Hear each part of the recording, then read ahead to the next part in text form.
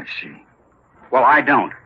Marshal, your suggestion that Mr. O'Shea had another beneficiary to his policy was real smart. A worthless nephew. That way, even if your plan failed, not too much of the money would be diverted away from you. His plan, Johnny. But of course, if Mr. O'Shea were to die or be murdered before the change was made in the policy, why, nobody in the world would think to suspect you. You don't think young Marshall was in this, too? It was a one-man job, Lieutenant. Fortunately, it failed. Because of Mr. Wakely. Huh? Yeah, you better call a doctor, George. I'm afraid I must have hit Mr. Wakely pretty hard. Now, look here, Dollar. Tell me, Mr. Dollar.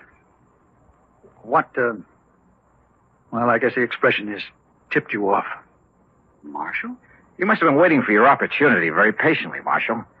You must have checked on George Reed very carefully to make sure he wouldn't be home when you called on him to establish your alibi. Will somebody please tell me? Now, look, Johnny, how is he to know that my wife and I were out to a movie last night? I didn't tell him where we'd been until he phoned this morning. But the note he left on your front door said... Pretty stupid of me, wasn't it? Yeah. Got a pair of handcuffs, Lieutenant? I sure have. They won't be necessary. Congratulations, Mr. Dollar. So, George, having saved your company from having to pay off the old man's insurance, well, how much is my fee going to be? If it's big enough, of course, I'll forget all about the... Wait a minute. What expense account? A lousy buck for the trip over to your office this morning? Not me. Yours truly, Johnny Dollar.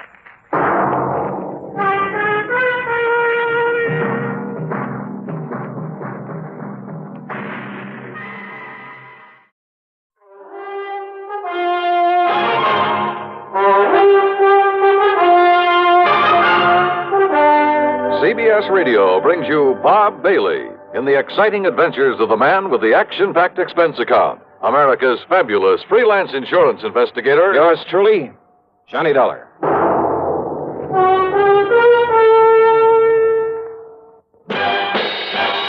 Are you smoking more now, but enjoying it less? Have a real cigarette, have a Camel. The best tobacco makes the very best smoke. Have a real cigarette, have a Camel. Are you looking for flavor and mildness? Have a real cigarette, have a Camel. The best tobacco makes the very best smoke. Have a real cigarette, a real cigarette, a real cigarette, have a Camel. Again, for the 11th straight year, Camel outsold every other cigarette, filter, king size, and regular. The best tobacco makes the best smoke. So if you're smoking more now but enjoying it less, change to Camels. Get more real satisfaction every time. Start to really enjoy smoking again. Have a real cigarette, a real cigarette, a real cigarette, have a Camel. And now, Act One of yours truly, Johnny Dollar.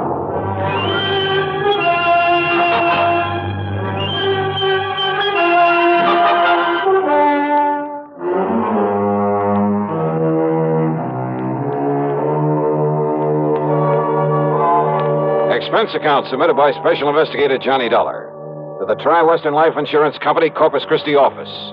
Following is an account of expenses incurred during my investigation of the Unholy 2 matter. It was a little late in the day to ride all the way to Texas, but I managed to make a pretty good set of plane connections. So, expense account item 1, $127.20, plane fare and tips, Hartford to Corpus Christi. Item 2, $4 even for a cab in from Cliff Mouse Airport to the Driscoll Hotel on North Broadway. As I was about to sign my name on a registration card for the benefit of the room clerk, well, I guess this is a pretty small world at that. And I'm sure you're going to find this room very comfortable, Mr. Dollar. Sure. Okay, then, Obie. I'll see you first thing in the morning. Here you are. Thank you, sir. Right now, I'll turn over and tell Wayne Stocks this. Boy, Yeah. take Mr. Dollar's bags up to room. Dollar? Excuse me. Did I hear the name Dollar? What's that? Johnny Dollar, the insurance investigator? That's right. Who are you? Well, the name is Doug Johnstone. Johnstone? Yes. Funny. Man by the name of Johnstone dramatizes all these cases I handle so we can put them on the air. Jack Johnstone. That's right. Well, I'm his younger brother, Douglas. No kidding. No kidding. Well, glad to know you, How are Doug. you, Johnny? Listen, I'm in a big hurry. I've got somebody waiting for me, but I hope we can get together while you're here in town and, well, tear that brother of mine to pieces or something. Sure, why not? If you're down here working on a case, if I can be any help to you, you know. Hey, wait a minute. Are you here to look into the Peterson matter by any chance? Well, frankly, I haven't the least idea. I wonder. Well, can you tell me this? Did Jack Price over at Tri-Western Life send for you? Yeah? Clerk, may I have a piece of paper, please? Oh, yes, sir. Here you are. Sorry, I've got to rush out of here, Johnny, this way, but... Well, who is here, Peterson, Doc? Here's my address and phone number. That's both the home and the office. All right. Now, maybe I can be of help to you, so don't lose that. Huh? Yeah, okay, thanks. But now, because Doug, if it is on account of old man Peterson, Johnny, well, I got some ideas about it, and then, well, they could be helpful to you. If, as I say, that's why you're here. Well, what kind of ideas? Well, you know he was supposed to have died because his heart gave out on him. No, I didn't know. Yeah. But if you ask me, well, if it turns out this is the case you're working on, well, you give me a call now, will you? Yeah, sure. But look, why not tell me what you know about it? Well, Johnny, after all, you may be here for something entirely different. Maybe not. Well, why don't you see first what Jack Price has to say, huh? Well, now, look, Doc, you said... Johnny, this theory of mine could be all wrong. About the death of some man named Peterson. Yeah, John Ridgway Peterson. Well, come on, tell me anyhow. What is your theory? Well, it may not mean anything to you. You may have no interest whatsoever in Peterson. Oh, come on, stop beating around the bush, Doug. What do you think about his death? Well, okay. Murder. What? Yeah, Johnny. Murder.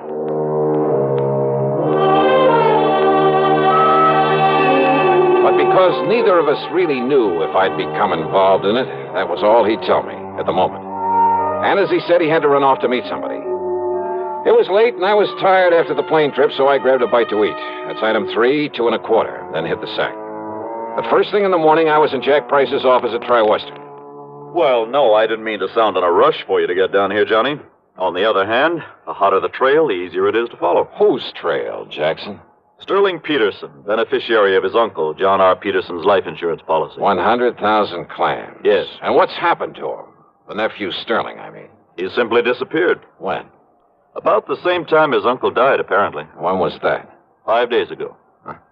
Funny that he should leave town when he was about to be presented with that wad of insurance money. He didn't know that he was his uncle's beneficiary. Oh? No. Old John Peterson never told him. Actually, the old man didn't particularly want to leave it to this nephew, but, well... Why not? Oh, they never really got along, as I understand it. The old man had been a hard worker all his life, and Sterling is anything but. Nonetheless, he named him his beneficiary, so that's that. And as heir to whatever else there is to the estate, huh? No, that goes to Sterling's half-brother, Paul. Much of an estate? Certainly not as much as the insurance. The old man didn't have much use for either of them, Johnny. But since they were his only surviving relatives, since they'd probably get everything he left anyway... Yeah, I see what you mean. Does Paul live here in town? Yes. What does he do for a living? Apparently has some money in the stock market. And Sterling? Johnny, I don't know what he lived on. No visible means of support kind of thing. You know what I mean? Uh-huh. I tried to call him, tell him of his uncle's death. His landlady said he wasn't there, hadn't been there for a couple of days, that he'd simply packed up his things and left. I'll give you the address. Yeah, do that. Then I called his brother, but Paul didn't know where he was either. Just disappeared. That's right. I wonder why. Who knows? Have you called the police? Why? Just because a man suddenly leaves town? That's hardly reason to call in the police, Johnny. Maybe not. What? Sterling didn't know he was beneficiary of this policy. No. But maybe he did think he'd get some of the estate if he were lucky and the old man turned up dead. And maybe Sterling needed money. I understand he always did. So if he could help the old man on his way... No, Johnny. The doctor said it was a heart attack. Yeah? Well, there are a lot of ways to make it look like a heart attack. Has there been an autopsy? Why, no. Then have one made. The insurance company's entitled to one. But you're saying Sterling murdered him? Maybe. Johnny. Just, go ahead and order that autopsy.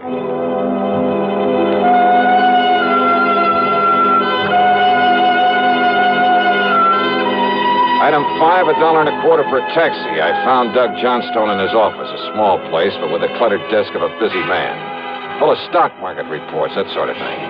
Doug brushed him aside and got right to the point. Yeah, I've got to know a lot about Sterling Peterson lately. Now, you see, I have interest in a handful of oil wells, a gas compressor station, and things like that. Ah, lucky man. Well, I spend quite a bit of time over at Merrill Lynch, trading in the stock market. You met Sterling in a brokerage office? Well, that's where I met his brother, Paul. That's where I learned about Sterling. It seems he was always trying to get money out of Paul. I take it Paul is pretty well heeled, huh? Hardly. He's a sharp one. He has a pretty wild idea of how to make money in the market. What do you mean by that? Well, you know, it's always flattering for someone to ask your advice. Naturally. Well, I'd recommend he buy something like IBM. Good, solid stuff for a stable company like U.S. Steel, AT&T. Nothing wrong with that, brother. No, but instead he'd throw his money into some crazy penny stock like, well, Golden Dream Uranium Company. It was being pushed by some crooked promoter, some boiler room operator. Yeah, I see what you mean. I'd suggest Union Carbide. He'd end up with some speculation nobody ever heard of, and so on. Yet somehow he managed to stay solvent. The point is, Sterling was always going to Paul for money. Money for what? Oh, to pay off his gambling debts. Much as I hate to admit it, civic pride and all that sort of thing, there are plenty of places in and around this town to gamble. Yeah, so I've heard. So when a stupid guy like Sterling Peterson simply won't learn that house never loses, well, you see what I mean. Yeah. And Sterling never really worked for a living. No, and he was always in debt, up to his ears. Isn't it possible he simply left town because his debts had caught up with him? Some of his creditors were getting tough with him? Well, Sterling needed money badly, and... Well, Johnny, I think he finally reached the point where he's willing to kill to get it. His own uncle? If what Paul has told me about him is true, yes. Now, you remember, he thought that he would inherit part of the estate. Which, of course, was wrong. But he didn't know that. Not then. Then his running away... Well, the way I look at it, Johnny, if he did kill his uncle... And you think he did? Yes, I do. Wow. Well, when he found out he wouldn't get his uncle's money, his property, after all, that he'd killed him for nothing, he didn't know about the insurance, you know. Yeah, I know. Well, what was left for him around here? I'll buy. Nothing but a lot of creditors pounding on his door. And once people begin to think about that, they might get suspicious, start asking him questions about his uncle's death. Questions that he didn't have good answers for. But to run out is the surest way in the world to arouse suspicion. I know. It's stupid. Well, what do you think? Well, I'm not sure. But thanks. I'll see you later.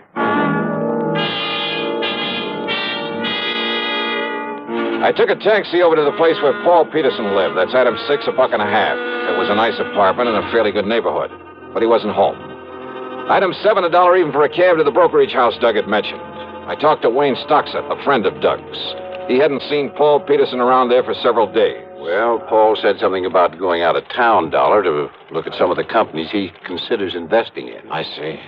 When he gets the money from his uncle's property and so forth, Paul will have quite a bit to play with. And play with is the proper term, despite our advice to avoid so many cheap speculations. I've heard he's a bit of a plunger. Yes, I'm afraid so. Well, if he does come around, Wayne, ask him to call me immediately. I'll be at the Robert Driscoll. Item 8, $2 for a late lunch. Item 9, $1.30 for a cab to Jack Price's office. Now, wait a minute, Johnny. Yeah? Instead of hunting for Sterling Peterson, you're just hanging around hoping to find out the old man was murdered. Well, give me time, will you? But I tell you, the doctor who was with him when he died said it was heart failure. And I tell you, Jackson, there are plenty of ways. There are medical tricks. I can't Hold believe... it a minute, Johnny. Price speaking. Yes? All ready? Well, doctor, what did you... What? Oh. I see. Thank you. What's the matter, Jackson? How did you know? How did I know what? The autopsy. Yeah? You were right. Apparently some drug substituted for the digitalis the old man was taking. You mean Doug Johnstone was right. The old man was murdered. Yes, Johnny. Murdered. Act 2 of yours truly, Johnny Dollar, in a moment. Welcome, recording star Mel Torme. It's terrible trying to sing with a bad cold. So I always take 4-way cold tablets to relieve cold miseries fast. Good idea. Tests of all the leading cold tablets proved 4-way fastest acting. 4-way starts in minutes to relieve muscular pains, headache, reduce fever, calm upset stomach, also overcomes irregularity. When you catch cold, try my way. Take 4-way cold tablets. The fast way to relieve cold distress and feel better quickly. 4-way, only 29 cents. Now, here's a word about another fine product of Grove Laboratories. To get rid of embarrassing dandruff in 3 minutes, change to Fitch Dandruff Remover Shampoo. 3 minutes with Fitch regularly is guaranteed to keep unsightly dandruff away forever. Apply Fitch before wetting hair, rub in 1 minute. Add water, lather 1 minute. Then rinse 1 minute. Every trace of dandruff goes down the drain. 3 minutes with Fitch and embarrassing dandruff's gone. At the same time, Fitch can brighten hair up to 35%. Get Fitch Dandruff Remover Shampoo today. And now, Act 2 of yours truly, Johnny Dollar.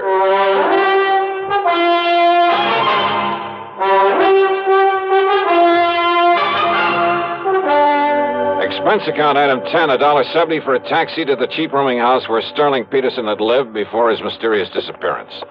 The landlady turned out to be quite helpful. Well, that chiseling, no-account, tin-horn gambler owed me 2 months back rent, Mr. Dollar. Well, if we can find him. Only I'm beginning and to you doubt ask me there's something mighty suspicious about the way he picked up and left. Yeah, what do you mean, Yeah. Mrs. Toomey? Well, now, here, now, you look for yourself. You see all them empty hangers in that closet there, and them empty drawers I pulled out on the bureau? So what? Yeah, took every stitch of clothes he had. How he ever stuffed them all in them 2 little suitcases he owned would have been impossible. So he picked up a tour over, a couple of more handbags. Without me seeing him come in here with them?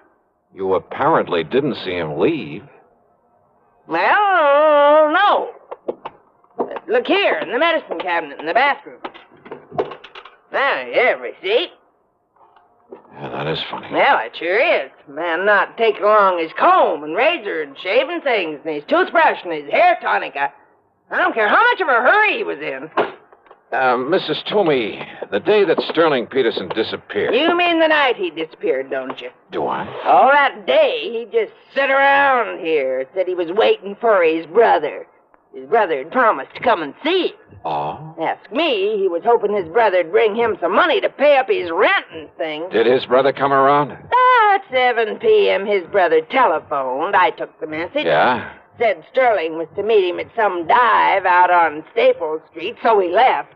And that's the last you saw of him? I heard him come back here and up to this room sometime after 2 a.m. But you didn't actually see him. I go to bed at a respectable hour. Then how are you sure it was? Next morning he was gone. Bag and baggage must have just plain sneaked out on me. No, I don't think so, Mrs. Toomey. What's that?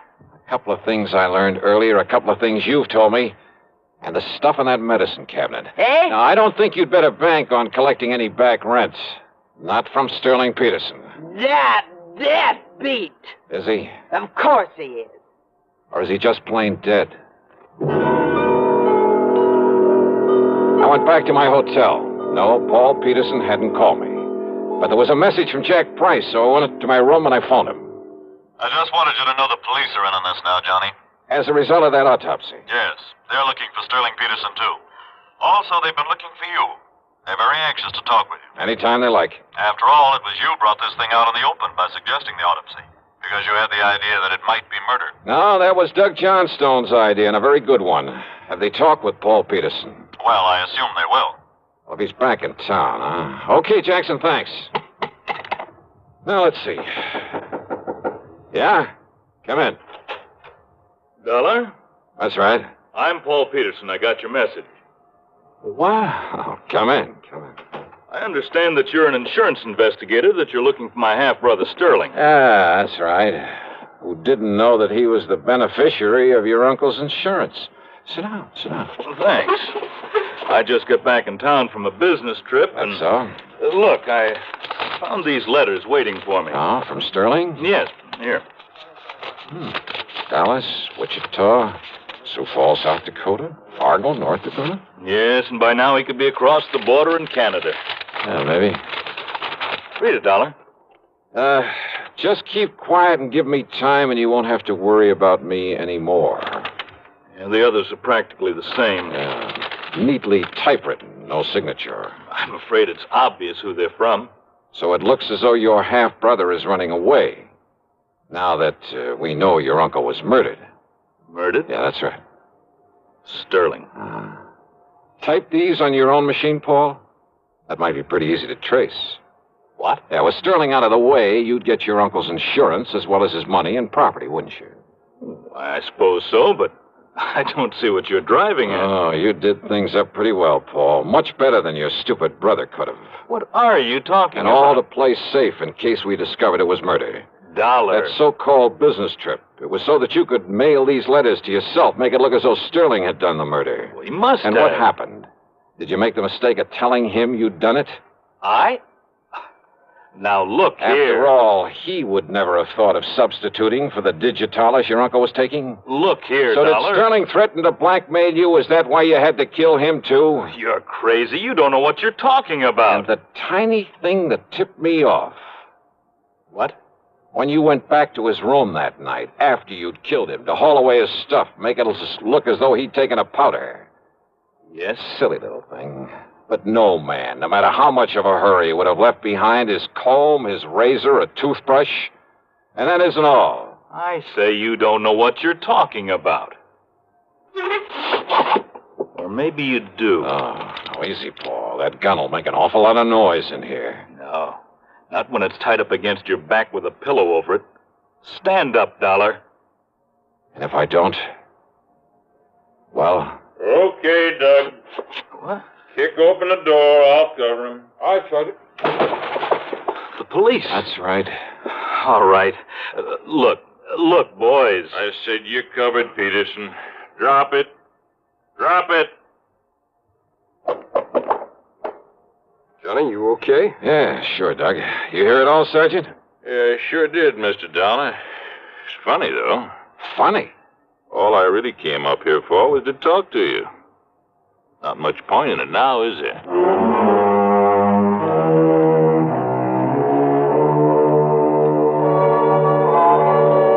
So, another day, another dollar. And I'm not talking about myself. Expense account total, including hotel bill, a flock of incidentals, and a plane back to Hartford, $287.20. Yours truly, Johnny Dollar.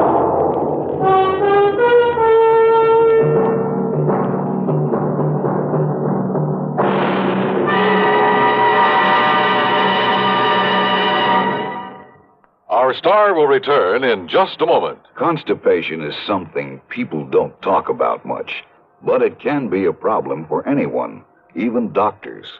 And when constipation occurs, it's interesting to see just what doctors consider important about a laxative they might use or recommend. Well, a majority of the doctors we heard from had this to say. A laxative should be effective, gentle, as close to natural acting as possible, and a medicine that can be used with complete confidence. Now, X-Lax has been popular with many doctors and millions of people over the years because pleasant-tasting chocolated X-Lax is effective. Overnight, it helps you toward your normal regularity. X-Lax is gentle.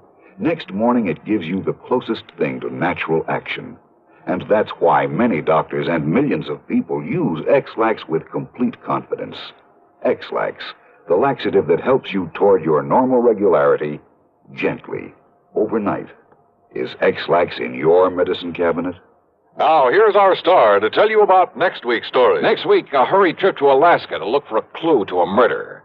And say, if you've been to Alaska, if you know anything about the customs, the manners of the people up there, especially their eating habits, well, it's quite possible that you'll find a solution to the case even before I do. Or maybe you will anyhow. Because it all hangs on a tiny, seemingly unimportant clue. And yet, well, give a listen. See how well you can break down a killer's alibi. Yeah. Join us, won't you? Yours truly, Johnny Dollar.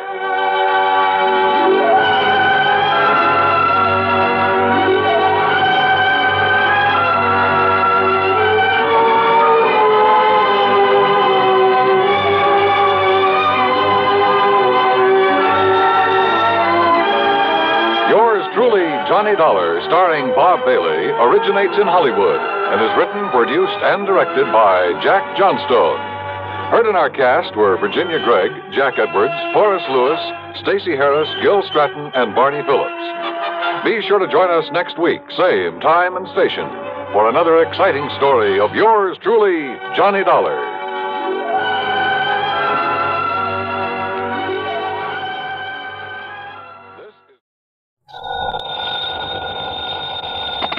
Johnny Dollar. Pat McCracken, Johnny, Universal Adjustment Bureau. Well, dear Santa Claus. Huh? All I want for Christmas is $1 million, a new convertible, a bevy of beautiful blondes, 2 redheads. Glad you're talking to Santa Claus instead of me. What's your problem, Pat? Plain old-fashioned greed. Greed? Plus a no-good Samaritan. Want to go to work on it? What's the fee look like on this one? I can always use a few extra bucks this time of year. As who can't. But you know something? What's that? When you find out what this is all about, Johnny, well, believe it or not, even you may suddenly decide to make like one of Santa's helpers. Oh, now, wait a minute. If that means no fee. Come on over. Let's talk about it, huh? Yeah, I think I'd better.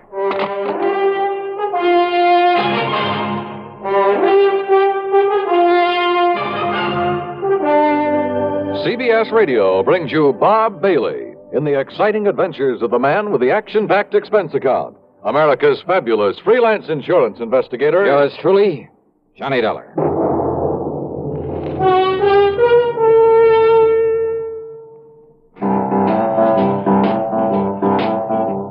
Talk about best-selling records.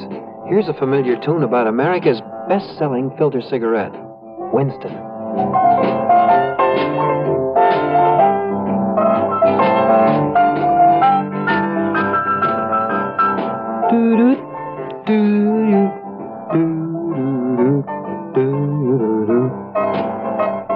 Winston gives you real flavor, full, rich tobacco flavor.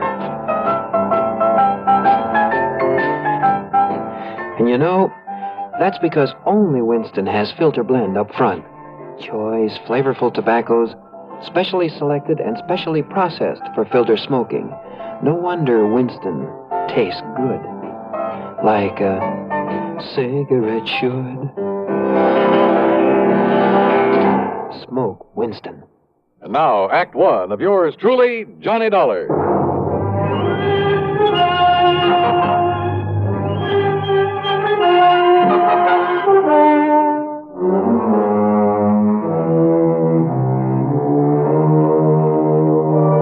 Expense account submitted by Special Investigator Johnny Dollar to the Universal Adjustment Bureau, Home Office, Hartford, Connecticut.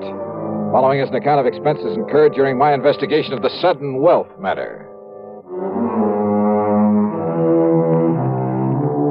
Pat McCracken trying to chisel me out of a fee? Well, there was one way to find out. Expense account item 1, $1 even for a cab to his office. On second thought, just in case, let's call it $1.50. When I got there, Pat got straight to the point. Johnny, as you know, we adjust insurance claims, do a lot of other services for a lot of small companies. So? Well, a good many of them cater to the farming communities. Not only home and property insurance, but they push endowment, the retirement type of policies. Companies like, Amalgamated Life, Trinity Mutual, New Britain Mutual, and so on. I think I've worked for all of them. Well, then you know the sort of clientele they cater to. So what's happened? 2 years ago, out in South Dakota, in a big agricultural area. Just a few days before Christmas? Wow.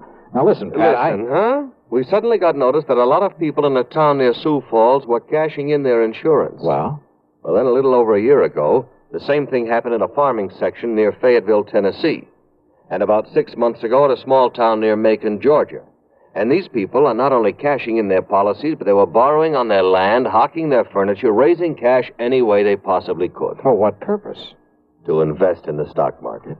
Oh, well, maybe you can't blame them. Johnny. Own a few shares myself, some AT&T, Sure. GE, some Union Carbide. Yeah, but you buy those blue chips, and through a legitimate broker. Well, doesn't everybody? Not these people. They were handing their dough over to some guy who moved into town and promised to double any money they gave him inside of 3 weeks. Oh, no. That old racket? That old racket. They'd give him $100 to invest for them, and 3 weeks later he'd return them $200? Yes. And when the word got around, everybody in town would start handing him his life savings? Yes. And out of the money coming in, he'd pay off the early suckers. Pay them 2 for 1.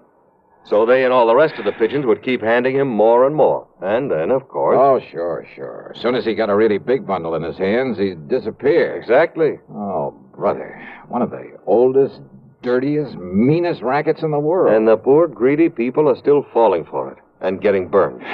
And the authorities haven't been able to catch up with this guy. By the time they have, he's been gone. And now, the latest series of policy cancellations started coming in only a few weeks ago from a town called Enterprise, New Jersey. Well, then, Pat, there may be time to nab him. I hope so.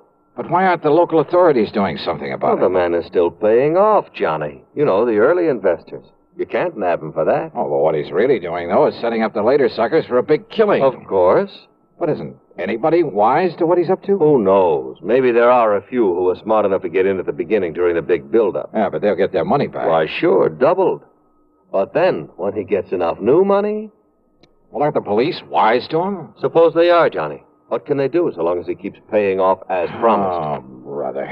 Of all the dirty, rotten... Well, you want to go look? I sure do, Pat. You can pay my expense account, but that's all. You know, on account of Christmas or something. I kind of thought you'd feel that way about it. Yeah. I'll be in touch.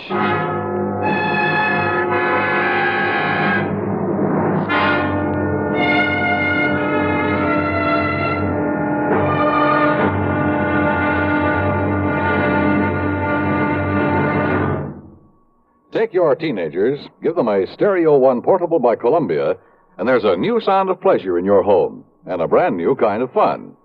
Only Columbia gives you a big 6-speaker stereo portable phonograph with all the rich tone and range of big console models, and it's only $139.95. Columbia has a wide selection of portable phonographs, and they're all flawlessly engineered by CBS Electronics. They all play any and all records. 45s, 78s, and the new LP and stereo records, and play them better with true big sound. You just can't buy a better portable than a Stereo One portable phonograph by Columbia. You can't find a better buy either. Portable prices start as low as $39.95. Christmas is the time to give your youngsters a gift they'll get fun and pleasure from all through the year. Time to give them a Stereo One portable phonograph by Columbia. Number 1 in the wonderful world of sound. And now, Act 2 of yours truly, Johnny Dollar and the Sudden Wealth Matter. Expense account item 2, $62.50. And it includes a plane to Philadelphia, and there, in the city of brotherly love, a $50 deposit on a rental car. I drove south on 47 into the farm country, through Vineland, then Millville, and finally to the little town of Enterprise. It had a main street a few blocks long that looked a bit run down at the seams. There was a food, clothing, and a variety store, a drugstore, a movie, and a couple of gas stations. There was a railroad station for shipping out the farm produce, but the lot around it was overgrown with weeds. A block east of the station was it was an old, somewhat nondescript sort of building, but over the front door was a weathered wooden sign that told the world it was the city hall. Inside, at the end of a corridor, I found a door that bore the legend Police Headquarters. Police Headquarters? That's right, son. I'm the chief of police, Chief Walters. What'd you say your name is? Well, I didn't, but it's Johnny Dollar. Well, pull up a chair and sit, Mr. Dollar. Okay, thanks. Yeah. Now, what can I do for you? Chief Walters, I'm an insurance investigator. Huh? Oh, sure, Johnny. Sure, I know all about you. I hear all about them cases you investigate on the radio. Yeah, I catch it on WCAU in Philadelphia. Good. Well, now listen, I hope you didn't bother coming down here just on account of I took some cash out of my policy. You did? Well, tell you the truth, Johnny, a lot of people did. Oh, you know how it is. Something special comes along, you can use some extra cash. Oh, but now don't you give it a second thought. Oh, why do you say that? Well, a few more weeks from now, the folks in this town will be buying up more insurance than ever. They'll be buying more of everything. Uh-huh. You mind telling me why? Well, because we'll all have a lot more money, that's why. In spite of what Mr. Lowry says. Oh, who's Mr. Lowry? Oh, he runs that piddling paper. You know, the Gazette. What he says about what, Chief? Well, I'll tell you this, Johnny. He puts any of them things that he says about Mr. Morgan in his paper, the folks won't buy it anymore. Morgan? John D. Morgan. Yeah, he's the man that's putting this town on its feet again, now that the farmer's dropped off. John D. Morgan. One of his grandpappy's relatives on his mother's side was a Rockefeller, and another one was a Morgan. Big financiers, just like he is. Uh-huh. Yeah, see, he belongs to that New York Stock Exchange. He told you that? That he did, son. Well, then I have a sneaking suspicion he's the man I came down here to see. I would if I was you. Why, Johnny, when he come here, Jerry Chisholm gave him $20 to invest for him. 3 weeks, and he give Jerry back 40. Yeah, I've heard about this. And then the widow Pasquale gave him 25. So, 3 weeks later, he gave her 50 back. Yes, sir. So now she's going to dig up some more to invest. Well, just like everybody else in town, including me. Uh-huh. Has he told you why he's being so good to you folks? Yeah, sure has. And it's a mighty fine thing. Why? Well, because it was right here that one of his ancestors got his start. His name was Josiah Morgan. Josiah Morgan? Yes, sir. Back in 1800 something. I see. So he's come here to show his gratitude for the town that gave his family a start. That's what. Oh, yeah. So, Johnny, you just invest everything you can with him, and you'll be glad you did. Where'll I find this John D. Morgan? Over at the Parker house. Well, Johnny, he made old man Parker turn the whole third floor into a suite for him and keep the hotel safe up there to keep our money in. Yeah, and you know what he spends for that suite of rooms? $100 every week. Wowie. Okay, Chief, thanks very much. Oh, of course, you being from out of town, though. Well, are you on pretty good terms with him? Oh, sure am. Well, I probably sent him more folks with their money than anybody. Oh, well, then maybe you can do me a favor, then. Well, sure, Johnny, sure. Anything you say. Well, look, Chief, call him up. Tell him you'll send me over. Tell him I'm, one of the hometown boys who made good in selling on the road, and that I've come back here for the holidays. Yes. All right. No, I'm sure he'll let you in. Yeah, just like he tells us, Johnny, the more money he can get a hold of, the more he can make for all of us. Oh, sure. Only, well, why is it you don't want him to know what you really do? Well, personal reasons, and he might think I don't need the extra money. Okay, Johnny, anything you say. Yeah, good. Meantime, I'll call on Mr. Lowry at the Gazette. Yes, well, now, don't you believe him, Johnny. That suspicious old crackpot don't know what he's talking about. All he is trying to do is to make up a lot of scandal for that lousy paper he is. Yeah? Yes, sir. We'll see.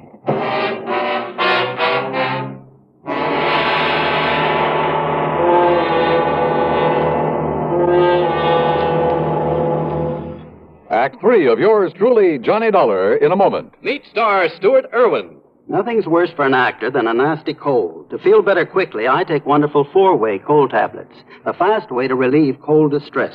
Right. Tests of all the leading cold tablets proved 4-way fastest acting. 4-way starts in minutes to relieve muscular pains, headache, reduce fever, calm upset stomach, also overcomes irregularity. Take my advice. For your next cold, take 4-way cold tablets, the fast way to relieve those cold miseries.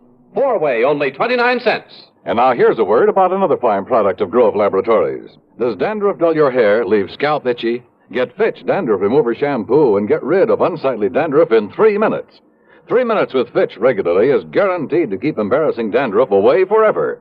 Apply Fitch before wetting hair, rub in 1 minute. Add water, lather 1 minute. Rinse 1 minute. Every trace of dandruff goes down the drain. 3 minutes with Fitch, unsightly dandruff's gone. Fitch can also leave your hair up to 35% brighter. Fitch Dandruff Remover Shampoo. And now, Act 3 of yours truly, Johnny Dollar.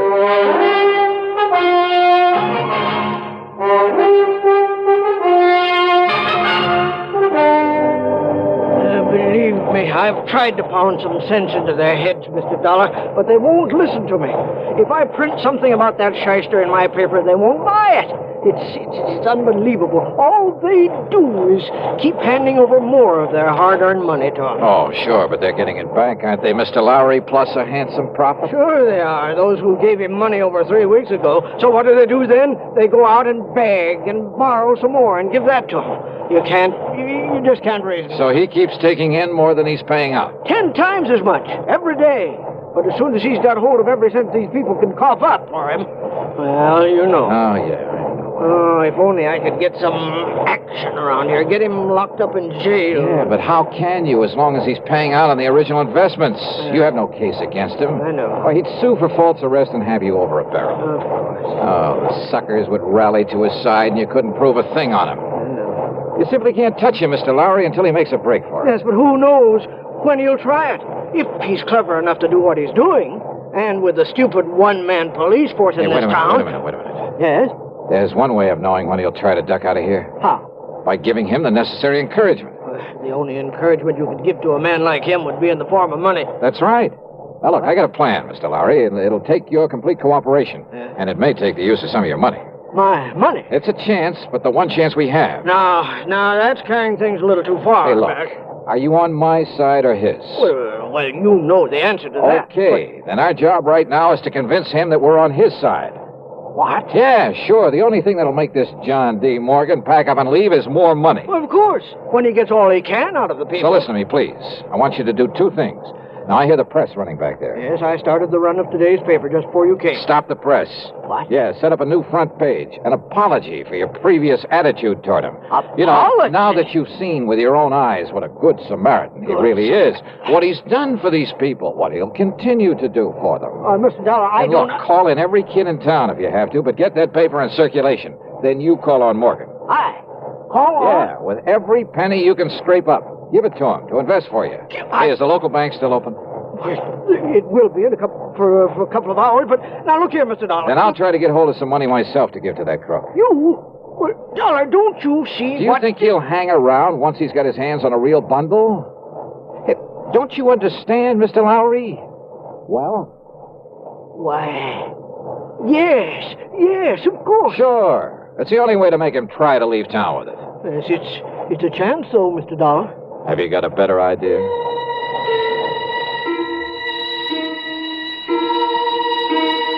While Mr. Lowry set up a new front page and got the paper back on the press, I went over to the city hall. Under protest, Chief Walters went through the old town records. And when he found no record of any Josiah Morgan, he kind of changed his mind about John D. Then I spent item 3, $1.50 for a call to the Securities and Exchange Commission in New York. They'd never even heard of our shyster friend. Chief Walters' protest then was because I wouldn't let him go straight to the hotel and slap the cuffs on John D. Morgan. And he is a crook. Lowry over at the Gazette was right. Well, sure, of course he was. But look, if you try to arrest Morgan now, you'll only make trouble for yourself. Until we get proof, we have... Bang that dirty crooked. What can I do, Johnny? Well, I got a plan going, Chief. I'll tell you about it on the way to the bank. Oh, what kind of a plan? Did you phone Morgan I'd be over to invest with him? Yes, sir. Good. And when I said your name, well, he made me repeat it for him. But I didn't tell him who you really are. I mean, what you do. Good. Now, you can help some more by taking everything you have out of the bank. Huh? Sure. To invest with John D. Morgan. What? Come on. I'll tell you what it's all about. At the bank, I laid the whole thing out to the president, a dignified old man by the name of Peterson. He, too, agreed to cooperate. Item 4, then $2.25 for a call to Pat McCracken back in Hartford. $10,000? Yeah, wire it to my account right here at this bank. Now, Pat, immediately. And you're going to hand it over to that crook? That's right. Well, Johnny, if something goes wrong, if he gets It's away... a chance we gotta take, Pat. Well? Okay, Johnny, whatever you say. Attaboy. Now, Mr. Peterson. Mr. Dollar, my own wife has just gone to see Morgan with $5,000 for him. Oh? And if that doesn't, well, I guess flush him out is Yeah, concerned. good. And yet, I wonder. Yes. Well, I just hope we aren't overdoing this thing now. Enough to make him smell a rat, I mean. No, of course not, Johnny. Ain't you seen the Afternoon Gazette? Precisely. With the paper now supporting instead of fighting him, more people than ever have gone there to give him money. Yeah, but if he does get suspicious, I think I'd better go over there and see him. Whatever you say. But until Pat wires me that $10,000... Oh, here, Mr. Dollar. Here's $1,000 in cash. Huh? From my own personal account. And if you need more... No, thanks. But this ought to be enough to convince him I'm sold on him. Hope I'm not too late. Not unless he were to find out who you really are. Come on, Chief, let's... Hey. Yes, Mr. Dollar? How does Morgan get around? Johnny, you mean you ain't seen that beautiful limousine, that brand new... Where does he keep it? He rents the garage back of Miss Goodwin's house on Wood Street, a couple of blocks west of the hotel. Okay, Chief, then I'll meet you at Morgan's hotel room. Okay, Johnny. And don't, for heaven's sake, tip him off about this. I'll go along with the chief. Yeah, do that. I found the Goodwin house on Wood Street. I found the garage and back. But there were no keys in the limousine inside of it. And rather than lose time breaking open the trunk, possibly to find nothing, well, I remembered an old trick I'd used once before. Then over to the hotel and up to the 3rd floor. But instead of John D. Morgan, I found half the population of Enterprise milling around in it. I had to force my way through to where Chief Walters and the banker, Mr. Peterson, were standing in front of an old-fashioned open safe. Too late, Mr. Dollar. We got here too late. What? Don't you see, Johnny? He skipped. He's already skipped out on us. Must have got wise to you. I had the chief order Mr. Parker to open the safe and look. Look at what everybody who came in here thought were bundles of money. Their money, and it's wads of paper with bills on the outside to make them look Dollar, listen to me. Yeah, Mr. Lowry. These people feel that you were responsible for this. Me? And after making me give my last penny to him a while ago, Dollar, I can't help wondering myself. Oh, now look, use your head. Listen to me, listen. All right, I'm listening. Well, doesn't anybody know where he went? He must have went out the window in the back room when he seen me and Mr. Peterson coming. The back window, huh? Okay.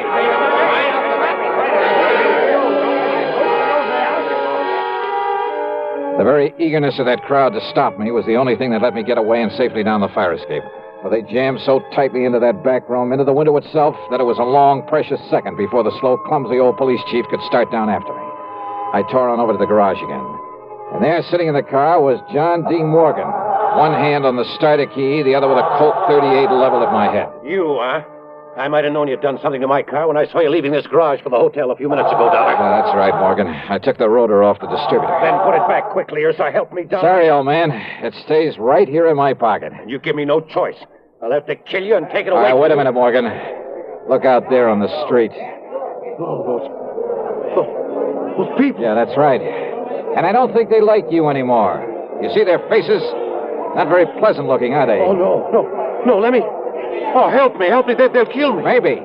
You had that money for him? But yes, it's in the trunk of this car, all of it. Then you'd better open it up and be ready to give it back to them. Yes, tell them I will. I'll give it all back, all of it. After you let me have that gun. What? Come on. I'd hate to think of what they might do if they saw you waving that thing around. Oh, here, take it, please. Okay. Now get out and open up that trunk for him.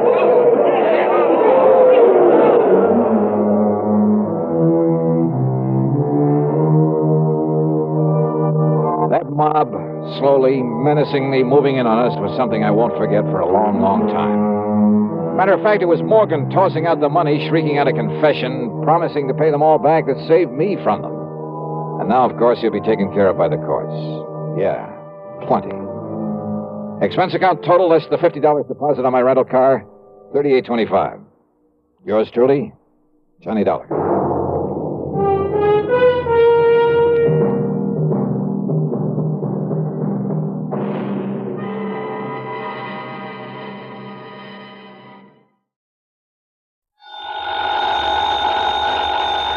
Johnny Dollar. Johnny, this is Jake Kessler. You know, Greater Southwest Insurance Company. Out there in Kingman, Arizona? That's right. Well, hiya, Jake. What's on your mind? One of my clients, Johnny, insured for $30,000, has a little cattle ranch. Name is Rafe Chisholm. Rafe Chisholm. That's right. Owns a Circle RC layout. Lays over between here and that Lake Mojave resort you're always going to. What's the trouble? He losing some of his cattle? Oh, losing plenty of them. They're being poisoned. Oh? Only it's not them steers I'm worried about. It's Rafe. What do you mean? Well, Johnny, I just found out that he just found out who's been contaminating them water troughs. Yeah, who, Jake? Well, he won't say, but listen. Yeah? If he really does, well, I know Rafe Chisholm pretty good, Johnny. He's a bad character. I wished I'd never sold him insurance. Yeah? Well, if he does know, well, Johnny, this whole thing is going to end up in a killing. Either whoever's doing this or Rafe himself. The Circle RC. That's right. So, will you come out here and see what you can do about it right away? Sure. Okay, Jake, I'll be there.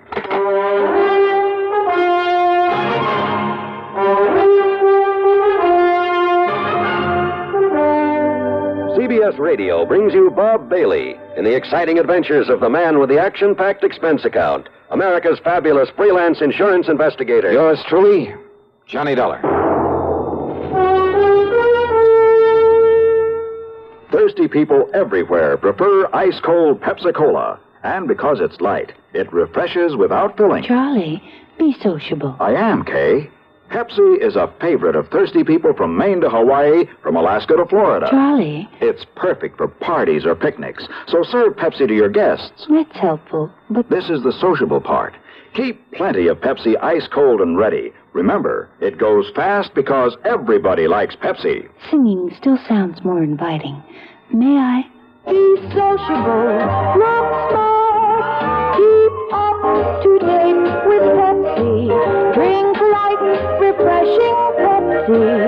Stay up and debonair, be sociable, have a Pepsi. But singing doesn't say, pick up an extra carton of Pepsi today. Better yet, get a case. You do that.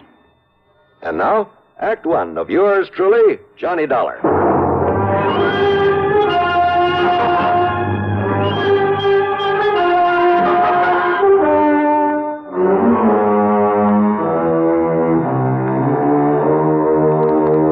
Expense account submitted by Special Investigator Johnny Dollar to the Greater Southwest Insurance Company, Kingman, Arizona office.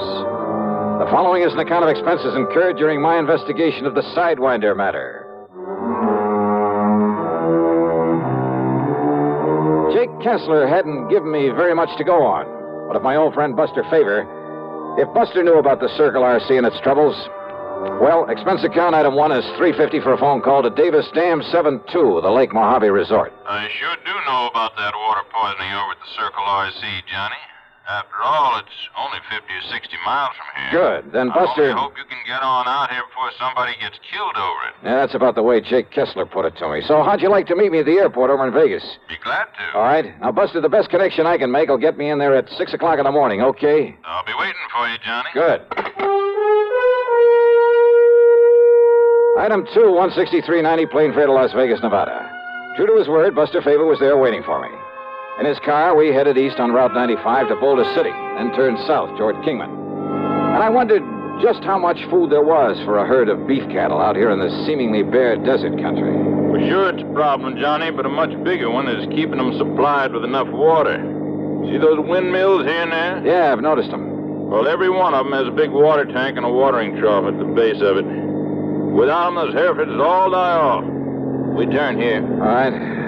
Jake Kessler said this Rafe Chisholm is a pretty bad character. You ask me, Johnny, Rafe just soon kill a man as he would talk to him. The Sidewinder, they call him. And good reason, too. He's just as mean as a Sidewinder. Ah? That's why nobody was very happy to see him politic himself into a lease on that good ranch land with all the water it's got on it. Doubt if a single one of his pumps ever goes dry, which is more than you can say for most of the wells out here, believe me.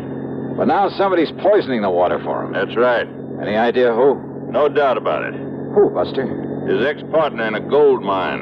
Another bad character. Name is Jerry McCoy. It was by cheating Mac out of his share of the mine that Chisholm got the money to lease the ranch. I see. And Mac swore if he ever caught up with Chisholm, he'd get even with him. Ask me, Johnny, Mac has caught up with him.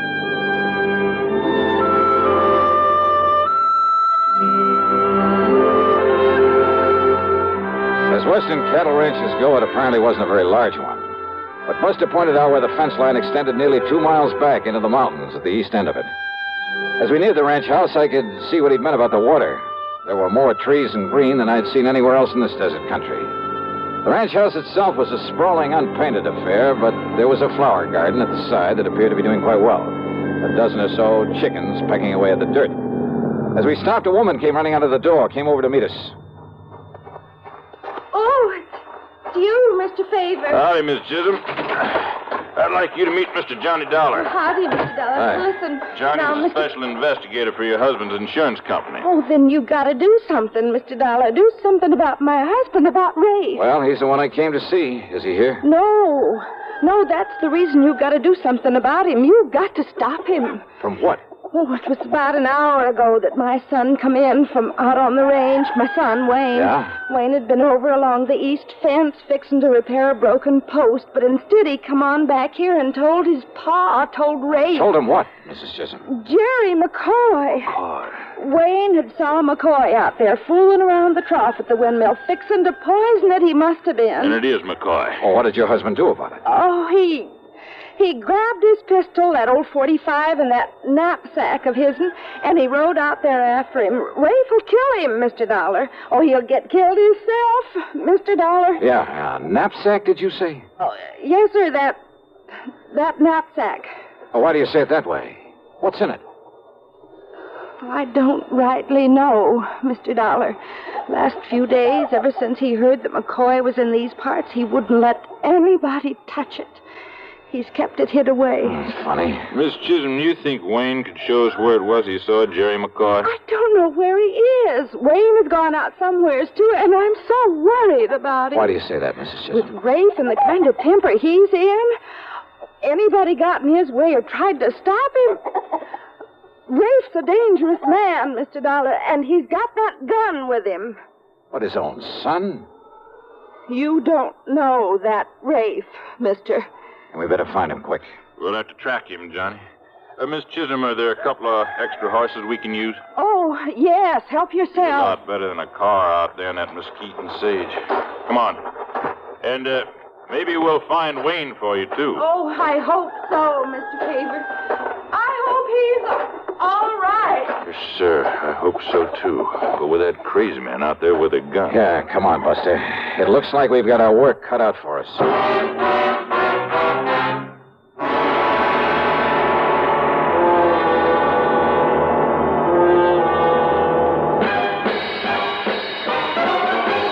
Smoking more now, but enjoying it less. Have a real cigarette, have a Camel. The best tobacco makes the very best smoke. Have a real cigarette, have a Camel. Are you looking for flavor and mildness? Have a real cigarette, have a Camel. The best tobacco makes the very best smoke. Have a real cigarette, a real cigarette, a real cigarette, have a Camel.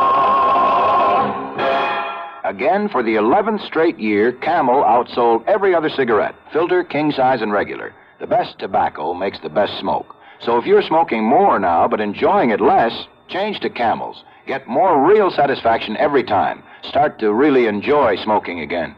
Have a real cigarette, a real cigarette, a real cigarette, have a Camel. And now, Act Two of yours truly, Johnny Dollar, and the Sidewinder matter.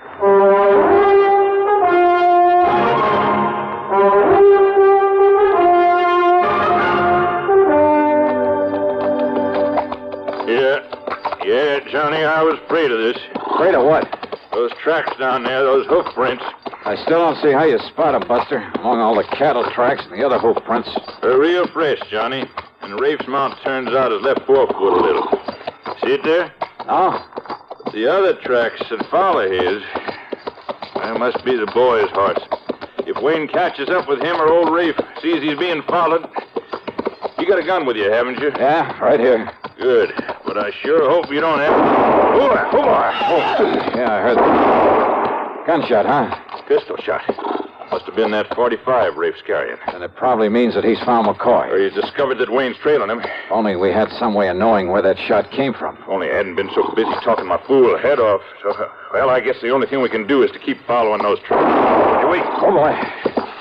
Johnny, that shot came from over there at Black Canyon. Way over there to the right.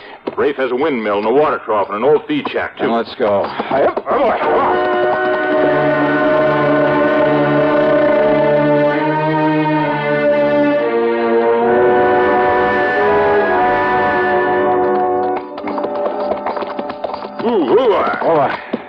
What's the matter? Look over there. The top of that mesa. Those big dust clouds building up? I knew this here was too still out here. Johnny, that dust over the mesa coming this way means that inside of 5, maybe 10 minutes, we're going to be in the middle of the worst sandstorm you ever heard of. We better get on back to the ranch. We'd never make it. We got to find cover. Come on, boy. Oh, boy. But where, Buster? Over there on the right. Shadow Mountain. Big cave in the side of it. And let's go, brother. Come on, boy. Up, up. Just pray we can make it, Johnny. And believe me, I mean pray. Get out.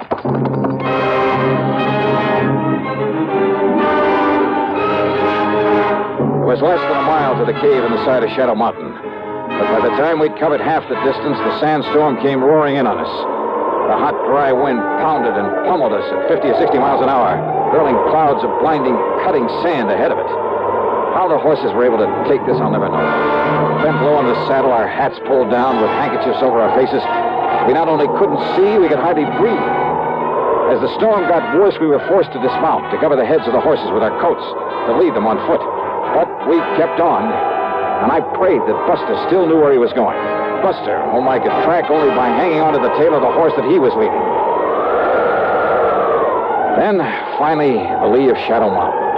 The life-saving protection afforded by the deep cave in the side of it. And there, to keep us company, were other fugitives from the sandstorm. Half a dozen jackrabbits, a couple of coyotes, a fox, and several kinds of rats and mice, huddled together silently, forgetting for the moment all the ancient instinctive enmities in their escape from the peril outside of the cave. And the wind roared with the sound of thunder, as though shrieking its anger, its frustration, at having failed to smother us out there, as though now trying to deafen us with its sheer power. As we crouched there, the horses stayed close to us, making strange sounds, little sounds that I'd never heard before. It was almost like the whimpering of a frightened child. Then, after what seemed like ages, but could only have been a couple of hours, the wind subsided, as suddenly as it had come up. I started to rise, but Buster touched my arm and motioned me to wait. And then came the hail. A hailstorm of the kind you may hear about but never quite believe. Right here in the middle of the Mojave Desert. Hailstorms, some of them almost as big as golf balls, dashed against the rocks outside. And some of those hailstones rolled into the cave, then melted at our feet. Finally, it stopped. The little animals who'd been our companions quietly looked at one another, then one at a time departed. Maybe a little chastened by this having shared the comfort of each other's presence for a while. Well, Johnny, kind of gives you a respect for this desert, doesn't it? Yeah. Too bad those animals don't always get along so well. So peacefully, isn't it? I guess you could say that about some of the people in this world, too, couldn't you? Well, we lost our trail, but we know where those shots came. Johnny. Now, what? Half under that rock, the one that blocks the entrance. Somebody lying there, Buster. Must have come in during the storm. Wayne. Johnny, it's young Wayne Chisholm. Wayne. Are you all right, boy? Hello, Mr. Favor. You're hurt, Wayne. You've been shot. Who did this? My pa. Your pa? Rafe Chisholm? I'll be all right. What happened? It was terrible. Tell us, boy. Tell us. Terrible. Terrible. Act 3 of yours truly, Johnny Dollar, in a moment. Meet star Stuart Irwin. Nothing's worse for an actor than a nasty cold. To feel better quickly, I take wonderful 4-way cold tablets. The fast way to relieve cold distress. Right. Tests of all the leading cold tablets proved 4-way fastest acting. 4-way starts in minutes to relieve muscular pains, headache, reduce fever, calm upset stomach, also overcomes irregularity. Take my advice. For your next cold, take 4-way cold tablets. The fast way to relieve those cold miseries. 4-way, only 29 cents.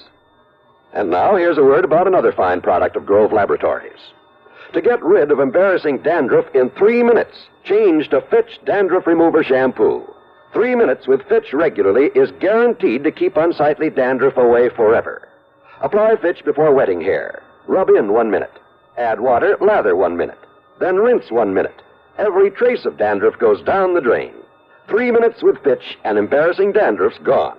At the same time, Fitch can brighten hair up to 35%. Get Fitch Dandruff Remover Shampoo today.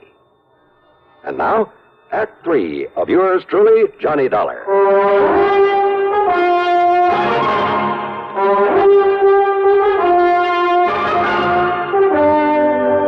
Wayne, boy, listen to me. You mean your own father shot you? Yes, sir. But it's all right. He only nicked me. What happened, Wayne? Well, I don't think he meant to hit me, Mr. Favor. Well? But when he saw that I'd followed him after he got there looking for Jerry McCoy... Did he find McCoy? Well, he told me to go back, and he cursed me, and he fired a couple of wild shots at me. The 3 we heard. But I don't think he meant to hit me. I wonder.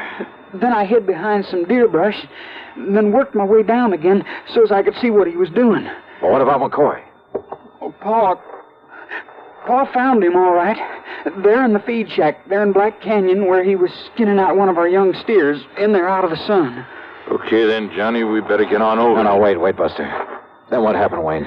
It was terrible, mister. It was awful. I was close enough I could see him. I could hear him through the open window of the feed shack. You think I didn't know all the time it was you, McCoy, that was poisoning the water for my cattle? Yeah? Well, I told you I'd get even for what you'd done to me over in that gold mine, Rafe, and now I've got you just... No, put down that gun. Don't kill me, Rafe. Kill you? And get myself in real trouble? Then put it down, put it away. See, I got no gun on me. I ought to kill you, Mac. I've been thinking about this a long time, about what I'd do when I caught you. But what's the use? What's the use of killing you? Now, listen, Rafe, I'll make it up to you for the cattle I poisoned. Make it up? Yeah. The insurance takes care of that. So, Mac, I'm going to let you go. Yeah. Mean you ain't gonna turn me over to the police? Only if you do exactly what I tell you to do. Yeah, Rafe, I'll do anything. Sure you will, because I got this gun on you. Now start cutting a lot of strips. A lot of thongs off of that steer hide. Yeah. You're gonna tie me up? You're gonna leave me out here to die? Do like I tell you. Go ahead. Or maybe I will pull this trigger. But you said you'd let me go, Rafe. Hurry up. You're gonna need a lot of them. Me? Well, I don't understand you. You think I'd want anybody to know I let you go? The man that was poisoning my cattle?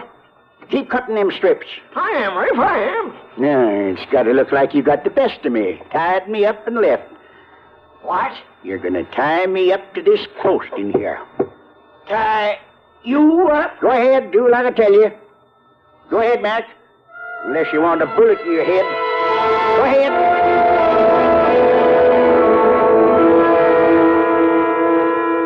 All right. Pull them strips around my ankle tighter. Yeah, Rafe, sure. Put another one around my neck, around the post. Yeah. But if this is some trick on me, Rafe. There ain't no trick. But now listen, a couple of days out here with no water, you die. Come on, tighter. I still got this gun on you. But I'm no killer, Rafe. You won't be. Because a couple of hours and that boy of mine will be back here with help. I don't They trust see me tied up this way, they'll never know I got soft and let you get away. I still don't trust you. Yeah. You got no choice. Now, here you are. You'll never get loose. Unless they come out and cut you loose. You think I'd take this chance if I didn't know they would? You get out of here. The wind's coming up, and there's going to be a sandstorm. All right, I will. And, here. Your gun? That's right. Take it. Because I know you ain't got the guts to use it on me. And it's better if they think you took it off me. I don't get it, Rafe. But I better get out of here before they come for you. That's right. You can take my horse, too. Your horse, too, huh? Well, sure I will. Don't touch that knapsack out there on the ground. Knapsack? Why, Rafe, that's the one you carried when we was prospecting. You mean... No. Any nuggets in that are mine, Mac. Nuggets? Gold? Ah, yeah, some of the gold you cheated me out of, huh? I'll see for myself. No. Mac, you open that knapsack and you'll be sorry. Eh? Will I? Well, you can't stop me. Tied up that way, you can't stop me. Now, because now, open it up. what's in here rightly belongs to me.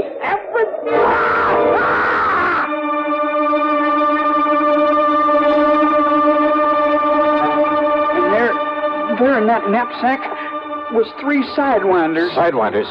Rattlesnakes? Good Lord. McCoy, he didn't have a chance. Good Lord. There was enough poison in him. Yeah. And not knowing that you'd seen all this, but knowing you'll come back with help, that we'll find him tied up there. Yeah, Johnny. Rafe's made it look like he has a perfect alibi. Not that McCoy didn't deserve to die, poisoning cattle. It's still murder, Buster. Wayne, do you think you can make it to the ranch? Yes, sir. Then come on, Buster. We'll go on to Black Canyon. We'll pick up our killer. Okay, Johnny. Ironic, isn't it? Yeah. All trussed up and waiting for us. By his own doing.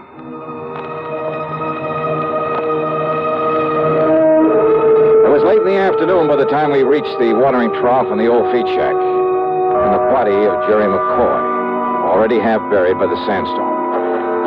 And I wondered what sort of punishment could possibly be enough for the man who'd done this to him. Yeah, I wondered until we found Rafe Chisholm tied to that post.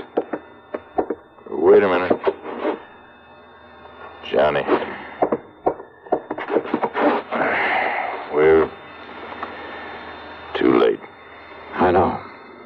Rawhide. Green steer hide. As it dried out, it shrank tighter and tighter around his body. Around his neck until...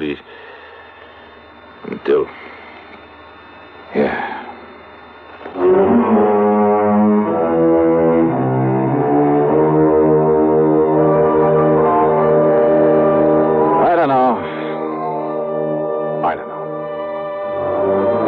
question the ways of justice. Expense account total, including a couple of drinks for Buster and myself and the trip back to Hartford, $345.40. Yours truly, Johnny Dollar.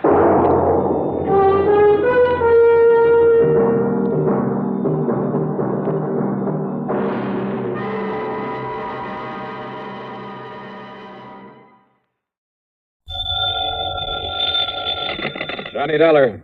Johnny, you better come flying out here just about as fast as you can. Who's that? Johnny, this is Red. Yeah, Red who? Well, you know, your favorite fishing guide. Red Barrett? That's right. Lake Mojave Resort out in Arizona? Yes, sir. Well, Red, you old scalawag. How are you, and how's the fishing? Just great.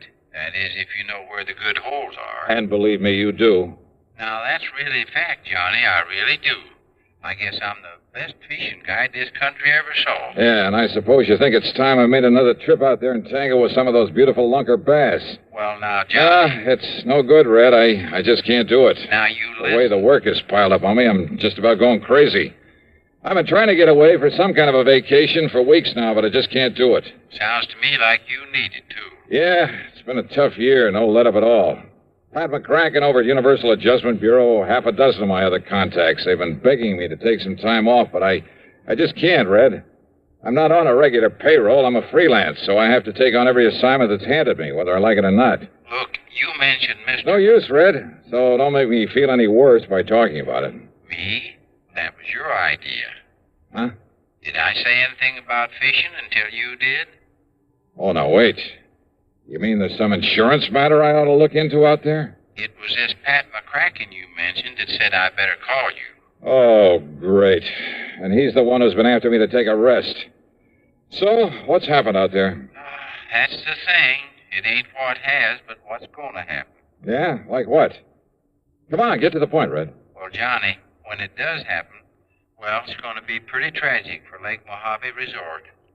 You mean somebody's trying to wreck the place? Something like that? Much worse, Johnny. Much worse. Well, what is it? Well, I just don't think I ought to tell you over the phone. But, Red, unless I know... And if somebody was to hear me talking to you this way... Red, look. And anyhow, you'll find out soon enough when you get here, Johnny. And you won't like it. No, sir. Red, quit stalling, will you? Of course, if you just want to sit around up there in Hartford and let a terrible thing like this happen without even raising a finger... Well, I just can't believe you'd do that. Look, will you stop beating around the bush and... Red? Red? I can't tell you over the phone. It's too awful. Now listen, you old goat. But, Johnny, they say there's an airplane leaves New York City just about 12 o'clock noon. So what? So it'll get you in Las Vegas about 9:45 tonight. Okay? What do you mean, okay? I mean, just you be sure and be on it. And I know you will. Oh, now look, I can't... Goodbye, Johnny. Red! Oh, if that crazy old coot thinks I'm going to fly all the way out there just because he... And yet, if he was serious...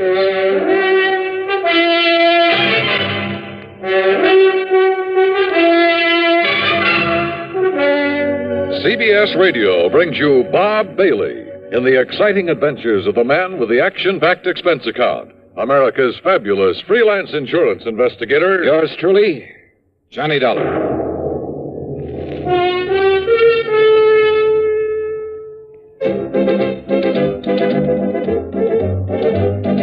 Winston tastes good like a cigarette should.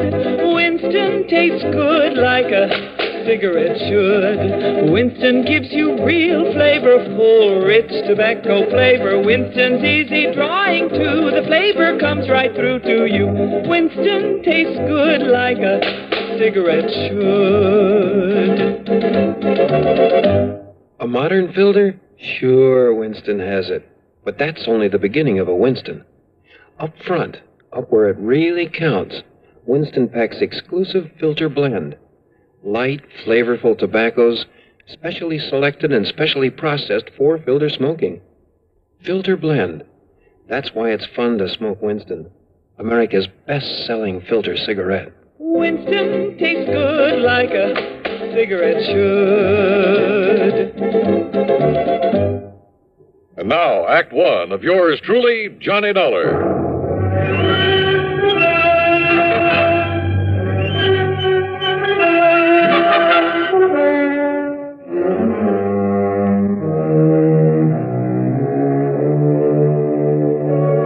expense account submitted by Special Investigator Johnny Dollar to the Universal Adjustment Bureau, Hartford, Connecticut. Attention, Mr. Pat McCracken. Following is an account of expenses incurred during my investigation of the Red Mystery matter. That crazy phone call from Red Barrett. I know that wild old character pretty well. I'm fully aware of his faculty for stretching the truth, making a couple of mountains out of a molehill or two. And once or twice before, I'd wound up making the trip across the country just to wet a fishing line with him. And yet, those other times I'd fallen for his gag, I'd run headlong into serious insurance matters. Trouble with a capital T. And if he really meant what he said about something terrible impending at Lake Mojave Resort, well, there was one way to find out. Expense account item 1, $153, plane fare, Hartford to New York to Las Vegas, Nevada.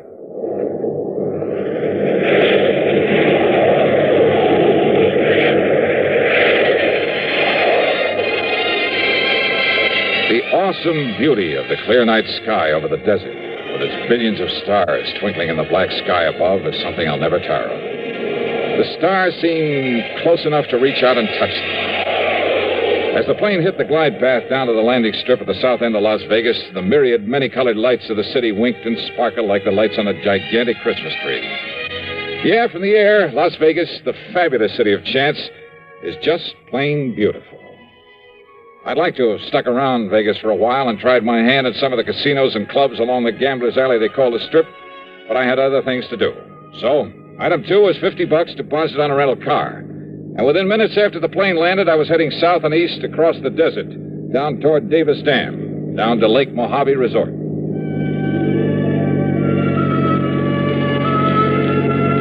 The desert, mile after mile of nothing but sand and sagebrush and Joshua trees, of tumbleweed and cactus, of high plateaus and broad windswept mesas. Here and there, the skeleton of some animal who's perished in the remorseless, terrible summer sun. And then suddenly in the middle of it, the life-giving waters of Lake Mojave. At the south end of the lake, just above Davis Dam, is the resort, with its clean, comfortable motel, a good restaurant, tackle shop, and dock. Everything to warm the heart of a fisherman. Yeah, and in the bright light of the moon, I could see the lake itself, calm as a mill pond. That meant that unlike the cold and snow I'd left back east, here it was warm and perfect weather for fishing. It took a bit of self-control to keep from driving right on down to the dock. Instead, I circled the driveway to the office. As I pulled up to a stop, in spite of the hour, someone came out to greet me. It was my old friend Buster Favor, general factotum at the resort. Yes, sir? Can I help you? Yeah, Buster, I think you can. What? Why, it's Johnny Dollar. Yeah, none other. Hiya, Buster. Johnny, it's a miracle. I don't see why. When I get word there's trouble around here. Oh, then you know, huh? Buster, I only know that something is about to... Even the police haven't had a chance to get over here yet. The police? Johnny, I sure hope he's all right, but you can find him. Yeah, find who? Why, Red. Red Barrett? You mean you didn't know? Buster, what's happened to him? Johnny, Red has... Well, he's disappeared. Oh? And I could be awfully wrong, but from the looks of things, Johnny... Wait a minute. You think somebody could have murdered him? Come on. Take you over to his room. You can see for yourself. Look, Red phoned me in Hartford, Buster. He told me that... Think he had some premonition that something was going to happen to him? Well, that's just it. He didn't seem worried about himself. All he would say was... Well, it sure looks like he should have been worried, Johnny. Here now. Holy. Yeah? The room, a housekeeping unit, was a shambles. Clothing pulled out of the drawers and closet, as though somebody had ransacked the place looking for something. That stuff's all part of the uniform as he was wearing while he was working, Johnny. How much personal clothing and stuff he had, I don't exactly know. So, if anything... The furniture, though none of it was actually broken, was overturned and cluttering up the floor. On the electric range in the kitchenette were the pots and pans he'd apparently used to cook his dinner. Some fish bones lay on a plate on the table. Probably one of the bass he caught this afternoon. Poor old fellow went out fishing as usual, not realizing what was going to happen to him after he came back here and had his supper. Now, wait a minute, Buster. Yeah, Johnny? That he left here in a hurry is pretty obvious. Or his body was hauled out of here. But I still don't see anything to indicate he was murdered, or even badly hurt. Well, look here, then. Look, Buster, you know as well as I do how unpredictable Red is. Well, I know, always but... getting restless, always talking about going somewhere else, doing something else. I know, Johnny, Look, he's told me a dozen times about a gold mine he hoped to go to back there and work someday, 50 or 60 miles north of here, up near Lake Mead. He's told me about offers to work as a guide for other fishing spots. Johnny... So what makes you think he didn't just pack up and leave for some other place, some other job? Without letting us know? And leaving things this way? Red? Sure he would. So unless you can show me some good... Oh. Yeah, Johnny. It's blood there on the floor. I'm sure of it. Yeah, it's blood, all right. It still hasn't even dried either. Yeah, I see. All right. When did you find he was missing? When Ham Pratt... Well, you remember Ham. The manager of this place, sure. Well, after supper, Ham came over here to talk to him, and, well, this is what he found. Do you know of any enemies he may have had? Red? Oh, no, sir. Of course, all of us used to get out of patience with him now and then. Some of the crazy things he'd do, the wild stories he'd tell, but there wasn't one of us didn't love the crusty old coot. Same thing applied to everybody else who knew him. Then why? Why would anybody want to do him in? I don't know. I can't figure it out. But it sure looks like somebody did, Johnny. You can see the evidence yourself. Yeah, maybe. What do you mean by that? Red's phone call that brought me out here. If he'd thought that he himself was in danger, don't you think he would have said so? Yeah, I guess Red would have built it up, too. Would have made it sound real dramatic. Sure he would. But instead he told me something tragic was going to happen to the resort. Like what, Buster? Like nothing I can possibly think of. But now, Johnny, this blood on the floor. Yeah. Hey, did Red have a car? Yeah. Where is it? It's gone, Johnny. Whoever did whatever they did to him must have used it to carry away his body. The poor old... Buster! I've just got a lead on it. Oh, Ham, come in. You see, I'd phoned everybody up and down the lake to look out for... Johnny! Ham, how are you? Buster's told you about Red? Yeah, and in spite of this so-called evidence around here, I still Johnny simply doesn't believe that Red was murdered. But there's blood on the floor, the way things were left around. Or, Johnny, have you some reason for thinking he wasn't? First, I want some definite reason why he was. But now, Johnny... If you want the truth, I think you've both gone overboard about this. Are you kidding? Give me a reason. A reason for killing him, for anybody killing him. Just one good reason. Well, now, Johnny... Johnny, this blood on the floor. Yeah. Yeah, this. What is it, Johnny? Johnny? You, haven't called in the police yet? Oh, I was just about to when you arrived. Don't you think I'd better call them then right away? Well, yeah, Johnny, why don't you do that? No. I've done something better, Johnny. I spread the word up and down the lake, all the way up the Colorado River by telephone. And listen, it's paid off. And that's what I came in here to tell you about. Well? I just got word that a car, same description as Red Barrett's, that was seen pulling off Highway 93 about 33 miles this side of Boulder City. Oops. What, Johnny? You want me to find poor old Red, huh? Well, of course, if the poor old fella's still alive. And maybe I will. And when I do, I have a sneaking suspicion I may have a score to settle with you two. Now, just a minute, Johnny. If you mean to imply that either of us did him... I didn't say that. Well, Johnny, what do you mean? You don't know, Buster? Well, if you think you can find Red, and if I can be of any help to you... No. That's exactly what I don't want. Well, now, Johnny... Just let me work out this little mystery myself. Well, of course. No help, no interference from either of you. Johnny, this isn't like you. I don't understand. You don't, huh? I swear it. Yeah? We'll see.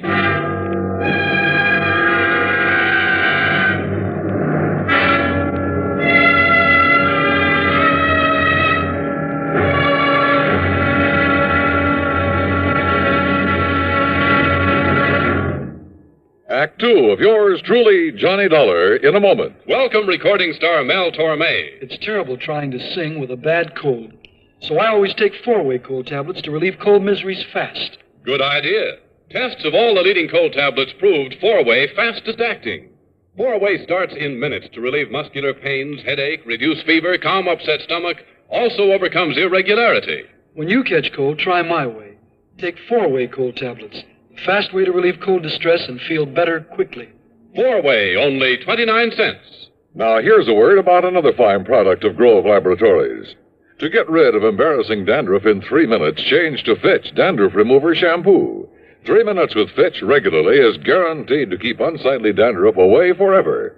Apply Fitch before wetting hair, rub in 1 minute. Add water, lather 1 minute. Then rinse 1 minute. Every trace of dandruff goes down the drain.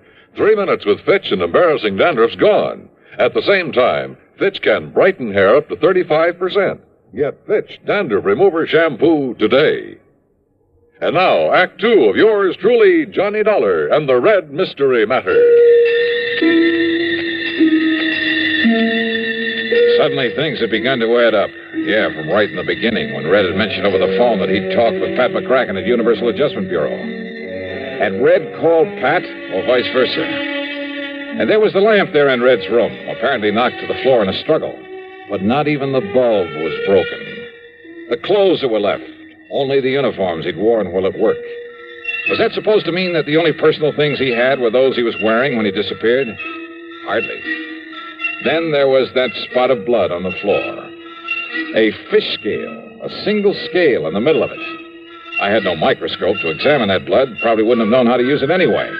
But I had a sneaking suspicion there was something very, yeah. And knowing Red and Ham and Buster and Pat McCracken pretty well. Okay. The first thing I did after Ham and Buster left me alone was to look over the room again. And yes, one parcel of equipment that should have been there was conspicuously absent. I went down to the boat dock and found the old Arkansas Traveler that Red had always used to fish in. It was empty. Absolutely empty of the stuff I knew he always kept in it.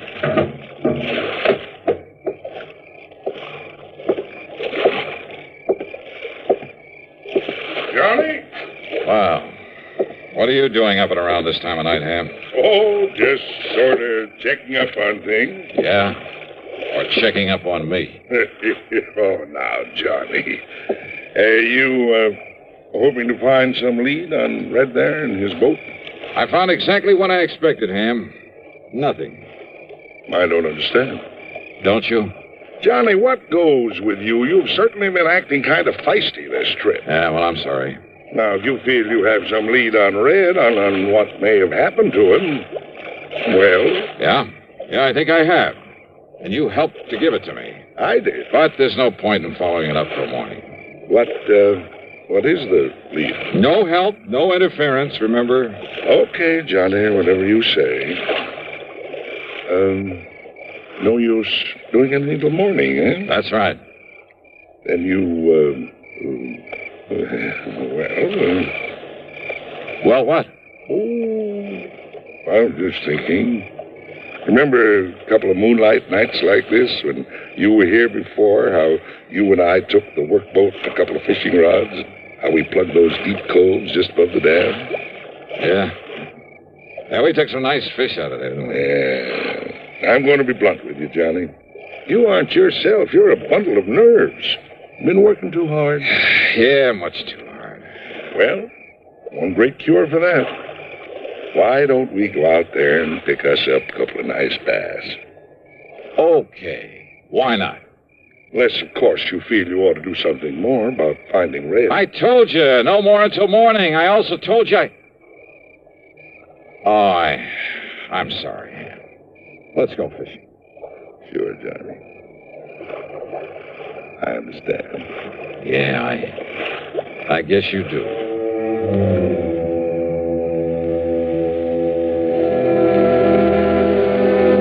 Maybe I had been a little feisty, as Ham had put it. And he was right about the fishing out there in the smooth black water with the bright moonlight overhead. When those 2 6-pounders hit my lure and I carefully played them into the boat, believe me, they did more to bring me back to normal than anything else in the world could have. That night, for the first time in weeks, I slept like a baby. Then, first thing in the morning, well, the whole thing really wasn't too hard to figure out. Red was a fisherman every day of his life. But I'd found no sign of his tackle there in the room or in the boat he'd always used. In other words, no matter how or why he'd left, he himself must have taken those things with him. Also his personal clothes and stuff. but naturally not the uniforms that belonged to the resort. The blood on the floor from one of the baths he'd had for dinner, carefully put there after he turned the room inside out. As for his whereabouts, Ham had given me the clue when he told me Red's car had been seen at the highway turnoff 33 miles south of Boulder City. That turnoff led to only one place, a fishing camp at the lower end of Lake Mead, known as Temple Bar. And when I got there, sure enough, waiting for me in his outboard beside the dock, Red Barrett. All ready for you, Johnny. Why, Red, you rascal. Got an extra rod and reel and a bucket of live bait. You and me'll go out there and slay him. Get in, Johnny. Get in. Sure, Red, why not? That's a boy. Here we go. Yeah, I just knew a smart man like you could track me down. Hey, you're working here now, huh? Well, I got kind of restless and thought maybe I'd make a change. And as long as Ham Pratt was willing... Then Ham was in on this plot to get me out here. Why, sure he was. And the terrible things to happen at Lake Mojave? Why, of course, Johnny. They've lost me, haven't they? Ah, you old son of a gun. Hey, Buster in on it, too? No, Ham's probably telling him about it right now. Probably showing him the letter he got from Mr. McCracken. McCracken? Pat McCracken? Yeah. Now, maybe you better read this one that he wrote to me. First part's just the usual howdy-do's, but here. And Red, I'm convinced a man can take only so much, even Johnny Dollar. And I'm afraid that unless he gets some rest and relaxation, he'll crack up one of these days. So if you and Ham Pratt can somehow contrive to get him out there for some of that fishing he loves so much, go to it. If he catches on, if he starts worrying about the expense, tell him it's on the house. Tell him Merry Christmas. Sincerely yours. Well, God bless Pat McCracken. As for you, Red, you old reprobate... Johnny, there's a hole over near the gyp beds where there's an old 10-pounder laying under a rock, just waiting for you and me. Brother, let's go.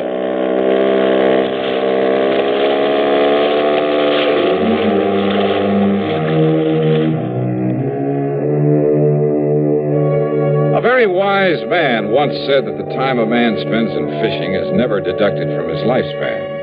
And you know something? I, for one, am convinced that he was right. So, well, Merry Christmas to you all, too. All of you. Yours truly, Johnny Dollar.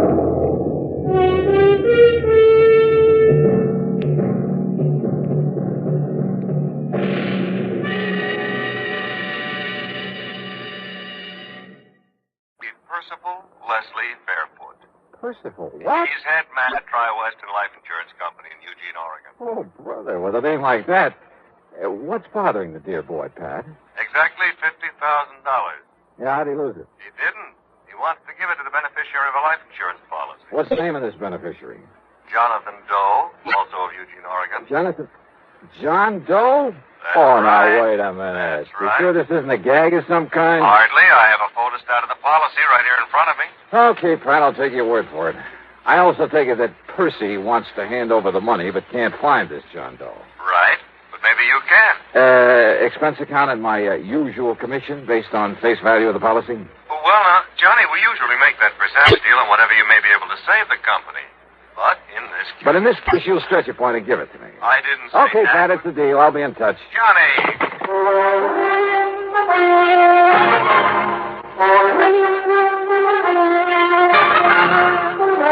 CBS Radio brings you Bob Bailey in the intriguing adventures of the man with the action-packed expense account, America's fabulous freelance insurance investigator. Yours truly, Johnny Dollar.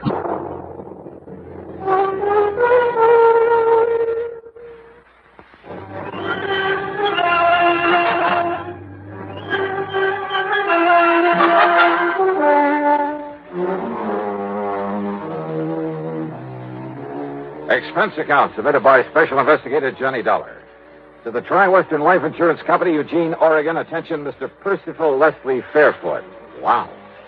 Following is the account of expenses incurred during my investigation of the really gone matter. Percy Fairfoot. And a missing beneficiary by the name of John Doe? Oh, well, that's a living. So in spite of the late hour, item 1 is $162.85 plane fare, Hartford to New York to Portland, Oregon. For some reason or other, I couldn't get to sleep during the cross-country flight. Of course, it may have had something to do with the good-looking redhead in the seat next to me. In any event, by the time we pulled into Portland a few minutes after 4 a.m., I was bushed. Then I had to wait some 4 hours for the local flight to Eugene. It was after 11 a.m. when I finally walked into the office of Tri-Western on Jefferson Street. I was tired, hungry, and in no mood to bandy words with anybody by the name of Percy. The office straight ahead, Mr. Dollar. Thanks. He's expecting you. Very anxious to see you. Oh, yeah, I'm sure. Well, come in, Dollar. Close the door and come in and sit down. You're Percival Leslie? Yeah, that's right. Call me Les. And come in, come in. Yeah, sure. Well, you look like you've been run through a ringer, Johnny. How about a little drink? Think that might help? No, thanks. Or is it because you've been nipping at the jug all the way out here? Oh, hardly. Of course, there was that redhead in the seat next to mine. Oh, yeah, those redheads, they'll do it to you every time. Good looking. Well, I told you I didn't get any sleep. Oh, baby, you're a man after my own heart. But now, listen. Did Pat McCracken tell you why I wanted to see you? Something about a missing beneficiary. Now, here's a story in a couple of nutshells, they do. But we got a lot of farms around here. Big ones, little ones, all kinds. A few years ago, Harvey Wakeman and his family came out here. That's Mrs. Wakeman and his 20-year-old son, Ben. It's Wakeman's policy that's involved? Just let me give it to you my own way. It'll save time. Huh? Yeah, shoot. Well, Wakeman used to be a professor at some agriculture college somewhere back east. When his doctor told him if he didn't stop teaching and retire, he'd die before his time, why, he came out here and bought this farm up this side of Coburg and went to work on it. He called that retiring? Oh, he did wonders with it.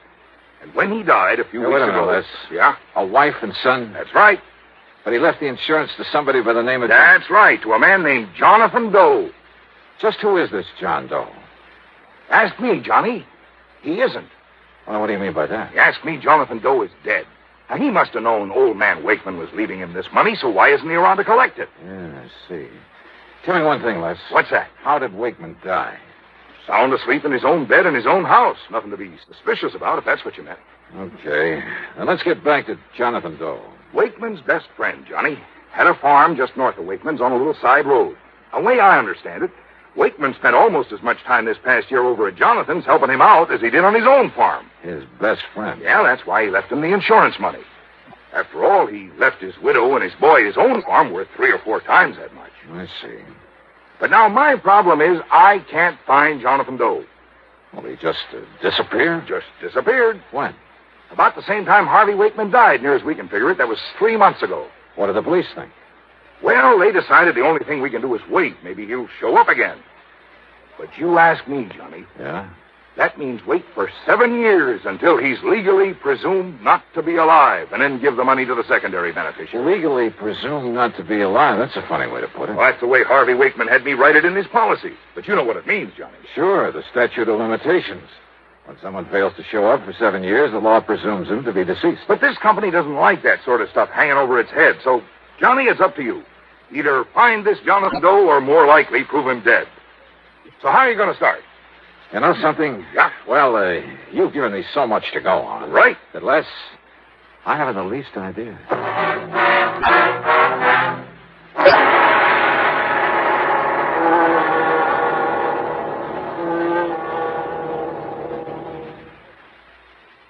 The really...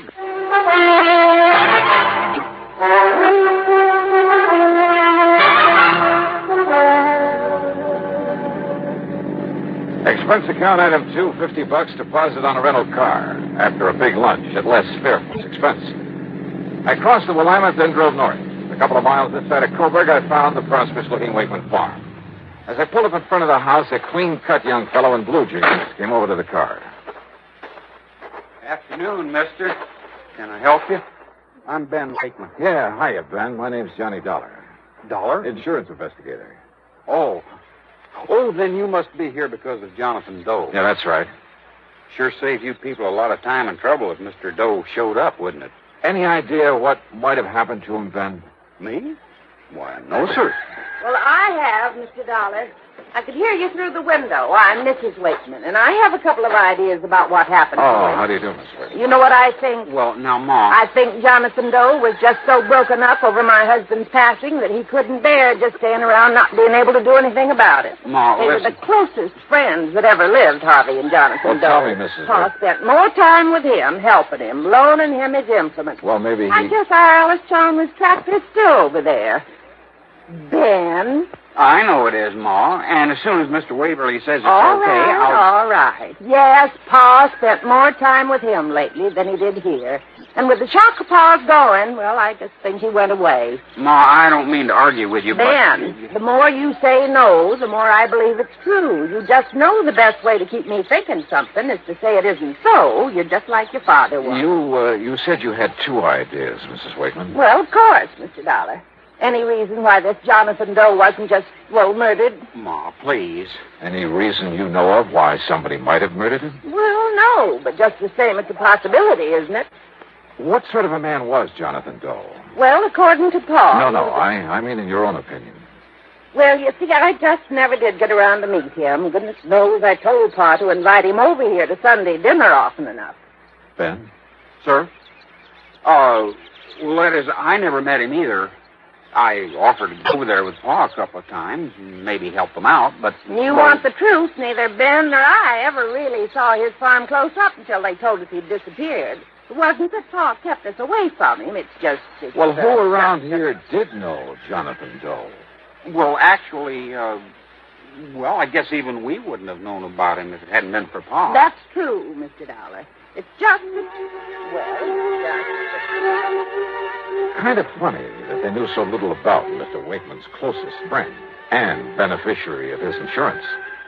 But the more I questioned them, the more sure I became that they really didn't. More important, as I was, Mrs. Wakeman's constant jabbering nearly drove me off my rocker.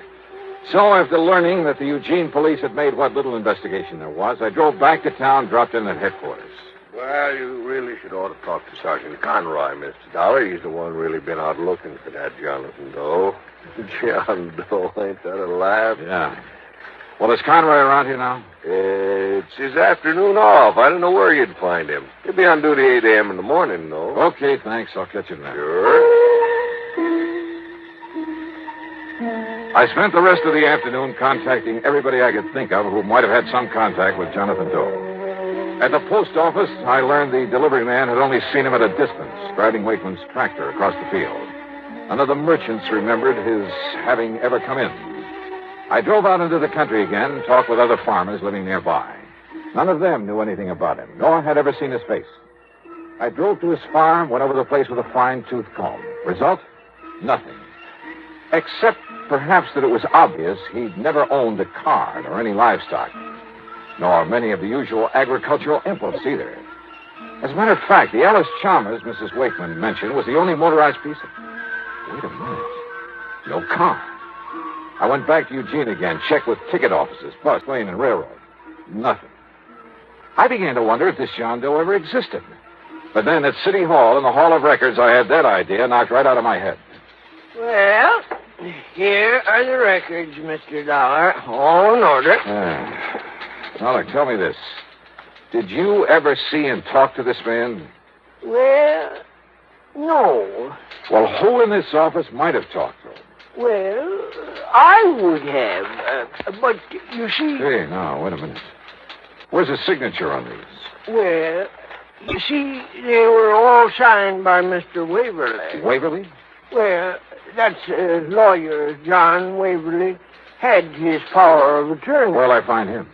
Well, I understand he went up to Portland this afternoon. Oh, son of a gun. Somebody around this town must have known this Jonathan Doe, must have seen him somewhere, sometime. Well, of course, Mr. Dollar. All right, who? Well, now, that's something I just don't know.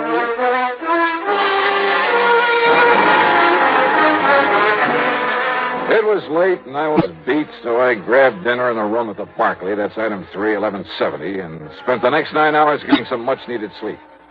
Item 4, first thing in the morning, $1.85 for breakfast. Then I barged on over to police headquarters again.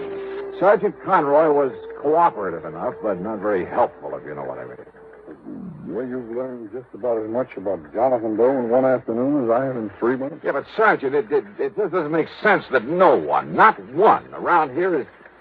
Well... If only I didn't know young Ben so well. Man. You've seen him? Chip off the old block, just as hard-working, just as honest as his father was. Well, what about him?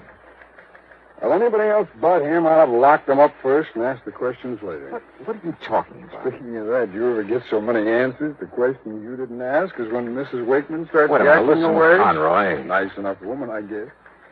I always did feel sorry for Mr. Wakeman having that mouth of hers around all the time. Wait a minute, will you? What do you mean about young Ben? The insurance, What? Secondary beneficiary, you know. It's Ben who gets that money if Jonathan Doe never shows up? That's right. Well, at least that's... You're sure of that? Well, that's what I understood from Les Fairfoot. He's the... Yeah, I know who he is. But why he didn't tell me that? Conroy, I'll see you later. Now, look, Dollar, I told you about that boy. That boy is somebody I want to find out more about for myself.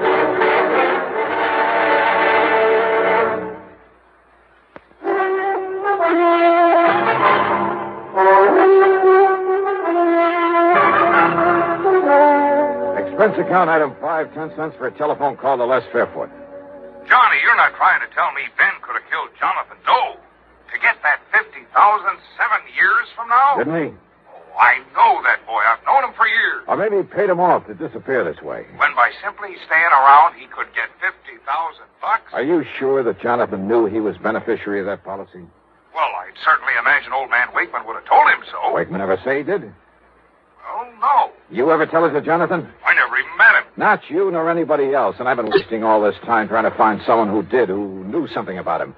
But, brother, that's all beside the point now. What are you going to do? Go out to that farm for a showdown with Ben Wakeman. Showdown? I'm afraid I kind of made a fool of myself trying to trick that boy into confessing that he disposed of Jonathan Doe. He had an answer for everything. But I mean a straightforward, honest, eye-to-eye answer. As for his mother... Ben, who's worked so hard to take care of me and Paul ever since he first got sick, how can you say such a thing? It's all right now, Mother. It's just Mr. It's Dollar. just that he's accusing you of the most horrible, the most awful things, and he has no right to. Well, look, Mr. You think that Ben, this wonderful boy who's taken such good care of this farm, just like his father wanted, and who's even taken care of Jonathan's place ever since and taken care of us, I ought to scratch your eyes out for even thinking such a thing. Well, I'm sorry, Mrs. Wakeman. You'd better be, and you just better get out of here. Mother, If please. I had any sense, I'd sue you. I'd call up John Waverly and Wait tell a minute. him... Waverly? That's right. Lawyer Waverly. He was Dad's attorney, Mr. Dollar. Your father's too? Of course. Then he's the one I want to see. Just don't you worry about that. You just come around here like this anymore, and you'll see him in court. Mrs. Wakeman. Go on, now, get out of here. Mrs. Wakeman, I may end up by owing you a big fat apology. You certainly will, but right But now... until I talk with this lawyer... Right now, you can just get out of here. Yes, ma'am.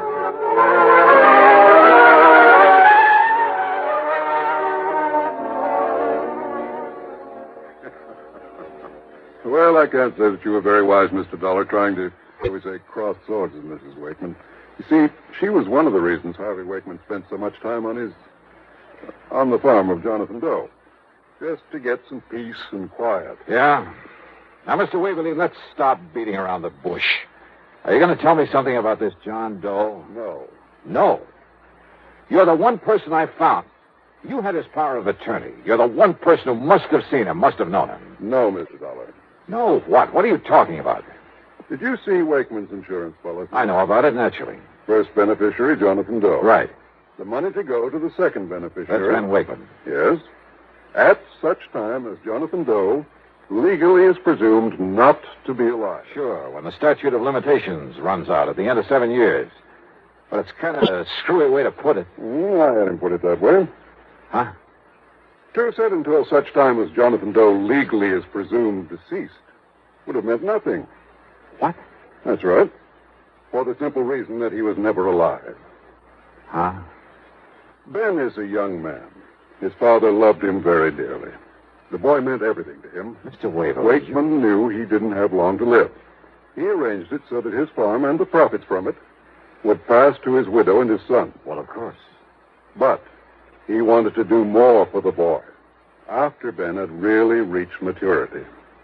And do it, incidentally, without seeming to slight his widow. So, by inventing this Jonathan Doe, putting the other farm in Jonathan's name, all of it completely legal, by the way, I attended to that myself. It means the $50,000 can't possibly go to Ben while he's still a kid. Exactly. Nor could his widow, and she's not the most level-headed woman in the world. Nor could she possibly upset the whole plan. And the other farm?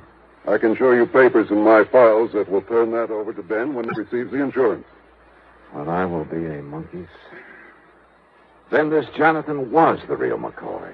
A real John Doe. In the true legal sense. The fictitious name of a completely non-existent person. But for such a sound, logical, for such a good reason, Mr. Dollar, that I... Tell me. Yeah? Don't you agree it's best if neither Ben nor his mother find out about this until, say... until about 7 years from now? Yeah. Sure.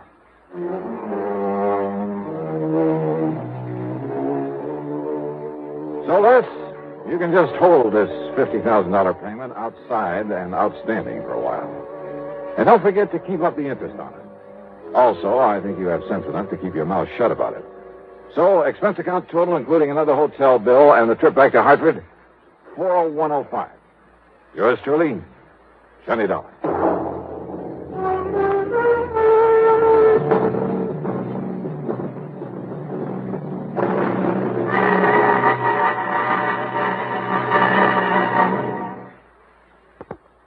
Now, here is our star to tell you about next week's story. Next week, a very clever device to cover a murder. And it almost worked.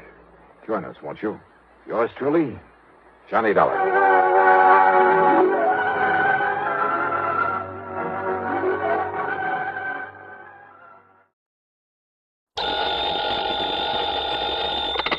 Johnny Dollar. Harry McQueen, Mid-Eastern Indemnity Corporation. Now, I'm glad you called, Harry. What? I've just been waiting for a chance to run down to New York, have some fun, taking a few shows and some nightlife. On expense account, of course. Now, look, we'll pay the expense account, but not for a lot of theaters and nightclubs. Spoil sport. Johnny, can you come down here right away? Sure. Good. What's the trouble, Harry? Dan Diamond. Dan Diamond? That's right. Well, nice talking to you. Now, what's that mean? It means I suddenly think I have an important assignment in Podunker, Timbuktu. You mean you're afraid to get involved with our friend Mr. Diamond? Ah, Johnny. It's just that I relish the thought of maybe living to a happy middle age is all. Don't you remember what happened on that bank job over in Amityville? Oh, I remember. Not only a bank guard, but a police officer and the investigator from the insurance company. All of them suddenly turned their loving wives into widows. I know. Diamond. So he's still in business, huh? Well, apparently not. And I use that word advisedly. Apparently he's retired from his career of crime and is growing orchids at his little home in Long Beach, California. Yeah, That is, on the dough from that Amityville job. that is when he's out there. Oh, where is he now? Right here in New York City, and he just happens to have lifted some $75,000 from a small but expensive jewelry store. Then lock him up and throw the key away. I'm afraid it's not that easy. What's more, we want that $75,000 back. Well? Sorry, Harry. You realize what your commission would be on a $75,000 recovery? And after all, Johnny, with an unlimited expense account to go on... Johnny? Okay, Harry. Maybe I'll run on down there and see you.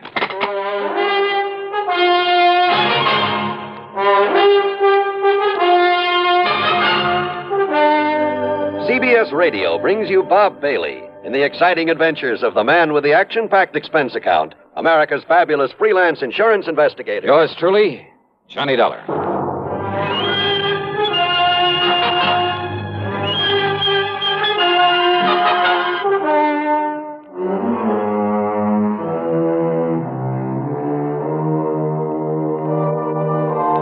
Expense account submitted by Special Investigator Johnny Dollar to the Mid-Eastern Indemnity Corporation, New York City. The following is an account of expenses incurred during my investigation of the P.O. matter.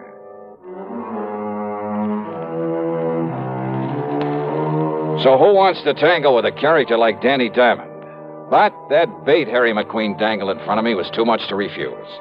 Expense account item 1, $770 for a train to New York and a cab to his office on Park Avenue.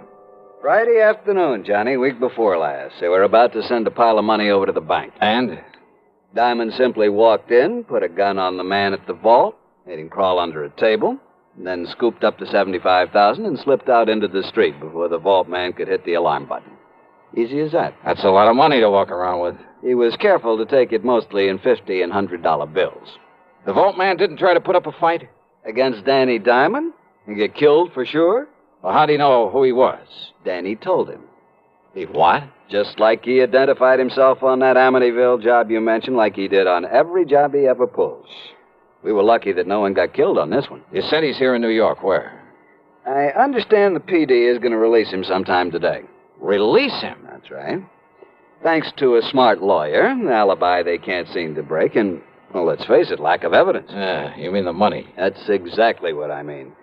And, of course, it's that money that we're primarily interested in. Well, Johnny? Who's handling this for the police department?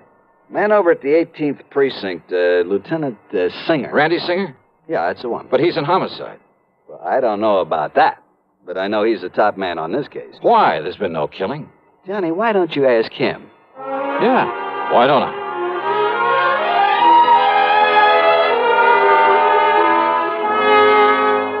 Because on nearly every previous job that Dapper Danny pulled, there was a killing. And I was assigned to him. I got to know him and his routine, his methods better than anybody else in town. But not well enough to nail him down. Yeah, I'm afraid that's true. Anyway, they made a special out of this one and put me on it. And from the way you say that, Randy, you haven't got very far. Johnny, I haven't got to first base. Oh, sure, we locked him up on suspicion, got the DA to really cloud up and rain all over him, but thanks to that smart mouthpiece he hired and an alibi so solid you couldn't smash it with a hydrogen bomb. Plus, no sign of the money. Yeah, that's right. Anyway, they're letting him loose, and he'll go back to California free as a bird and 75 G's to the good. You sure it was Danny Diamond pulled this one, huh? Well, everything, Johnny. His perfect timing, his modus operandi, that egotistical trick of identifying himself, the description of him, his doing it solo, the fact he didn't stash it away in a bank. I've checked every bank in town. Well, everything, Johnny, says it's him. You mean it's he? What's your English, Randy? Oh, English, to heck with it. Him's the... I mean, he's the one that did it. But unless we can lay our hands on that $75,000... Have you checked out where he's been staying? What, are you kidding? I went over with a fine-tooth comb.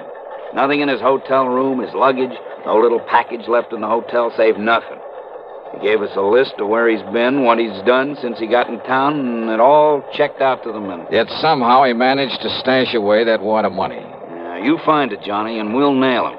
Now, what's to have stopped him from passing it to some pal for safekeeping? No, Johnny. You sure of that? Now, Diamond works alone. He'd no more let anybody else have a gander at that money. Why, Danny wouldn't trust it with anybody short of the United States government. And I'm sure he isn't turning any of it over to Uncle Sam. Ask me, Randy, you got a pretty thin case against him. Yeah, but I'd bet my own life that he did this job. And if you or I or anybody can find that dough on him or anywhere near him... You'll nail him. You said it. You want to take a crack at him? Mighty thin case, though.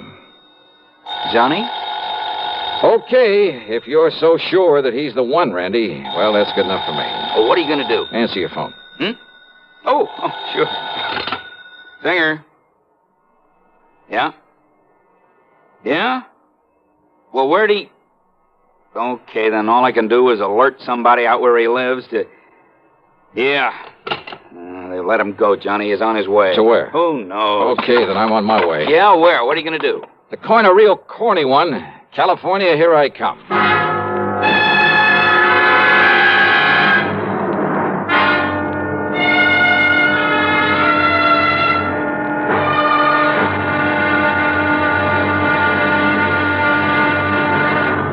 Here's Hollywood star Mona Freeman. Who feels like acting with a miserable cold? I relieve cold distress the fast way with 4-way cold tablets. Yes, tests of all the leading cold tablets proved 4-way fastest acting.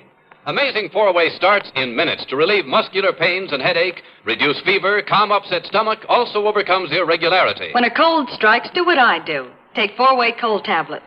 It's the fast way to relieve nasty cold distress and feel better quickly. Four-way, only 29 cents. Now, here's a word about another fine product of Grove Laboratories.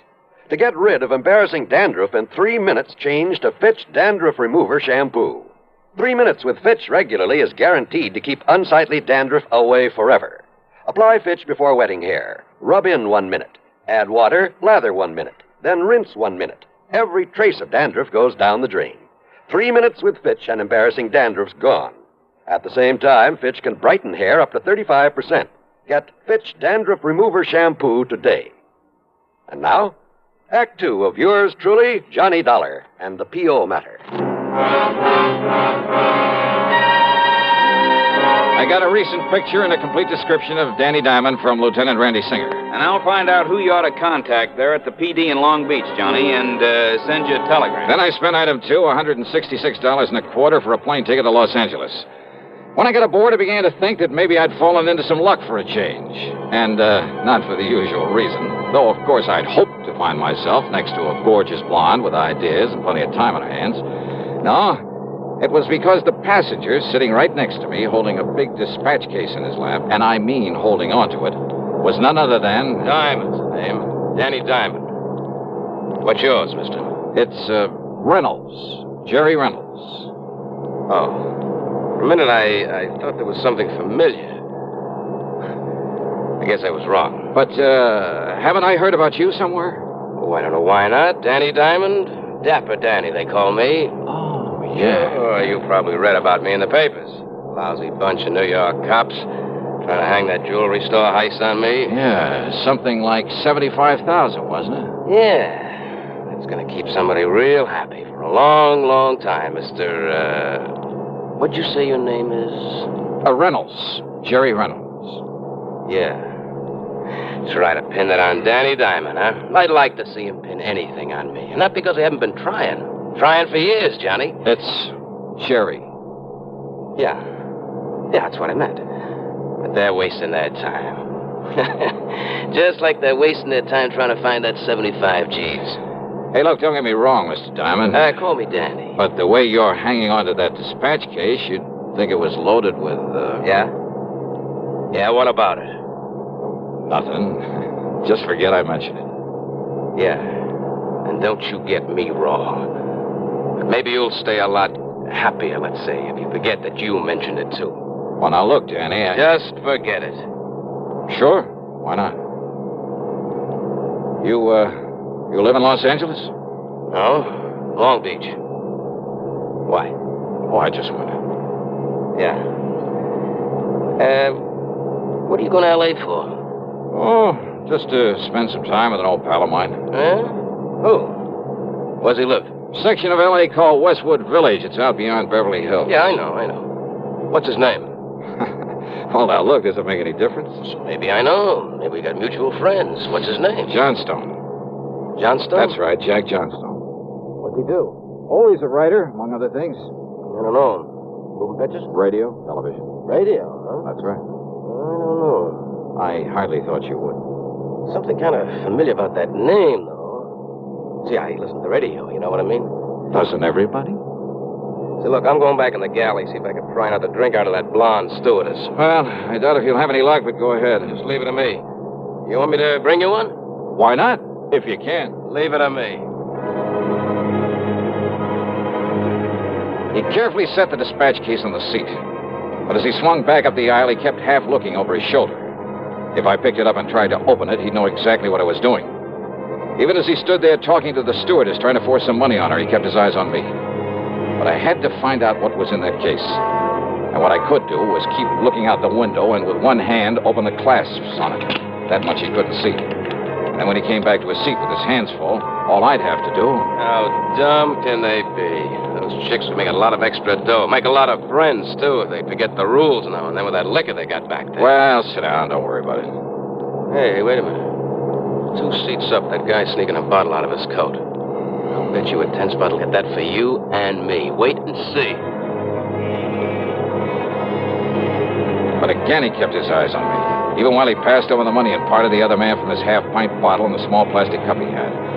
But this time, as he came back to his seat, his hands were full. See? You got brains, a little money, you get anything you want. Sure. Hey, here, I'll move this case out of the way so you can go. Oops. Say, what do you think? You clumsy, crazy jerk. The little case was loaded, but the papers that fell out that he quickly shoved back into it were not money. No, they were clippings from the New York newspapers. Yeah, news items about the robbery. That was all. Wait, though. Was he using them in the dispatch case for a decoy? Or just to fan that ego of his?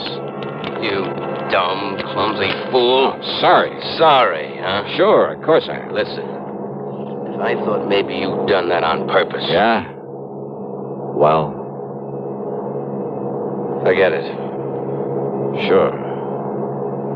Now, about that little drink you promised. Sure. Why not?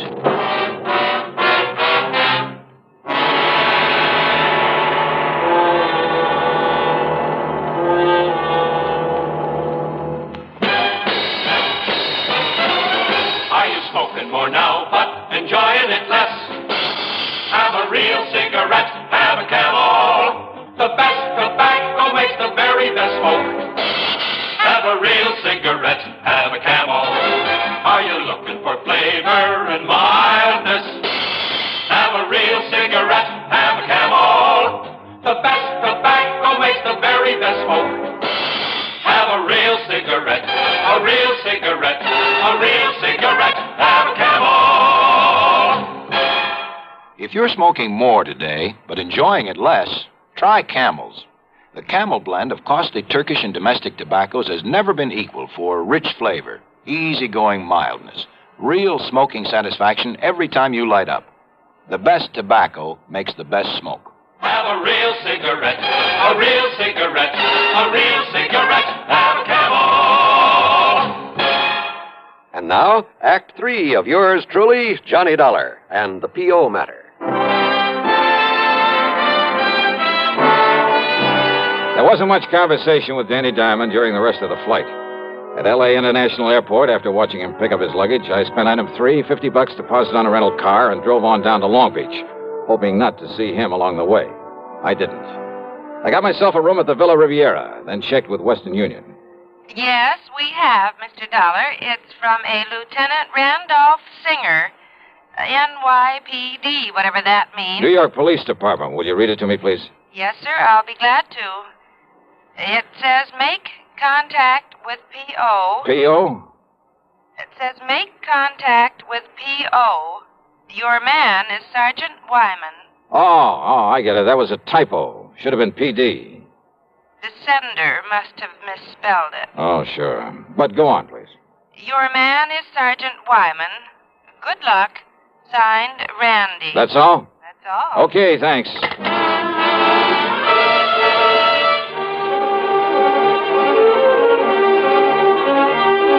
Item 4 was 10 cents for that phone call. Then I wasted no time in getting over to police headquarters into a huddle with Sergeant Raleigh Wyman. Dollar, we know all about Danny Diamond. What he is, where he got his money for that house of his out on Fern Drive, and for living it. But unless he tries to pull something around here, there's nothing we can do. I know what you mean, sir. But if you can get something on him and make it stick, this whole town will love you dearly. Something like that 75,000 robbery in New York? Yeah. Oh, Lieutenant Singer told me on the phone that's what you're out here for. That's it? Said some pretty nice things about you, too. Well, if there's anything we can do, we just... There is. I want to look at not only Danny's home, but the luggage he just brought in the plane. Well, in order to get out a search warrant. No search warrant. What? Look, can you get him over here for a couple of hours before he has a chance to unpack and settle down? I made real time driving here. He ought to be arriving just about now. Well, let me think. Hey, call him up. Tell him you want to see him here at headquarters. Can you get him down here? Sure. He loves to sit around here and shoot off his big mouth and try and make fools out of us. What excuse? Oh, tell him there were some prowlers around his place while he was away. Tell him anything. Now, look, Dollar, if you're planning what I think and without a search warrant... Sergeant, so far as you know, all I'm going to do after I leave you here is take a nice long walk along the beach. Well, okay? Okay, Dollar.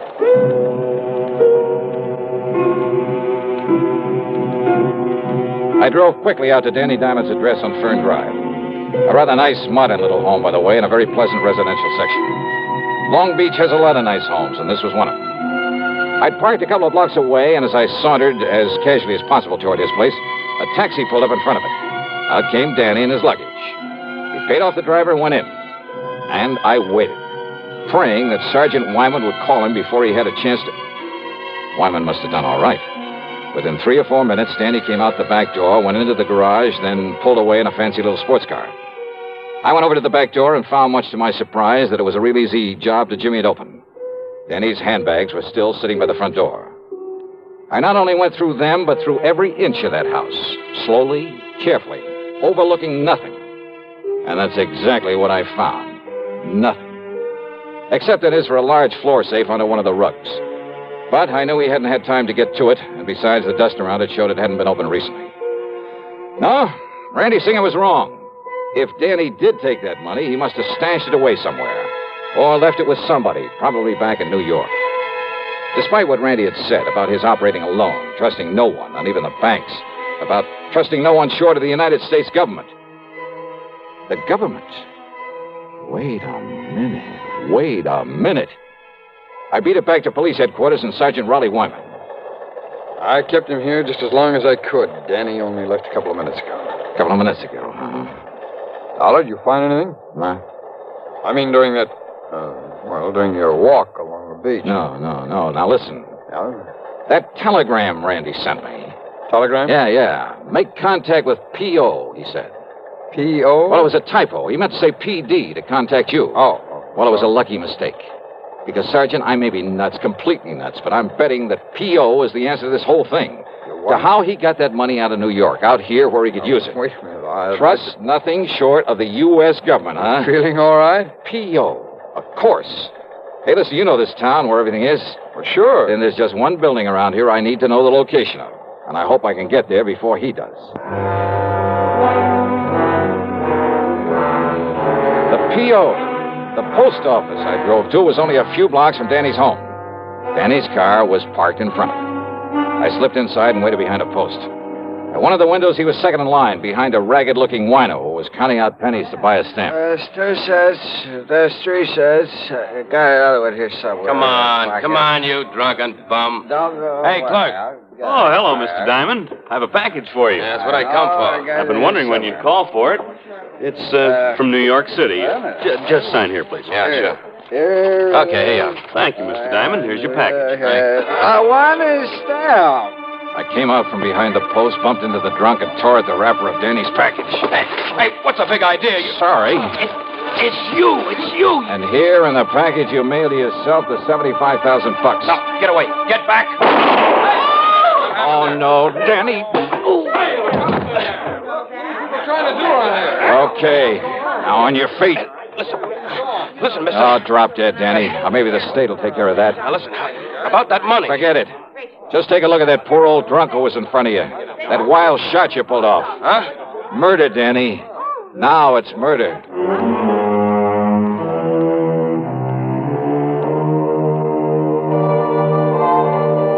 So, from here on in, of course, it's in the hands of the law, the courts. As to credit for solving this one, well, actually, it all goes to a simple typographical error. Funny. Expense account total, including hotel and the trip back to Hartford, $397.70. Yours truly, Johnny Dollar.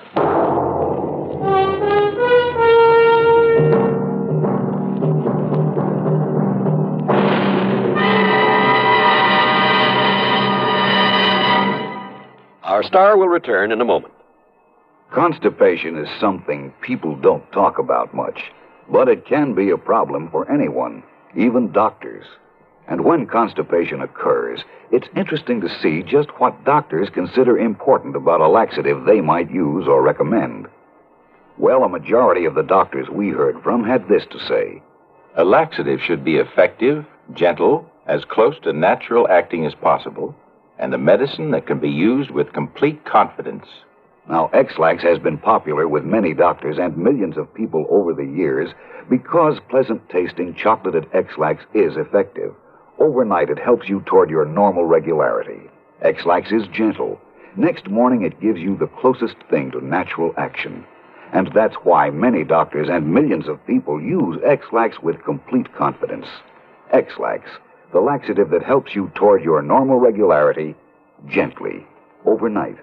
Is X-Lax in your medicine cabinet? Now here's our star to tell you about next week's story. Next week, a real wildie, a real strain on my sanity. But I think you'll like it. So join us, won't you? Yours truly, Johnny Dollar.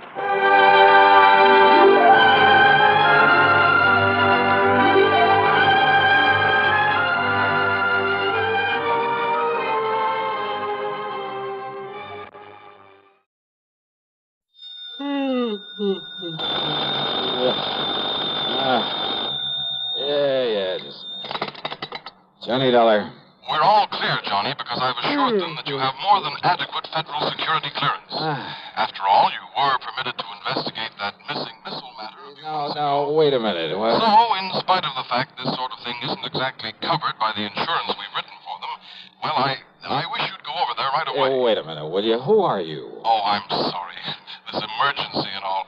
This is George Reed, Floyd's of England, here in Hartford. Now, Johnny, if you're free... Holy, George, don't tell me you're in your office at this ungodly hour. Johnny... It isn't even 9 a.m. yet. I know. I just got here a few minutes ago. What's the big emergency? A phone call I just received from Dr. Paulus Rayburn. Do you know him, who he is? Rayburn? No. He's the head of Nuclear Processors Incorporated. Where's that? Out on Woodland, beyond the north end of town. You know, that large group of concrete buildings at the edge of Piney Woods? Nuclear Processors, huh? Yes, that's right. Now, we handle all the insurance on the place and its equipment, though I understand there's no actual coverage in this specific instance. Nonetheless... What do you mean? Nonetheless, because they're a client, in view of our reputation for extraordinary service at all times, plus the sizable premiums we collect from them, well, I hardly think we should let this call... Yeah, well, what's bothering this Dr. Rayburn out there? Something very important has been stolen, he tells me. Like what? I don't know, he wouldn't say. But he did imply it's something vital to the outer space rocketry program.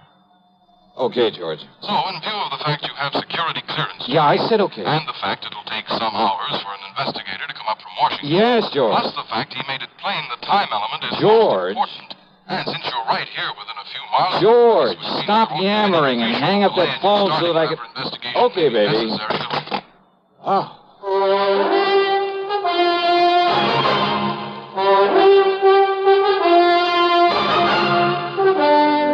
CBS Radio brings you Bob Bailey in the exciting adventures of the man with the action-packed expense account, America's fabulous freelance insurance investigator. Yours truly, Johnny Dollar.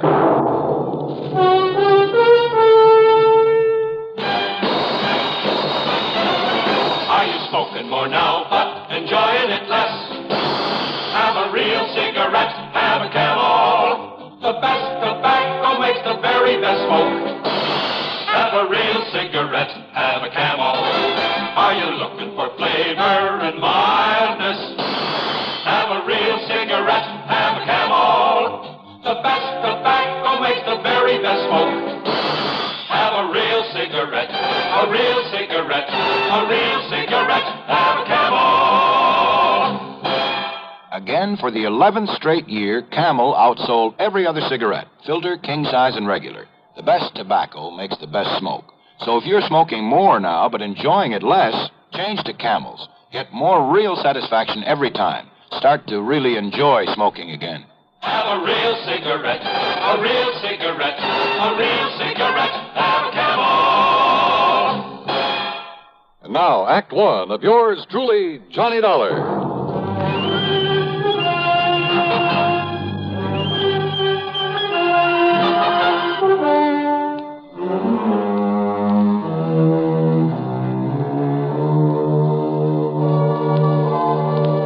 Expense account submitted by Special Investigator Johnny Dollar to Floyd's of England, North American Office, Hartford, Connecticut. The following is an account of expenses incurred during my investigation of the nuclear goof matter. Expense account item 1, 40 cents for some coffee and a couple of soggy donuts along the way during my drive out to Nuclear Processors. A tall, heavy wire fence surrounded a group of squat, windowless buildings, partially hidden by the huge oak and fir trees of Piney Woods. At a sort of glorified sentry box beside the gate stood not one, but 3 armed guards. One of them was chewing out the other 2. But he stopped long enough to look over my credentials, make a phone call from inside the sentry box, then open the gate for me. He directed me to a big steel door in the otherwise unbroken face of one of the nearby buildings. There, after I'd parked my car, another guard took me inside. He led me through a perfect maze of long, narrow corridors with heavy wooden doors at the sides, all of them closed. From somewhere in the building came the almost ominous hum of machinery. Big, powerful machinery. Or maybe I felt it rather than actually heard it. Finally, we came to a door with a single name Rayburn on it.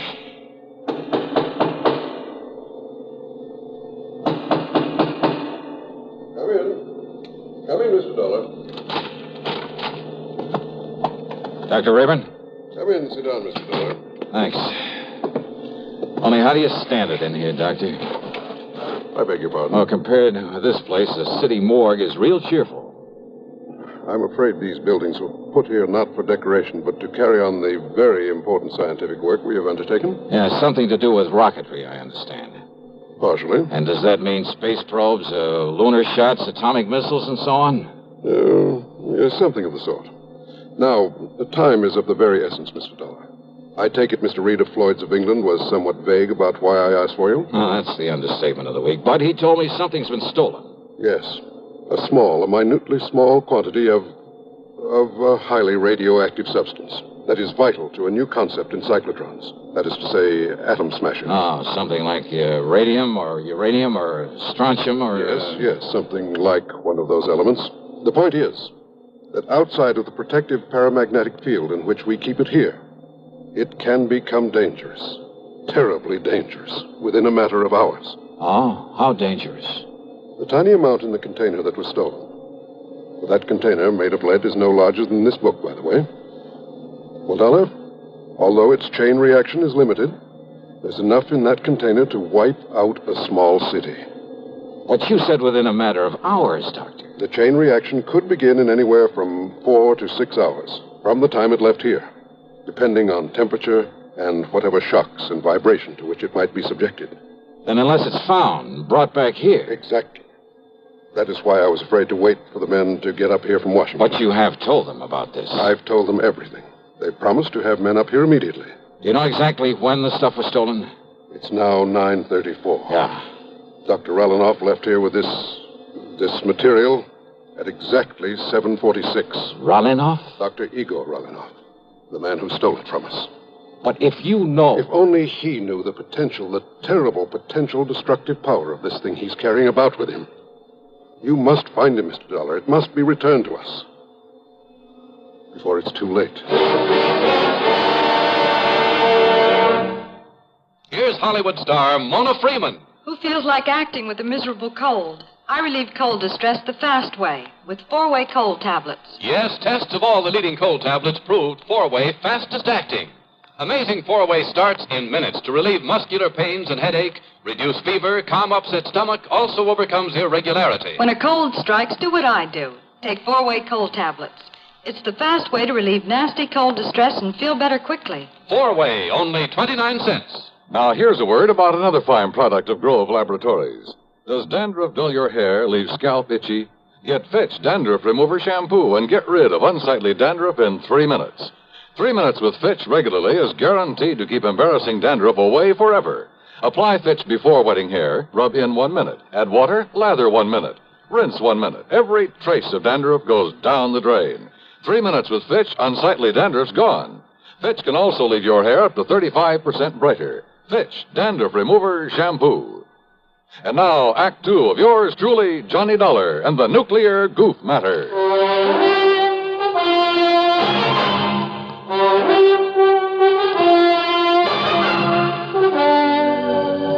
Yes, Mr. Dollar. Dr. Igor Sergei Rallinoff, whom I myself called in to work with us on one of our important secret projects.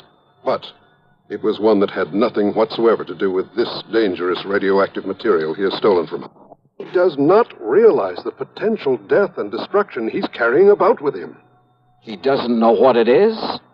Then why did he steal it? Not knowing what it was, not knowing its destructive power, he nevertheless must have realized it would be of importance to, shall we say, to a foreign government. Rallinoff. You see, because of pressure from Washington on the project to which I had assigned him, well, I had employed him. I alone am responsible for bringing him here before obtaining a final security clearance on him. Oh, then I guess you're in real trouble. If you can find him, if you can return that leaden container with that deadly material in it... And you have no idea where he might have gone when he took off from here? We have only his address and a list of the names of some of his friends here in Hartford. Then let me have them.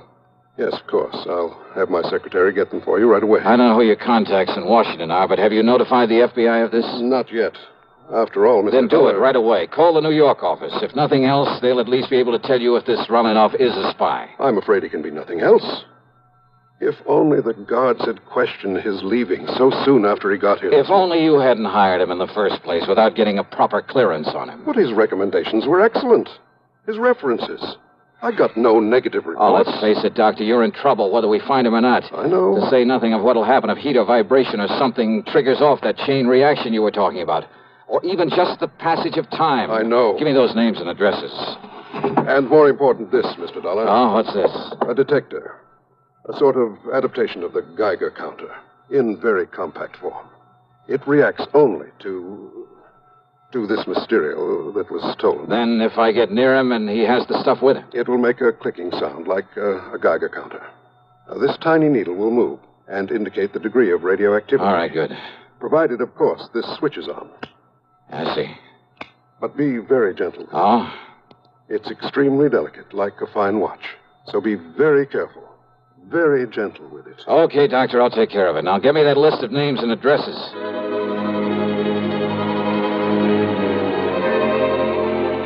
Expense account item 2420 for a tank full of gas, and I really stepped on it getting back to town. The delicate little instrument on the seat of the car beside me. Simple-looking device. A tiny metal box with a switch on the front, a dial on the face of it with a needle pointing at 0, even when I turned on the switch. Even the radium on the dial of my wristwatch got no response from it. I decided to go first to Rolinoff's address, way the other side of town, south of Colt Park. Then it suddenly occurred to me that in all the rush, I'd failed to get a description of the man I was looking for, or even a photograph of him. Oh, sure, with a name like Rolinoff and a scientist, it wouldn't be too hard to picture him mentally in a general sort of way. And if there was a landlord or landlady at the place he lived, even a neighbor, I could get all the description of him I'd need. Nonetheless, within a few blocks of the place, I decided to stop somewhere and telephone Dr. Rayburn. You know something? That decision got me nothing but trouble and delay. At the next corner was a drugstore. I knew there'd be a phone booth. I watched a bus pull away from the corner, then drove in to park, not seeing the young fellow who just stepped off the bus until it was too late. Good Lord, I've killed him. All right, folks, please, listen. Look, it was an accident. Now, look, he'll be okay. Come on, help me, somebody, will you, please? Pick up his bag there, and I'll get him to a hospital. Help me, will you? Here, I'll help you, mister. You think he's still alive? Yeah, he's still alive. He'll be all right. Please, open the door for me. For sure. And here's his briefcase. Toss it in back. Sure. There. Now, when the police come, tell them I've taken him over to General Hospital, please, will you? Yeah, sure.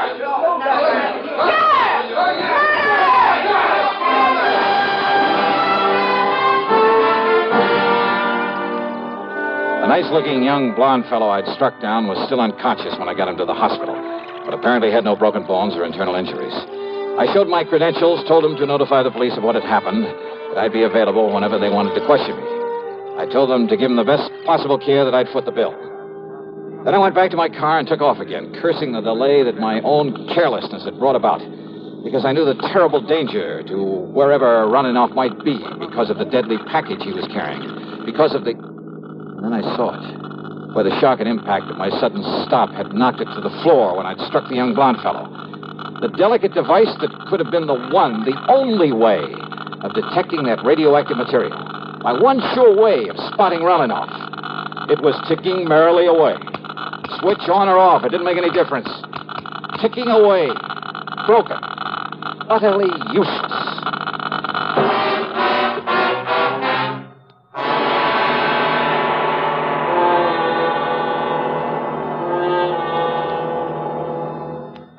We'll continue with the third act of yours truly, Johnny Dollar, in exactly 1 minute. Constipation can be a problem for anyone, even doctors. And when constipation occurs, It's interesting to see just what doctors consider important about a laxative they might use or recommend. Well, a majority of the doctors we heard from had this to say. A laxative should be effective, gentle, as close to natural acting as possible, and a medicine that can be used with complete confidence. Now, X-Lax has been popular with many doctors and millions of people over the years because chocolated X-Lax is effective. Overnight, it helps you toward your normal regularity. X-Lax is gentle. Next morning, it gives you the closest thing to natural action. And that's why many doctors and millions of people use X-Lax with complete confidence.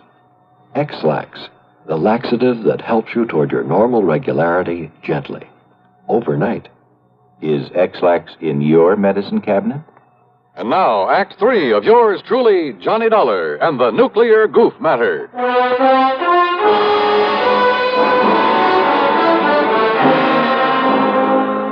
Driving fast, but a lot more carefully, I went to Rolanoff's address. On a nondescript sort of side street, it turned out to be a rather cheap-looking rooming house. Hardly the kind of place you'd expect to be the residence of an important scientist. But it was the address Dr. Rabin had given me. And if I could find there some clue as to where he was, where he'd gone. Oh, come on. What's the matter with you? This door ain't locked. Listen, ma'am. You Mr. Parker, the man that telephoned? Parker? No, listen, Dr. Rolanoff's room. Room? Oh, he's got 3 of them, regular apartments. Yeah, where? Only you won't find him there. Not him, anyway. Where, I said. Please, come on. Well, it's up on the 3rd floor. Okay, thanks. Got the whole floor, he has. Okay. Who are you? What do you want, anyhow?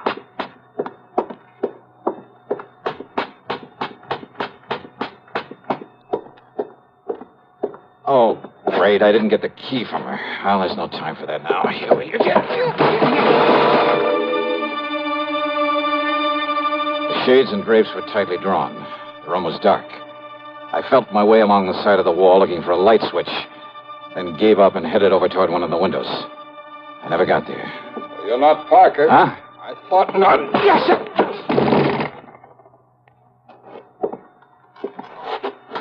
No bag with you, so you aren't Rolanoff either.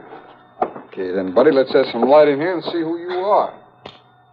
If you're one of his pals, come here to... What? No, you can't. Oh. Brother, you certainly look like... Well, maybe you got some identification. Yeah, this card case of it. Holy smoke, it is. Now, you just look at here, mister. here. When I let you in here, you didn't say Will you anything listen to me? like this was going to happen. I haven't got time to explain. Just get me some water and a towel and a washcloth, please. Go ahead. You listen here. Will you please do as I tell you? Now, go ahead. Sir. Johnny. Come here, Johnny. Hi. Look, I'm sorry, old man. I had no idea it was you that you'd be coming up here. Johnny boy, can you hear me? Johnny. Here. Stace. That's right. Now, come on. Take it easy now. Stacy Ringler. That's right, Johnny. Look, I'm sorry. FBI. No, Johnny, I'm with Nucleonic Investigation Department now. Easy, baby. Then it's you I gotta thank for this. Yeah, Johnny, and I'm sorry as the devil. I had no way of knowing it. You all right? All right, now listen to me, Johnny. Yeah, Stacy. Listen. You're working on that stuff that was stolen from nuclear processing? Yeah, that's... Harry Parker and I came up from Washington on it. Yeah, We came in by jet. Now listen. Rolanoff must have thought he had plenty of time, that they wouldn't miss that stuff until tomorrow when they planned to work on it. Uh-huh. Well, rather than arouse suspicion by galloping out of town, he was taking his time. But we got here in a big hurry. All right. I holed up here in his rooms, and Parker was checking on how he'd get over here from that plant in case he came back here. Are you listening to me? I'm listening. Go ahead. He was there in the drugstore at the bus stop. He was about to close in on Rolanoff when you ran him down. When I what? You ran him down, Johnny. Rolanoff, with your car.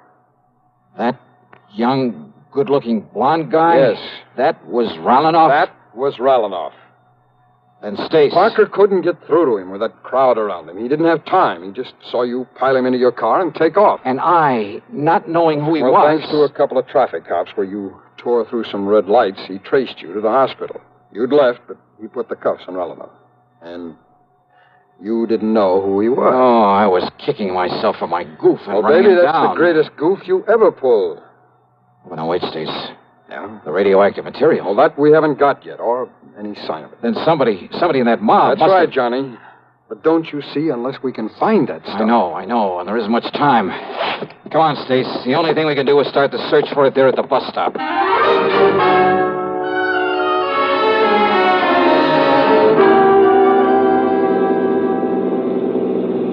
Johnny, unless we can locate every one of the people who were there. And Parker said there was a big crowd by the time he got out of that druggie. Hey, where'd you get this? Detector for radioactivity. Yes, I know. Where'd you get it? Dr. Rayburn gave it to me. Thank heaven the darn thing is run down now. It's what? It fell off the seat. It must have got busted. What do you mean? It was clicking like mad, even with the switch off. Busted. No. Huh? Busted or not, Johnny, there's only one thing in the world that could have made it operate. Don't you see? Until it ran down the tiny battery that was... You're sure of that? Of course I am. Now, where was it when you heard it make the clicking? Johnny, what's the matter? Good Lord. Well, yeah, come on. Look, behind the seat.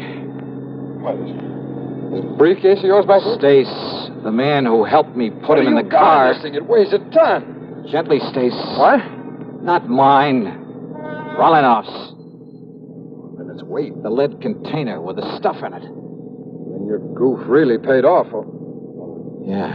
What time is it? It's 11:38. 39. Could go off in 4 to 6 hours.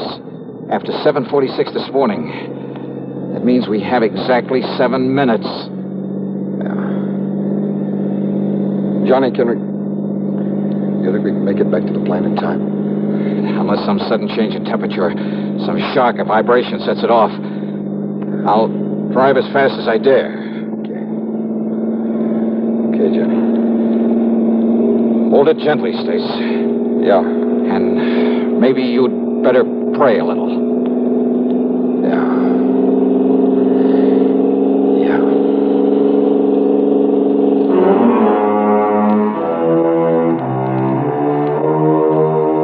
So, by some miracle, we made it. But only seconds before that tiny mass of nuclear destruction was due to become critical. Yeah, we made it by the skin of our teeth. But after all, what more could you ask? Expense account total. Oh, so what? I needed a tank full of gas anyway. Yours truly, Johnny Dollar.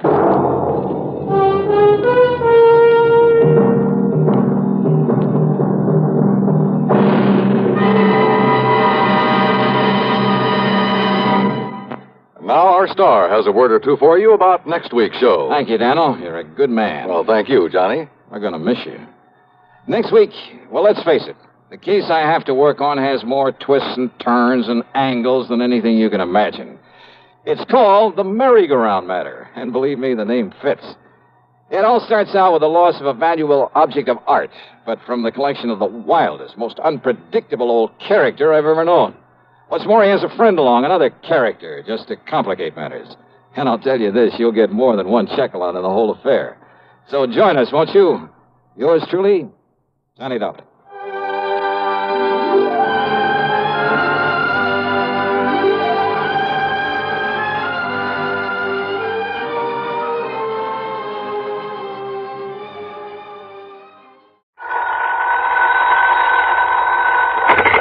Johnny Dollar. George Reed here. Well, George, how's Floyd's of London? And how are you holding up in this hot weather? Johnny, all I can say is I wish I could make a trip to France at somebody else's expense. Now, what's that supposed to mean? I just received a transatlantic telephone call, collect, by the way, from that underworld friend of yours in Paris. De Marsac. Louis de Marsac. Yes. Calls himself Le Chagris. That's right, the gray cat. Why he ever chose to call himself that, Because at night all cats are gray. So he's hard to see in the dark. Well, free enough for yourself. Paris after dark. And de Marsac knows more about the dark alleys and sewers and back streets. But what did he call you about, George? He wants to talk to you about the Olney diamond. The what? $750,000 worth of diamonds, a necklace, that was stolen from the Earl of Olney during a recent visit to the United States. Le Chagris has a lead on him? He wouldn't say, but if he has, you can get them back. Well, believe me, we shan't quibble over your expense account. Including whatever may be necessary to grease the palm of de Marsac? His information usually comes pretty high, you know. I understand that. And a bit of an allowance, shall we say, for my own entertainment while I'm there? Well, now, don't go overboard, Johnny. George, I'll be in touch.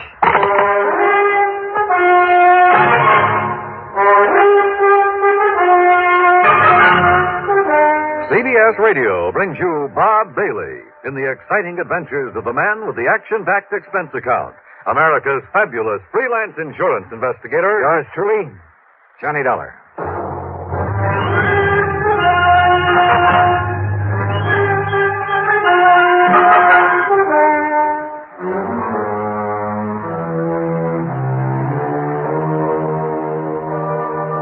Expense account submitted by Special Investigator Johnny Dollar. The Floyds of London, North American Office, Hartford, Connecticut. Following is an account of expenses incurred during my investigation of the night in Paris matter.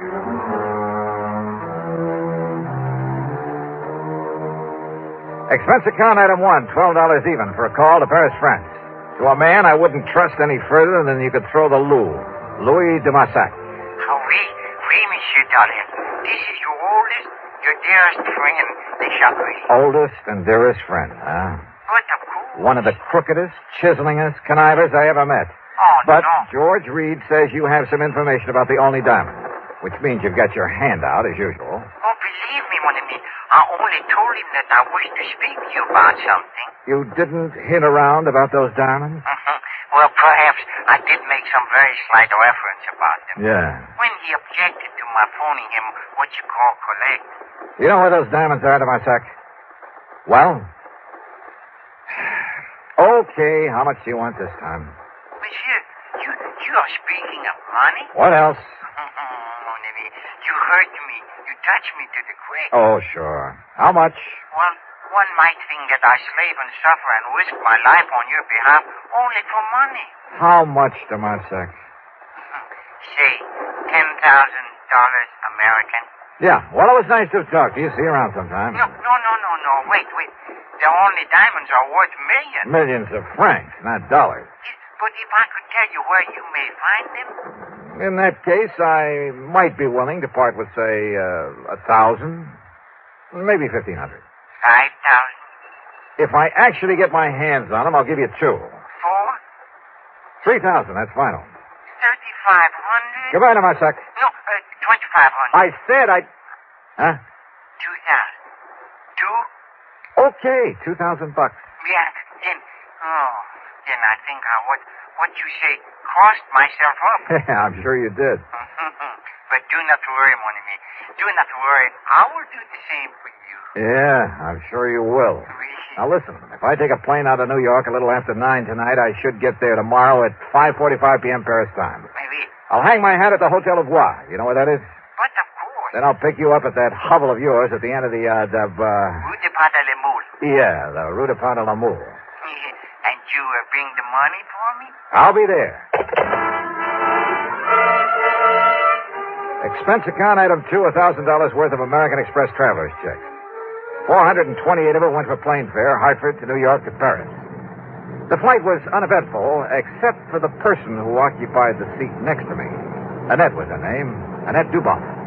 And brother, well, she's 25 or 6, I guess. Tall, brunette, and beautiful. Apparently has money of her own. I decided this trip to Paris wasn't a bad idea at all. Johnny Dollar? Yeah. Oh, I know who you are. You're the insurance investigator I hear about all the time on the radio. Well, don't look so shocked about it. Shocked. I'm thrilled. Tell me all about you. Oh, I'd a lot rather talk about you. Plan to be in Paris long? Oh, a couple of weeks, I guess. Just sort of a vacation. And I'm all alone, so I don't have any definite plans. Ah. Have you, Johnny? I have now. You certainly don't beat around the bush, do you? You know something? I like that. Well, good. Where'll you be staying? The Joy Sang. All right, then as soon as I get things cleared away, I'll call you.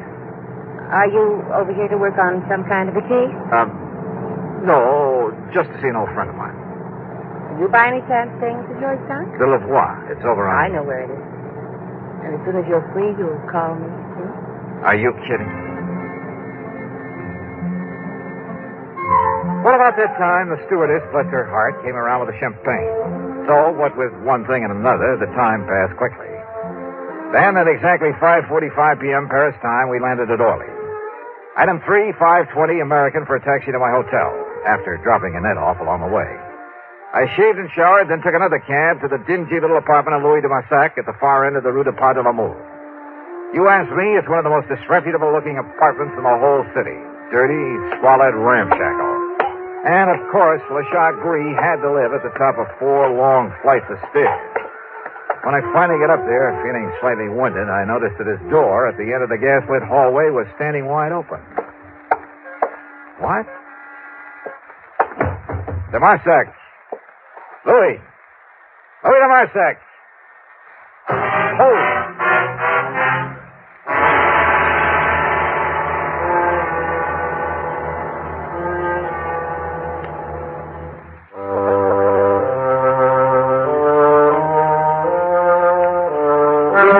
Dingy, dark apartment of Louis de Massac looked like a tornado had struck it.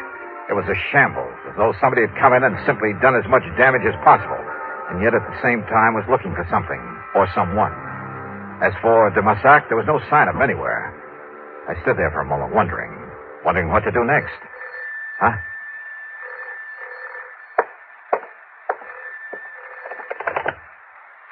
Hello? Yeah? Monsieur Dollar? Who are you? Your faithful friend, Le Chagris. Now listen. Oh, do you mind telling me what under the sun happened to this joint of yours? Listen, please. You have turned on the lights? No, but there's enough light coming up from the street. Yeah. Now you must get out of there. Oh? Yes, come quickly and meet me here. Now, please, you will do that? Well, where are you? You're alone? Yes, I'm alone. Then you must leave before somebody finds you there. Like who? There is no time to talk when you meet. Come, please, and meet me here. But where? I'm at the cafe chez Macabre. Chez Macabre. Yes, it's in Saint-Germain-des-Prés. What you call beatnik. Okay, I'll find it. Do not delay now. You may be in danger. Yeah, sure. I'll grab a taxi. Huh? Who are you? Au revoir, cochon. Oh, no, you don't. Monsieur. No. Hello. C'est bien, pig.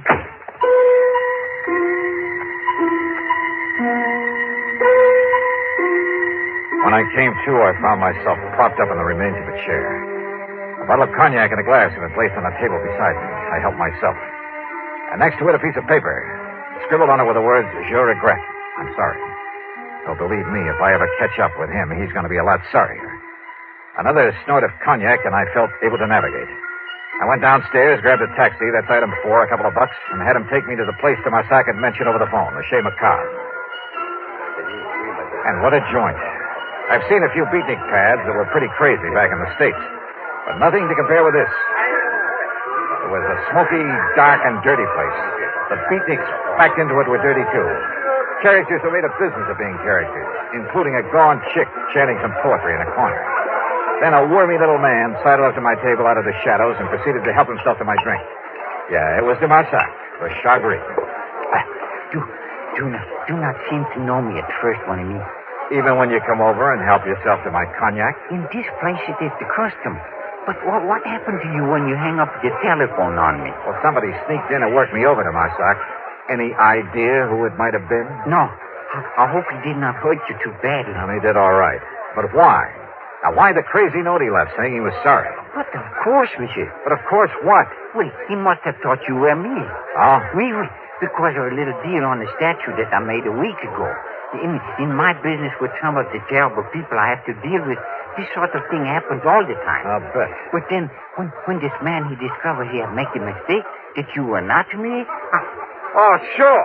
What can you, the American, know of the art, the poetry of today? Huh? Now, what brought that on? Yeah, I will translate for you then, my lovely, my beautiful ode to nothing. Ode to nothing? Listen to my every magnificent word. Oh, now, wait a minute. Nothing. Huh? Nothing. Oh, now, look, for... De Marsac, come on down to earth. Wait. It is all right now. Huh? All right, what do you mean? It was for the benefit of the man who came by the table, who looked at us. Oh, yeah, I noticed him. He was very curious about us, like a spy. A spy? Yes, of course. He may have been from my dear friend, Monsieur Francois Dubesson. Wait a minute. Francois Dubesson. Isn't he the fence who got hold of that painting that was stolen from Vincent Price a while back? That I helped you to recover for a slight fee. And it was through him that you located the Blue Madonna that was taken from the gallery in Philadelphia. Oui, the same. And now it is Dubuisson who has the only diamond. You're sure of that? I am sure. Also, it was Dubuisson who arranged to have them stolen back in your United States. Your good friend, huh? But of course. But you're perfectly willing to double-cross him. Why? Because you will pay me so well. If I get my hands on those diamonds. Oh, I have it all arranged. So, if you would like to pay me now, the $5,000 American. When I get my hands on them. And it's only $2,000, remember? Oui. I cheated myself. Okay, now, how do I get them? I have told him that you're here, that you are very rich, that you will pay him 15 million francs. 15? Well, that's close to $30,000. It is better they remain lost to your company. All right. Where'll I find him, Miss Francois Dubuisson? He will come to you. With the diamonds? Yes, at your hotel. Tonight at midnight. He knows my name? Well, I've told him that you are Mr. Robert Matthews from Texas. Hey, yeah, good. Then I'll have to take another room under that name. But of course. And you're sure he doesn't know who I really am? My business? No, because only I could tell him that. All right, now look, Dubuisson. If you have any idea double-crossing me... You? Oh, my oldest, my dearest. And yet, if you were to find out about 3,000... Wait. Okay, Damasak. If it all goes off without a hitch. But if it doesn't... Oh, have no fear, mon ami.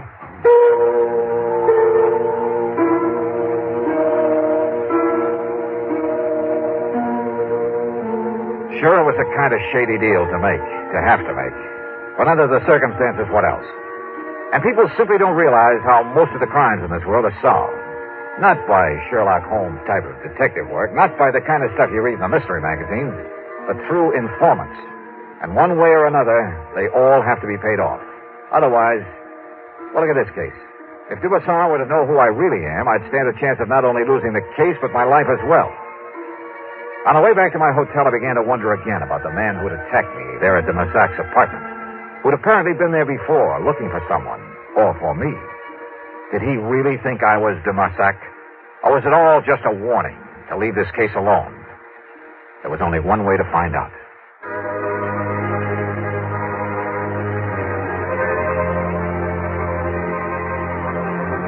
Back in my hotel, I arranged for another room under the name of Robert Matthews from Texas, USA.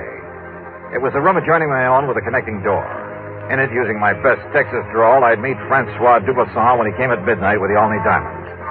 15 million francs, de Massac had told him. Little enough for a necklace worth $750,000. But I've never yet paid a thief for the return of stolen goods, and I had no intention of doing so this time. I settled down to wait for midnight. And then I suddenly realized why I'd felt only half-dressed ever since I was attacked over in de Massac's apartment. Sure, my gun was missing. Without it, and if Dubuisson was wise to me, was the phone in the other room, the one where I'd act out the part of the rich Texan, if there was any point of it.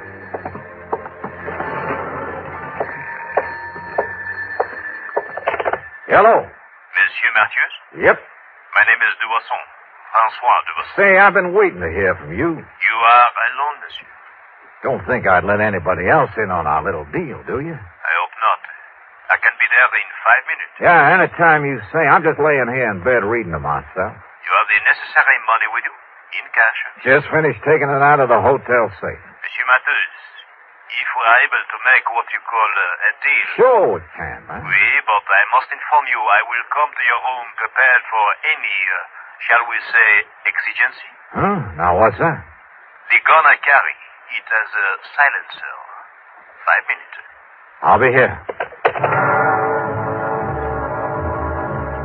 I suddenly had an idea that might possibly work. Out of a small rug, a pair of shoes, and a couple of other things, I fashioned a dummy, laid it carefully in the bed in the other room, after making sure the head of that bed was toward the door. I piled up a couple of pillows so that even if there really been someone in it, only the outline under the covers would be visible. I left a cigarette burning in an ashtray, propped up a magazine. From the doorway, then, it looked like someone lying there, reading and smoking. I hoped. I unscrewed a light bulb, then stood behind the slightly open adjoining door. Come in, man, come in.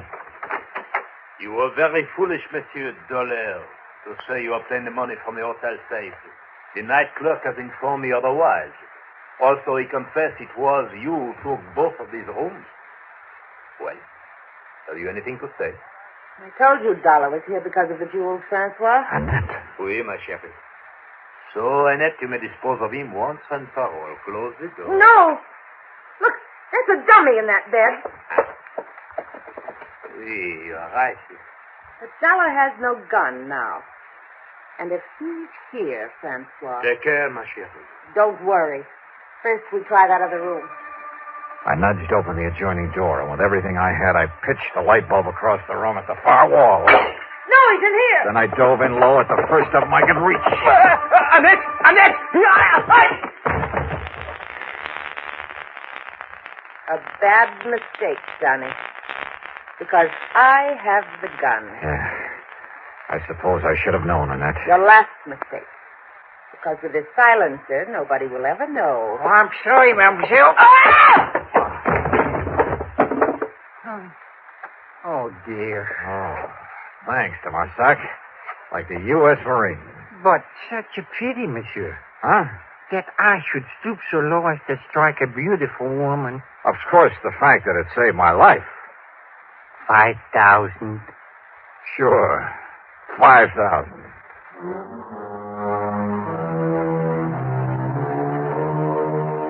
Of course, there'll be some fancy international legal procedure necessary, but I'm sure the company can arrange for return of the necklace to the United States. As for Dubuisson and the lovely but treacherous Annette, well, the Paris police are making the arrangements for them, and I'm sure they won't be very pleasant ones.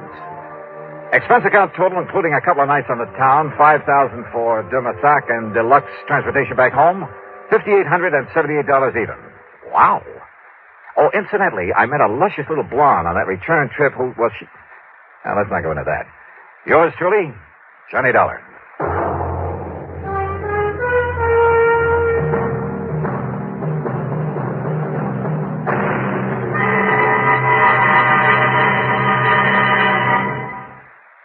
Here's our star to tell you about next week's story. Next week, a foggy night on the Embarcadero in San Francisco. In the shadows, a killer. Join us, won't you? Yours truly, Johnny Dollar.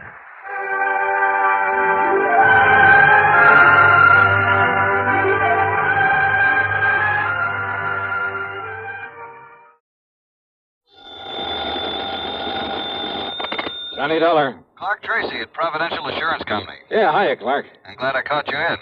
Are you free to take an assignment? Sure, why not? Did you ever hear of Kennett, Missouri? No. It's a small town about 100 miles south of Memphis, Tennessee. So what goes?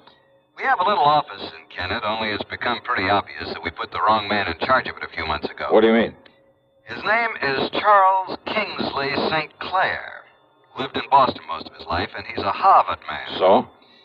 He doesn't have the least idea how to deal with those people when it comes to any problems or adjustments. In other words, he simply doesn't belong. Well, the answer to that ought to be easy enough. Transfer him. Give him a job somewhere up here in New England. Exactly what we plan to do, and close up the office there in Kennett. Okay, then why call on me? Because of the death of one of the few remaining policyholders down there, a man named Casper Crump. Yeah? His widow, Eupha Crump, has to be paid the $5,000 as due her and, of course, sign for it. Well, what's so tough about that?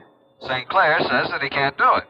Why not? If you must know the truth, he sounded somewhat scared of the whole idea. Oh, now listen. So, Johnny, will you go on out there and take care of this thing for us and get us off the hook? But on the strength of what little you've told me. I know, but I'm sure St. Clair will be able to make it all perfectly clear to you. So I'll wire to him that you're on your way, okay? Oh, no, look. Johnny, I promise I'll okay your expense account without question, even tack on some kind of a fee. Well, now you're talking a language I understand. If the fee is big enough? Then you'll do it. Fine. Now take it easy until we settle I'll wire him right away. Clark! Then wait to get your report. Wait a minute, will you? Thanks a million, Johnny. Bye. Clark! Hello.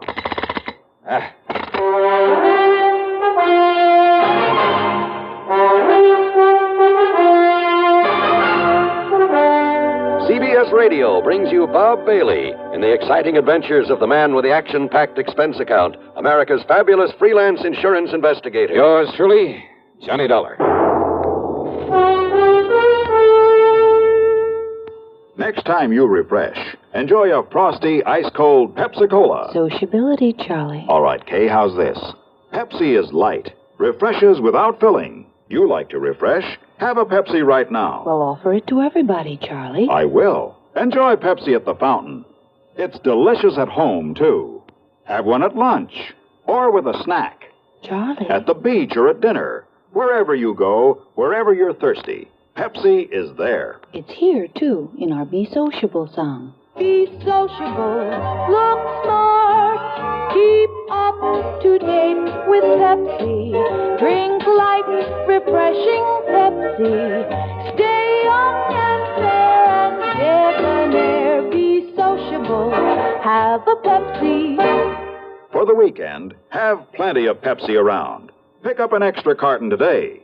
CK, I'm sociable. With Pepsi, everyone is. And now, Act One of yours truly, Johnny Dollar.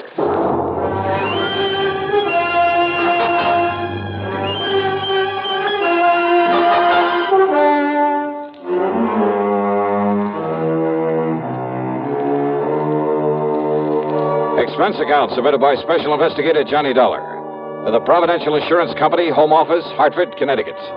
Following is an account of expenses incurred during my investigation of the moonshine matter.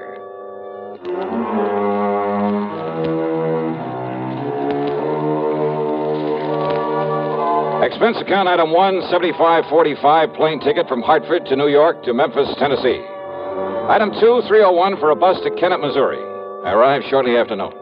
Yes, Mr. Dollar, I shall be glad to get away from here and get back to civilized country again, where I won't be looked at askance because I choose to dress for dinner. I see.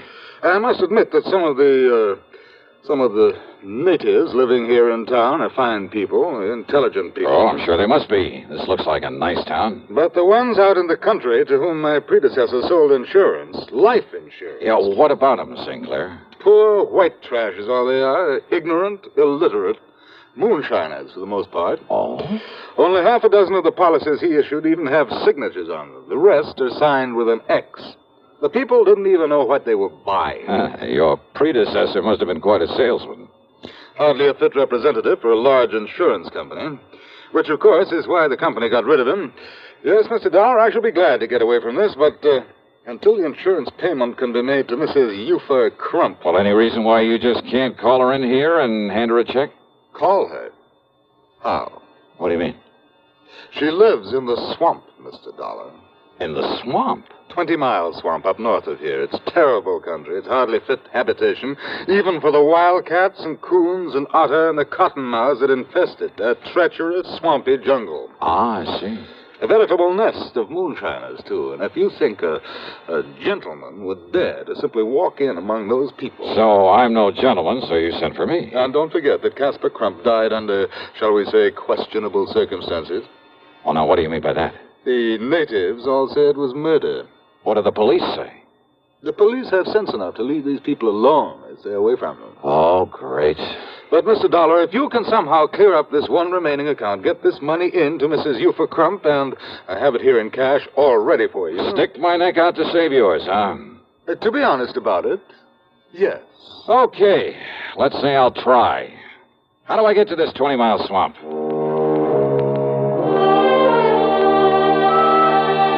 St. Clair drew me a rough map, handed me the $5,000, and wished me luck. Item 3 is $20 deposit on a rental car from one of the local garages. And what a car. It should have hit the junk heap 15 years ago and was actually held together in spots with baling wire. The left-hand door was closed with the help of a piece of rope. But it was transportation of a sort. I headed west a few miles and then north into some of the wildest country I've ever seen. It reminded me of the Everglades in Florida. The so-called road I followed was a deeply rutted set of wagon tracks full of mud and potholes. On both sides, the brush-covered, soggy swamp. There were huge, rotting logs crawling with water moccasins out sunning themselves. Yeah, I was glad I had some kind of a path to follow. And then up ahead, I saw a shack sitting on stilts to keep it above floodwater. But as I slowed down to make a turn over toward it, the gunshot from over by the cabin smashed into the windshield. I stepped on it and spun the wheel to get away. But the second shot caught a front tire. The car went into a skid.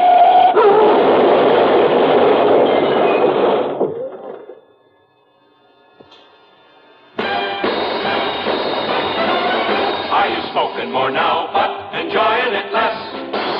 Have a real cigarette, have a Camel. makes the very best smoke. Have a real cigarette, have a Camel. Are you looking for flavor and mildness? Have a real cigarette, have a Camel. The best tobacco makes the very best smoke. Have a real cigarette, a real cigarette, a real cigarette, have a Camel. If you're smoking more today, but enjoying it less, try Camels. The Camel blend of costly Turkish and domestic tobaccos has never been equal for rich flavor, easygoing mildness, real smoking satisfaction every time you light up. The best tobacco makes the best smoke. Have a real cigarette, a real cigarette, a real cigarette, have a Camel. And now, Act Two of yours truly, Johnny Dollar and the Moonshine Matter.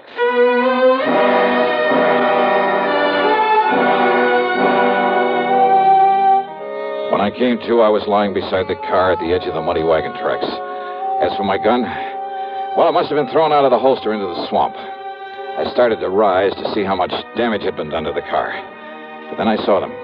Two lanky, hard-faced men, dressed in tattered jeans. One of them, the taller of the two, carried a long rifle, a vintage I'd seen only in museums.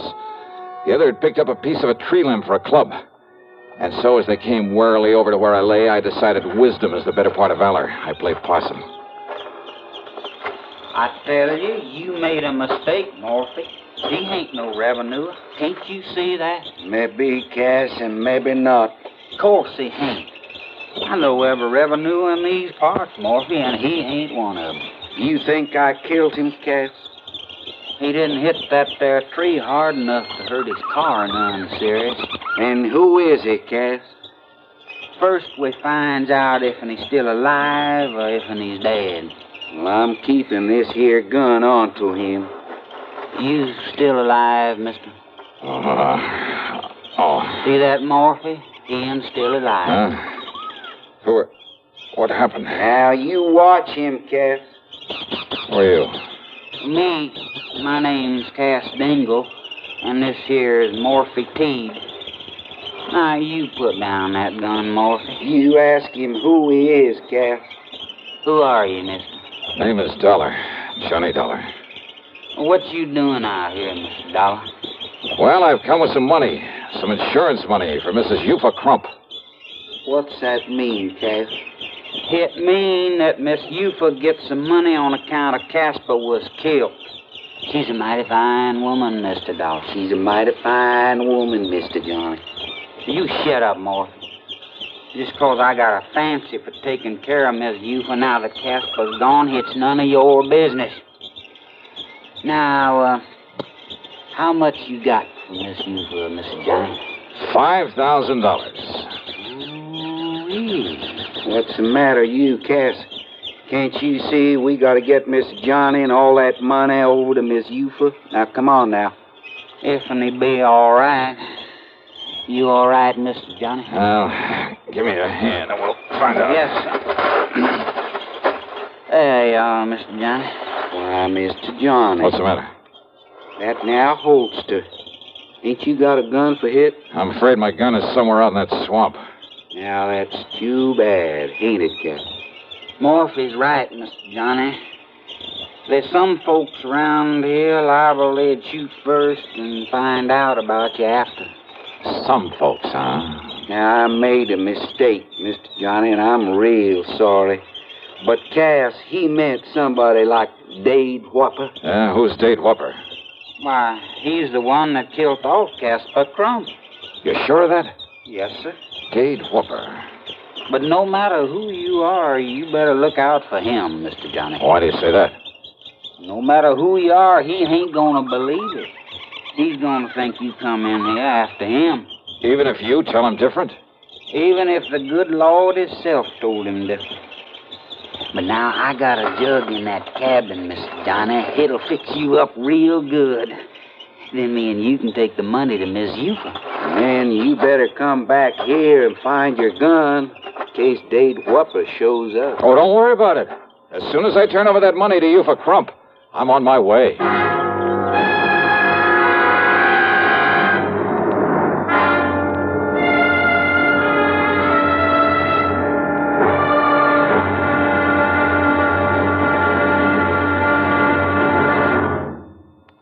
Hollywood star Mona Freeman. Who feels like acting with a miserable cold? I relieve cold distress the fast way with 4-way cold tablets. Yes, tests of all the leading cold tablets proved 4-way fastest acting. Amazing 4-way starts in minutes to relieve muscular pains and headache, reduce fever, calm upset stomach, also overcomes irregularity. When a cold strikes, do what I do. Take 4-way cold tablets. It's the fast way to relieve nasty cold distress and feel better quickly. 4-way, only 29 cents. And now here's a word about another fine product of Grove Laboratories. To get rid of embarrassing dandruff in 3 minutes, change to Fitch Dandruff Remover Shampoo. 3 minutes with Fitch regularly is guaranteed to keep unsightly dandruff away forever. Apply Fitch before wetting hair. Rub in 1 minute. Add water, lather 1 minute. Then rinse 1 minute. Every trace of dandruff goes down the drain. 3 minutes with Fitch and embarrassing dandruff's gone. At the same time, Fitch can brighten hair up to 35%. Get Fitch Dandruff Remover Shampoo today. And now, Act 3 of yours truly, Johnny Dollar.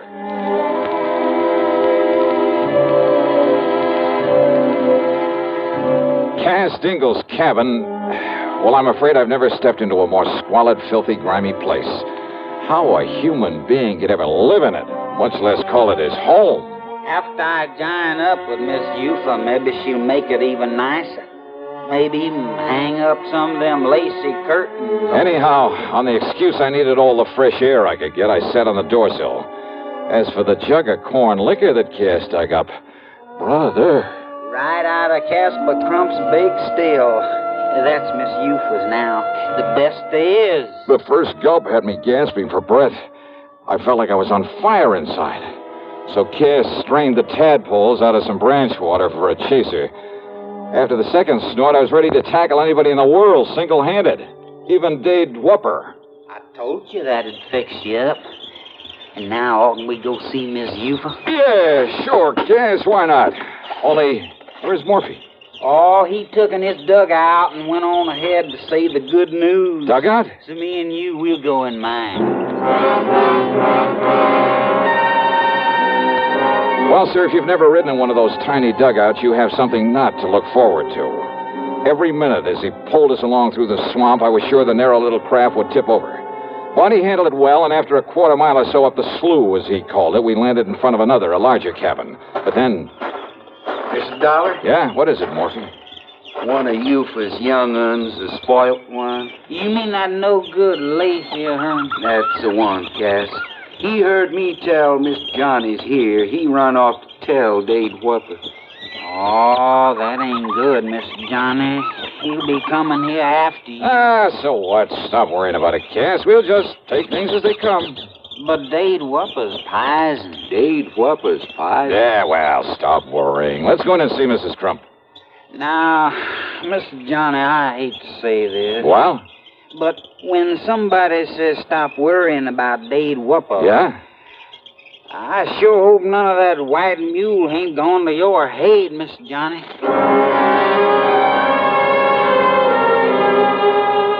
Mrs. Eupha Crump, much to my surprise, turned out to be a rather nice-looking girl of about 20, despite the fact she was the mother of 4 kids.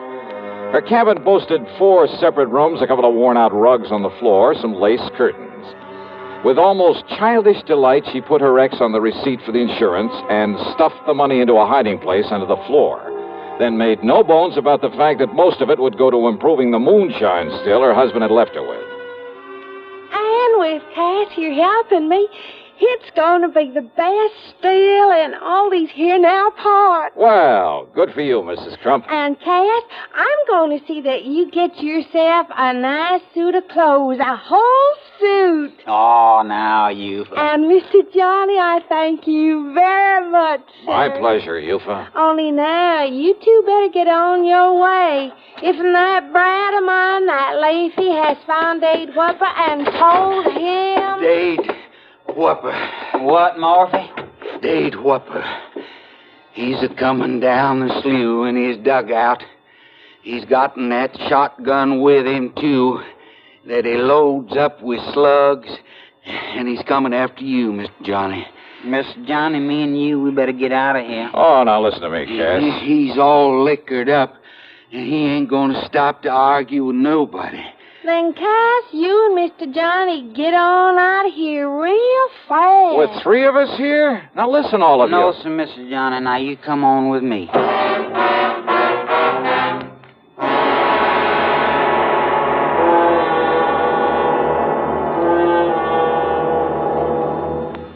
Munch, munch, munch a bunch of Fritos, corn chips.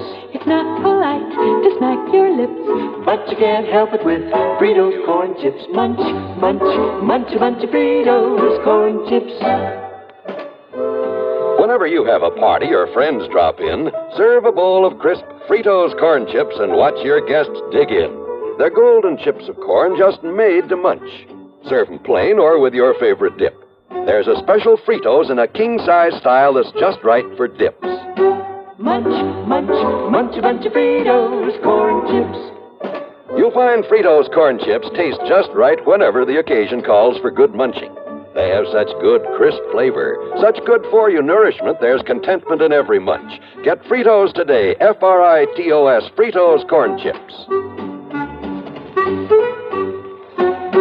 Munch, munch, munch a bunch of Fritos corn chips. And now, Act 4 of yours truly, Johnny Dollar. Morphy was scared. My gun was somewhere out in the swamp. So again, it was a case of letting wisdom be the better part of valor.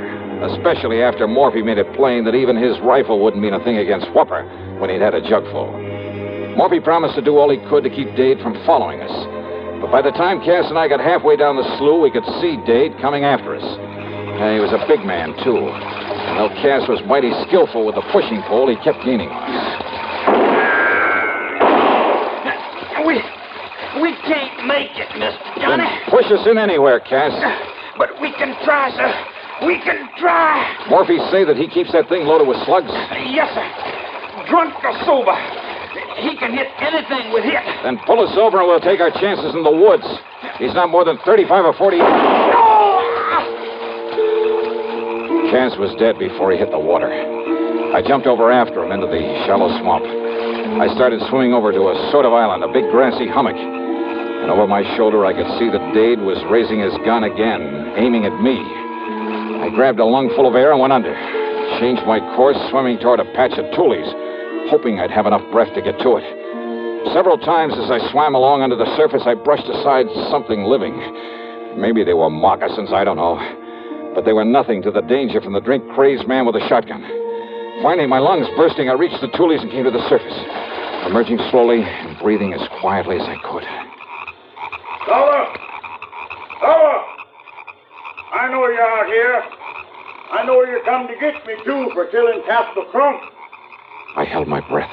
But you ain't gonna. But I'm gonna get you first. There ain't nobody gets away from me, you hear me? I can see the mud you stirred He when you could come track up me out by here. the mud I'd stirred up when I'd swum along on the water. He was ready with a shotgun to do the same thing to me he'd done to Cass, to kill me. And all I had were my two bare hands and my wits. I could hear him coming closer, closer. He was at the other side of the patch of tules now, his gun ready for me. I could see his hulking shadow now. I got you now, Dollar. I'm going to kill you now. Quietly, I slipped under the water again, and I swam hard for where I'd seen him. And then I found his legs, and with all the strength I had, I lifted him. No, you Dave! But he missed, and I struck him, and I struck him, and I struck him.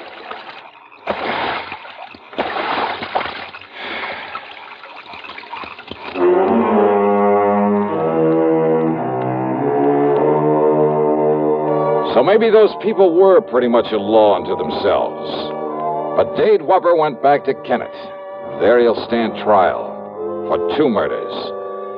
And I'll just continue to poke along in this soft, cozy little job of mine. Yeah. Expense account total, including some new clothes and a trip back to Hartford, $340 even. Yours truly, Johnny Dollar.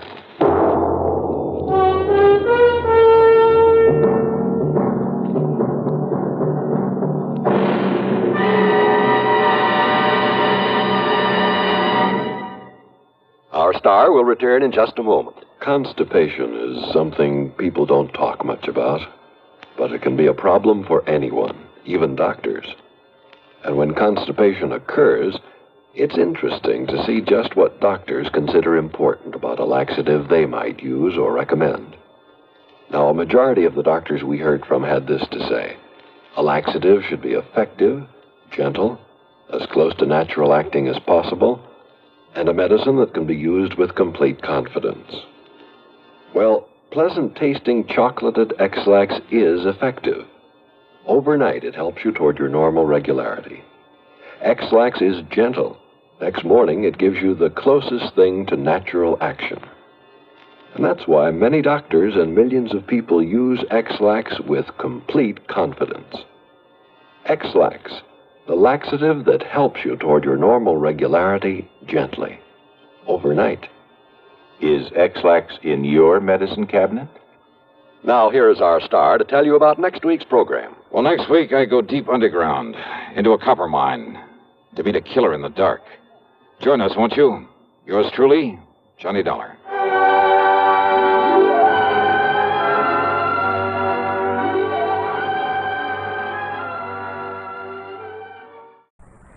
It's time now for Johnny Dollar. Hi.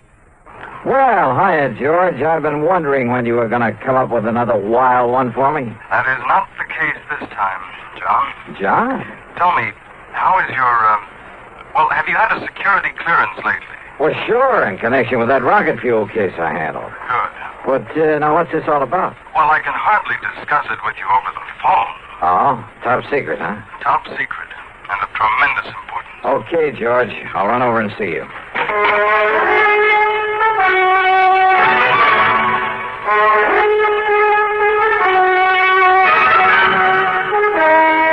CBS Radio brings you Bob Bailey in the exciting adventures of the man with the action-packed expense account, America's fabulous freelance insurance investigator. Yours truly, Johnny Dollar.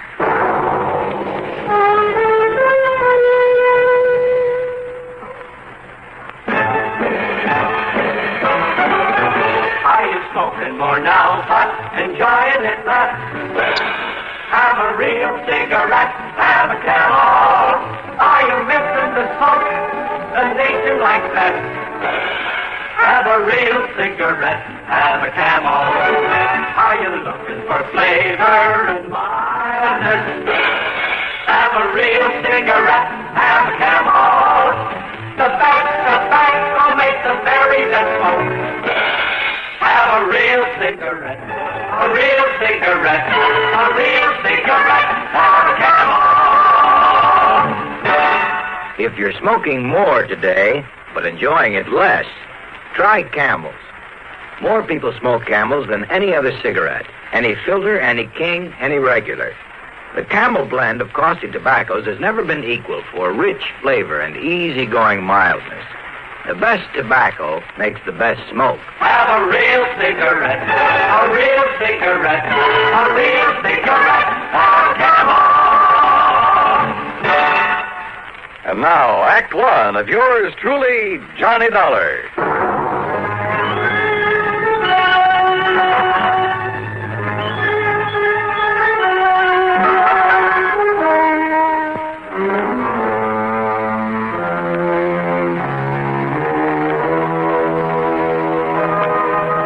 Expense account submitted by Special Investigator Johnny Dollar to Floyd's of England, North American Office, Hartford, Connecticut. Following is an account of expenses incurred during my investigation of the missing missile matter.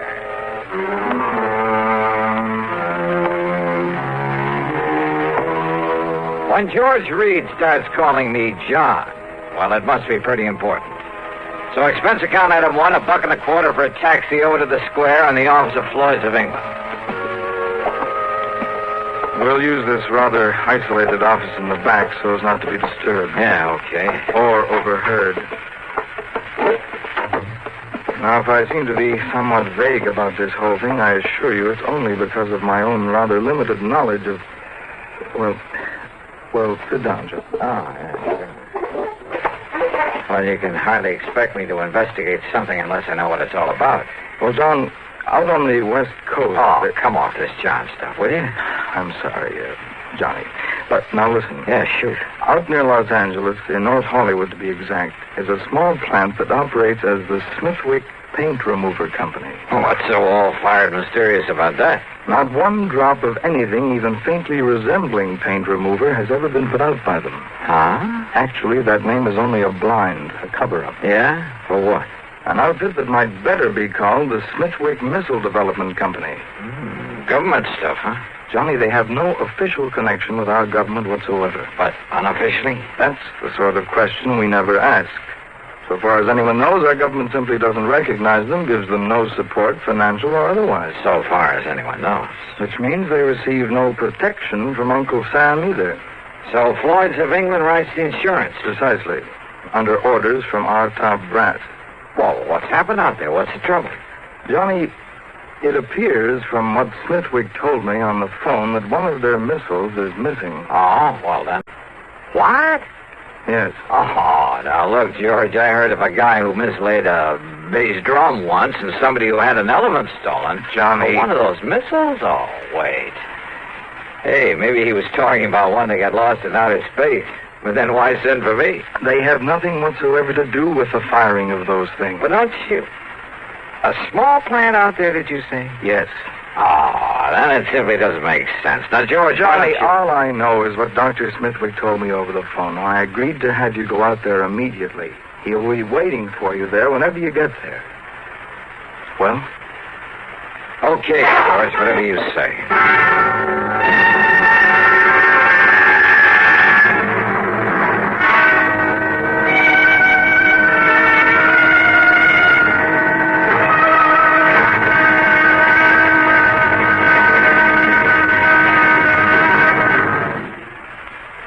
Hola, amigo. You want to know about stereo phonographs? Listen to my last bullfight on ordinary stereo. Ole. But now, Columbia Stereo 1.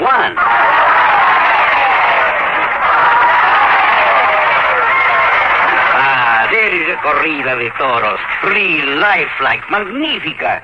There is such a big difference in stereo phonographs. With most, all you get is a couple of speakers shooting in different directions. But with Columbia, hombre, you get fantastic stereo projection. What it does is to send circles of sound sweeping through every inch of a room. You are surrounded with live sound, live feeling, live passion. Ole! Ole! How they cheered me. Ask your Columbia phonograph dealer to demonstrate Stereo 1 by Columbia. Prices start as low as $39.95 for portables, $129.95 for consoles. El picador! Who let that bull out? And now, Act Two of yours truly, Johnny Dollar and the Missing Missile Matter. Expense account item 2, $8 for a plane to New York. Item 3, $176 and a quarter for a 707 to Los Angeles. I arrived about 6 p.m. Pacific time. Item 4, $50 deposit on a rental car, and I drove to North Hollywood, to the so-called Smithwick Paint Remover Company. As I walked into the reception room at the front, a good-looking blonde hurriedly closed the door in back of her that led to a huge room full of desks and drawing boards, but no people. Yes, sir. Oh, my name is Dollar, Johnny Dollar, and I'm here. Johnny Dollar, the insurance investigator. Gee. My name's Gloria, Johnny. Gloria Snowden. Snowden? Will you just call me Gloria, huh? Why not? But look, I've come to see Dr. Smithwick. Oh, that's too bad, Johnny. He isn't here. Is what? Well, he left very suddenly late this morning for Washington or someplace, I guess. Oh, now that's funny. After asking He for me to asked be me sent. to be sure and stay here until you came, and... Gee, I didn't was really going to be you, Johnny. He just said Mr. Dollar would be arriving. But anyhow, when he makes these sudden trips, he's always back here first thing in the morning, and I'm sure he wants to see you. So my. Funny, though. What? What, Johnny? Well, I suppose I'd better get something to eat and find myself a place to sleep. Oh, gee, I'm hungry, too. And it's all your fault, Johnny, because I had to wait around for you. Well, then the least I can do is take you out to dinner, okay? Oh, gee, yeah. And I'm free all evening, too, Johnny. Great. We'll do the town. Now, is there a hotel or a motel around here where I can hang my hat? Oh, gee, I don't... Well, there's the Paradise Motel over on North Sherman Way. It's kind of a smallish place. On North Sherman Way. 1131.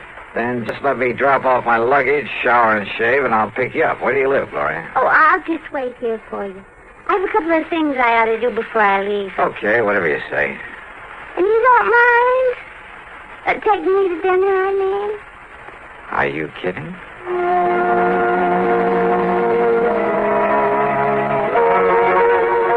Funny, all this big emergency, all this hurry. The man who'd sent for me was off somewhere else. I should have asked for directions because it was over half an hour before I finally found the Paradise Motel. It was hardly the place I would have picked, but oh well.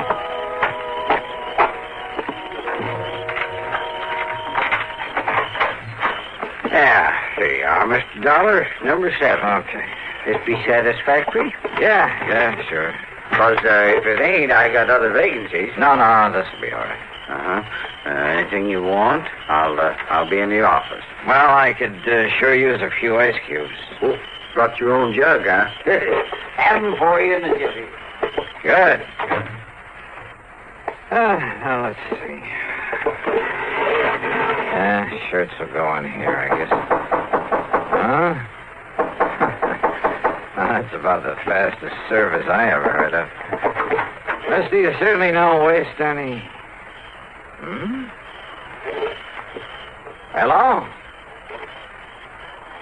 Somebody out here looking for...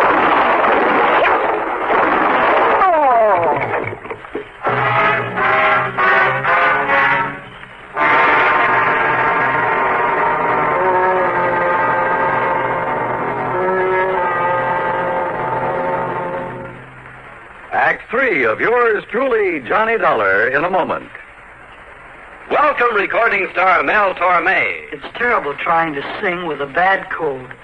So I always take 4-way cold tablets to relieve cold miseries fast. Good idea. Tests of all the leading cold tablets proved 4-way fastest acting. 4-way starts in minutes to relieve muscular pains, headache, reduce fever, calm upset stomach, also overcomes irregularity. When you catch cold, try my way. Take 4-way cold tablets. A fast way to relieve cold distress and feel better quickly. 4-way, only 29 cents. Now, here's a word about another fine product of Grove Laboratories. To get rid of embarrassing dandruff in 3 minutes, change to Fitch Dandruff Remover Shampoo. 3 minutes with Fitch regularly is guaranteed to keep unsightly dandruff away forever. Apply Fitch before wetting hair, rub in 1 minute. Add water, lather 1 minute. Then rinse 1 minute. Every trace of dandruff goes down the drain. 3 minutes with Fitch and embarrassing dandruff's gone. At the same time, Fitch can brighten hair up to 35%. Get Fitch Dandruff Remover Shampoo today. And now, Act 3 of yours truly, Johnny Dollar.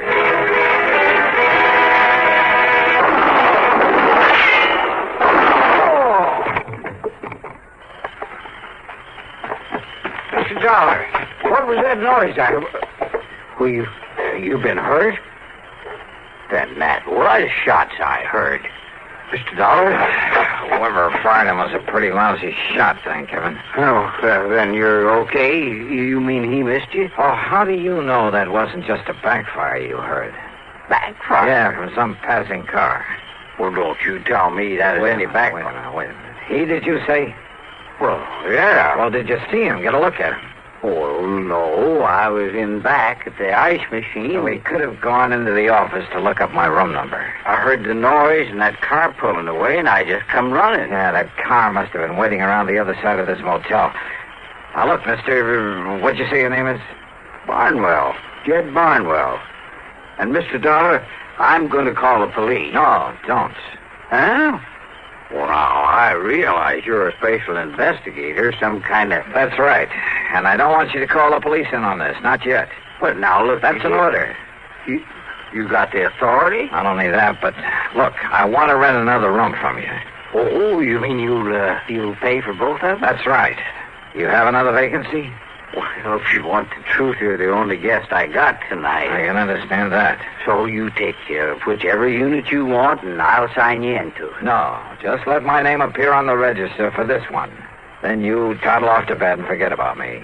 Well, and here. Here's a 5-spot for getting me the key to the one next door, number 8. Oh, yes, sir. Yes, sir. Whatever you say, Mr. Dollar. And you still want them ice cubes? Brother, I sure do.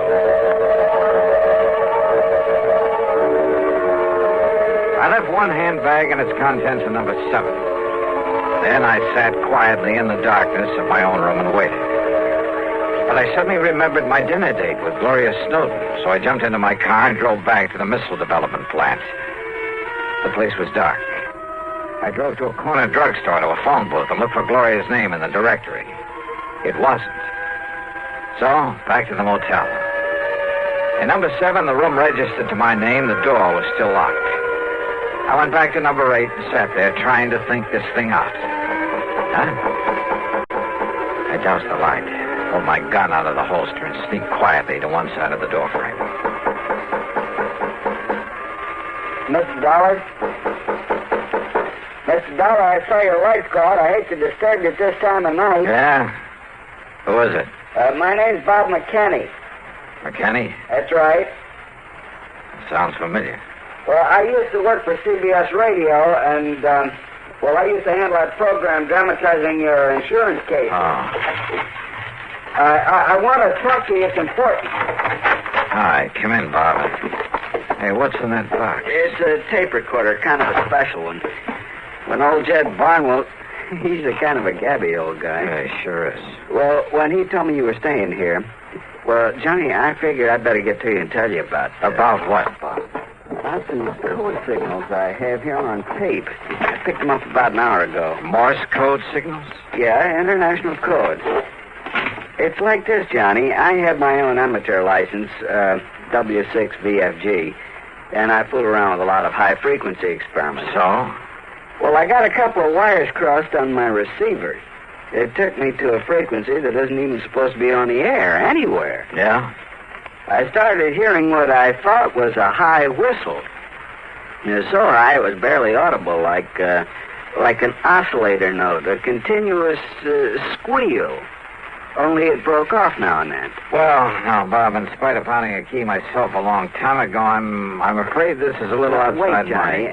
I've also been experimenting with this tape recorder, running the tape and recording at about 5 feet a second instead of 7.5 inches a second. Yeah, well, excuse me, but listen, please. Okay, I'm listening.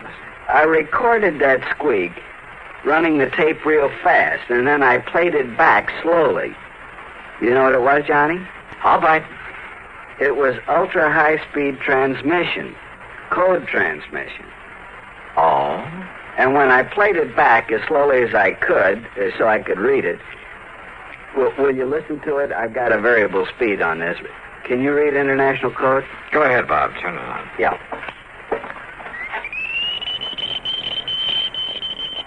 Oh, can't you slow it down a bit? Maybe if I hold it back on the reel. Wait a minute. Listen to that. That's what I mean, Johnny. It's legitimate code, all right, only...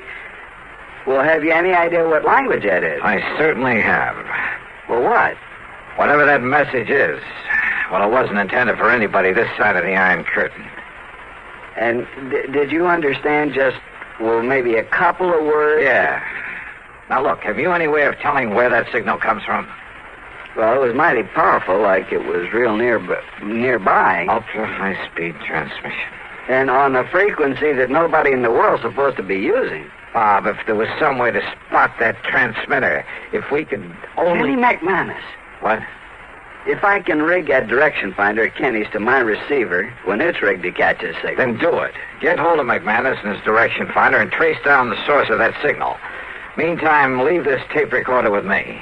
I'm going to round me up an interpreter. Then you caught those two familiar words in that message. My name. That's right, they were. Johnny Dollar.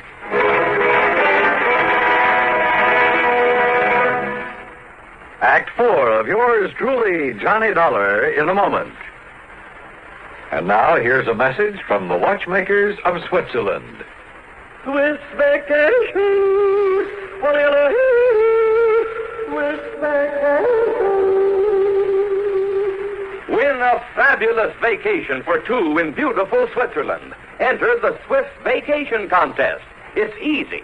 Nothing to buy. Pick up a free entry blank at a jewelry store or other store that sells quality watches. Then in 25 words or less, complete this statement. A quality watch is the best value because there are 1,000 prizes. First prize, a 21-day vacation for two in Switzerland. You fly deluxe Swiss Air both ways. Visit many colorful places. All expenses paid for two people, plus $500 extra spending money. Second, third, and fourth prizes. 15-day Swiss vacations for two. Also, 4 mink stoles, 8 Bolex movie cameras and projectors, 12 Hermes typewriters, 160 $100 watches, 812 Gala assortments of Tobler Swiss chocolates. Enter the Swiss Vacation Contest today. Free entry blanks at your jewelry store. And now, Act 4 of yours truly, Johnny Dollar.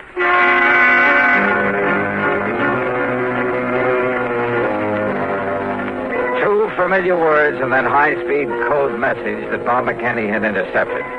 So high-speed it sounded like a continuous squeal until we played back the recording slowly and recognized it for what it really was. A secret message in that foreign language. Those two words were my own name, Johnny Dollar. My one good police contact there on the West Coast was Lieutenant Harry Golden of the Homicide Squad. Sure, it was out of his line. It was the middle of the night. But he rounded up Alan Orloff, an interpreter, sent him over to see me. It was nearly 8 a.m. by the time I transcribed the code message. And then when Orloff finished translating it... Mr. Dollar, do you see what this means? I certainly do, Orloff. But not only the threat against you, sir, because you are working on this very case. I know. But the sender of this message has somehow got hold of secret plans for a missile, a space rocket. Orloff. Has copied those plans, is holding them for an agent of this other government to pick them up later on today. Which means that somehow I've got to locate the sender of that message. But how? And it must be done immediately before the contact with this other agent. I know. Then don't you see, Mr. Dollar? Wait. Yeah? Who is it? Bob McKinney. Oh, Bob. What'd you find out? Johnny, that secret transmitter's right here in North Hollywood. It's been working ever since I talked with you, up until just about an hour ago. Here's the address and the name of the person who owns the house. Good. Only the antenna must be set up in the attic or something. What do you mean? There's no outside antenna to show there's a transmitter working there. And, of course, using that frequency that nobody would ordinarily be able to pick up. If it hadn't been for my dumb luck in receiving an ultra-high-speed transmission. Did you record any further messages? I got them right here on tape, on this recorder. Good. Then while you transcribe them so Mr. Orloff can translate them, I'm going to the address you have on this... Huh? Kind of figured the name of that sender might surprise you. Surprise, huh? That is the understatement of the week. I'm going over to that missile development outfit. And I hope and pray Dr. Smithwick is there now.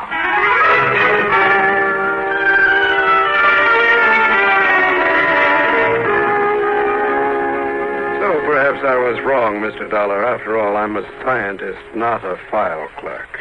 But I was certain the plans for that missile were missing from the vault just before I was hurriedly called to Washington. Dr. Smithwick. Contrary to our usual policy, I asked the government to send some men here to investigate. They'll probably arrive here shortly. Doctor. Yet now on my return, I find the plans intact in their proper place. Oh, those plans were stolen, all right. And for the benefit of one of the big foreign powers. What? But that could only mean that someone here in this organization... Right. You mind if I call in your receptionist? Gloria Snowden. I want her in on what I have to say.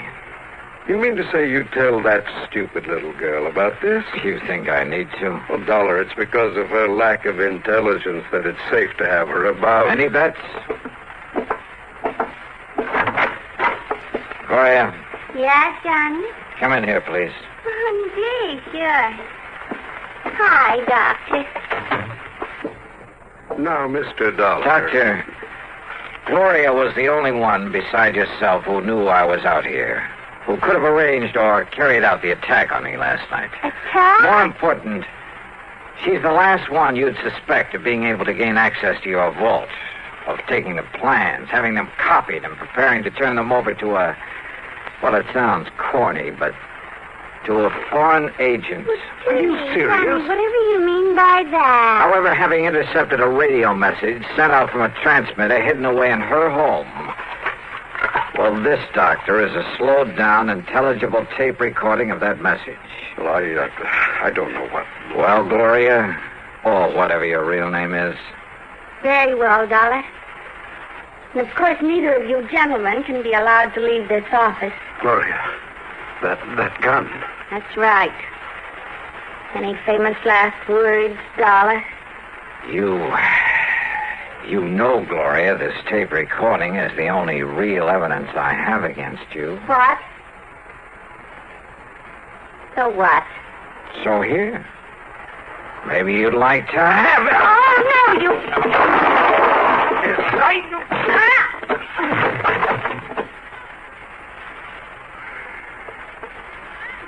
Mr. Dollar.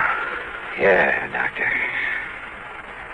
And maybe those G-men you sent for will keep the date she made with her contact, the one supposed to pick up those plans from her.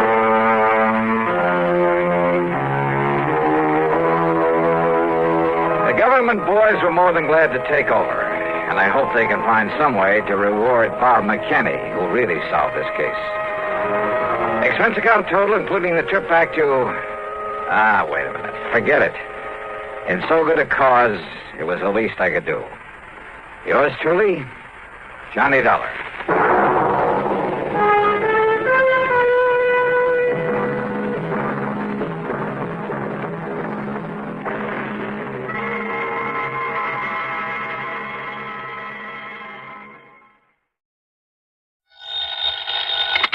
Johnny Dollar. Johnny, this is Pat McCracken at Universal Adjustment Bureau. Well, hiya, Pat. How you doing this bright and sunny afternoon? Pat? Alvin Peabody Cartwright. Oh, no. Oh, yes. He's called you. Yeah, he called He has a problem. Well, hasn't he always? Big emergency. That's right. Which means that you have a problem. Oh, no. We haven't, Johnny. You have. Oh, well, now, Pat, let's talk about this, huh? Why does the company pass all his frantic, fantastic problems on to us? So that you can pass them on to me? Yeah? Sure, so that I can collect all those fancy fees and commissions. Have an excuse to pad out the little old expense account. No, Johnny. After all, when you're serving a client as important as he is, why, hang the expense.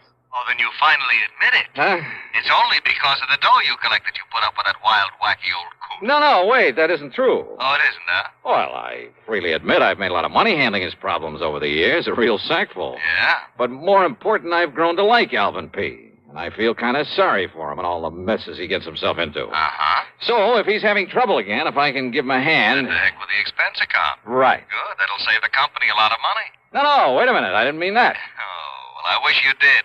Cartwrights cost us plenty. More than any other client of any other company we act for. Would you rather he took his insurance somewhere else? Right. Maybe I can arrange it. No. Wait a minute, I didn't mean that.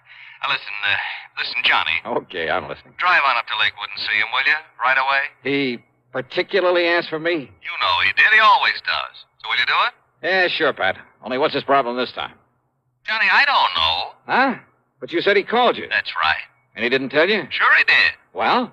Well, he told me one thing, told the insurance company something else. Heaven only knows what he'll tell you. Is there anything unusual about that? Nope, not a thing. So go ahead, Johnny. Go over and see him. Get him off my neck. Patrick, that I will.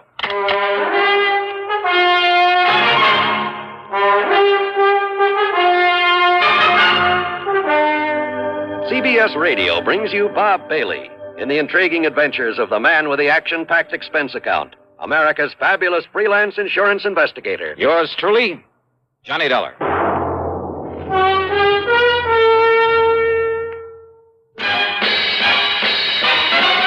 Are you smoking more now, but enjoying it less? Have a real cigarette, have a Camel. The best tobacco makes the very best smoke. Have a real cigarette, have a Camel. Are you looking for flavor and mildness? Have a real cigarette, have a Camel. The best tobacco makes the very best smoke. Have a real cigarette, a real cigarette, a real cigarette, have a Camel. If you're smoking more today, but enjoying it less, try Camels.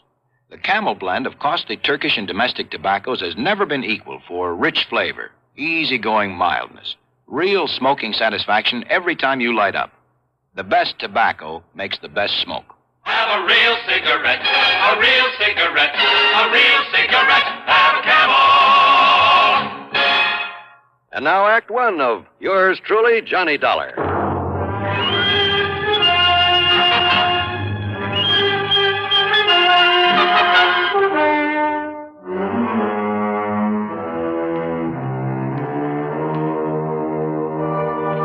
Expense account submitted by Special Investigator Johnny Dollar to the Universal Adjustment Bureau, Home Office, Hartford, Connecticut. The following is an account of expenses incurred during my investigation of the merry-go-round matter. Doing a job for Alvin Peabody Cartwright was like riding a merry-go-round, a shoot-the-chutes, a roller coaster, and a razzle-dazzle all in one. Anyhow, expense account item 1, $4 for a tank full of gas, and hoping the snowplows had cleared off the highway, I headed north to Lakewood.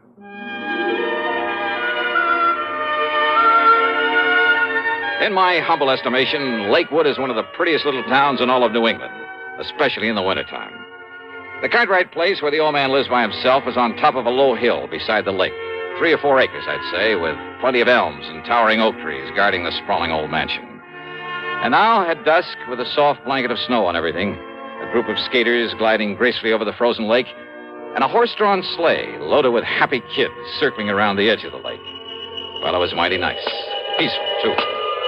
Yeah, it was good being out here in the country again, breathing deep of the crisp, cold air. I felt real good. And I hoped the problem at hand would be no more serious than most of those that were handed to me by Mr. Cartwright. Hiya. Well, don't just stand there letting in the cold.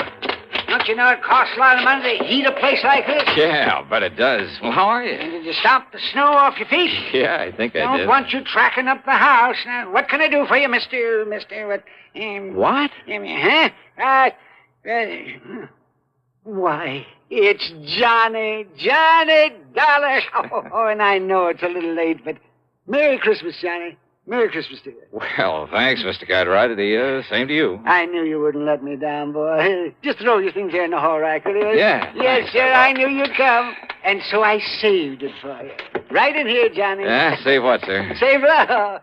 Saved what? Why, your Christmas present, a card. You mean to say that's why you... Here you are, Johnny. Oh, well, now, listen, Go ahead. Open it up and see if you like it. Oh, okay, but now you shouldn't... Holy smoke. Well, do you? These aren't diamonds on this Of thing? course they are. What do you think it is? A piece of junk? Oh, no, this is too much, Mr. I Cartwright. don't see why, Johnny. Everybody should carry his money in a bill clip. Everybody. Just think how it will impress the folks. But a bill clip studded with genuine diamonds. Well, you like it? Well, sure. Well, I don't know how to thank you, You don't need to, boy. You don't need to. If you like it, that's all that counts. So, Merry Christmas. Use it in good health. And before you go, yes, let me wish you a Happy New Year, too. Belatedly. Yeah, well, thanks. You mean this is the only reason you call me up here? Of course not, Johnny. Can't you see I'm in trouble? Terrible problem. Terrible. Better tell me all about it, then. Come, Johnny, and I'll show you. And I hope to heaven you can help me with this.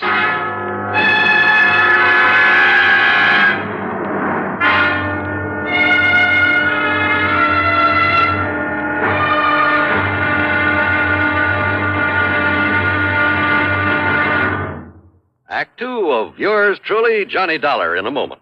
Welcome, recording star Mel Torme. It's terrible trying to sing with a bad cold.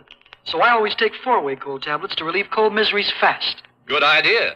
Tests of all the leading cold tablets proved 4-way fastest acting. 4-way starts in minutes to relieve muscular pains, headache, reduce fever, calm upset stomach, also overcomes irregularity. When you catch cold, try my way. Take 4-way cold tablets. A fast way to relieve cold distress and feel better quickly. 4-way, only 29 cents. Now, here's a word about another fine product of Grove Laboratories. Had dandruff for years? Now get rid of it in 3 minutes with Fitch Dandruff Remover Shampoo. 3 minutes with Fitch regularly is guaranteed to keep unsightly dandruff away forever. Apply Fitch before wetting hair. Rub in 1 minute. Add water, lather 1 minute. Then rinse 1 minute. Every trace of dandruff goes down the drain. 3 minutes with Fitch. Embarrassing dandruff's gone. Fitch can also leave hair up to 35% brighter. Get Fitch Dandruff Remover Shampoo today. And now, Act two of yours truly, Johnny Dollar, and the merry-go-round matter.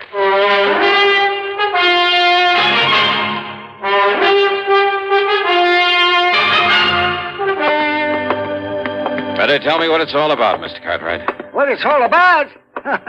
My nice new art gallery. What else? Now, come along. You have an art gallery now? Johnny, ever since I went over to Paris last summer and saw that Louvre place with all those pretty things in it, I decided I'd better have an art gallery, too. Maybe not as big, but with everything just as good. Well, the Louvre has some pretty valuable things. And by spending a bit of money, I have some things that even the Louvre couldn't get. Here, I'll turn on the light. Now then, how do you like it? Wow. The gallery was 50 or 60 feet long, maybe 30 feet wide, with a high vaulted ceiling. A floor of solid marble. The tall, narrow windows were all of beautiful stained glass. Around the walls were some of the finest paintings I've ever seen. That's a Romney, Johnny. A genuine Romney. And you see this Matisse over here?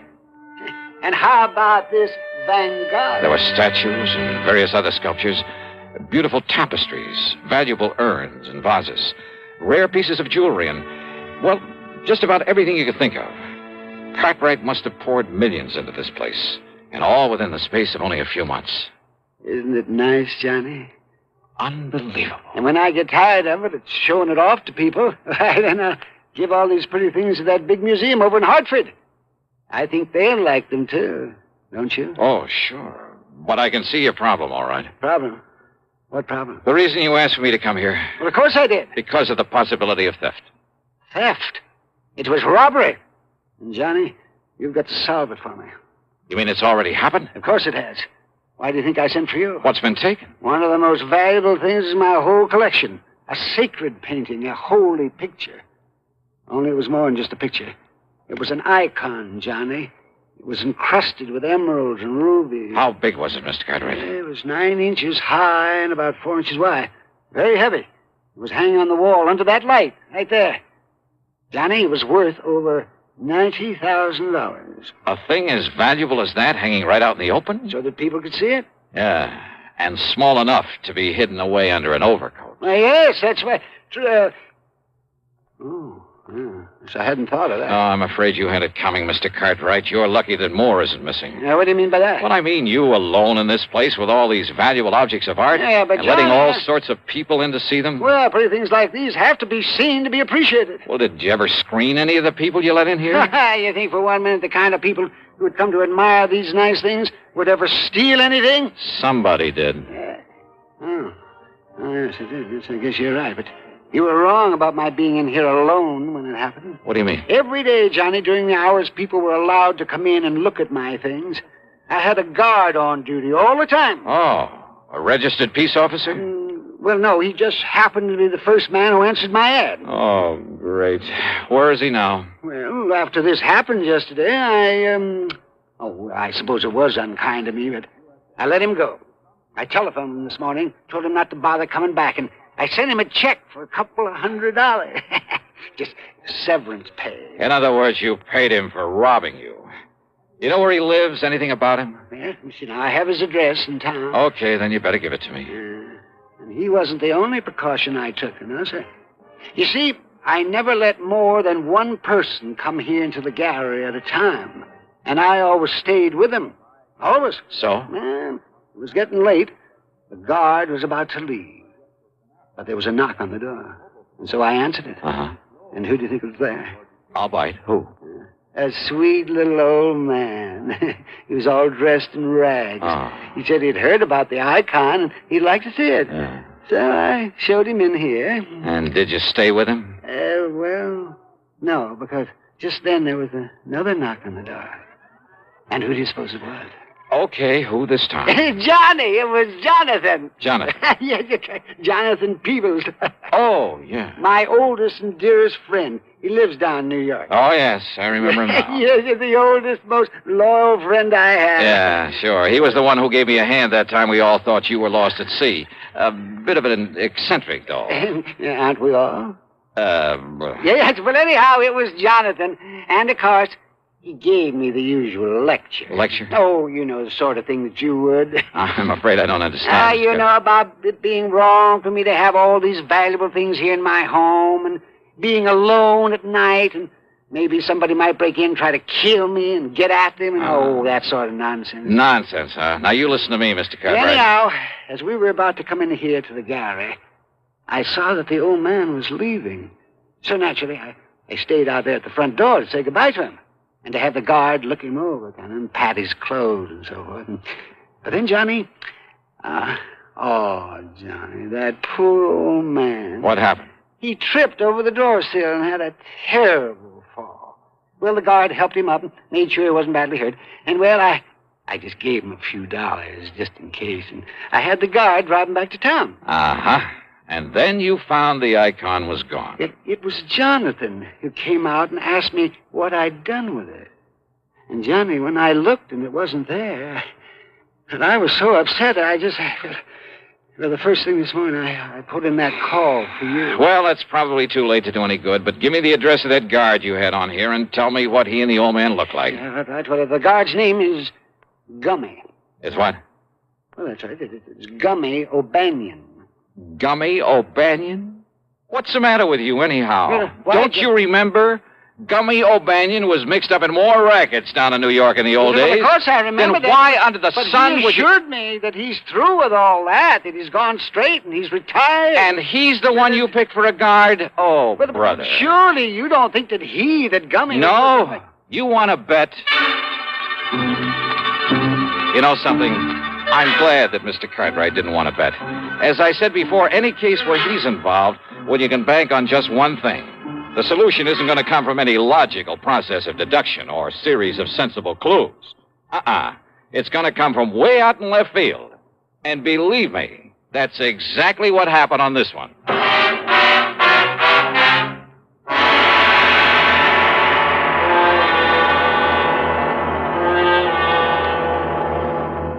Constipation is something people don't talk much about, but it can be a problem for anyone, even doctors.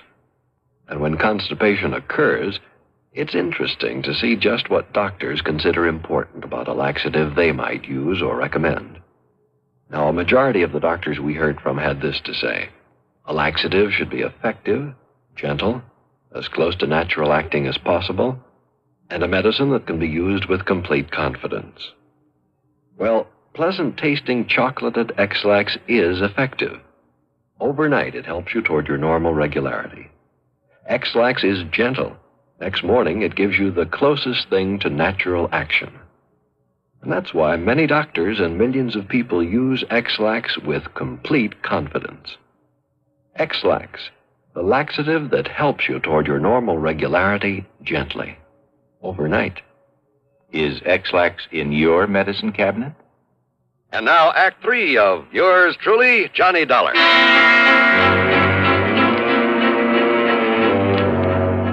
The address of Gummy O'Banion turned out to be little more than the shack at the south end of town. But there was a light inside, so I parked well on down the street, then pulled a peeping Tom act at the window the light was coming from. The window was slightly ajar. Inside, sitting at a bare wooden table, guzzling beer, were O'Banion and a ragged-looking little old man. On the table between them was a stack of bills. Not only 10s and 20s, but I spotted several 50s among them as they pawed them over. I thought I could have took a piece of money like this, I would have went legit long before I did. Yeah, Tommy? And you know what? What, Tommy? Old Cartwright says he's sending me 200 severance, too. What do you think of that, Doc? 200? That's right. So, with that and all this dough the other guy gives us for that act we pulled at the front door... Other guy? Why, Doc, you and me won't have to work for months. That's pretty good, huh, Tommy? Yeah, Doc, that's pretty good. Well, then open me up another bottle of beer, huh? Sure. There. But, Doc, I still don't get it. Why that other guy wanted us to make all that fuss for him there at the front door. You falling down and me helping you up and all. A diversion, they call it, whatever that means. Diversion. Diversion? Yeah, and what'd you say his name is, the one that give us the dough, huh? Oh, crazy kind of name. Reminds me of a church like steeple, only it wasn't. I didn't wait to hear that name. I didn't need to. Because things had suddenly begun to add up the wrong way. Instead of disturbing the two lucky gentlemen, I got back into my car and drove hard. And I didn't stop until I got all the way down to New York, to a fancy apartment building on East 52nd Street. It was well after midnight, and the uniformed doorman was half asleep and a little grumpy about it all.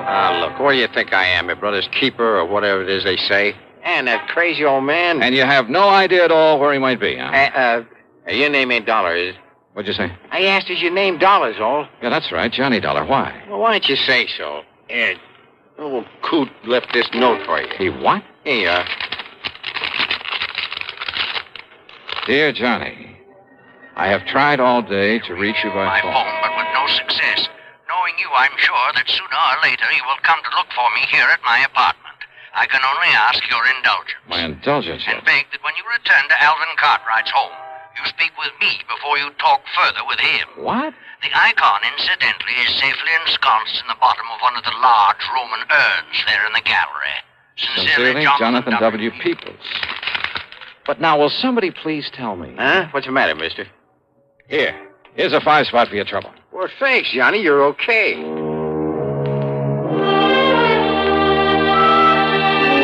So I drove on back to Lakewood, to Cartwright's home, after a quick stop for some breakfast along the way. Not only was there no guard at the front door, but the door was unlocked. And I wondered, had Jonathan Peoples deliberately left it that way for me? Anyhow, I sneaked inside, and there, sure enough, in the breakfast room, their backs toward me, were the two wild old characters.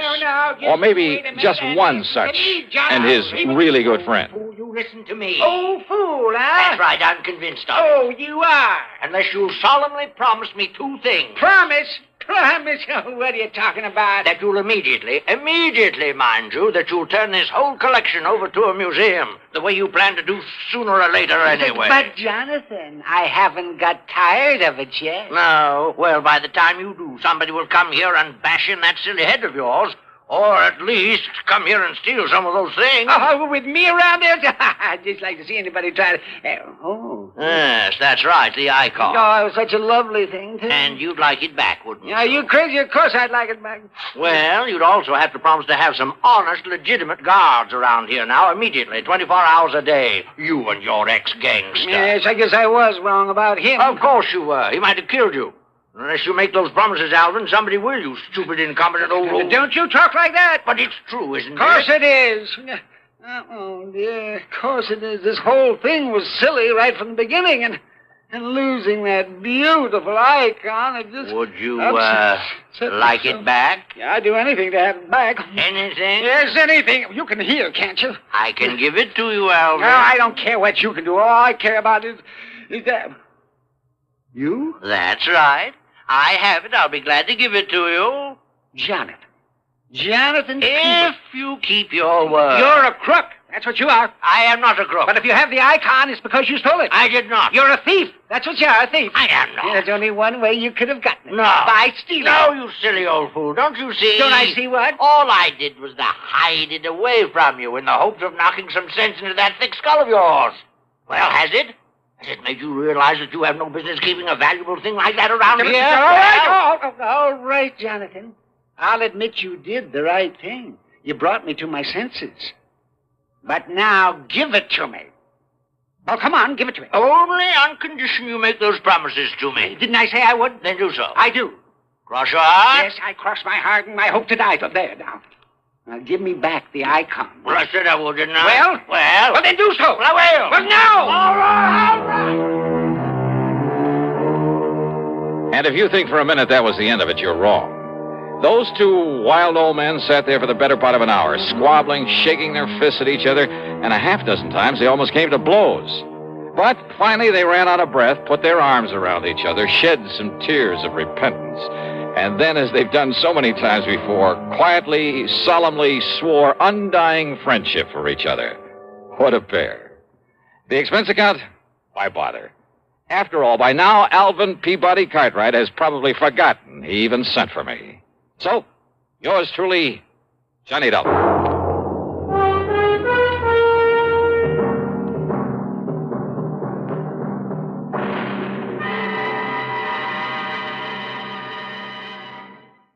From Hollywood, it's time now for Johnny Dollar. Dollar, this is Fred Starkey. Starkey? Worldwide Mutual out here in Columbus, Ohio. Oh, sure, Fred. How are you? Look here, Dollar, if you're free for a couple of days, I'd like to have you come on out here. Oh, what's it all about? Mrs. George Hemingway Tilford. Ever hear of her? Tilford? No, I don't think so. Pretty wealthy. Especially since a fire a few months ago.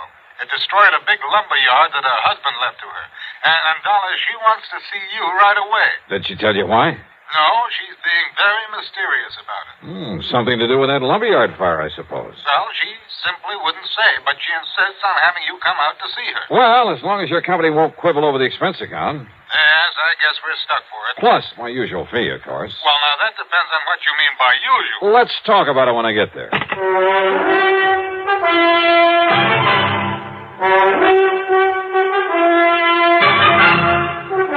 CBS Radio brings you Bob Bailey in the exciting adventures of the man with the action-packed expense account.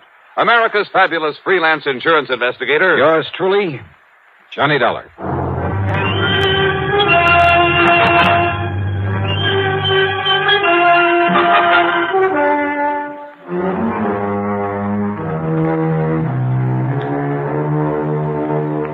Expense account submitted by Special Investigator Johnny Dollar to the Worldwide Mutual Insurance Company, Columbus, Ohio office. Following is an account of expenses incurred during my investigation of the loss by a hair matter. Expense account item 1, 4175, plane fare from Hartford to New York to Columbus, Ohio. It was after 2 a.m. when the big Silver Bird dropped me off at Port Columbus Airport. Item 2, 250 for a taxi into the Deschler Hilton. There was no time to rouse Fred Starkey out of bed, so item 3, 1420 for a nightcap, a comfortable room there in the hotel, and a kind of brunch late the next morning. So late, as a matter of fact, that I had to wait for Starkey to come back from his lunch before I could see him at the office of Worldwide Mutual. See him and ask him questions. Sorry, Dollar, but you just won't say. Yeah, well, now look, Fred, I like to know something about a case I've come this far to handle. I'm not even sure there's a case here. Well, you told me that she owned a big lumber yard that had burned down some months ago. Exactly 9 weeks ago. All right, how much insurance? Dollar, it was a total loss. It cost the company $330,000. Wow, wait. Fortunately, it was underinsured. Underinsured? Well, these days, the ground alone out there is worth that much. Out where? It's near Minerva Park. Arson by any chance? No. No sign of it whatsoever. She, possibly need the money? Hardly. Her husband left her over $250,000 in securities when he died a couple of years ago. No. Nothing suspicious at all, huh? Except that suspicious mind of yours. Now, listen, Johnny, I didn't say her wanting to see you has anything to do with that fire. That was your idea. Maybe she just wants a look at you. A great admirer of yours, I understand. Oh, sure. Well, do you always expect to find arson, fraud, or murder, some sort of crime whenever somebody calls on you? No, not always. Well, that's the way it usually turns out. But don't you see, if this had something to do with her insurance, she would have said as much. But if it hasn't, why did she ask for me? Well, I told you. You told me what? Oh, I don't know. I don't know why she wants to see you, but I'm willing to bet that it has nothing to do with that fire. $500? $500. Fred, how do I get there? Item 4, a $50 deposit on a rental car, and I drove north on Cleveland Avenue, that's Route 3, to the pleasant little town of Minerva Park. The Tilford home, while not a mansion, was a large stone and stucco affair with plenty of trees and well-kept lawns. All in all, a real nice place in good condition. Yes? Oh! The The surprise was the widow Tilford, in her middle 60s, I guess, but with a sparkle in her eye that made you feel she ought to be 25 years younger. She was dressed in well-tailored sport clothes. Her hair was gray, but cut in a short bob. And her subtle use of makeup made her look like a million. Johnny Dollar. Mrs. Tilford? That's right. And, Johnny, I'm such a fan of yours and that radio program that I hear every Sunday on WBNS that, well, I'll break down and confess that about a year ago I wrote and asked for your picture. Oh? And you wrote me the nicest letter when you sent it. Oh, of course. Grace Tilford. That's right. And when you started off the letter with Dear Grace, why, it made me feel almost young again. Oh, you know something? I think you are pretty young, Mrs. Tilford. Oh, one look at you, Johnny, and I wish I was. But with this old heart of mine hitting on only about one cylinder... Come in. Yeah, sure. And now listen. We're going to bypass the living room and sneak into the library. Sneak in? Yes. So that we can talk alone for a little while. You see, your 3 suspects are there in the living room. You see? Just, what do you mean by suspects? Right in here, Johnny, and they won't disturb us. Okay. Now, sit down and be comfortable. Thanks. Now, Johnny, I suppose you're curious about why I sent for you. Yeah, well, according to Fred Starkey, it's all a big mystery. Oh, mystery's right. Was right. But, Johnny, I've solved it. Oh? Yes. The mystery of why my lumberyard burned down a few weeks ago. You mean it was set? That's exactly what I mean. I had no proof in the beginning, no reason to think it was set, but I have now. By whom, Mrs. Tilford? Oh, I wish you'd call me Grace, Johnny, just to flatter me a bit. Okay, sure. But who set the fire? All right. You said 3 suspects out there in the living room. That's right. Would you like to go in and meet them? And then pick out the one it is?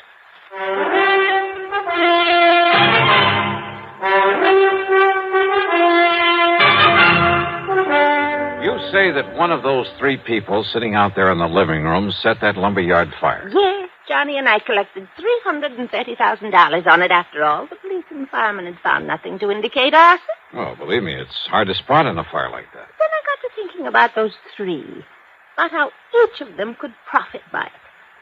Possible that all 3 could have had a hand in it? Oh, if those 3 get together on anything, trust each other. Oh, never. Okay, then. Then a couple of days ago, I learned something. Proof that one of them did it. Which one? Well, if I know you, you're clever enough to find out. But if you already know, and suppose the one who did it knows that you know. Oh, not a chance. Oh, at least I don't think there is. And at least none of them has made any move against But me. if one of them... you better tell me which one. Well, now, Johnny, do you ever tell who's the guilty one on your radio program right at the beginning? Oh, now, let's face it, this is a little bit different. If you're holding out just for the sake of a big dramatic climax. Oh, well, yes and no. Oh, come on. Now, listen, Miss Tilford. Grace. All right, Grace. But now, please, listen to me. You listen, Johnny. I said I have proof, but I have to be absolutely sure. And there's where you can not only help me, but you'll know exactly how to proceed, how to take him in, or her, without danger to the rest of us. Listen, will you? If the guilty one knows that you know, you might be in pretty serious danger. Even with you around? Yes, even with me around. Well, I'm simply not going to tell you until you've met them and drawn your own conclusions. Okay, then let's get in it. All right. The middle-aged man is Harry W. Shelder, my husband's business manager before he passed on. He's not only very clever, but his sole interest in life is in money. I see. He did very well for my husband, but I've always felt he was really looking out for himself. But why set off the lumberyard? Because replaced by homes and stores and supermarkets that could be worth millions, he said. Ah, and you refused to do that. Yes.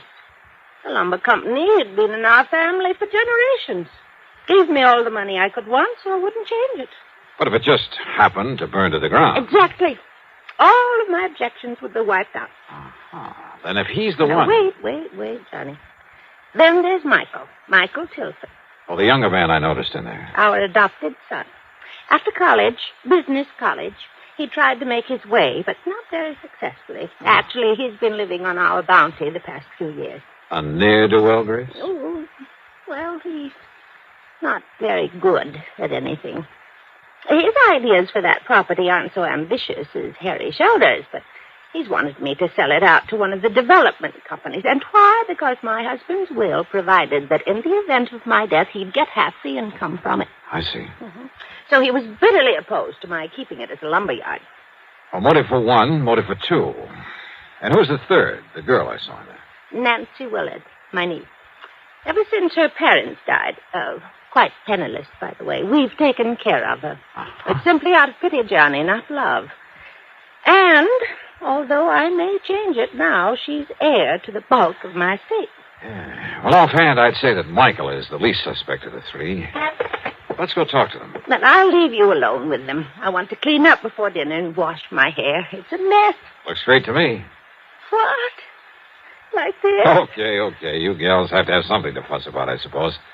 Now, let's go in and see those folks.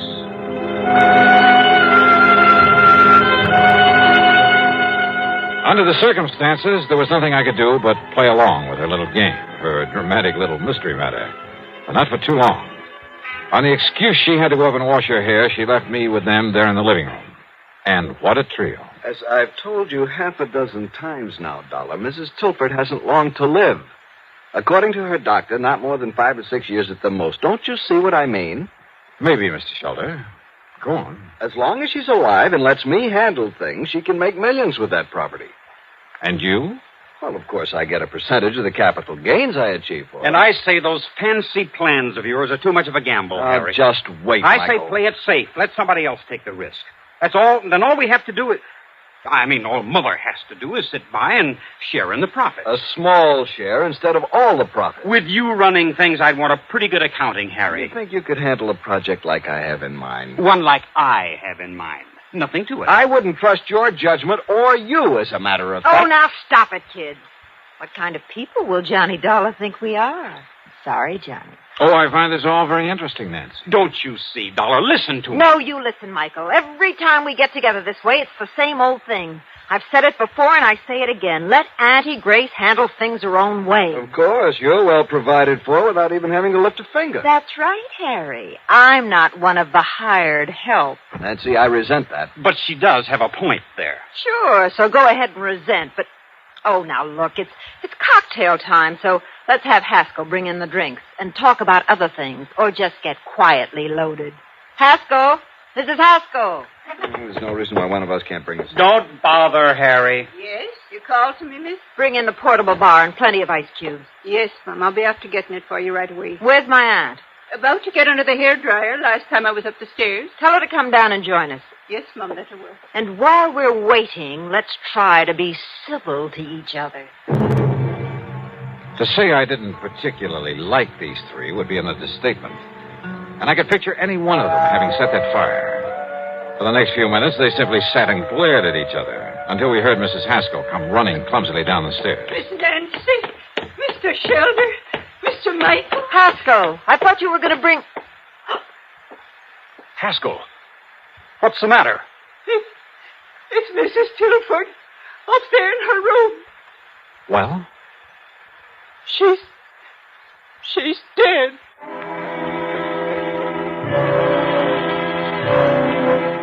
Mrs. Tilford, there in her bedroom, had died alone. Apparently, she'd been sitting under a hairdryer, then simply fallen to the floor, the big professional-looking machine falling beside her. Fortunately, the heating coils had apparently broken before they could set fire to anything.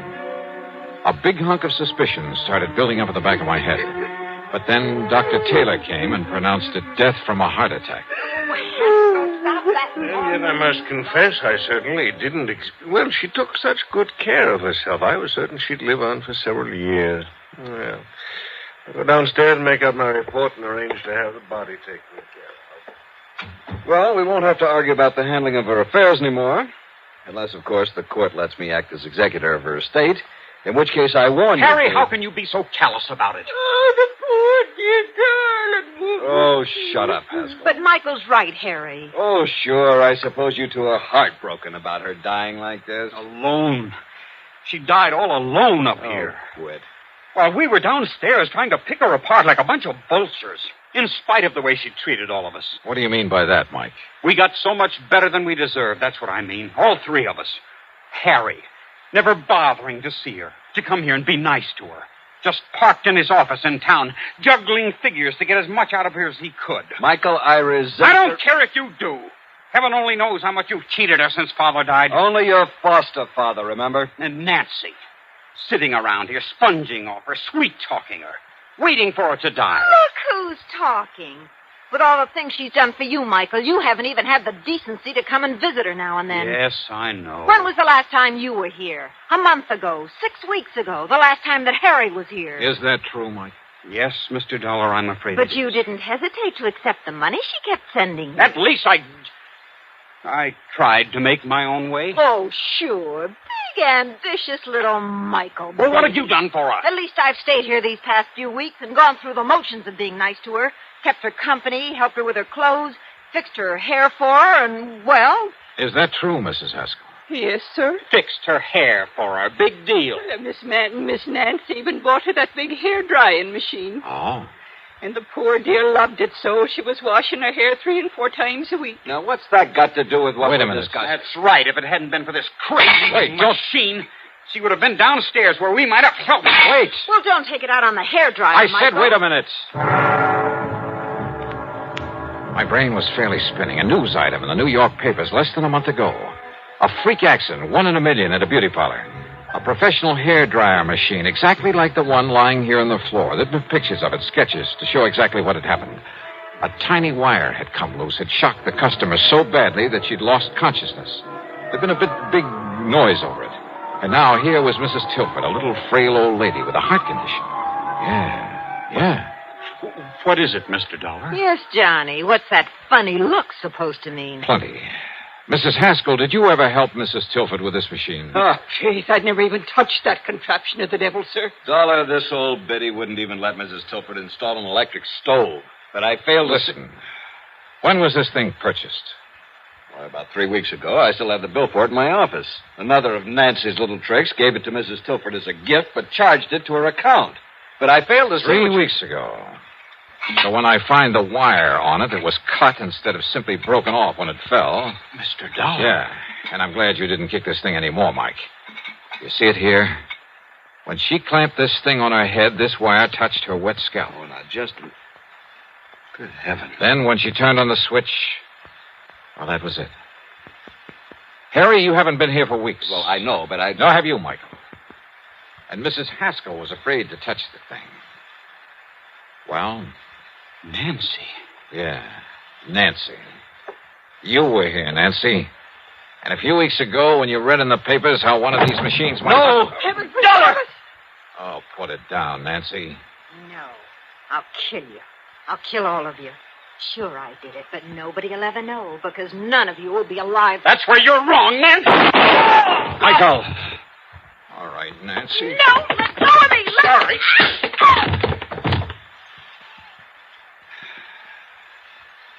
Learned a little lesson in clean living from this, Harry? Yes. Yes, Dollar. I'll call the police.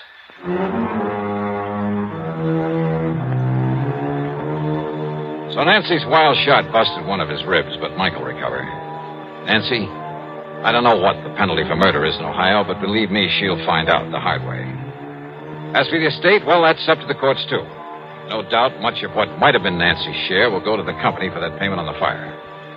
Expense account total, including the trip back to Hartford, $162.70. Yours truly, Johnny Dollar.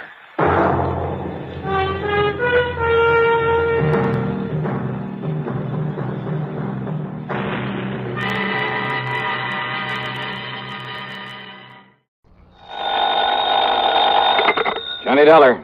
30 days had September, April, June, and November. All the rest have 31? Except... Okay, except so. Today is February 27th, so this month we get cheated at a couple of days or two. So what, and who are you? Oh, now, Johnny, after all these years? Oh, sure. Sure. Pat McCracken, Johnny, Universal Adjustment Bureau. Right, and I... Hey, you mean I sound like that over the phone? Yeah, just like one of the pallbearers at your own funeral, Pat. Okay, let's get down to business. Yeah, why not? But what's the worry about February being a little short on days this year? And every year? Plenty, because of something that happened almost 6 years ago. A case that even the famous Johnny Dollar couldn't solve. Oh, look, if you ever start adding up all the cases I haven't solved. Hey, wait a minute, 6 years ago? That's right. Bernard Margot. That's right. Barney the Bum. Yeah, the cheap hoodlum who died when he jumped off the Triborough Bridge in New York back there in 19... Hold it, Pat. You know as well as I do that whole thing was a phony so that Big Mike Killian could collect Barney's $300,000 insurance, remember? Well, I seem to remember you spending a few thousand of the company's money trying to prove that. But I also remember you didn't even get to first base. Because I couldn't find Barney, couldn't find where he'd skip to. But if you could now, before the 1st of March, you'd save the company that $300,000. Pat, you mean you got a lead on him? Maybe. Want to come over here and talk about it? Brother, I sure do.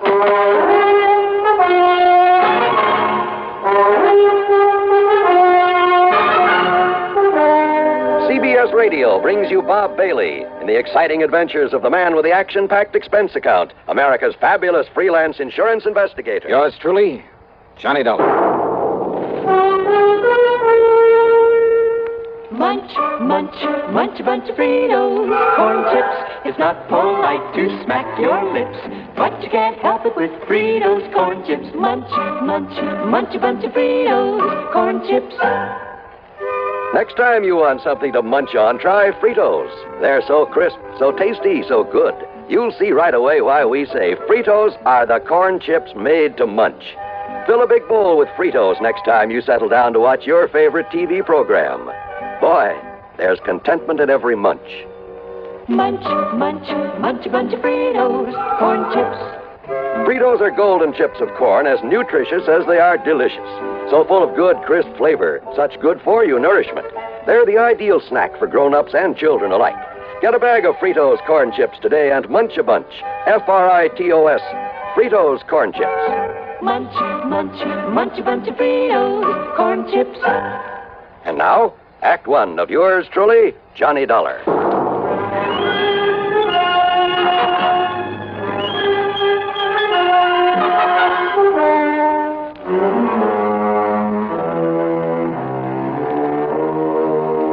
Expense account submitted by Special Investigator Johnny Dollar to the Universal Adjustment Bureau, Home Office, Hartford, Connecticut.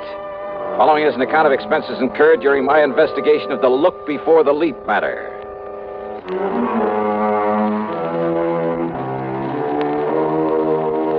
Barney Margot, Barney the Bum, a strong arm for Big Mike Killian, and his case had made me look like a fool. So, expense account item one, $1.25 for a cab to Pat McCracken's office. This is one you'd really like to clean up, isn't it, Johnny? Sit down. Pat, Eastern Trust and Insurance were crazy in the first place when they issued a big policy on the cheap mobster. I know. When they let him name Big Mike Killian as the beneficiary.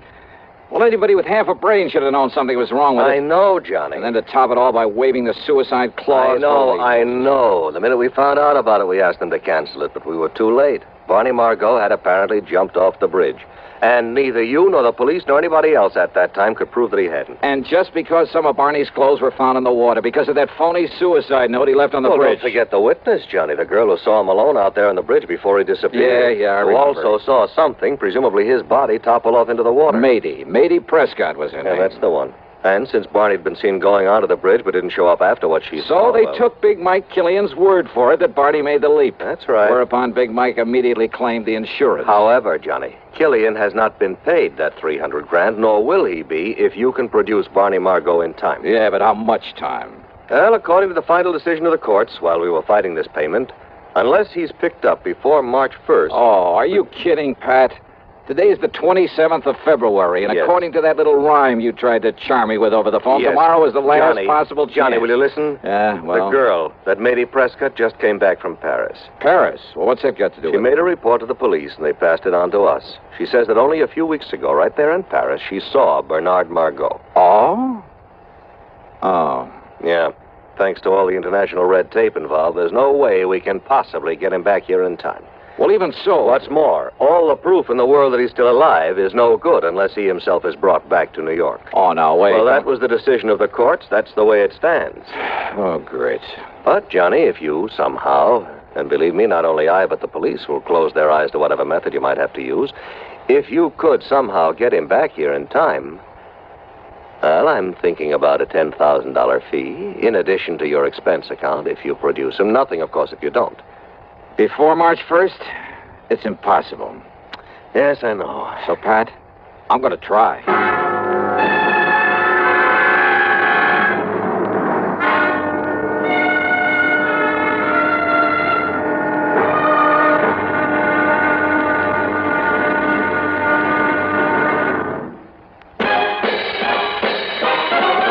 Are you smoking more now, but enjoying it less? Have a real cigarette, have a Camel. The best tobacco makes the very best smoke. Have a real cigarette, have a Camel. Are you looking for flavor and mildness? Have a real cigarette, have a Camel. The best tobacco makes the very best smoke. Have a real cigarette, a real cigarette, a real cigarette, have a Camel. If you're smoking more today, but enjoying it less, try Camels. The Camel blend of costly Turkish and domestic tobaccos has never been equal for rich flavor, easygoing mildness, real smoking satisfaction every time you light up. The best tobacco makes the best smoke. Have a real cigarette, a real cigarette, a real cigarette, have a Camel. And now, Act Two of yours truly, Johnny Dollar, and the look before the leap matter.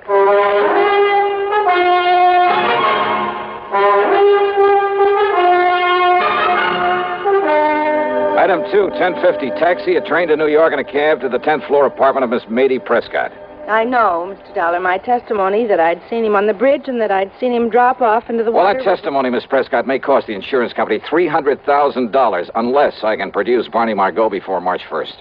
Before March 1st? Yeah, and you say that you saw him in Paris. At an antique shop, run by a Monsieur Dubuisson. Dubuisson? What? Nothing. Go on. Well, I was startled, to say the least. But I'm certain it was he. Absolutely sure of it. Well, you were also pretty certain you'd seen him go off that bridge. I know, but I must have been wrong at that time. So you could also be wrong now. I know. But it's the only thing I have to go on. And you know, since you mentioned the name Dubuisson... Well, thanks very much, Miss Prescott.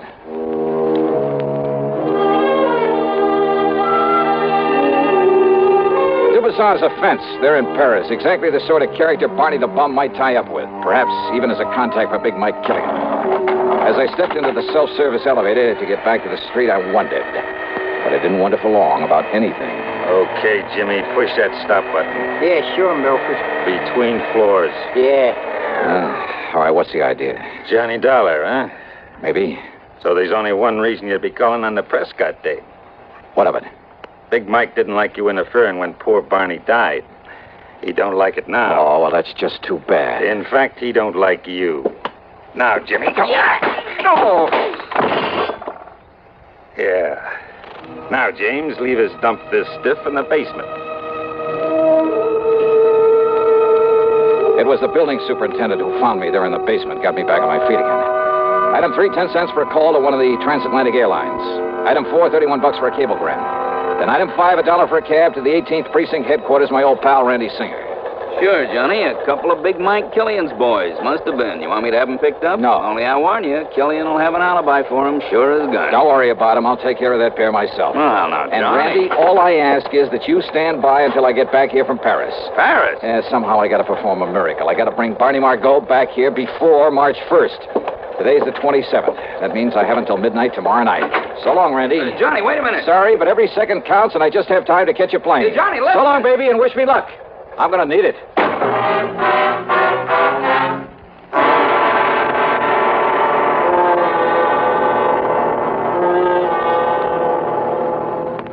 Act 3 of yours truly, Johnny Dollar, in just a moment. Meet star Stuart Irwin. Nothing's worse for an actor than a nasty cold. To feel better quickly, I take wonderful 4-way cold tablets. The fast way to relieve cold distress. Right. Tests of all the leading cold tablets proved 4-way fastest acting. 4-way starts in minutes to relieve muscular pains, headache, reduce fever, calm upset stomach, also overcomes irregularity. Take my advice. For your next cold, take 4-way cold tablets. The fast way to relieve those cold miseries. 4-way, only 29 cents. And now here's a word about another fine product of Grove Laboratories. Does dandruff dull your hair, leave scalp itchy? Get Fitch Dandruff Remover Shampoo and get rid of unsightly dandruff in 3 minutes.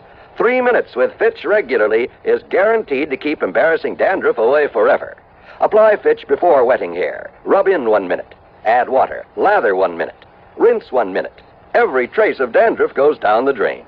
3 minutes with Fitch. Unsightly dandruff's gone. Fitch can also leave your hair up to 35% brighter. Fitch Dandruff Remover Shampoo. And now, Act 3 of yours truly, Johnny Dollar.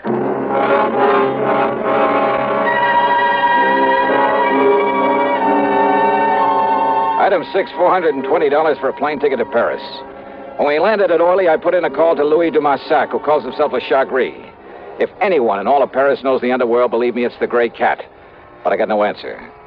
Item 7, then, $2 American for a cab to the so-called antique shop of Francois Dubuisson. It was there that Matey Prescott swore she'd seen Barney Margot. I knew better than to expect any real help from him, but he was my only chance, and time was running out. Ah, bonjour, monsieur. Qu'est-ce que vous devez... Ah, Monsieur Johnny Dollar, the meddling American. That's right, Dubuisson. And to what does the fair city of Paris owe the honor of your presence, eh? Bernard Margot. Margot? That's right. I want to know where he is, where I can find him. Now, by what could you possibly think I might know this Bernard Margot? Oh, Doc, don't start beating about the bush. And do you think that I would tell you anything of him if I did? Now, look, Dubuisson. I have not forget the trouble you have made for me when you last come here. No. Maurice! Maurice. Monsieur? Oh, no, you don't. Just stay where you are, Maurice. Pardon? Monsieur Dollar. I suppose this gorilla's your bodyguard? Not at all. Well, if he tries to get rough, or you try any tricks, Dubuisson... You are a smart man, Monsieur Dollar, but also a fool. Yeah? Maurice, you have my permission to leave now to arrange the funeral of your friend. Ah, bien. You see, your alarm was for nothing. Okay. But now, about this Barney Margot. I told you I knew nothing of him. And even if I did, do you forget, monsieur, that you have no authority here in France? Now, you listen. In other words, why do you waste your time when you know that all you will learn from me is nothing? Threats, even the promise of a bribe got me nowhere. So I left him, and again I put in a call to Louis de Marsac, my underworld contact. This time the line was busy, at least it meant he was home. So item 8, $3.20 American for a cab to the dingy little apartment at the far end of the Rue de Pas de la Mule. It's one of the most disreputable-looking buildings in the whole city. Dirty, squalid, falling apart at the seams. And, of course, Le Chagris had to live at the top of 4 long flights. When I finally got up there, feeling slightly winded, I noticed that his door at the end of the gas-lit hallway was half open. And I could see him inside, lying on the floor, the telephone dangling beside him. Hey, Louis. De Marsac. Ah. Huh? Bien. Maurice. Vous, monsieur.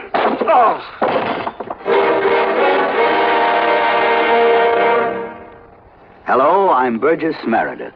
Did you know there are over 3 million persons in America who are hard of hearing and not doing anything about it? Maybe you or some member of your family is hard of hearing. Well, fortunately, I've never had this problem. Some of my friends and family have. Now, a few years ago, your excuse might have been that you didn't want to wear a bulky hearing aid. But today, it's a different story. I've just seen the new Super 60 hearing glasses developed by Mako Electronics. If I hadn't known they were hearing glasses, I would have guessed them to be regular eyeglasses. It's a wonderful way for any hard of hearing person to conceal a hearing loss. There are styles for both men and women. For an interesting free booklet on hearing glasses for yourself or a friend, stop in at Mako or write to Hearing Glasses, CBS, 485 Madison Avenue, New York. Don't wait until your hearing gets worse. It may be too late. Send for your booklet today. Write CBS, 485 Madison Avenue, New York. And now, Act 4 of yours truly, Johnny Dollar.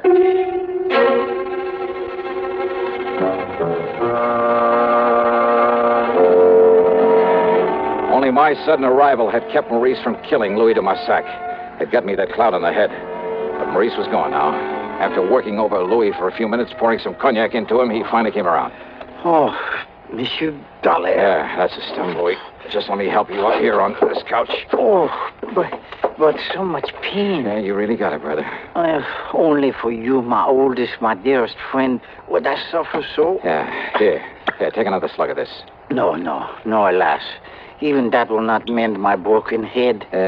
Would a couple of $100 American help? Eh? Oh?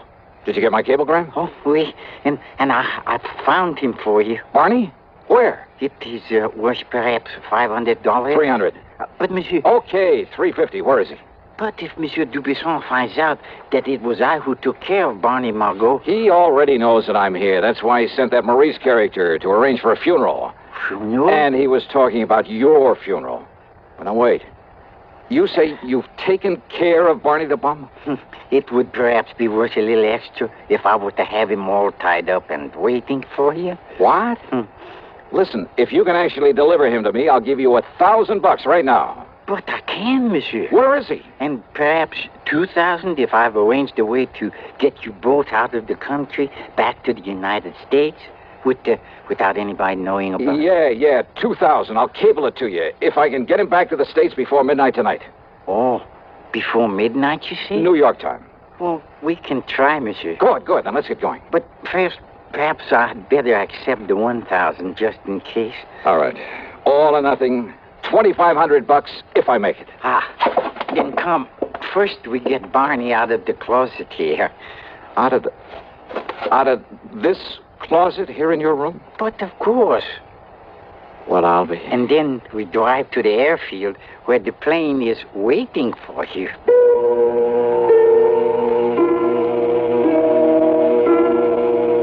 Believe me, we'd never have gotten away with a thing like this back in the States, or anywhere else I can think of, or without the help of the Chagris. After making sure that Barney was securely bound and gagged, we piled him into a car that de Marsac said was his, only I doubt it. We headed westward through Versailles to the city of... Well, maybe for diplomatic reasons, I better not mention the name of it. Anyhow, their little airport was an old amphibian plane waiting for us. This time it was the pilot I had to haggle with, $7,000 for the trip. But there were $300,000 at stake. Item 9 for a transatlantic call to Randy Singer in New York. No, listen, Johnny, this is too wild, too crazy. You got the ID for this plane? You've written it down? Sure I have, but Johnny... And all you have to do is get us a clearance to land, if we make it. You're out of your mind. This stunt could cause an international incident that even the United Nations couldn't... You want Barney the Bum, don't you? Well, of course we do. Then I'll lay him right in your lap if you'll hang up the phone so that we can make our takeoff. Johnny, listen to me. Randy, I haven't got any more time to talk, because if I don't get Barney back there before midnight tonight... No, Johnny, no, listen... See you in New York. I hope.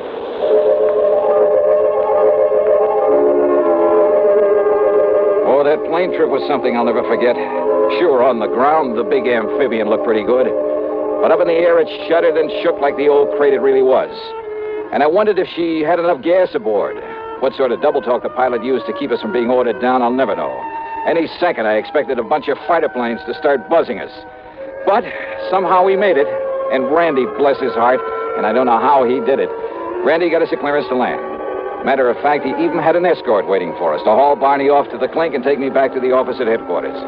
Yeah, by some miracle, it all worked out. Except for one thing. But so help me, Johnny, if you ever again try to pull a thing like... You're falling asleep again, huh? Just like you did all the way in from the airport. Well, I can't say that I blame you. Mission accomplished, all that sort of stuff. Mission accomplished, Huh? Did you happen to notice what time it was when we sat down at the airport? Sure, right after midnight, 12:07. Just exactly 7 minutes too late. Too late? Rolling in the courts, don't you get Johnny. it, Randy? In order to save the company paying off that 300,000 clams, I had to get him back here before midnight. Last night, February 28th, before the 1st of March. Oh, no, so wait. the fortune I've run up in expenses has to come out of my own pocket. Johnny. And I thought I was going to make myself a cool $10,000 fee. Listen. You were right, Randy. I should have known better. It was crazy. The whole idea was completely crazy right from the beginning. Johnny, will you listen to if me? I had any sense, I'd blow my brains out 7 minutes after midnight. That's right, February 28th. So you've forgotten just one little thing. Yeah. This just happens to be 1960. So what? I had to get that punk back here before the 1st of... Yeah, leap year. Randy. That's right. So today just happens to be the day before the 1st of March, February 29th. Oh, no. You mean I made it after all? You mean I... Oh, no. It's a fact, Johnny. Fact.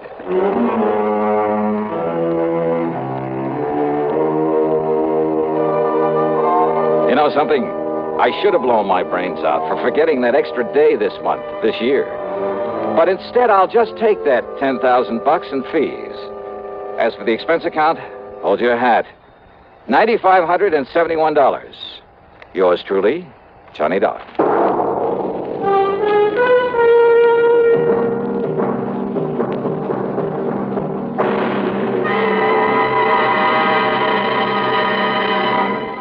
Our star will return in just a moment.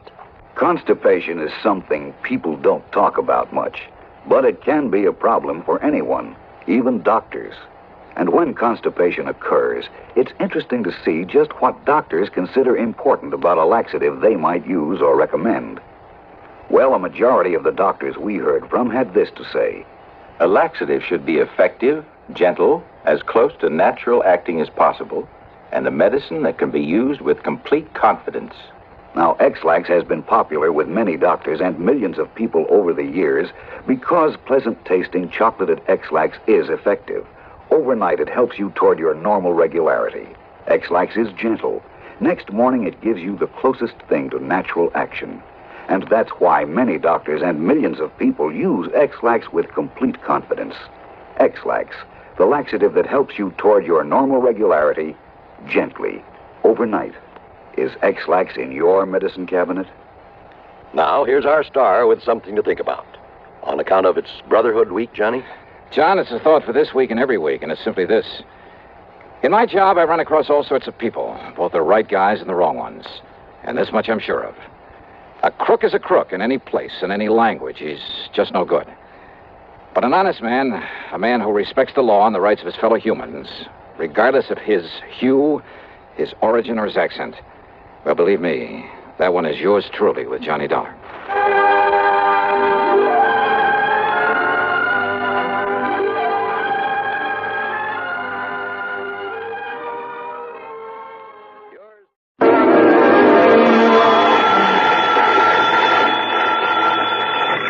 Johnny Dollar. Les Walters, Johnny, at Worldwide Mutual. Well, hi, Les. Say, I heard your report on that man who disappeared up in Eugene, Oregon a couple of weeks ago. Jonathan Doe? Yeah. The man who never really existed? That's right. That was a pretty rough one, Les. I can believe that. So it ought to be a lot easier for you to find a man who does exist. Or who did. Well, which is it? I wish I knew. His name is Elmer Loomis. Leumas. Loomis. So what happened? I told you he disappeared. I mean, what have you got to go on? Leads, clues, whatever you want to call them. Well, that's the funny part of it. Yeah? Nothing, Johnny. Absolutely nothing to go on. You call that funny? So maybe you better come on over here. We can talk about it. Well, now, Les. Yeah? So maybe you're right.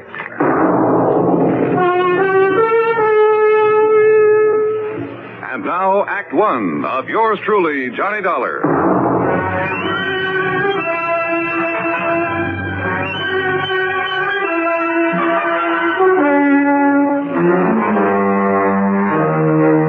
Expense account submitted by Special Investigator Johnny Dollar to the Worldwide Mutual Insurance Company, Home Office, Hartford, Connecticut. Following is an account of expenses incurred during my investigation of the Loomis matter, spelled Leumas.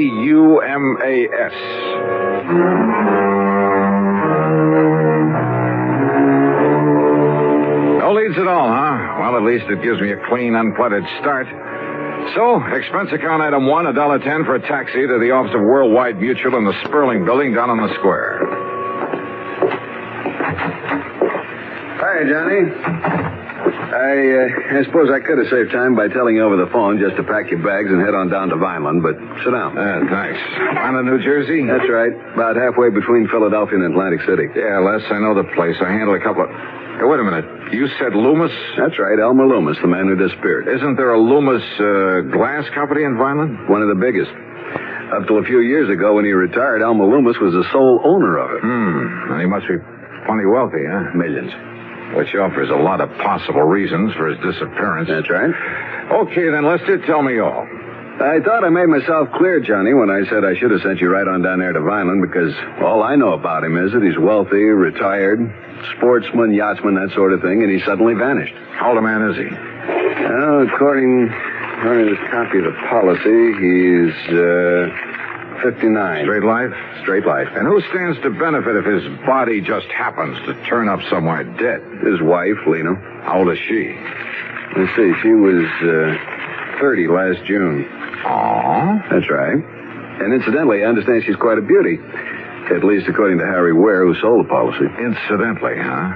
What do you mean by that? Oh, use your head, Les. Young, attractive woman, wealthy husband, nearly twice her age. Here we go again. Now, don't go jumping to conclusions, Johnny. Oh, no, of course not. Of course not. But just how soon do you suppose I can make connections to Vineland, New Jersey?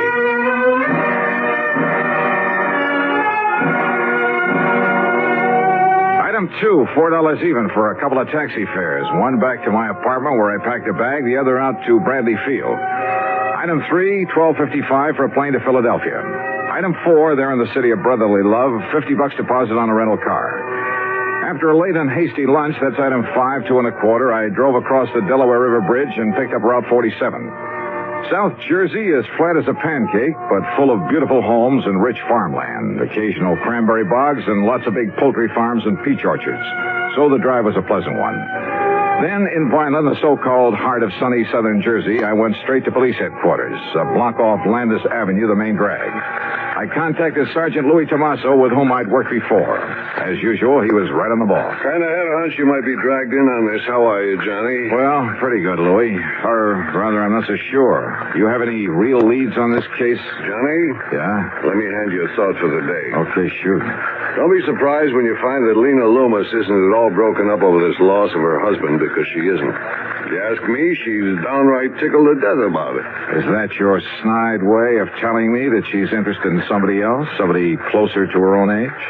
Johnny, if I could find out who that somebody else is, but who knows, maybe there isn't any. Or maybe there's a dozen of them. I don't know.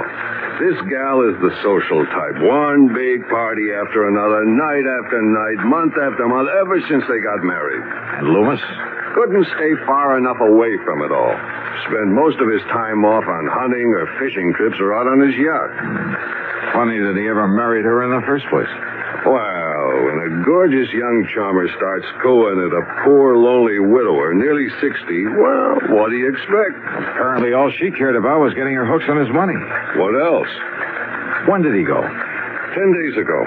Got up, had breakfast, announced he was going to spend the day in Philadelphia. Walked out the front door, and that was the last anybody ever saw. And what about enemies, Lou? Not a one that anybody knows. I mean, any reason to think he might have been hauled off and murdered? The only reason to think he wasn't is the fact he took some luggage, some clothing with him. Well, that doesn't prove anything. You've questioned his wife, of course. Yeah. When you get through talking to her, you'll know just as much or as little as I do. Well, how about his favorite hunting and fishing spots? Check them all, favorite and otherwise. Nothing. You say that he owns a yacht. Owned. Huh? A sailboat, a big one. Kept it down in the little town of Tuckahoe on the Tuckahoe River. So? He just happened to have sold that yacht 2 days before he disappeared. Ah. Johnny, we haven't a single solitary thing to go on. You sure about that, Lou? What do you mean? Not even his wife?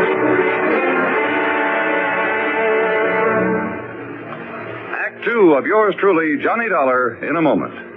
And now, Act 2 of yours truly, Johnny Dollar, and the Loomis matter. Expense account item 6580, dinner for Sergeant Louis Tomaso and myself at the East Landis Hotel there in Vineland, New Jersey. Then he gave me some directions, and I left him and drove east on Landis Avenue. In case you're interested, I found out that a guy by the name of Landis founded this fair city.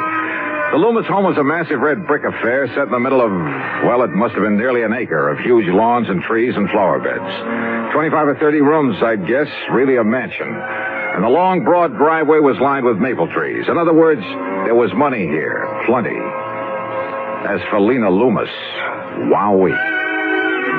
If she was 30, believe me, she didn't look it. And, brother, she had everything. She was tall, lithe, and brunette. with just enough makeup to enhance her soft and gently tanned complexion. She wore a pair of sleek blue velvet capris and a light silk blouse. A subtle touch of arpege that, well, at the risk of sounding repetitious. Wowie. Well, come in, Johnny. Yeah. How an old codger, wealthy or not, could ever rate something like this. And framed there in the doorway and a trace of moonlight filtering through the trees, believe me. Johnny?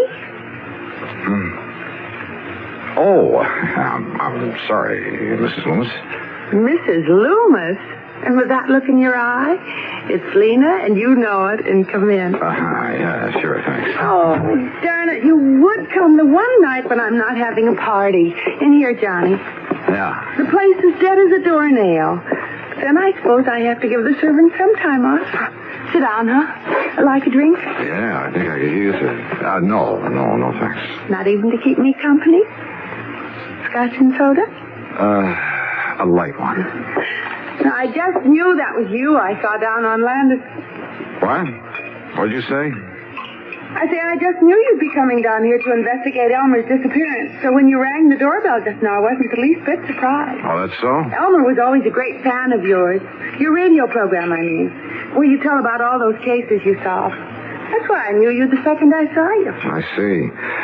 Well, now, Lena. Johnny, I'm so fed up with answering questions about him.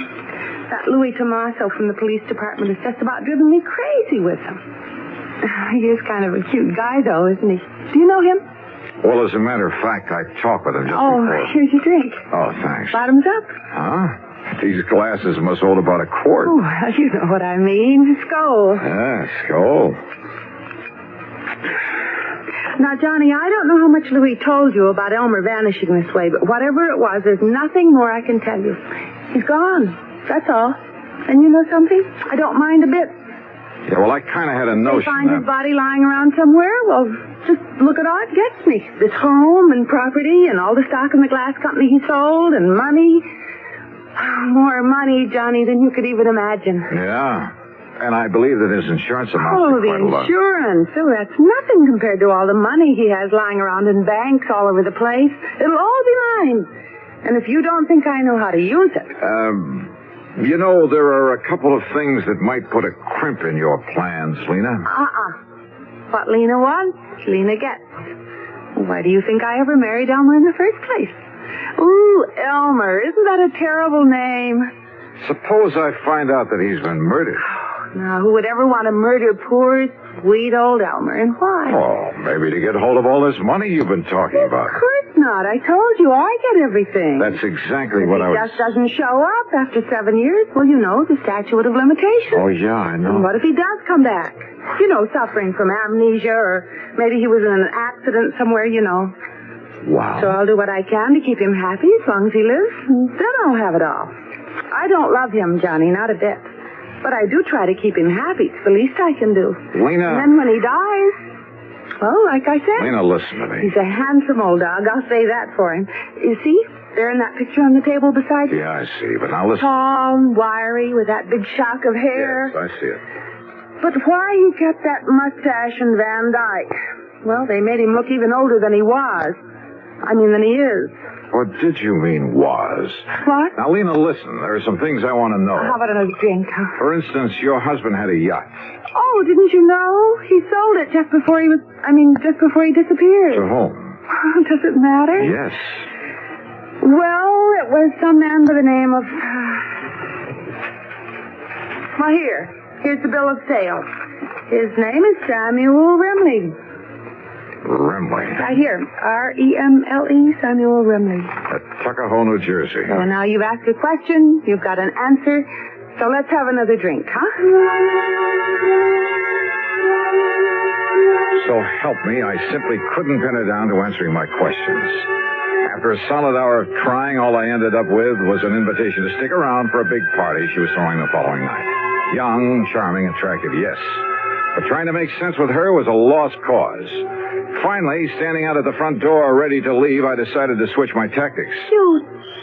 You can't mean that. That is exactly what I mean, because from what you've told me, what little you've told me, there's only one conclusion I can draw. Johnny. And you somehow contrived to have your husband done away with, to get your hands on all that money you've been yapping about. Don't you see I get it all anyway, sooner or later? Why wait, huh? Even if I have to wait out the 7 years for that statute of limitations. Now listen, Johnny. Yeah? I don't like this.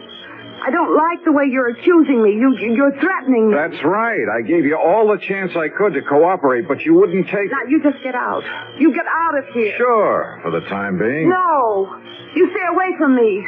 Don't you ever come back You here. better play it my way, Lena. No. Get out. Oh, well.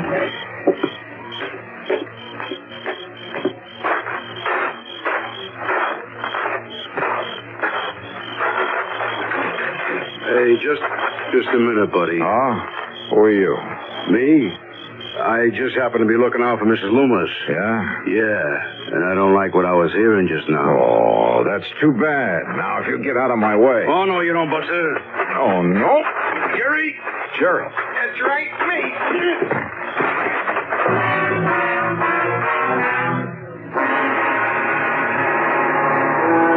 Of yours truly, Johnny Dollar.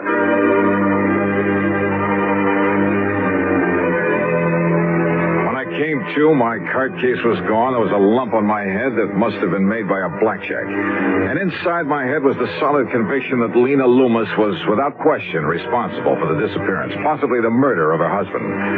I climbed painfully back into my car, drove to the hotel, and after a dirty look from the night clerk, got a room and hit the sack. Early the next morning, I was down at police headquarters. Well, not having had a good look at him, you don't give us much to go on. Yeah, well, look, if you pick them up, Lou, let me take care of them. Now, Johnny... Let's just say I want to question them.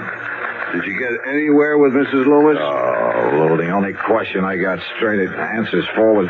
Hey, wait a minute. Yeah? The yacht. Did you check out that yacht? I told you Loomis sold it just before he disappeared. I saw the bill of sale on it myself. Yeah, so did I. But, Louie, I got a hunch. How far is Tuckahoe? 35 miles.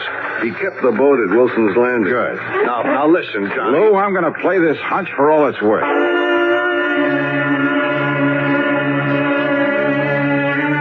It was more than a hunch, because it had to do with a rather strange and interesting combination of names. And the more I thought about it, well, I made tracks to the little town of Tuckahoe, to Wilson's Landing on the Tuckahoe River. Here you are, Mr. Dollar. Right here is where the Lena was tied up. But the owner, this Mr. Remley, he took it out last night? Yes, sir. Did you know the previous owner? No, I'm kind of new here. But the boss must have. Captain Wilson. Where is he? Been down to Atlantic City the past week. All right. What does this Samuel Remley look like? Well, Mr. Remley's an old man, about 60. Yeah? Tall, slim, kind of wiry. Full head of hair, a mustache, and a little Van Dyke beard? Oh, no, sir. Mr. Remley's clean shaved and wears a butch. Well, now listen. Yes, sir? Do you know where he headed for when he took off last night? No, I don't, sir. Then show me the nearest telephone. Item 7, $3 for telephone calls. I hit pay dirt on the fourth one to the Coast Guard station at Cape May. Why, yes, Mr. Dollar. The Lena pulled in here a couple hours ago. Good. She's tied up at the clubhouse dock. I can see her from here. Then, Captain, I'll be right down there.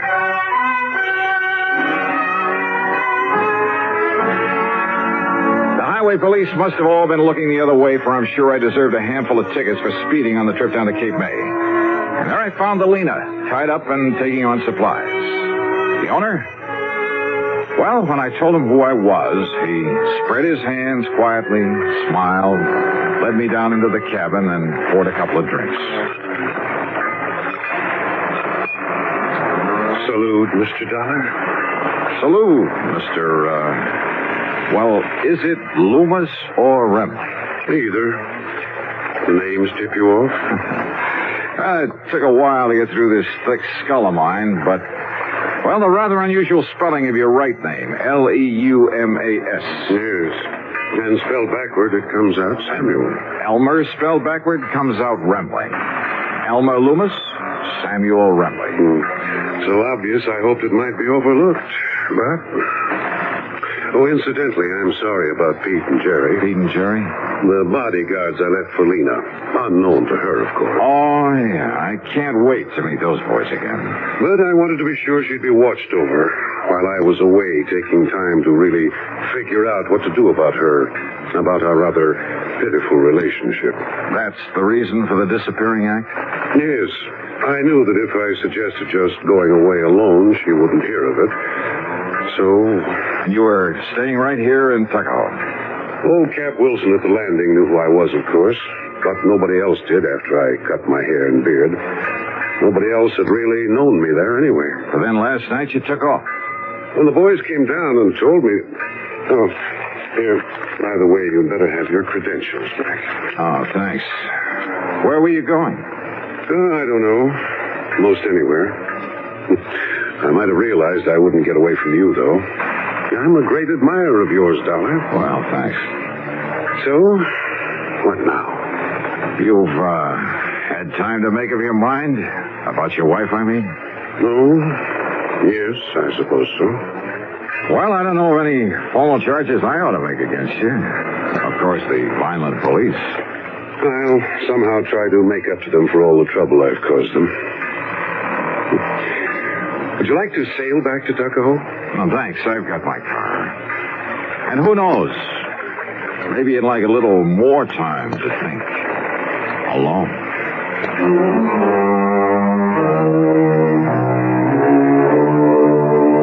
So, it wasn't much of a case after all. The two thugs, Sergeant Louis locked them up for assault, and I guess that'll have to do for them. As for Loomis and his wife, well, I'm glad it isn't my problem. Expense account total, including the trip back to Hartford, $89.50. Yours truly, Johnny Dollar.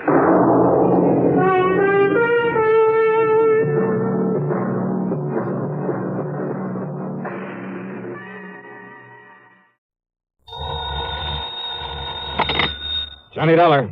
John, this is Harry Branson at Philadelphia Mutual Liability and Casualty Insurance Company. Well, it's about time, Harry. How come I haven't heard from you lately? Fortunately, we've had no problems recently. That is, nothing requiring investigation. Until now, huh? Well, yes. So what's the trouble? Arson, mayhem, murder? John, it may be all of them. Unless you're able to put a stop to what's going on. Sounds interesting. Who's involved in all this? And don't tell me you've been selling insurance to some gangster. Well, as a matter of fact, he is. What? An ex-gangster. At least he was known to have been mixed up with gangsters for several years. Who? Bertie Larson. Larson, huh? Well, at least the name sounds appropriate. So tell me what he's... Wait a minute. Yes, John? Isn't Bertie Larson the punk they've had before that Special Investigating Committee? Yes. The Committee on Narcotics and Gambling, the one that has the hearings on television now and then? That's the one. Well, then, Harry, if you want my advice, you'll cancel his policy, pay him off with interest, and forget him. I'm afraid that's impossible. What's more, since those hearings began, we've increased the face value of some of his policies. You have what? Yes. But now, in view of the threats he's been receiving, threats on his life, his home, his family, well, John... Baby, you're in trouble. John, do you think you can help us? And get my head blown off by some gunsel? Harry, this kind of stuff I shouldn't touch with a 10-foot pole. But don't you see... In spite of the big fee your company will have to pay me, in addition to my expense John, account. just a minute. At least it'll guarantee me a decent funeral. A funeral? But if that's the way you want it, as long as you're willing to pay through the nose for my services. But, John, I didn't say... John, that is... listen to me, John. Okay, keep your shirt on, Harry. I'll run on down there and see you.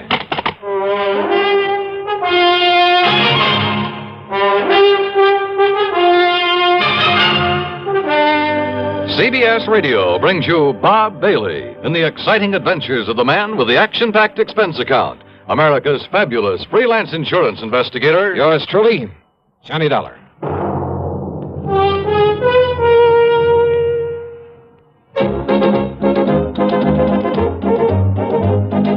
Winston tastes good like a cigarette should.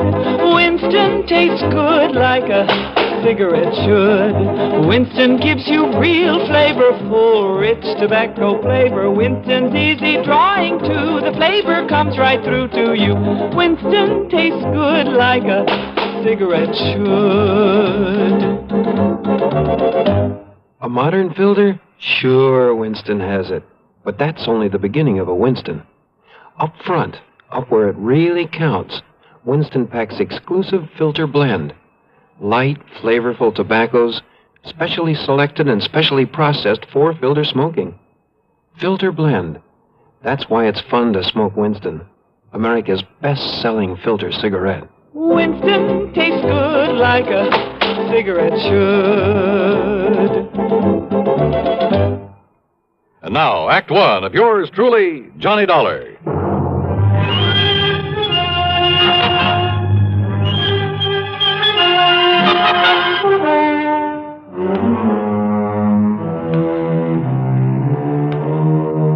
Expense account submitted by Special Investigator Johnny Dollar to the Philadelphia Mutual Liability and Casualty Insurance Company. Following is an account of expenses incurred during my investigation of the Larson arson matter.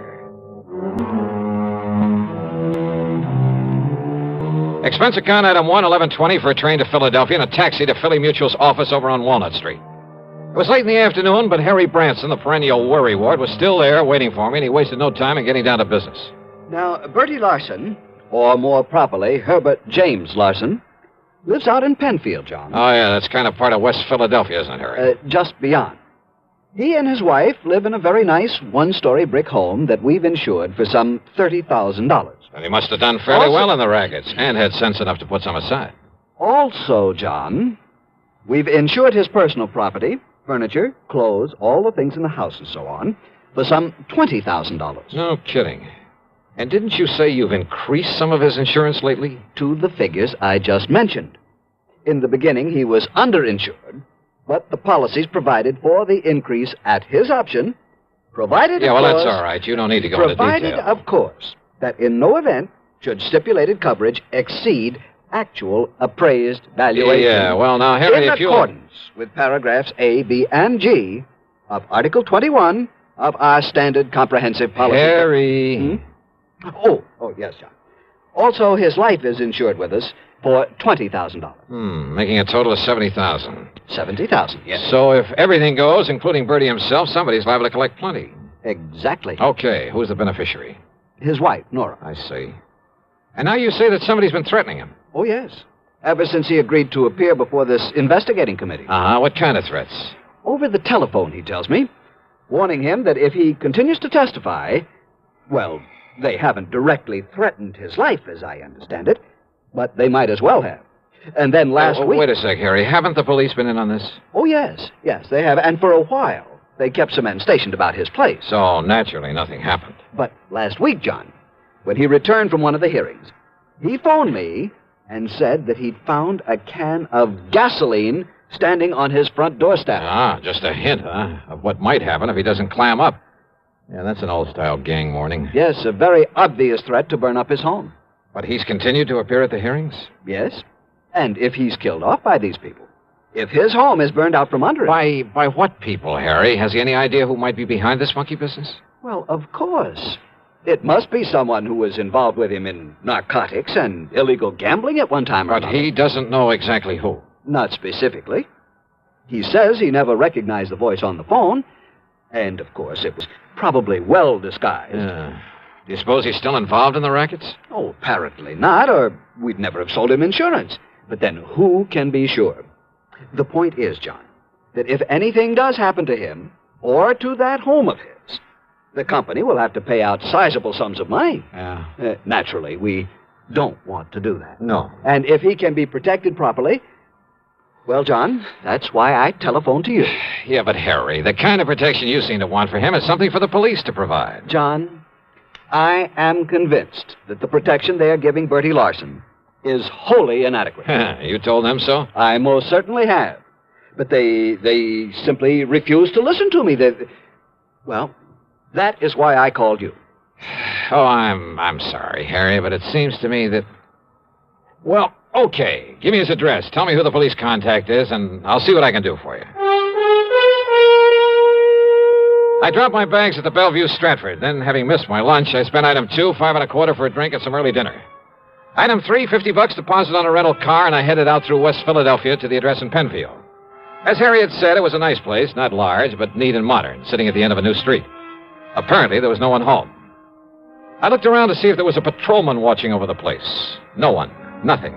And the street itself was deserted. I was just about to swing around and head for police headquarters when I noticed a thin streak of light from one of the rear windows in spite of the drawn shades. Yeah, I suppose I'll learn one of these days not to be so curious. But I walked quietly up the driveway beside the house. And then I heard something. Just a little sound, as though someone had quietly opened or closed a door at the side of the garage in the rear. And I suddenly caught the smell of gas, of raw gasoline. It was coming from the garage. I carefully edged my way on back there, hoping I wouldn't trip over something in the darkness that would give me away. The smell of gasoline was stronger now, much stronger. My next step was into a puddle in front of the garage door. I remember bending over to sniff at it, and it was gasoline, all right. And I remember a flashlight stabbing through the darkness behind me. But as I rose and turned...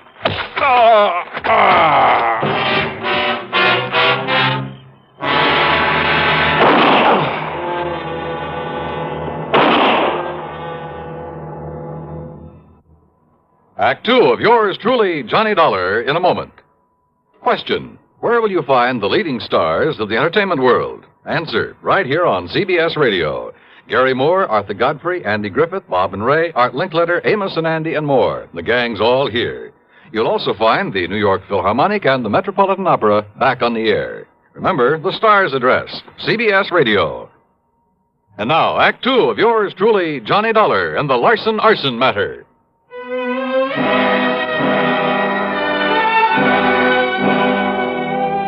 I came to in a hospital room, and I had company. One of them was in a blue uniform with brass buttons with the stripes of a sergeant on his sleeves. So you decided to come back to the land of the living, huh? The other was a man of about 40, big, beefy. And in spite of his rather flashy clothes, he looked as though he hadn't shaved his fat, truculent face for a couple of days. Oh, well, I'm sure glad he's okay, Sergeant. Only, how was I to know he wasn't somebody come to carry out them threats against me? Oh. You know, you're lucky you didn't aim those shots at him, Bertie. Me actually try and kill somebody, Sergeant? Like I told you, I know the noise would bring on the nearest flatfoot. Bertie, huh? Yeah. Gee, Mr. Dollar. Now, you just take it easy, Dollar. Bertie nearly broke your head when he found you prowling around his home a while ago. Oh, brother, you're telling me. But I didn't know, Dollar. I didn't know who you was till me and a cop went through your pockets and seen your identification. Okay, now look. So I come home and seen you sneaking around and had gasoline all over my garage like somebody was going to put a torch to it. Okay, Bertie. So you can't blame me for slugging me. Yeah, now, But Bertie. Come I'm sure sorry I did it, Dollar. Dollar, the hospital bill's on me, so live it up, huh? Oh, yeah, sure. Okay, now, Bertie. Dollar's going to be all right, so you go along, huh? I'll check with you later. Oh, yeah, sure. Okay. Oh, I'm going up in the country to make sure my wife's all right. Up in the country? Yeah, up in the Catskills with a couple of relatives, Mac and Josie. Oh, you don't think I'd leave her stay around here with those people on the phone saying they're going to burn me out if I don't stop yapping at that committee? And you don't know who it is making the threats, huh? I sure wished I did. Okay, run along now, Bertie. No, wait, please. Well, what is it, Dollar? Well, I'd like to talk to Bertie some more. Well, sure. No, not until the medics say you're all right and let you out of here. And besides, I want to talk to you myself. Now, go along, Bertie. Yeah, sure. All right, now look, Sergeant. Just stay flat on the bed, Dollar. And now you're lucky Bertie didn't kill you. And I can't say I would have blamed him. Why didn't you come to me before trying to contact him?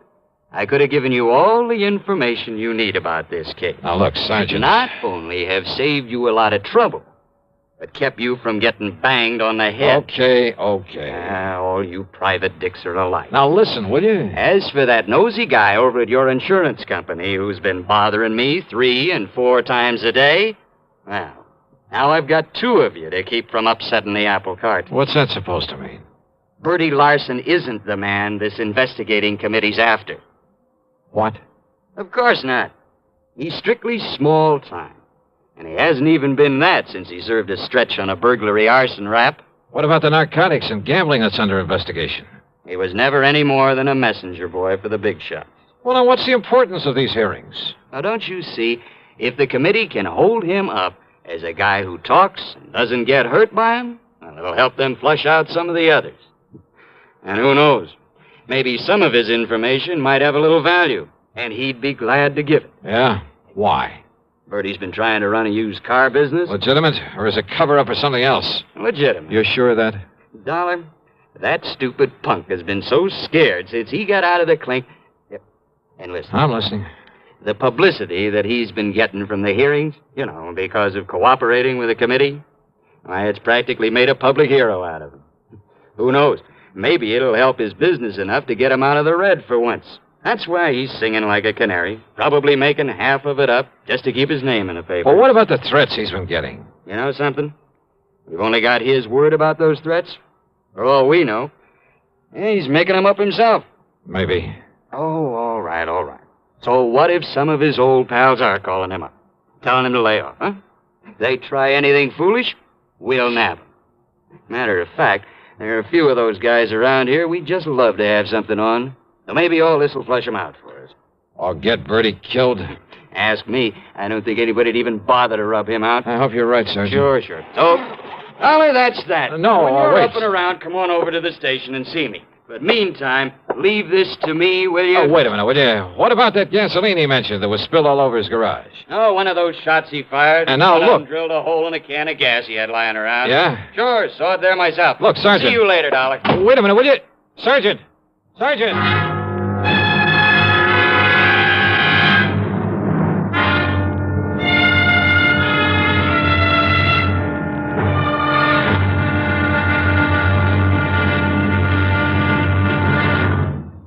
Act 3 of yours truly, Johnny Dollar, in a moment.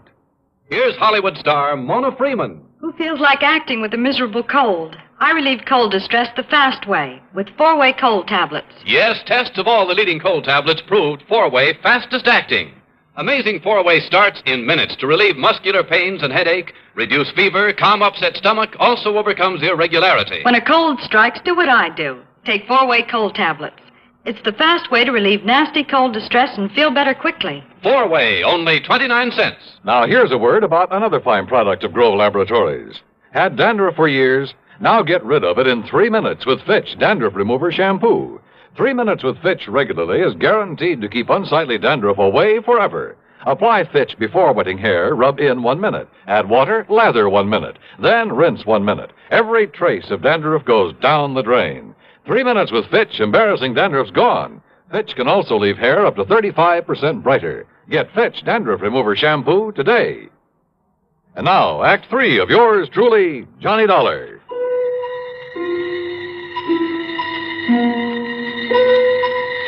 There was something all wrong about the whole setup. I'd smelled the gasoline around that garage before Bertie Larson had slugged me. And what about the can of gasoline he said was left on his doorstep as a warning? Like somebody'd burn him out if he kept on testifying before the Special Investigating Committee. Were the police overlooking that? And then, suddenly, I began to smell a rat, a big one. Don't ask me why. I climbed rather painfully out of the hospital bed, put on my clothes, and pulled the corny trick of going out by way of the fire escape. Luck was with me. The police had left my rental car in the hospital parking lot. I spent on them $4.50 on a bar and a grill for a slug of brandy and some hot black coffee. But I was still feeling pretty rocky, so I took my time driving out to Bertie Larson's place again. As I stepped out of the car, I noticed a light coming from an open window at the rear and a big sedan back in front of the garage, the trunk of it wide open. Bertie's, or the car of someone who'd come to put the torch to his home. I didn't have to wait long for an answer.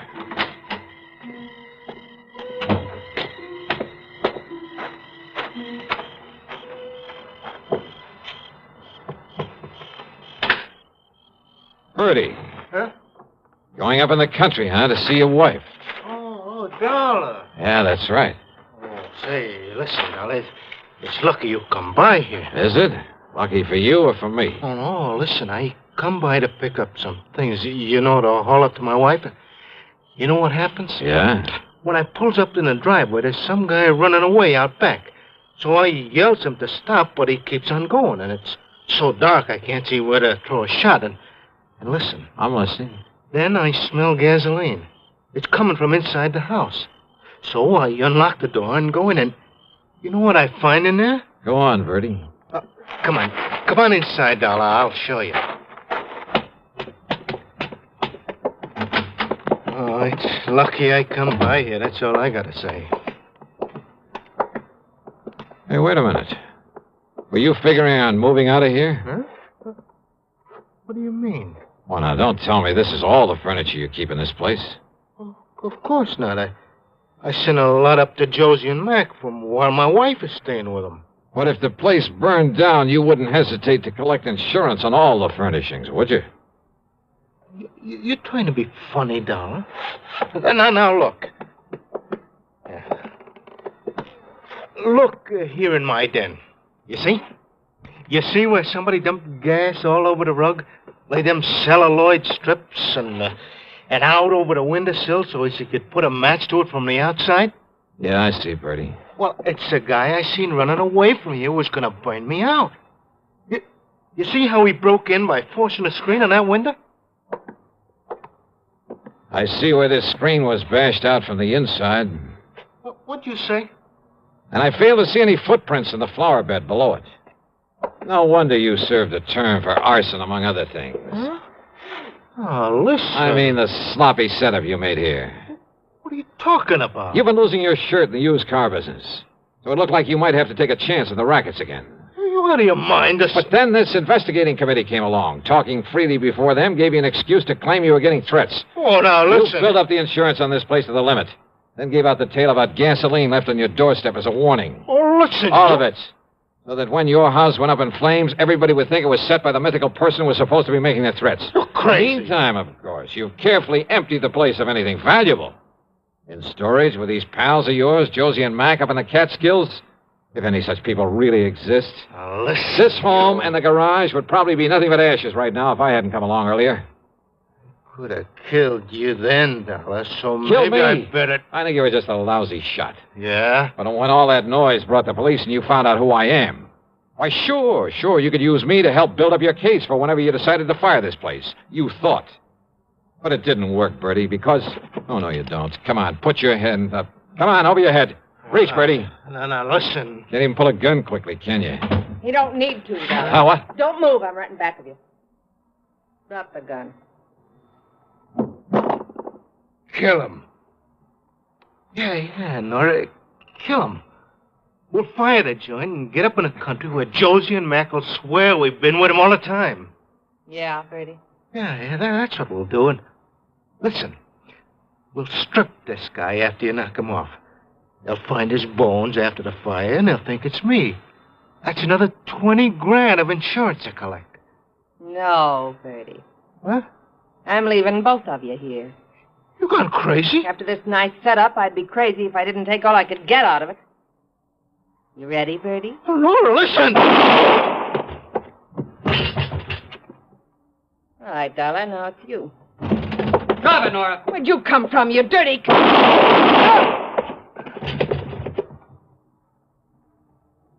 Thanks, Sergeant. Well, that's okay, Dollar. But you can be mighty glad that hospital called me up when they found you'd sneaked out on them. You know something, Sergeant? Yeah? I'm mighty glad.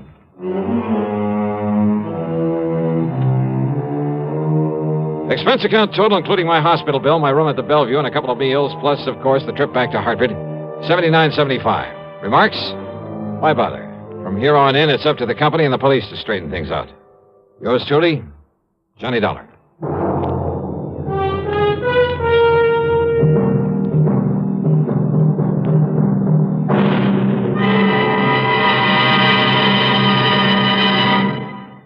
Our star will return in just a moment. Constipation can be a problem for anyone, even doctors. And when constipation occurs, it's interesting to see just what doctors consider important about a laxative they might use or recommend. Well, a majority of the doctors we heard from had this to say.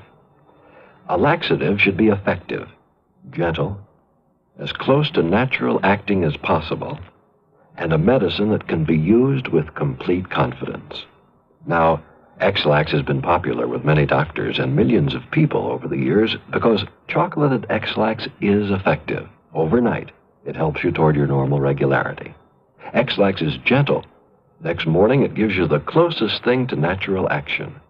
And that's why many doctors and millions of people use X-Lax with complete confidence. X-Lax, the laxative that helps you toward your normal regularity gently, overnight. Is X-Lax in your medicine cabinet? Now, here is our star to tell you about next week's story. Next week, Sarasota, Florida. A body floating in a bayou, and one too many suspects. Join us, won't you? Yours truly, Johnny Dollar.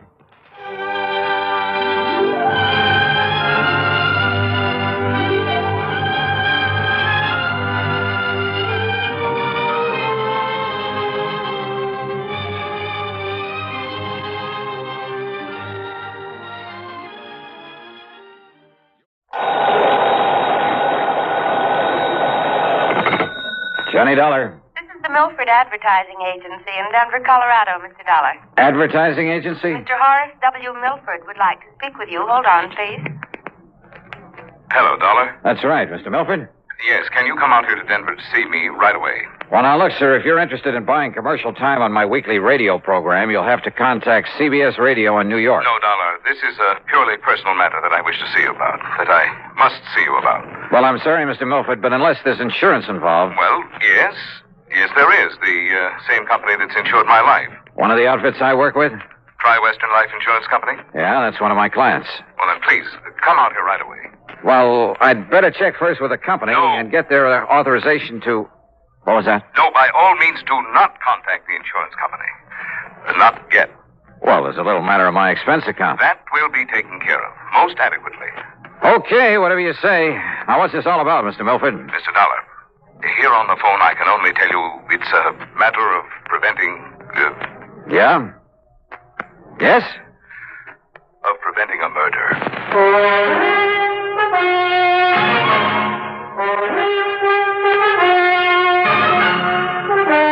CBS Radio brings you Bob Bailey in the exciting adventures of the man with the action-packed expense account, America's fabulous freelance insurance investigator. Yours truly, Johnny Dollar. And now, Act One of yours truly, Johnny Dollar.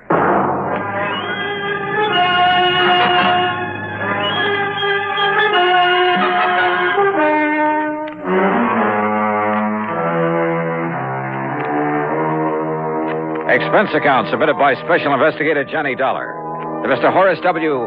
No, to the Tri-Western Life Insurance Company. You'll see why later on. And following is an account of expenses incurred during my investigation of the hired homicide matter. Expense account item 1, $77 plane fare. The big mainliner took off from Bradley Field in Hartford at 8:25 p.m. and set me down at Stapleton Field in Denver at the ungodly hour of 3:35 a.m. Item 2, $5 for a cab into the Brown Palace Hotel, where I added some sleep to the few hours I'd had aboard the plane. Breakfast was item 3, $1.50. And then I walked over to the office of the Milford Advertising Agency on California Street. Horace W. Milford was tall, gray-haired, and with a very dignified bearing. He got to the point immediately, and yet in a kind of roundabout way. Mr. Dollar, I must emphasize that this whole thing must be completely confidential. Oh? Well, now that depends. I will pay you well, very well. You sound as though there might be something illegal about whatever it is you want me to do. I can only hope that you can prevent something illegal from happening, something terribly wrong. You mentioned murder. I said prevent a murder. Whose, Mr. Milford? Yours? I'll be as brief as possible, Mr. Dollar. Time is of the essence. But first, you must know some background. Right ahead, sir. Since my wife passed away some years ago, this advertising business and my daughter Claire have been my sole interests in life. How old is Claire? She was 27 on her last... now listen, please. I'm listening. I built this business by myself. Until 2 years ago, I made all the client contacts, planned the campaigns, wrote the copy. I bought the space and radio time, everything. And then Tony came along. Tony? Anthony Ferringer. He's my son-in-law. And he works for you, Mr. Milford? Out of pity for a young man who seemed to be struggling to make his way in the world, I gave him a job. Oh. And then by way of repaying me, I thought, he brought the Bonar Electronics account to this office. Bonar Electronics Corporation. Yeah, I've heard of them. Pretty big outfit, I understand. It means annual billings of some $2 million to us. That's a sizable advertising account. Now, the point is, well, he told me later, that his means of getting it were somewhat unorthodox. Unethical is a better word. No, how do you mean, sir? He told me that he had something on officers of the Bonar organization, that he threatened exposure and ruinous scandal if he weren't permitted to handle their advertising here. Well, now, that doesn't seem possible with a big But company. thanks largely to my own efforts and ideas, we have established them as one of the most important companies in their field. Don't ever underestimate the value of advertising, huh? Yes, to the public as well as to the company. Yeah. Well, now, Mr. Once Milton... I took over the account, young Tony was content to sit around, collect his salary and a big commission and do nothing. Nothing, that is, but constantly remind me that he had brought the business here. I see. But, Now- Mr. Dollar, were the account suddenly to go to some other agency, it would ruin me. Oh, how so? Buying this building, setting up the organization adequately to service such an account cost me everything I had. I'm not a young man anymore. Well, is somebody else gunning for Bonar Electronics? Oh, far worse than that. Mr. Dollar. Now, wait a minute, please. I'm afraid we've got far away from the subject of murder that you talked Mr. Dollar, about. far worse than his simply falling down on the job is the fact that Tony Ferringer, against my will, mind you, because I knew him well enough not to trust him, courted and eloped with my daughter. Well, now, and Mr. it wasn't because he loved her, believe me. It was only a further step in a plan to get his hands on this advertising business of mine. You're sure of that? He had the nerve, the audacity to say so himself. I can see him now, sitting right there where you are, with a smirk on his face, blandly telling me that now that he'd lost her, he'd have to resort to other tactics. Oh, wait a minute. That he'd have to take this important account away from me by opening his own agency, and that I couldn't stop him. Wait a minute, please. You said lost her. What did you mean by that? Because of his duplicity, what he'd done to me. Because of the miserable way he treated and tortured her. Claire, my daughter, my only child. Claire took her own life.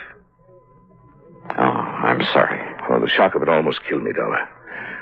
Tony Ferringer was bringing my whole life crashing and crushing down upon my head. I hated him. With every fiber of my being, I was beside myself. I could see only one thing left for me to Mr. do. Milford, please, But if then, you're leading up to then what my I think clients you at are. Bonar came to me 2 days ago, and they told me they realized what had happened and why. And they assured me there was nothing Tony could do or say that would hurt them, and that they would stand by me. Well, that straightened me out, Mr. Dollar. It made me realize that killing Tony, there was no point, no use in it. Well, I'm glad of that, sir. But then I'm afraid I don't see why you sent for me. Because it was too late. What? Because I had already hired a man, a professional killer. To murder him? Yes. Well, then, good heavens, man, call him off. I can't. Sure, get in touch with him and... What do you mean you can't? There's no possible way for me to reach him, contact him. Until after he's murdered Tony Ferringer.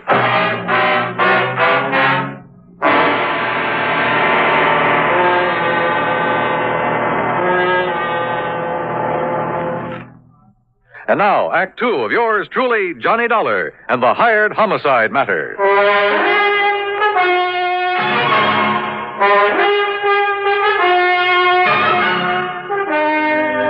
Now, wait a minute, Mr. Milford. You mean there's no way to reach this hired killer to call him off, to tell him not to murder Tony Ferringer? No, none whatever. But look here, you can't just Mr. stand... Dollar, when the only thing I wanted in life was to see him dead for all the terrible things he did to me and to my daughter, I went about arranging it very carefully. How?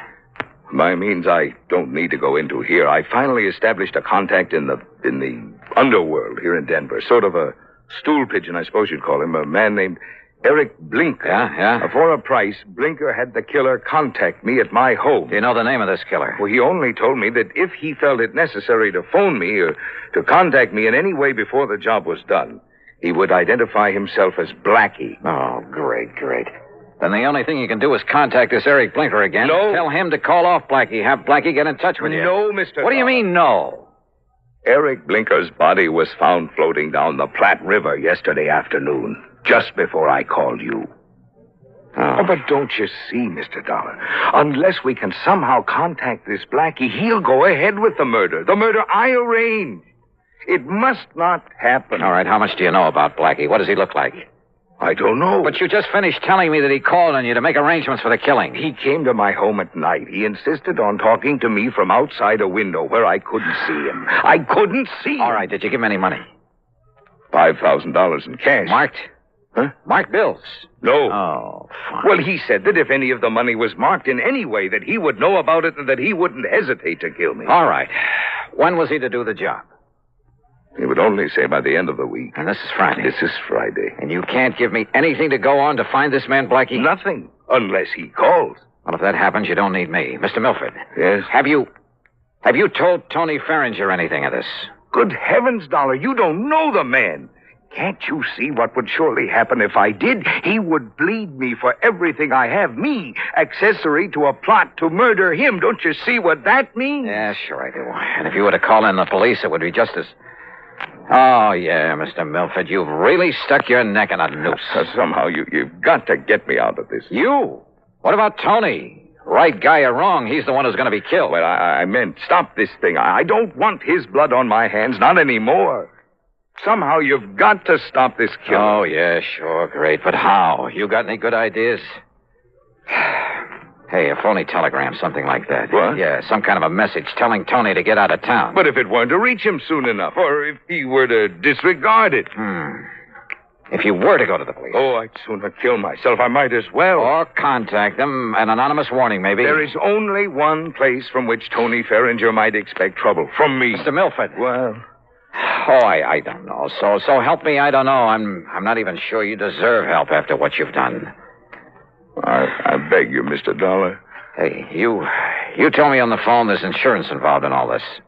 Well, when he first came with me, Tony had his life insured. He named some distant relative as the beneficiary. Through Tri-Western Life? Yes. But he didn't even name Claire in it when he married her. Yeah, well, that's beside the point now. Do you have an idea, Mr. Dollar? Is some way... No. I was just thinking it's not only your neck I've got to look out for now, but I got to keep the insurance company from having to pay off on Tony. Well, you could watch over him. Oh, yeah, sure. Sit on his lap for 24 hours a day without his knowing it? Where is he now? I don't know. Well, where does he live? Well, then you will watch over him. We'll see. Scribble down his address and phone number for me. Oh, yes, of course. He lives at 425. Now, what does he look like? About the same height and weight that you are. Here. Very good. 425. But his hair and complexion are somewhat different. Tony! That's right, Papa. And who are you, mister? I take it you're Tony Farringer. That's right. Oh, Tony! Oh, listen, you old fool. I just found out you spoiled my chances of starting my own agency. That you conned Bonar Electronics into staying with you. No, it's because you lied to me about the way you got us that account. Oh, but so Tony, you finally caught on. Tony, will you listen to me? You listen to me. I'm not going to let you get away with this. Please, Tony. Or maybe you will. Maybe I can't stop you. But believe me, you're going to pay me plenty. Tony, will you How? please Why? I haven't figured that out yet. But you'll pay me, Papa. Just remember that. Wait. Oh, dear. I don't know. I don't know what to do. Just keep your shirt on, Mr. Milford. Yeah. What? Yeah. And wish me luck.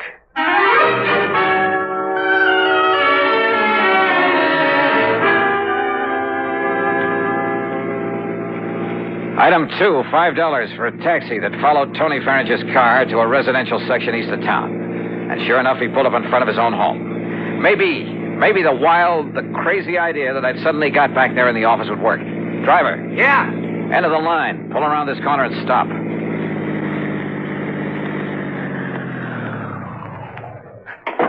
All right, here's a 5-spot. Stick around for a while. Instead of walking up to Tony's front door, I sneaked around to the back, half hidden by a hedge at the side. I hoped that none of the neighbors would see me, raise a fuss, or report me as a prowler. I rang the buzzer at the back door, then stood aside, flat against the wall, so that whoever opened it wouldn't see me. I hoped. Yes? Yes? Hello, somebody ring this door buzzer? Yes! And now if the rest of this wild plan works out, in you go, Tony.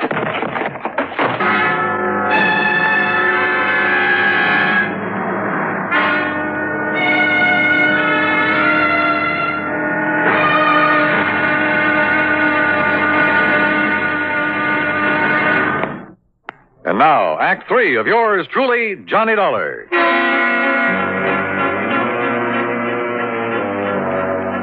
After wasting some fine Scotch whiskey, pouring it on Tony Farringer's clothes, Well, item 3 was another 5 to the cabbie for helping me haul my apparently drunken friend to a cheap rooming house over on the other side of town. A place run by a frowsy old dame who called herself Ma Letcher. Sure, mister. Just carry him up and let him sleep it off in this room here at the top of the stairs. Here, I'll open it up for you. Yeah, thanks. You ask me, somebody must have hit him with a bottle. Here you are. Well, you can lay him onto the bed. This room will cost you $1.50, though. All right, here's a 5 spot. Well, thanks. When who'll I tell him? And here's another for telling him a taxi driver brought him in here. Somebody you never saw before. Oh, don't worry. I know how to keep my mouth shut when I get paid for it. Paid good, that is. Okay, I'll make it 10 here. Well, mister, you ain't got a worry in the world. Want to bet?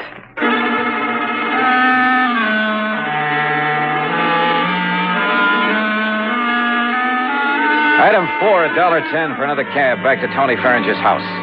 Again, hoping none of the neighbors would see me, I let myself in the back door with a key I'd taken out of his pocket. I figured all I could do now was sit around and wait until the killer showed up. But as I walked through the doorway into the living room... Just hold it. And don't turn around, mister. Hands up high. Blackie? That's right, Blackie. Well, carrying a gun, huh? No, don't turn around. Just walk over to that bench now and sit down. The piano bench. There, in front of you. Now, look, if you think I'm Tony Ferringer... Sit down. Now, keep facing that way. Well, I suppose I haven't got much choice. I know you're not Tony, but you know who I am. That means you know what I was hired for. That means you know too much. All right, now listen, Blackie. Face front. I was afraid Eric Blinker might talk, but I didn't dump him in the river soon enough. And listen. I'm listening. You think I won't get Tony? Well, you're wrong. I saw you take him into that crummy rooming house. I saw what you did to him, too.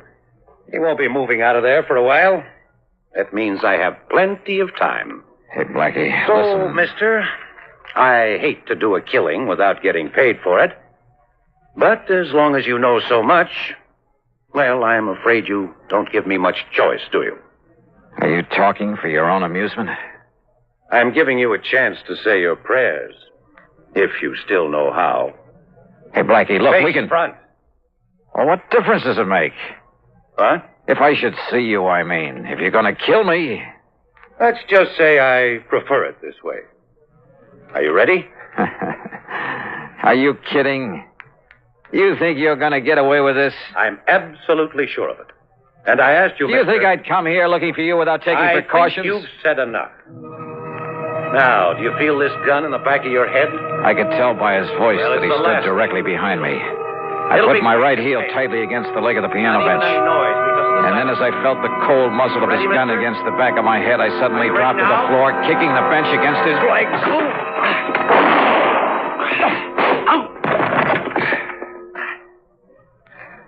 Well, Blackie, I'm afraid your rather unique career has finally come to an end. Listen, if you... Down, boy, down!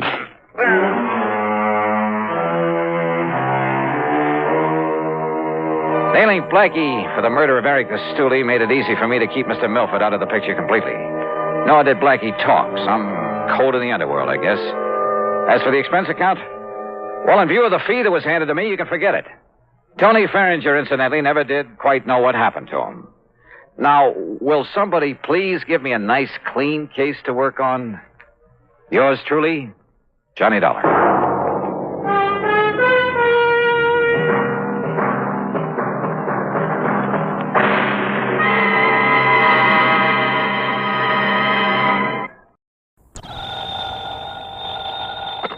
Johnny Dollar. Dollar, the investigator? That's right, insurance investigator.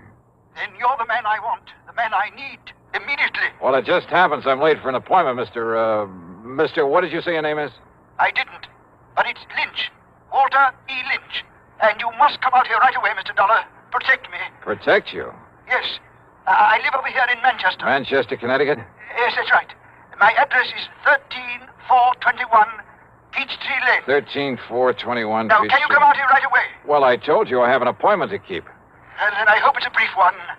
You'll come here as soon as you're through with it? Well, that depends, Mr. Lynch. What seems to be the trouble? I thought I made it clear to you, Dollar. My life has been threatened. Well, isn't that something for the police to handle? The police? After all, unless there's insurance involved. Why, of course there is. My own Oh, what company, Mr. Lynch? company. Yeah, that's right. Well? Now, what is the matter with you? What difference does it make? If my life is in danger, I need your protection. Okay. Who made this threat against your life, and why? Oh, good heavens, man, do I have to go into that sort of detail on the telephone? Well, unless I know what this is all about, and, look, you didn't answer my question, Mr. Lynch. Have you told the police about this? Do you think I'd call on you if I had? But if your life has been threatened, the thing And I to do... tell you it has.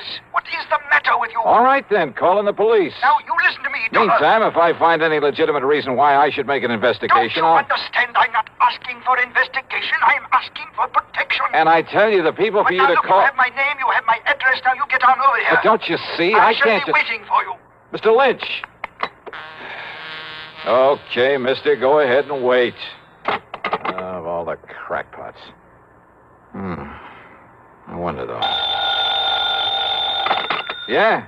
Johnny? Yeah, that's right. Pat McCracken, Johnny, Universal Adjustment. Oh, say, Pat, will you find out for me what company, if any, holds a policy on a Walter E. Lynch over in Manchester? Sure, Johnny. But listen, I thought you were going to be here in my office at 10 o'clock sharp. Pat, I'm sorry, but this I need phone... your signature on a deposition for that arson matter you covered last I week. know. And I've got to have it right away. See, one of our men will take it with him out to the coast on the 10:30 plane. And, Johnny, it's 8 minutes after right now. Yeah, I see it is. Pat, I'll be there in 3 minutes flat. Okay. Meantime, look up that Walter Lynch for me, will you? Okay, just get on over here. Right.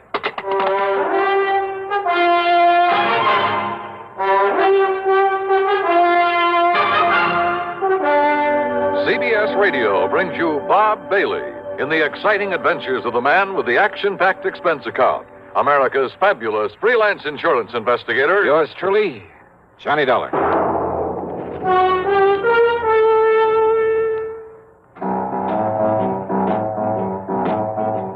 Talk about best-selling records. Here's a familiar tune about America's best-selling filter cigarette, Winston.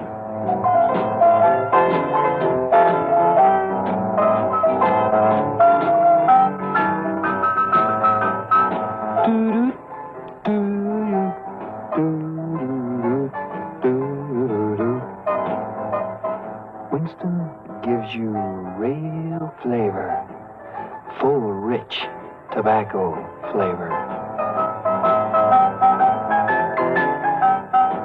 And you know, that's because only Winston has filter blend up front. Choice, flavorful tobaccos, specially selected and specially processed for filter smoking.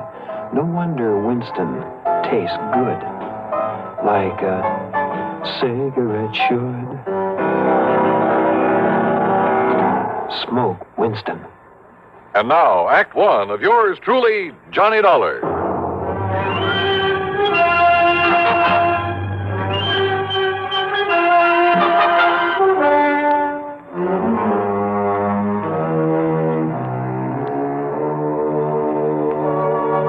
Expense account submitted by Special Investigator Johnny Dollar to Eastern Trust and Insurance Company, Home Office, Hartford, Connecticut. Following is an account of expenses incurred during my investigation of the hapless ham matter. Expense account item one, $1.20 plus another $1 for the cab driver who got me from my apartment to Universal Adjustment Bureau in record time. I barged in on Pat McCracken without being announced, put my John Hancock on the deposition, after which he witnessed my signature. All right, there we are. Now, here you are, Miss Delsey. Give these to Mr. Peterson and tell him happy plane trip. Yes, sir, right away. Oh, and see if Bartell has found any of that Lynch information I asked him about. There's been a lynching, Mr. McCracken? No. Just do as I say. Now, go ahead. But I thought I heard you... Yes, sir. Hey, what is the worry on this man Lynch, Johnny? Well, Pat, he sounded like a crackpot. He called me on the phone just before you did, said his life is being threatened. Oh, another one of those things, huh? Yeah. Who was threatening him? Oh, I don't know. He was a bit evasive about it, same as he was about naming his insurance company. Well, I know I never heard of him. What did you tell him? I told him to call the police, then unless there was some insurance angle that required investigation, you know. Right, exactly right. Although, of course, if Bartell does find something on him, if he is a client of one of the companies we It's serve... still a police matter. Why call on me to play bodyguard? Well, you know, Johnny, if you would have your telephone number unlisted, you'd save yourself a lot of these nuisance calls. Yeah, I know. Oh, yes? Here's a photostat of the Lynch policy Mr. Martell said you asked him for. Oh, then there is one. Thank you. And I thought you were talking about some kind of a lynching somewhere, Mr. McCracken. Isn't that fun? Yes, yes. Thank you. Thank you, Miss Elsie. That'll be all. Well, I was only... Yes, sir. Now, let's see, Johnny. Walter E. Lynch. Policy issued 1954, Eastern Trust and Insurance, face value. Yeah, I see. 50,000 smackers. Yes, a lot of money. Let's see the name of the beneficiary. Oh, well, a nephew, Fred Lynch, New York City address. I wonder, Johnny. So do I. How well Freddie and his uncle get along. Named him as beneficiary. 5 or 6 years ago, things can change, Pat. There's one way to find out. And with $50,000 to be paid out if anything does happen. Yes, yes. Go ahead, Johnny. Go ahead and pay Mr. Walter Lynch a little visit. At company expense? Well, now, Well? Oh, sure, why not? I'll notify Eastern that we've assigned you to this, but that you'll send your expense account directly to them. Okay? Okay.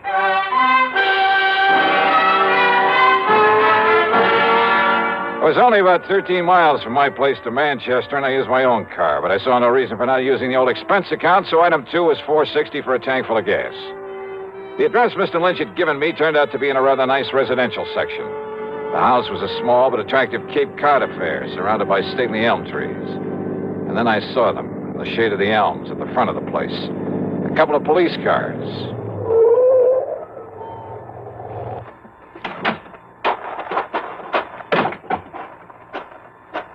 Just a minute there, mister. Huh? Oh, hi, officer. Who are you and what do you want around here? Oh, my name is Dollar, Sergeant Johnny Dollar, insurance investigator. I came here to see Mr. Lynch. Insurance investigator, huh? Any credentials? Better let me see them. Oh, sure, you're okay. Here you are. Hey, what's happened around here? Okay, Dollar. You boys act pretty fast, don't you? What do you mean? Is Mr. Lynch in some kind of trouble? I'd call it worse than trouble, Dollar. He's dead. He's what? That's right. Murdered. Well, then I'd better get inside there and see what's what. Yeah, Dollar. Sure, maybe you better.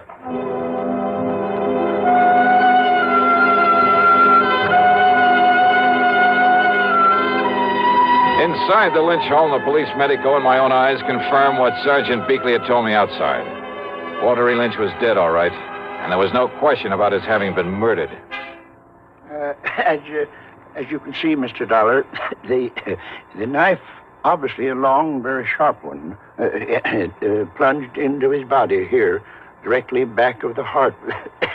Yeah, Doctor, I see. No doubt penetrated that organ.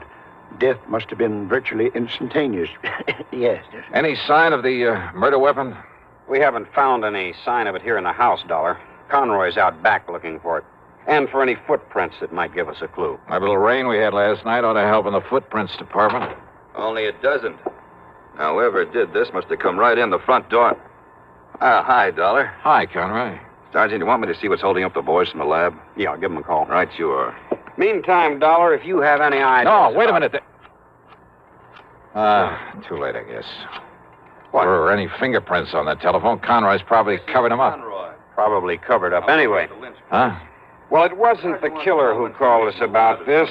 It was the old character who lives next door, a man named Halsey. Right now, he's back home in his rocking chair at the corner window, muttering to himself, trying to recover from the shock. Maybe when he does recover, he'll be able to give us some help. How did he find out about this? Seems he came over here to talk to Mr. Lynch about his nephew. Fred Lynch. Nobody answered his knock. The front door was wide open, so he walked in here and found this. So he picked up the phone and... You know about Fred Lynch? I know he's beneficiary of his uncle's insurance. Another good motive gone to waste. What do you mean? You don't know about a couple 3 years ago when Freddie's mother died, left him a pile of money, only made the mistake of leaving it in charge of this one, this stiff we've got lying here? What happened? Well, this old crook finagled that young kid out of every cent of it, so that by the time Fred was 25, entitled to it. That was about 6 months ago. Why, Dollar, Freddie ended up with nothing. His own nephew. That surprise you, Dollar? It's because you don't live here in Manchester. Don't know anything about the Lynch family, what's left of them. which is only Freddie now. What's that supposed to mean? Not one of the Lynch tribe was any good. Ask me, the town will be glad to see this one out of the way. Oh, I get it. Oh, what'd they say, Conroy? Somebody on the way over? Harker will be over as soon as he clears up a hit and run over on the east side. Okay. Well, I guess there's nothing more we can do. Go see who it is. Yes, sir. You about finished, Doc? Sergeant, this knife wound puzzles me greatly. Yes.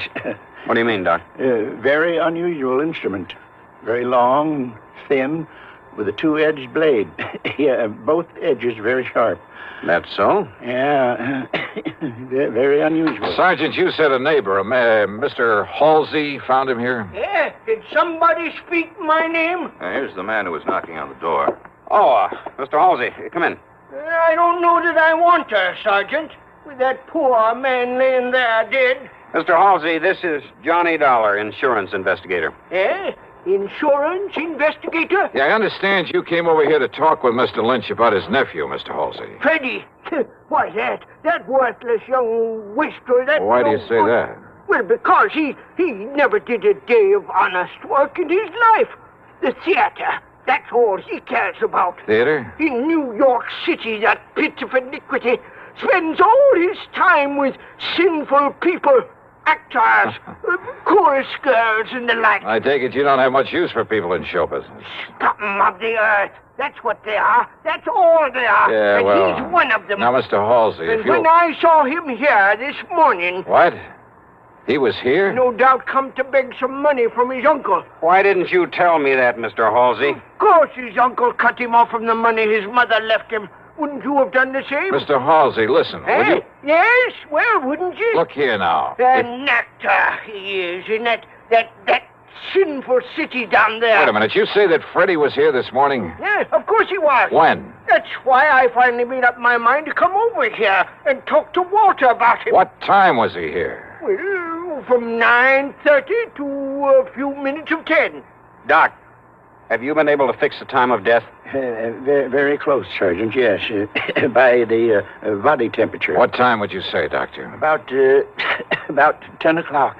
Mr. Halsey, are you sure it was a few minutes of 10 when Freddie left here? Well, of course I am. How sure? I was sitting by the window listening to my radio like I always do. Thought you didn't like anything about show business. Radio is different. Oh, thanks. Freddie left his house just before the WDRC announcer gave the time as 10 a.m., and radio time is accurate time. I see what you meant, Sergeant, about a motive going to waste where Freddie was concerned. What are you talking about, Dollar? The doc says death was about 10 a.m. I know.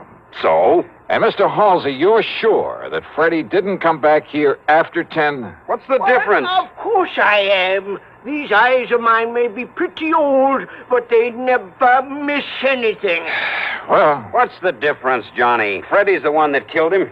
Lord knows he's the one logical suspect. No, Sergeant. Doc says approximately 10. So, all right, it was a few minutes of before Freddie left here. So Freddie killed him. Now, look, everything ties up. Yeah, and the kind of a knot that's going to hang that boy. No, Sergeant, I wish it was that easy. Oh, of course it is. Motive, opportunity, everything. It all spells Freddie Lynch. No. Conroy put a tracer on him. Right, Sergeant. Sergeant, I'm afraid you're wrong. How can I be? That is, if Mr. Halsey is sure of his times. Of course I am. On the radio. Okay, Dollar, why? Because Walter E. Lynch was still alive after 10 o'clock. What are you talking about? How do you know? Because he'd called me on the phone. Because I myself was talking to him at exactly 8 minutes after 10.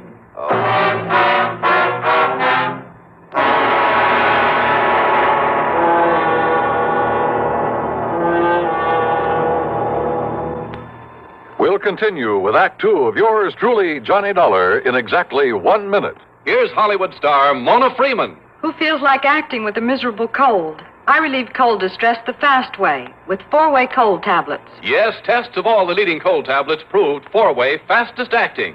Amazing 4-way starts in minutes to relieve muscular pains and headache, reduce fever, calm upset stomach, also overcomes irregularity. When a cold strikes, do what I do. Take 4-way cold tablets. It's the fast way to relieve nasty cold distress and feel better quickly. 4-way, only 29 cents. Now here's a word about another fine product of Grove Laboratories. Had dandruff for years? Now get rid of it in 3 minutes with Fitch Dandruff Remover Shampoo. 3 minutes with Fitch regularly is guaranteed to keep unsightly dandruff away forever. Apply Fitch before wetting hair. Rub in 1 minute. Add water, lather 1 minute. Then rinse 1 minute. Every trace of dandruff goes down the drain. 3 minutes with Fitch, embarrassing dandruff's gone. Fitch can also leave hair up to 35% brighter. Get Fitch Dandruff Remover Shampoo today. And now, Act Two of yours truly, Johnny Dollar, and the hapless ham matter.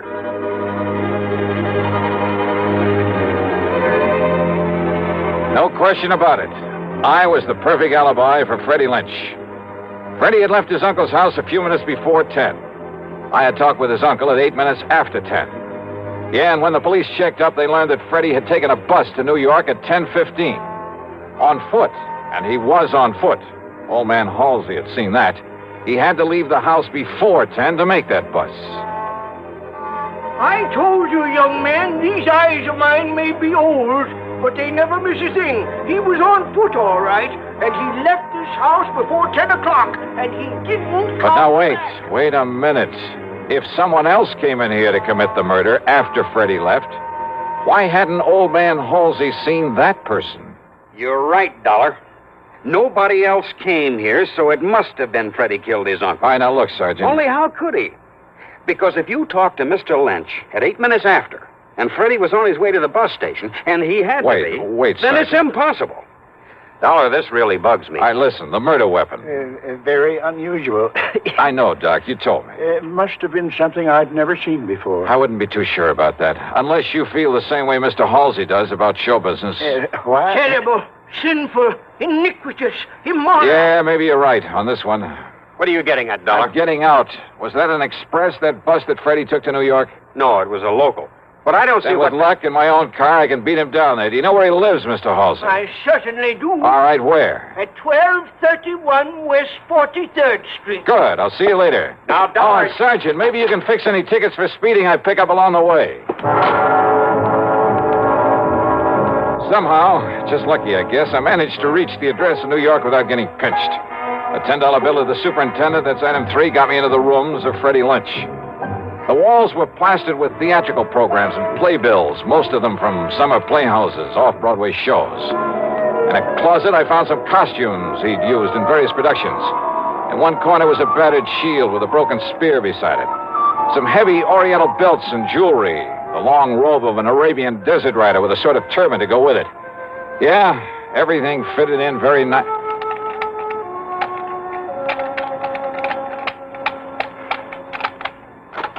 Hey, yeah, wide open, Freddie, wide open, just the way you left it. Come in, kid. I beg your pardon? Kind of careless, but it's all right. It's okay. Hey, who are you? You kidding? Jerry Allen, the agent, you know. Agent? Yeah, where you been, Freddie? When you didn't answer the letter and the telegram I sent you, where you been, huh, kid? Oh, you're a theatrical agent? What else? Listen, look, hey, kid, get this. I got a part for you, great part, a great one, a good salary, too. Of course, you got to let me represent you in the deal, but all I want's the usual 10%. Well, how about it, huh, kid? Jerry Allen, you say? Yeah, sure, that's right. Oh, we've never been introduced, but I caught you in half a dozen things, and you're good, boy, good, real good. Well, I like to think so. Sure you are. And being it's my business, I got to keep adding to my stable of actors, see what I mean? So if you want this part, well... I don't think so, What? Mr. Allen. What are you talking about? Well, I'm thinking of giving up the theater. Oh, now, wait a minute. Wait a minute, kid. You fallen heir to a fortune or something? Why do you say that? Huh? Of course, if you don't want the part. No, wait. Perhaps I'd better do another play or two. Good. And you'll let me represent you? Well, Freddie? Oh, why not? Well, if the part is good. Is the part good? It's great, kid. It's great. And if this thing doesn't hit Broadway the first time out... Hey, listen. It's a new play written by Johnstone. You get that? Johnstone? No, I'm afraid I don't recall ever... Oh, sure you've heard of him. Why, man, he's had more hits. Oh, and listen, Freddie, listen to this part. All right. I'm listening. Okay, starts out a young man, just about your age. Second act is 20 years later. Hey, you think you can do it? Why? Of course, my good man. Good. And the third act, well, now that part may be a little tough. You got to kind of make like you're about 60. There's no problem at all, Mr. Allen. No problem at all. Oh, only it's a shaky old man, like he's scared to death all the time. All right, listen. All fear has clutched me by the throat. The overpowering terror, willing up. Oh, hey, that's great, that's great. Come on, keep it up, Freddie boy, keep it up. Well, you see, of course, if I had a script, Scared, remember? Scared. Say something like, you must come here right away to protect me. You must come here right away to protect me. Oh, that's great.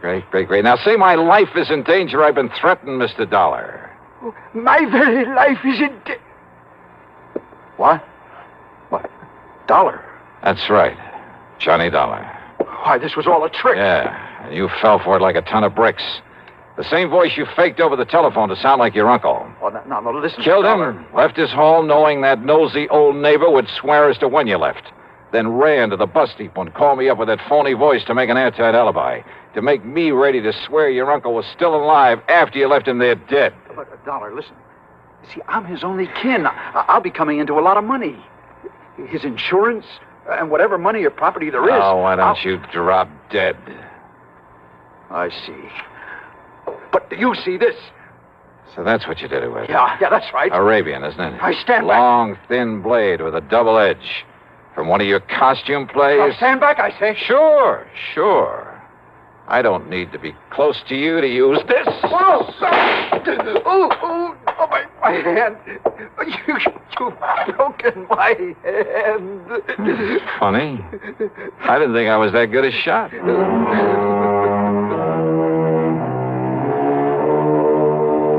So now I'll have to make another deposition for the sake of another trial. And I'm sure that hamming it up in court won't keep Freddie from playing out the rest of his life in front of a captive audience. Expense account total, including a flock of incidentals, well, let's call it $100. Yours truly, Johnny Dollar.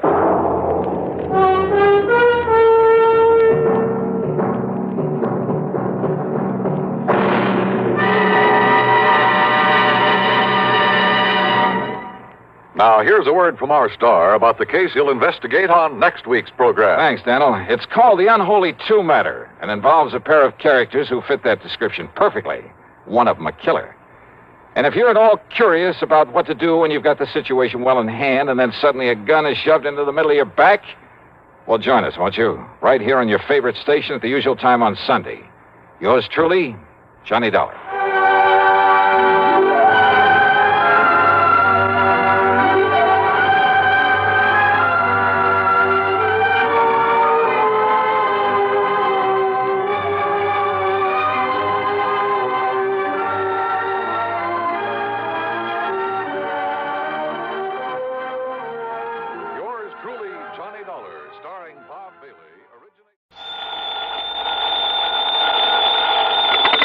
Johnny Dollar. Earl Poorman, Johnny, down here in Sarasota. Earl, you're a dog.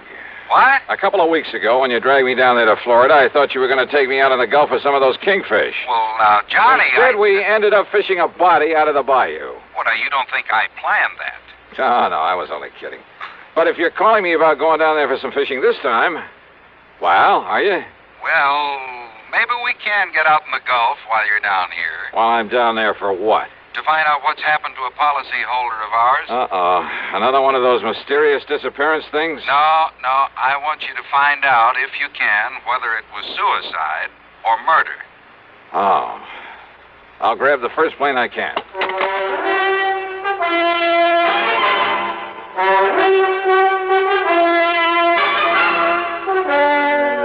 CBS Radio brings you Bob Bailey in the exciting adventures of the man with the action-packed expense account, America's fabulous freelance insurance investigator. Yours truly, Johnny Dollar.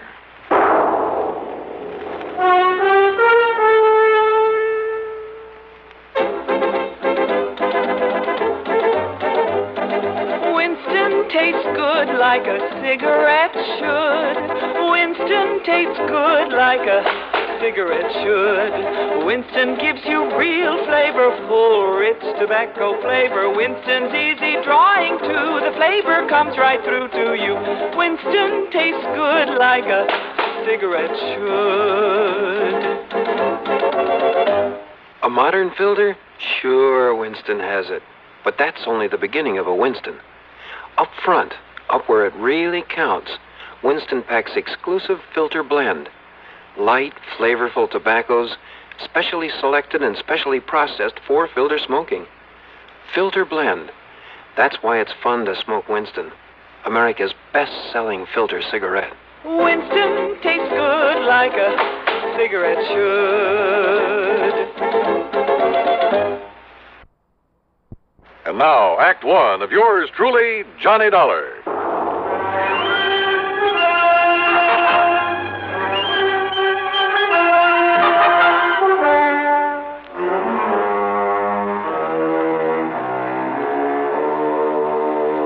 Expense account submitted by Special Investigator Johnny Dollar to the Sarasota, Florida office of Tri-State Life and Casualty Insurance Company. Following is an account of expenses incurred during my investigation of the Fancy Bridge Work matter.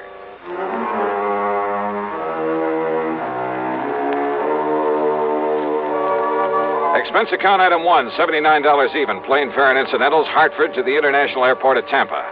Then a ferry plane to Sarasota, where I was met by Earl Porman, as usual, in a brand new air-conditioned car.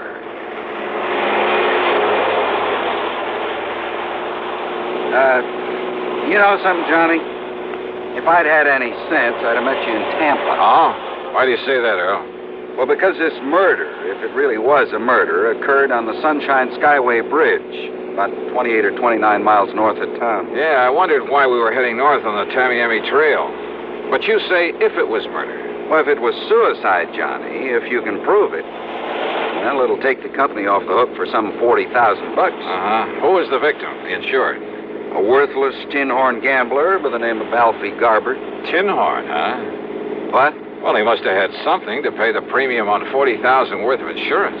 He paid exactly one of those premiums, Johnny. Well, what happened? You remember the dog racing track south of town? Yeah, my pocketbook still carries a couple of scars from it. Well, Alfie's been losing his shirt out there night after night. He's not only borrowed everything he can get his hands on, moved into a third-rate motel, but well, he sold most of his wife's jewelry. They've been practically living on handouts. Police think maybe he's responsible for a couple of robberies around town, but they haven't been able to prove anything. In other words, Alfie's been in pretty bad shape, mentally as well as financially. His wife told a doctor she was afraid he might commit suicide. So you got the picture? Yeah, I got it. Go on, Earl. Well, last night, he and another punk by the name of Luke Thrasher got into a big fight there at the track. Luke is a pretty bad actor, by the way. And how do you mean that, Earl? Oh, there have been a couple of unexplained murders of people who tried to cross him up back in the past. By unexplained, you mean they couldn't pin them on him? Exactly. Oh, here now, we're on the Sunshine Skyway Bridge. Yeah, well, what'd they fight about? Seems Alfie had welched on a bet, a big one. And Luke told him if he didn't get out of town, he'd kill him. So? 3 or 4 o'clock this morning, Alfie's wife was at police headquarters asking him to please find her missing husband. He hadn't come home from the track. No message from him, nothing. Is she the beneficiary of this policy? Yeah, she is. And Johnny, she's just about as worthless a character as her husband. Todd Swam down at the Chamber of Commerce has been trying to figure some legitimate way to get them both out of Sarasota. Well, is there any reason to think Alfie didn't take the hint and just leave town? He was pretty scared of Luke Thrasher, made no bones about it. And you ask me, he had reason to be. So when she reported him missing, the police hauled Luke off to the clink. Figured he'd carried out his threat, huh? Until this morning, just before I called you. Oh, what happened? Now here we are, coming to the center span of this bridge. Yeah, I see. Yeah. Well, look, what made the police change their mind? Highest span of any bridge in the state, Johnny. So I've heard. But look, you didn't answer my question. Bridge is 15 miles long and over 100 feet high up there. Yeah, I see that. Several suicides off this thing, Well, Johnny. what has that got to do with Alfie Garber? You see the police car parked just ahead? Wow. The reason they're looking things over is because that car in front of theirs is Alfie Garber's, right where he left it. And they figure he took the jump. A fishing boat down below found his hat and his jacket floating around in the bay. Oh, well, that doesn't prove suicide, Earl. Doesn't prove murder, either. Keep moving there, mister. Keep moving. Hi, Lieutenant. What? Oh, you, Mr. Foreman. I kind of thought you'd be out here for a look at things. Lieutenant Dodge, This is Johnny Dollar. He's a special investigator. Sure, Mr. Dahl. I'm glad to see you again. Yeah, hiya, Lieutenant. Well, looks like now we got something to work on around here. You will work with us, won't you? Why not? Well, wait a minute. What did you mean, Lieutenant? Mr. Pullman, we haven't found the body yet, but the evidence, mostly a torn piece of shirt and some blood we found here on one of the girders. Blood? Yeah, and a lot of scuff marks and things. Oh, there's no question there was a struggle before Garber was tossed off into the bay. A big one. Murder, huh? No question about it, Mr. Dollar. Well, then, Earl, it looks like your company's going to have to pay off the beneficiary. And my expense account, of course. Oh, now, why bring that up? But as long as I'm here, do you mind if I look at that evidence you mentioned, Lieutenant? Help yourself, Dollar.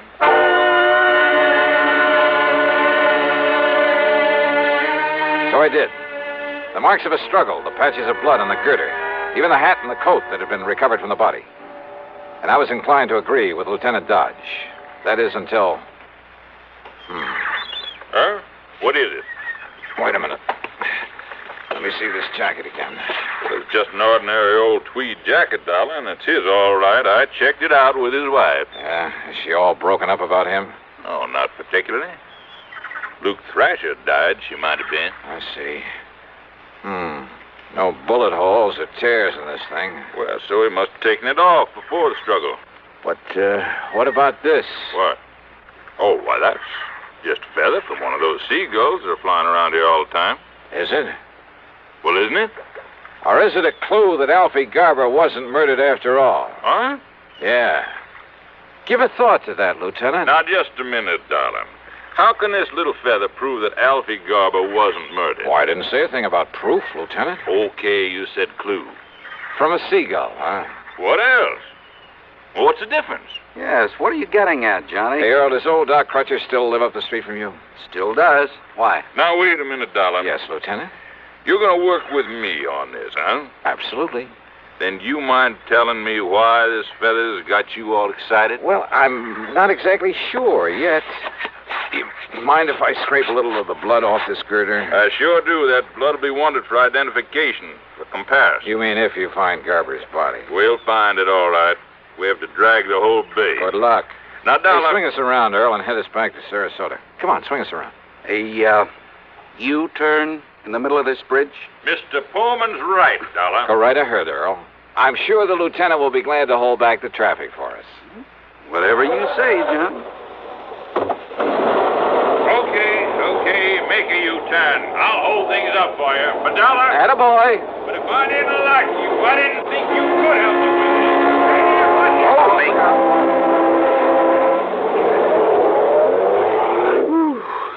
I thought he was going to hold up traffic for us. Yeah. Well, if he isn't any better at solving murders, he is going to need help on this case. Huh? Well, I thought you didn't think it was murder. Of course, it's only a hunch, Earl. Because of that silly little feather you found? But if that came from a seagull, I'll eat my shirt. Look, will you please tell me what you're up to? After Dr. Crutcher looks over this sample of blood the lieutenant so kindly provided. Drive on, Earl.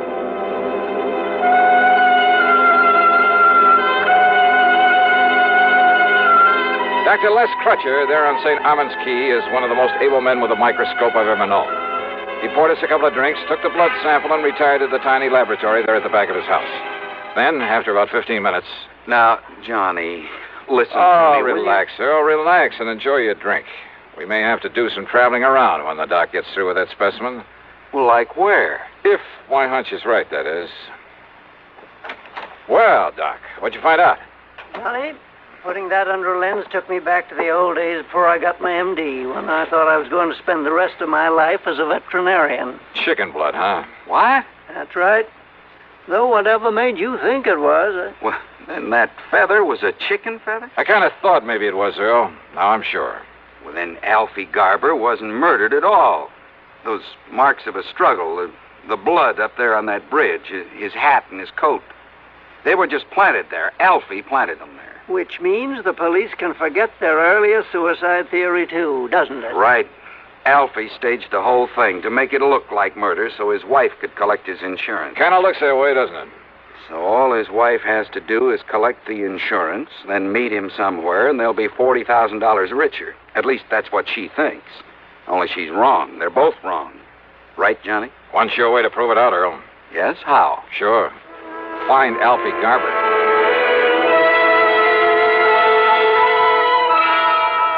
Sure. Easy, Lieutenant. Just find Alfie Garber. So we're right back where we started from. Yep. Only trouble is that by now he could be 1,000 miles away.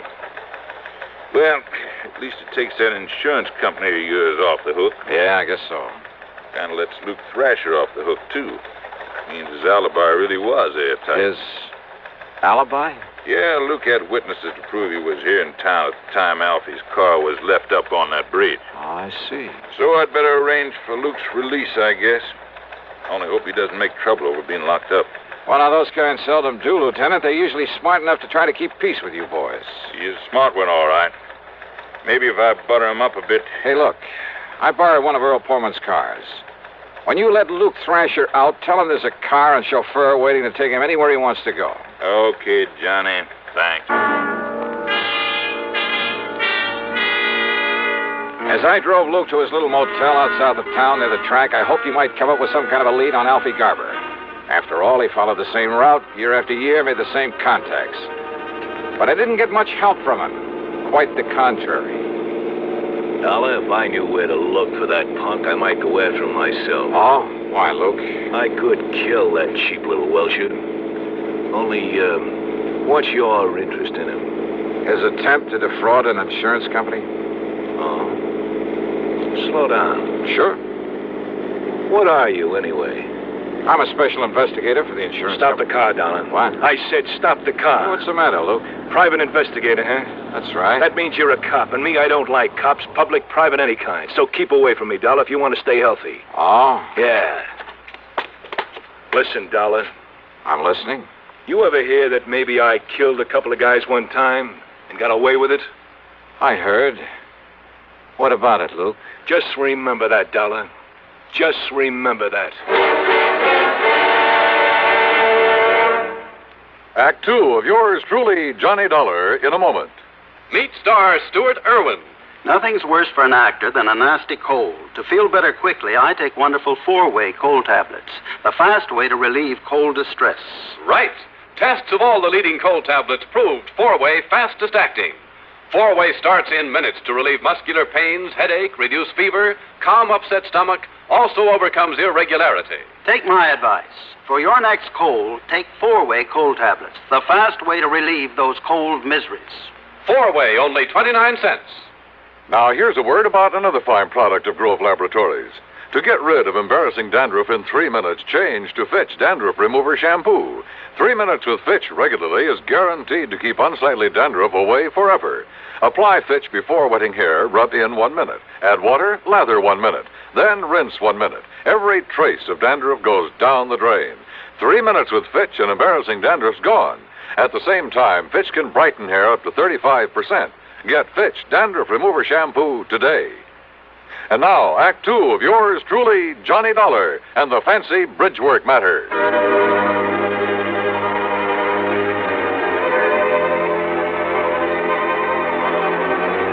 Hunches. Sometimes my salvation, sometimes the bane of my existence.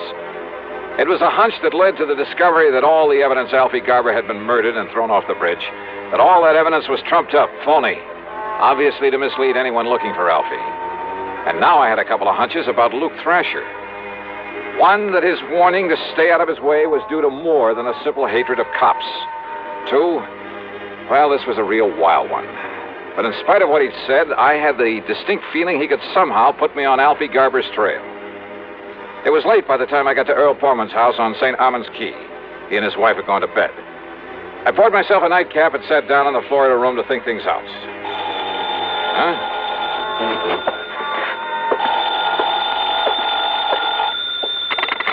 Hello? Earl, is Johnny Dollar there with you? Who's that?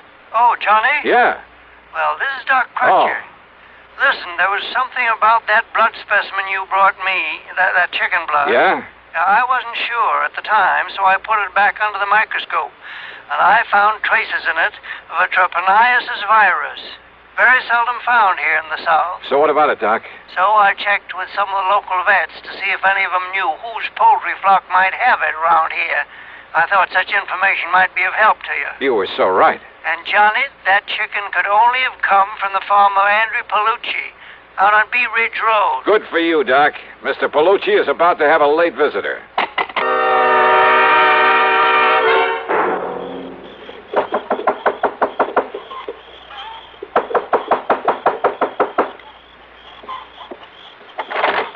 Yeah. What do you want?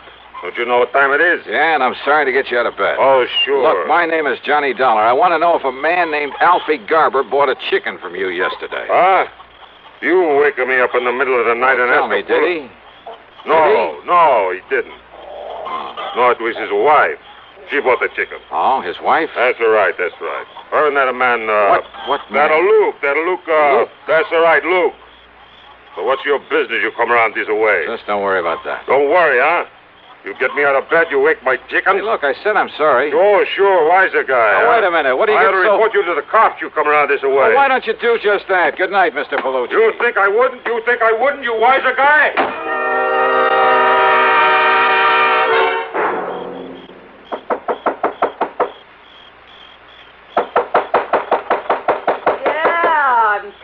I'm coming.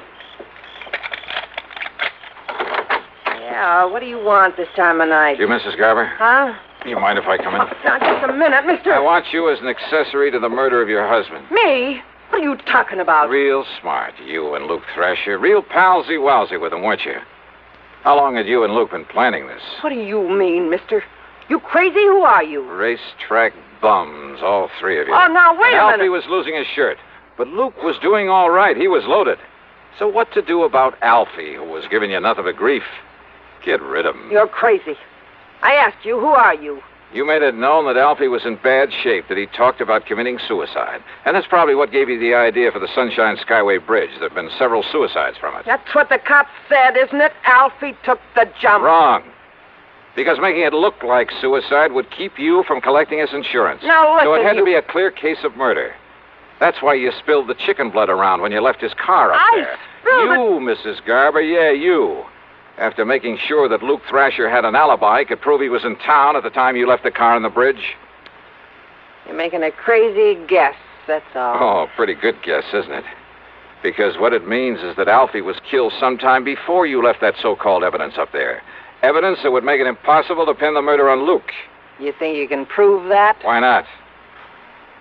Or would you rather have me prove that you killed your husband? Me? Well... No, listen. They've told me Luke is mighty clever, maybe even clever enough to have made you commit the murder. No, I didn't. I swear it. You can't say you didn't have plenty of opportunity. Mister, listen to me. Yeah? Well, go on. Tell me, how did you kill him? Where did you put his body? No, I didn't do it. Then if you don't want to burn for it, you got to prove that. Can you? Well... Yeah. Because Luke killed him. Luke did it. Can you prove that? Now, where's the body? I'm sure it wasn't dumped off the bridge, because if they'd find the body, they might be able to find the bullet holes or some other mark that would lead them to Luke Thrasher. So where'd he hide the body? Come on, baby, you better talk. What? Alfie Garber's body is right where yours is going to be, Dollar. Huh? Take his gun away from him, Lena. Oh, yeah, sure, Luke. I got it. You know so much it's got to be curtains for you, Dollar. Yeah, in tight in the middle of your back so it don't make any noise. Go on, Luke, kill him. Yeah, right. Hey, Tony, drop the gun. You better drop it, Luke, or so help me, I'll pull this trigger. You two, sisters, go ahead. All right, you want to pick him up, Johnny? Indeed I do, Lieutenant. Okay, now you two up against the wall. Hands up high and against the wall. That's the stuff, Johnny. And just what brought you around here? A complaint by one of our citizens. Seems that one Andy Palucci owns a poultry farm. Well, he was a little bit annoyed by the way you got him out of bed a while ago just to find out that these two bought a chicken from him yesterday. So he called us up to report you. Just like you suggested to him. Bless Andy Palucci. Now, if you'll just help me climb in this window, I'll take care of these two for you.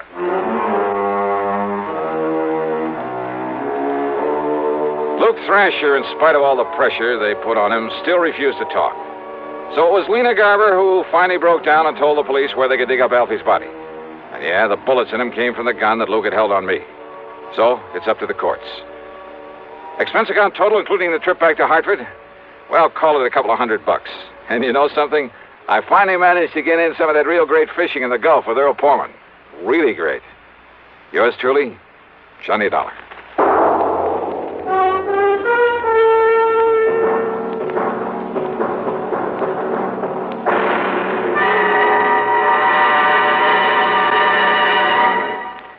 Our star will return in just a moment. Constipation is something people don't talk about much, but it can be a problem for anyone, even doctors. And when constipation occurs, it's interesting to see just what doctors consider important about a laxative they might use or recommend. Well, a majority of the doctors we heard from had this to say. A laxative should be effective, gentle, as close to natural acting as possible, and a medicine that can be used with complete confidence. Now, X-Lax has been popular with many doctors and millions of people over the years because pleasant-tasting chocolated X-Lax is effective. Overnight, it helps you toward your normal regularity. X-Lax is gentle. Next morning, it gives you the closest thing to natural action. And that's why many doctors and millions of people use X-Lax with complete confidence. X-Lax, the laxative that helps you toward your normal regularity, gently, overnight. Is X-Lax in your medicine cabinet? Now, here is our star to tell you about next week's story. Next week, the wrong man matter. A case with a real twist at the end of it. Join us, won't you? Yours truly, Johnny Dollar.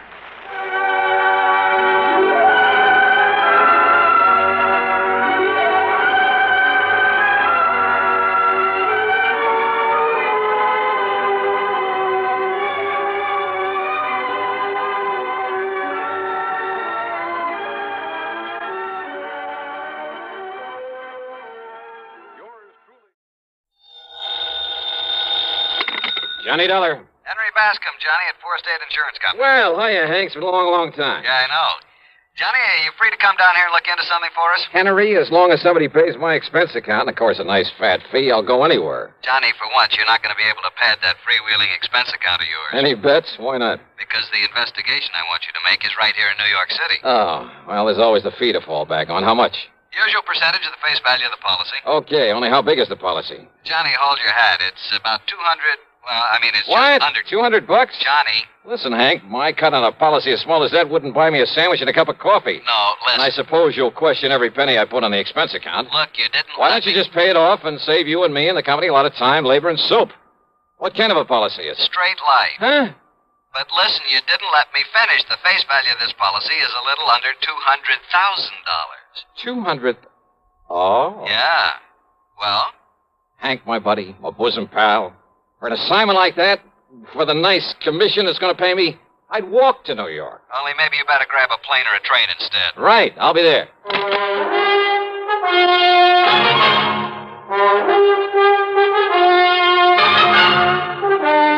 CBS Radio brings you Bob Bailey in the exciting adventures of the man with the action-packed expense account, America's fabulous freelance insurance investigator. Yours truly, Johnny Dollar.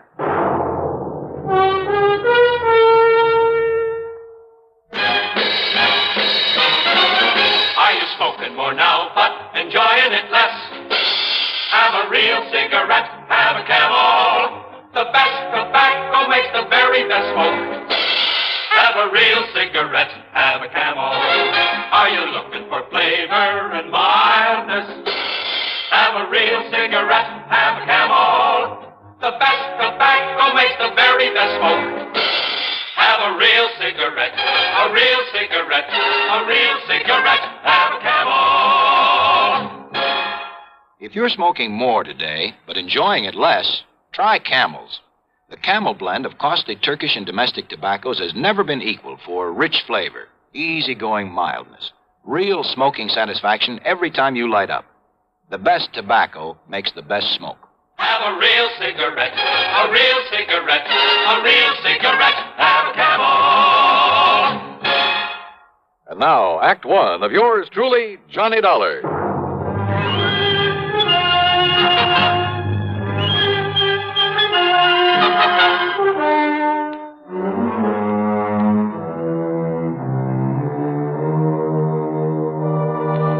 Expense account submitted by Special Investigator Johnny Dollar to the Four State Insurance Company, New York City office. The following is an account of expenses incurred during my investigation of the evaporated clue matter.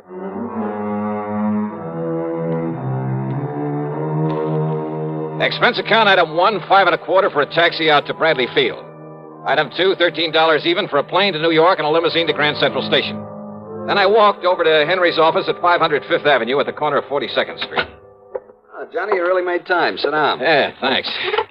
That's because of the tempting offer you made to me over the phone. A policy worth $200,000. $189,000 to be exact. Straight line. Mm-hmm. On whom? Mr. Jonathan R. Kenworthy.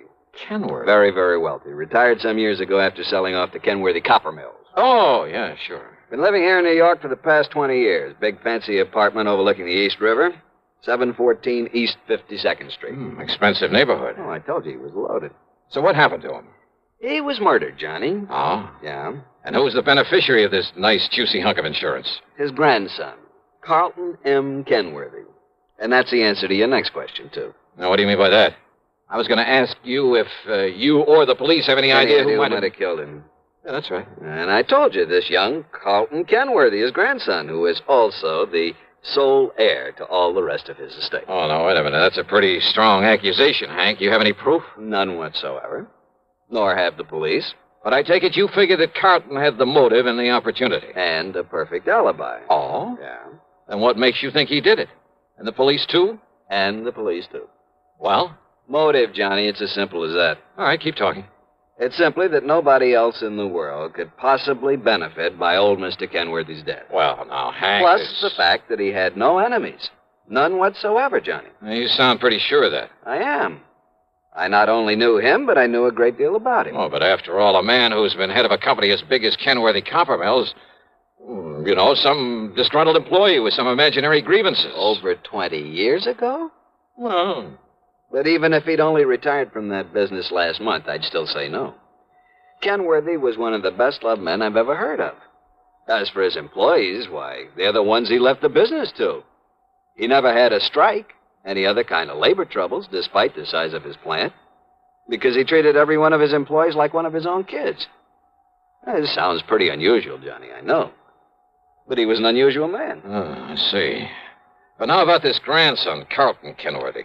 Well, about as useless a hunk of human being as I've ever seen. How old is he? Oh, 30, 32 or 3. What's he do for a living? Well, that's the point. He doesn't. Nor has he ever done anything.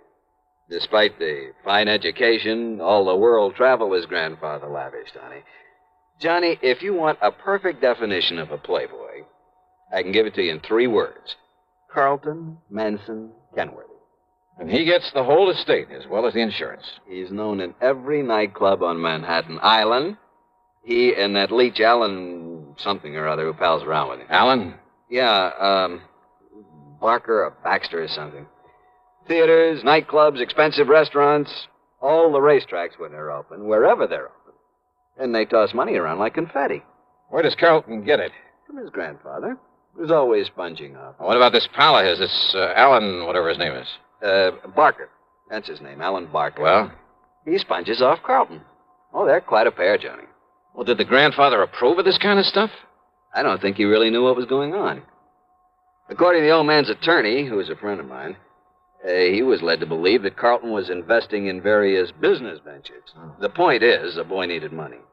And the surest way of getting it, plenty of it, was by having his grandfather dead. Yeah, well, you've built up quite a case, Hank, but it still isn't enough to hang him, not by a long shot. Have the police been able to pin anything on him? Not yet, apparently. I told you he has a perfect alibi. When did it happen? Last Tuesday. Who's handling the police investigation?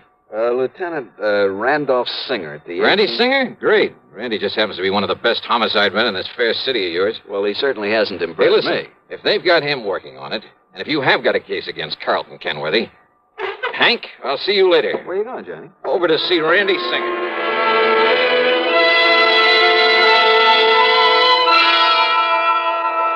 Sure, Johnny, I'm just as sure as your friend Hank at the insurance company. Why, Randy? Well, the way that boy played around. Cost him a fortune. Even more than his grandfather gave him. You're sure of that? What do you mean? Well, the way I get it, Grandpa gave him plenty. Yeah, but Carlton is up to his ears in debt. Every time the boys raid a plush gambling joint, there he is. He and that hanger-on of his, Alan Barker. Like peas in a pod, those two. Then he probably welcomed the raids. Hmm? Sure. Probably kept him from having to pay off some of his losses. Yeah, he's still in up to his ears. And as long as he's the only one who could possibly benefit from Grandpappy's death, as long as we're sure that nobody else had any reason for killing him, and we are... How and when and where was he killed? Tuesday night in his apartment. He was struck on the back of the head with a heavy wrought iron poker from the fireplace. One good wallop, and he was done for. Hank says that Carlton has an alibi. Yeah, airtight. I checked it every way I can. From here, that is. And where's your case against him? But if you can break that alibi... But, Randy, if you've checked it out... I said from here. But if that company of yours will pay your expenses to Alaska... Alaska? That's right. Oh, look, with such flimsy evidence... Will you do it, Johnny? But now listen, Just Randy... let's say, to get me off the hook. But I'm still not convinced that... Johnny... Okay, Randy, sure.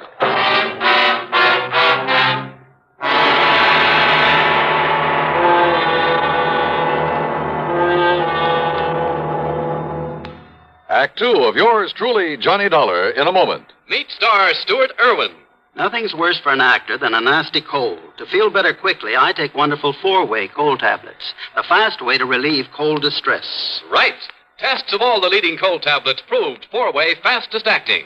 4-way starts in minutes to relieve muscular pains, headache, reduce fever, calm upset stomach, also overcomes irregularity. Take my advice. For your next cold, take 4-way cold tablets, the fast way to relieve those cold miseries. 4-way, only 29 cents. And now here's a word about another fine product of Grove Laboratories. To get rid of embarrassing dandruff in 3 minutes, change to Fitch Dandruff Remover Shampoo. 3 minutes with Fitch regularly is guaranteed to keep unsightly dandruff away forever. Apply Fitch before wetting hair, rub in 1 minute. Add water, lather 1 minute. Then rinse 1 minute. Every trace of dandruff goes down the drain. 3 minutes with Fitch and embarrassing dandruff's gone. At the same time, Fitch can brighten hair up to 35%. Get Fitch Dandruff Remover Shampoo today. And now, Act 2 of yours truly, Johnny Dollar, and the evaporated clue matter.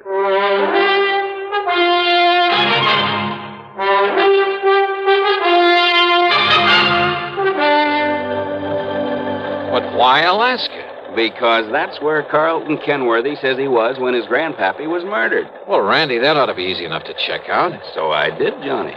He made the airline reservation. He was aboard the plane. He got the Juneau on Monday afternoon. He got himself a room at the Baranoff Hotel. You checked that with the hotel? By telephone. Why was he up there? Who knows? But the hotel says he was. Well, what did he do with himself? Apparently took in some of the night spots and flew on back here on Thursday morning. Checked him all the way through. And his grandfather died on Tuesday.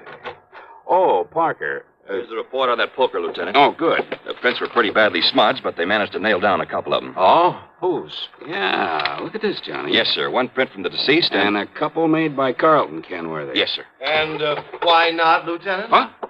Kenworthy. After all, as I told you several times, I've often made up the fire for my grandfather there in his apartment. So is there any reason why my fingerprints shouldn't be on that poker that was used to kill him? He's got a point there, Randy. Well, listen. Of course I have. The fact remains... And didn't this officer say the prints of both myself and my grandfather were badly smudged? Yes. So, whoever did it wiped off his own prints and part of ours. Quite possible, Randy. The fact remains, The fact Kenworthy... remains that I was in Alaska when my grandfather was murdered. Why, Carlton? Just a little trip, a little fun, just... Who are you? Johnny Dollar, investigator for the insurance company. Well, Dollar, I certainly hope you can accomplish more than these stupid police have. Of all the stumbling, bumbling... Well, That's all, Parker. Yes, sir. Well, Lieutenant, that silly look on your face. Because I think you killed him. Because you're the only one with any reason But I to. didn't, of course. How could I?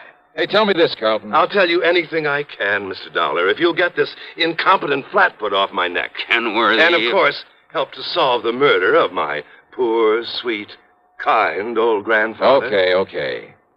Did you make that trip to Alaska alone? Yes, that's right. Okay, thanks. That's all? That's all. For now. Very well. And will you keep me advised, Lieutenant, if by some stroke of luck you should happen to make some progress for a change? Get out, Kenworthy. Gladly.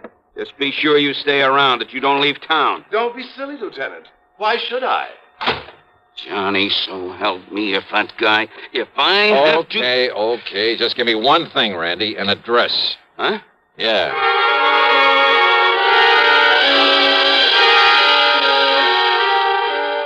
I could see why Randy'd harbor no love for Carlton Kenworthy. His attitude there at headquarters got under my skin, too. Expense account item 3, $1 even for a cab to Alan Barker's apartment. And I saw immediately why Randy had said they were like two peas in a pod, despite the fact Carlton was a good deal huskier. They were so much alike, I wondered if there was some blood relationship. Hardly, Mr. Dollar. We're simply good friends, that's all.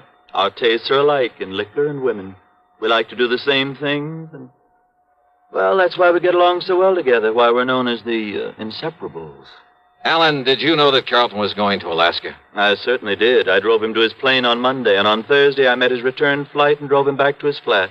Missed him like the very devil, incidentally. You keep a car here in the city? In the garage down in the basement.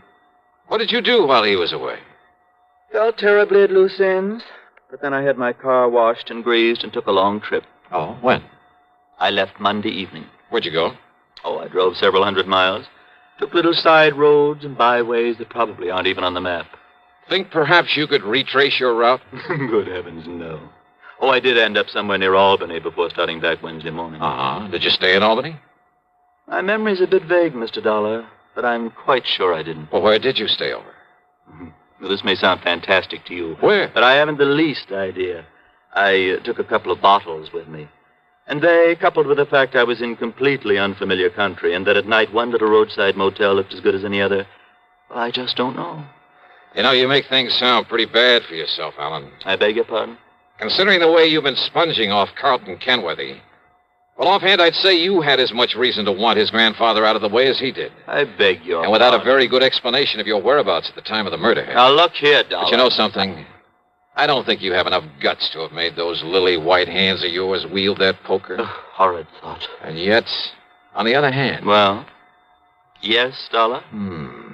As an accessory. Accessory? That's right.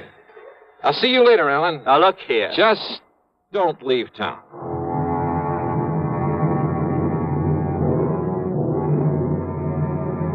Carlton? Possibly. Alan? Well, I don't know. I don't pretend to be an expert judge of character. But I'd swear that Alan wasn't capable of killing a man. And yet, as Randy had said, unless we could somehow break Carlton's alibi. And then I got an idea. It would take time, it would be expensive. But with $189,000 of insurance involved, yeah, I decided to take a flyer. Stick my neck out all the way. We'll return to yours truly, Johnny Dollar, in exactly 1 minute. Constipation is something people don't talk about much, but it can be a problem for anyone, even doctors. And when constipation occurs, it's interesting to see just what doctors consider important about a laxative they might use or recommend.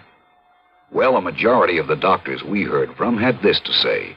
A laxative should be effective, gentle, as close to natural acting as possible, and a medicine that can be used with complete confidence. Now, X-Lax has been popular with many doctors and millions of people over the years because pleasant-tasting chocolated X-Lax is effective.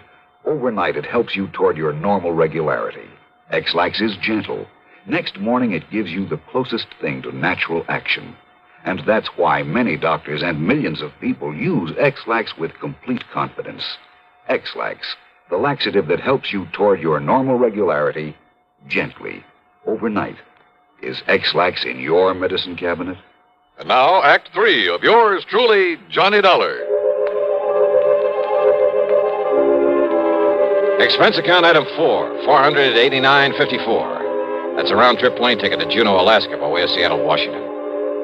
It wasn't until we got there that I suddenly realized I'd been pretty stupid. In spite of the fact that Alan looked very much like him, I should have taken along a picture of Carlton Kenworthy. And certainly I should have taken along a set of his fingerprints for comparison with any I might be able to pick up. Or even a sample of his handwriting. But I didn't, so I'd have to work things out the best I could. Item 5, $10 for miscellaneous taxi fares. Item 6, $10 for a room at the Baranoff Hotel. And yes, I got the same story Randy Singer had about Carlton's having been there, having spent plenty of time at the bar and the bubble room, at nightclubs all over the town. But then it was item 7, $8.50 for some drinks and dinner in the main dining room that finally did the trick. Yeah, that pointed out the one small, seemingly insignificant way in which I could either prove or disprove Kenworthy's alibi. Believe me, seldom has the solution of a murder case hung on such a slender thread. Anyhow, less than 36 hours after I'd left New York, I was back at Idlewild Airport. Item 8, 10 cents for a phone call to Randy Singer. Item 9, $7.50 for a fast taxi into 18th Precinct headquarters. Johnny, where you been anyway? Did you get in touch with Carlton? He's right here in my office. Good boy, Randy. Well, hello, Carlton. Ungodly hour to drag a man out of bed and over here. Yeah, have a bad night of it? Well, Alan and I did do the town a bit. Have you found some lead, I believe you call it, on the killer of my grandfather? Yeah, maybe. Do you mind if I sit down? Maybe you'd better. Where were you when your grandfather was murdered? Why, I've told you, Juneau, Alaska. You know Alaska pretty well? I know nothing about it. This is my first trip and a very brief one. You stayed at the Burnoff Hotel? That's right. Check with them, and you'll find I was there on Monday, Tuesday, and Wednesday. Did you eat there at the hotel? My dinners, yes. But I fail to see what that could Just answer my questions, will you, please? Why not? Okay, now. Monday night. Cocktails in the bubble room? That's right. But what difference could that possibly... And what did you have for dinner? Now, that's a stupid question. Yeah? But if I can prove you weren't where you say you were when your grandfather was killed... If you can, Dollar, and I know that you can't, but if you could, I would gladly confess to this murder, regale you with gruesome details, tell you anything you like. Wise guy. I asked you what you had for dinner Monday night there at the Baranoff. Oh, I see. You think if I say I had something that wasn't on the menu that Just night... answer my question. Or perhaps you'll check to see if the dinner was put on my bill, so I'd have to sign for it, leave a sample of my handwriting. But I paid cash for everything. I asked about your dinner. Well? Dollar, of all the asinine, idiotic... Shrimp cocktail, a salad, a steak, and some coffee. Get that stuff anywhere. But now, Dollar... Mike? What? The coffee. Really, if this is detective work, if this nonsensical questioning... Well? No, Mr. Dollar. I had my coffee with cream and sugar. Oh, you ordered cream? I used the cream that was on the table. Look here, now, of all the silly, absurd, childish Cream was on the table? Of course it was. Real cream? Yes, and the sugar was real sugar. That's beside the point. But what you hope to gain by all this, stupid...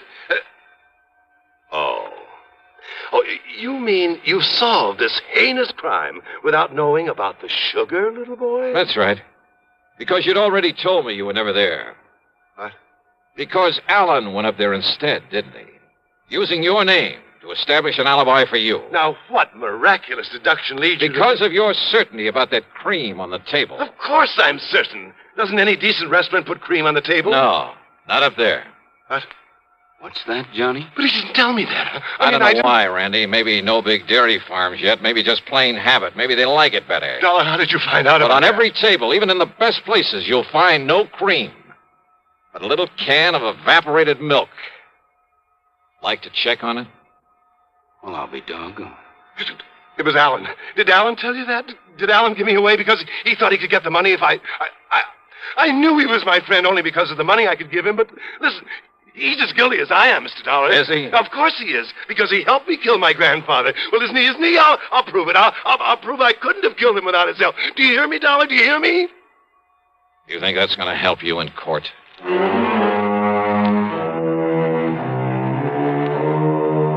Believe me, if I were to put down all I think about the Allen Barkers and Carlton Kenworthys and all the rest of that rotten... why bother? What's the use? Expense account total, including incidentals, the trip back to Hartford, $574 even. Yours truly, Johnny Dollar.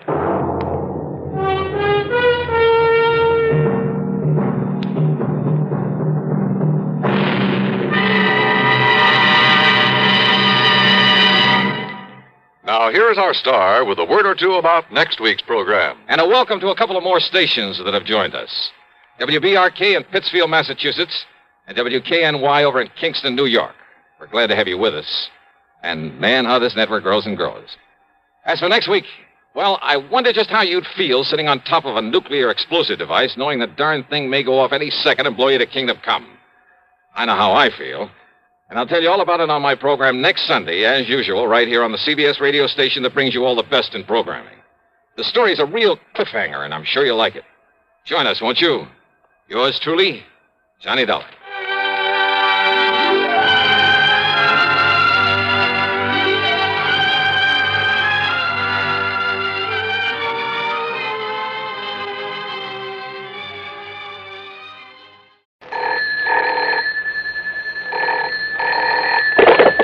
Johnny Dollar. Monsieur Dollar, you will be amazed. You will be thrilled. Yeah, well, I think I've had all the thrills I need here in Paris. And who are you? Monsieur, I'm the night clerk here in the hotel. Oh, well, what's all the excitement about? Monsieur Dollar, I have the telephone call for you, and Monsieur, Yeah. it is wonderful. It is the long distance. It is the transatlantic. A transatlantic call. From the, what you call the United States. Well, bully for you. But across the ocean. It must be the most important. Yeah, well, put them on and we'll see. Oui, monsieur. Hello? Johnny? That's right. George Reed here. Well, George. All right, clerk, you can get off the line now. What, Johnny? You hear me? Clerk? But, monsieur. Go on, hang up. Very well, monsieur. Now, George, you get my cable report on the only jewels? Yes, you did a great job in spite of all the money you threw around. I mean what you gave that man de Marsac. But listen, I'm glad I caught you before you left. I'm flying on back tonight. See you in Hartford in the morning. No. What? Contact Mr. Maurice Rigaud there at our Paris office. Oh, what about? Getting those jewels back to America? No, that's all taken care of. But in talking with him a minute ago, I happened to mention that you're there, so he wants you to stay around and see if you can help locate a Cellini medallion. Cellini, the famous Italian artist? Yes, and the medallion was stolen from the galleries of the Louvre 2 or 3 weeks ago. Priceless, so it has to be found and returned to them. Well, I'll do what I can, George. Good. Now contact this man Rigaud at our office there immediately. Contact Rigaud, huh? That's right. But why do you say it that way? Because maybe I won't bother him. What? George, maybe I've got a better idea.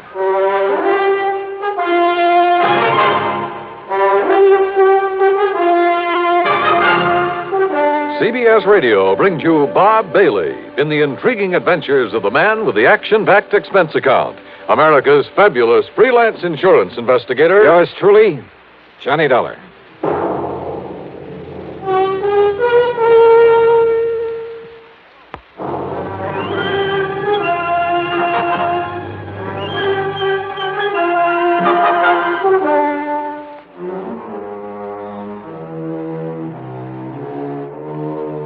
Expense account submitted by Special Investigator Johnny Dollar to Floyd's of England, North American office. Or maybe it's the Paris office. We'll see. Following is an account of expenses incurred during my investigation of the Embarcadero matter. Expense account item 1, a few francs. Call it 10 cents American for a telephone call. Not to Rigaud at Floyd's of England, but to my old underworld contact, Louis de Marsac. The strange little character who calls himself the Grey Cat. Oui, Monsieur Dollar. C'est la Jacquerie. You most loyal, most faithful friend. Yeah, I'm sure. Are you living it up on that money I gave you for locating the only jewels for me? Alas, monsieur, I have been most unfortunate. Only one small, what you call investment. And now... Easy come, easy go, huh? Oui, the 5,000 is gone. And I was so sure of this one. What kind of an investment, de Marsac? Well, even you would have been attracted. Oh, she was young. She was so beautiful. She? Oh, no. Ah, that Marcel. How could such a lovely vision deceive me so? Oh, I'm crushed, a man without hope. And monsieur... Yeah? I'm also very, what you call, broke. Uh-huh. Think $100 might help to raise your spirits? $500? Oh, oui, monsieur. But for what? 100. For some information about what happened to the Cellini medallion. Oui, stolen from the Louvre. Oh, you know about it then? But of course. You know where it is? No. But for you, mon ami, I will somehow find out. Good. But it may be dangerous, monsieur. The people I will have to see, the cutthroats, I will have to pay for the information. But for you and the $400 you have promised me. Okay, $150. Want to call me when you've got the dough for me? No, If I bring the information to you, I can then collect for it right away. 200? I'll wait to hear from you.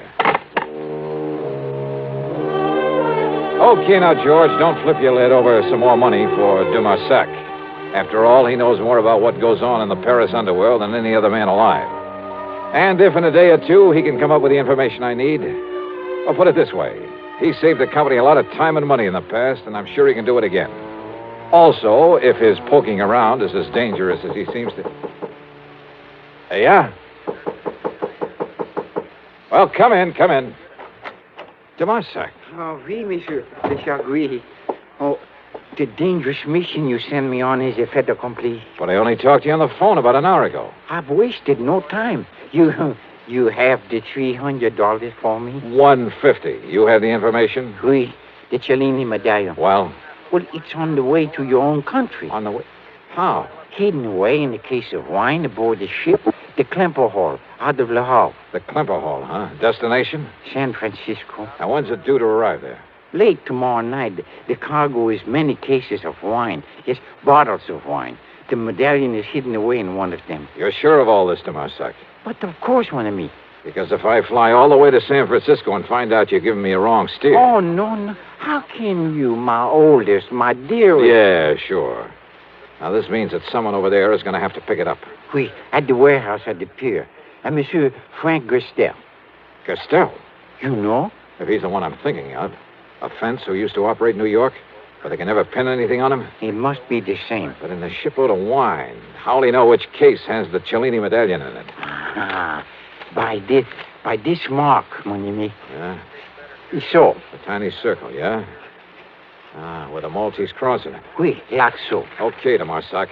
I better pack up and catch a plane back to the States. Mon ami. Huh? Oh, yeah, sure. Here you are.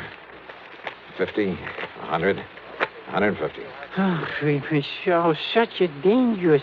Okay. 170, 90, 200. Ah, merci. Merci beaucoup. Bon voyage. Oh, success. Wait a minute. Eh?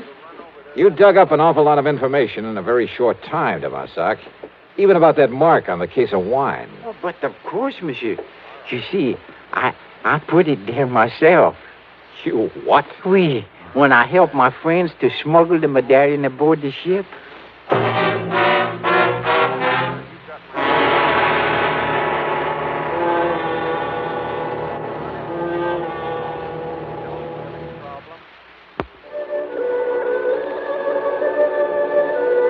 Expense account item 2 is the couple of $100 to Dumarsac for the information about the stolen Cellini medallion. Item 3, $92 American for my hotel there in Paris, then a taxi out to Orly. Item 4, $5.99 even plane fare, Paris to New York to San Francisco, and a taxi to my favorite hotel, the Huntington, up on Nob Hill. A pea soup fog had settled over the city, and the driver had to practically feel his way the last couple of blocks. By the time I'd cleaned up and changed my clothes, it was late, and I was hungry. And after the long plane trip, I was glad for a chance to walk over to the Fleur de Lis on Sutter Street.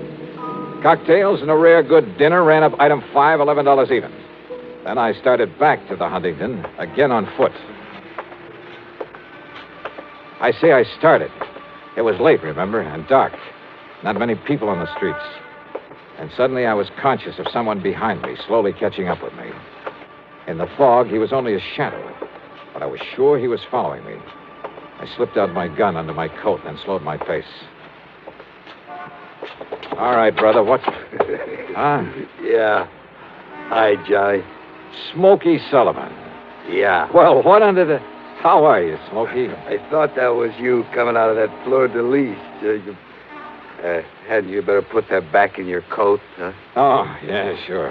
Hey, listen, you're just the man I want to see. Yeah? Yeah. And if you can dig up some information for me about somebody, I'll make it worth your while. You're real good to me, Johnny. I'll do anything I can. Now, listen. Yeah?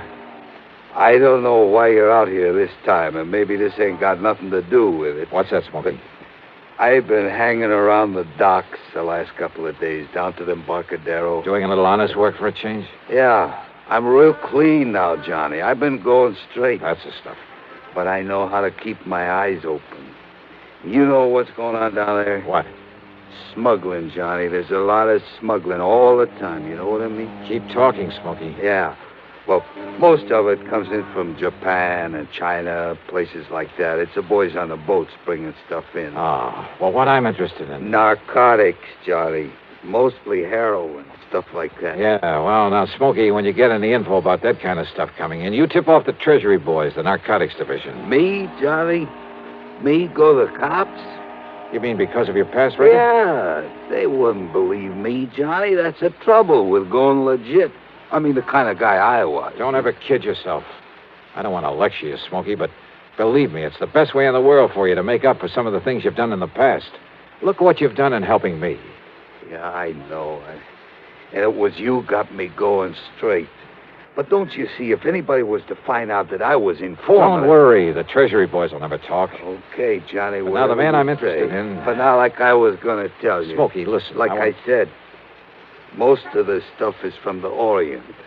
But down there to the docks, a couple of nights running now.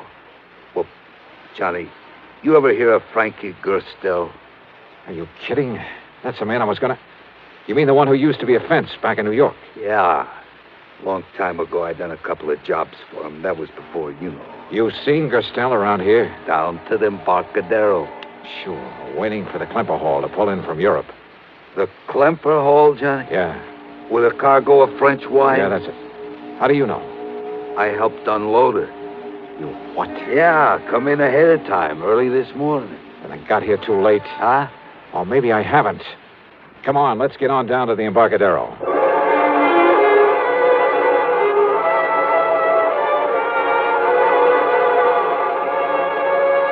Item 6, $1.50 for a taxi. Pier 93, where the Klemper Hall was berthed, was dark. Except, that is, for a dim light in the office on the street side. Back in the huge warehouse extending out over the waters of the bay, there wasn't even a glow from a nightlight. Sure funny, Johnny. They're not having some kind of a light in the warehouse. Yeah. Well, we'll find out about that from the watchman there in the office, if we can wake him up. Yeah. Sleeping on a job like that, why, Hey, watchman. Watchman, come on, open up. Johnny. Yeah, I see. Come on, Smokey, give me a... Here we go, now. All right, wake up, mister. Come on, I said wake up. Yeah, Johnny. He's asleep, all right. For good.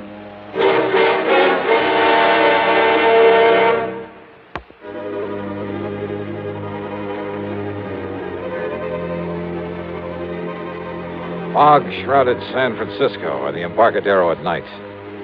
There in the little office on the shore end of Pier 93, we found the watchman. Found him dead, with a bullet in the back of his head. Which meant that in all probability, Frankie Gerstel had gotten there before us, had already taken the Cellini medallion out of its hiding place. Or was it still there, in one of the cases of wine, stacked up in the warehouse in the long, dark pier? There was only one way to find out. Oh, we better get out of here, Johnny. If the cops come around to find this watchman laying here dead, even with Johnny Dollar to explain Reach up and pull off that light, will you? But, Johnny... All right, here, I'll do it. But, look, don't you see, if the cops come around, they see this office dark. Yeah, we got to chance it. Now, if this watchman had a flashlight on him... Yeah, in the side pocket of his coat. Side pocket here. Yeah, here it is. What are you going to do, Johnny? I'm going back into that warehouse. But, Johnny, don't you see, if you put on the lights back there... That's why I've got this flashlight. I've got to locate a case of wine in there with a peculiar mark on it. Well, something else in that case? A priceless medallion that was stolen from the Louvre. It was smuggled in so Gerstel could pick it up. But if he's already been in here and taken I got to make sure. Now, you wait right here. Johnny, if a prowl car comes down the street... Okay, shove the watchman's body under the desk. Turn the light on again and sit there in that chair with your hat pulled down over your face. If a prowl car comes along, wave to it. Whatever you say, Johnny. If anybody else comes along, tries to get in here, yell bloody murder and get out the best way you can. I'm going back in the warehouse. And don't switch on the lights in there. But be careful, Johnny. Yeah.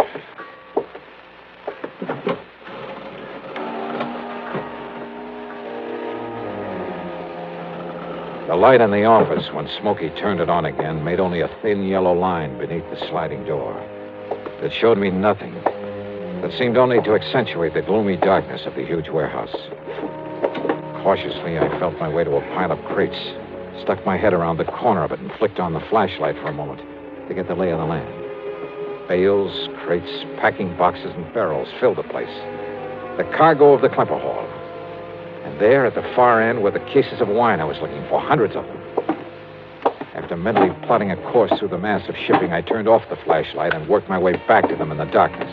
Finally reached them. Yeah, when I tilted one of them, it gurgled slightly.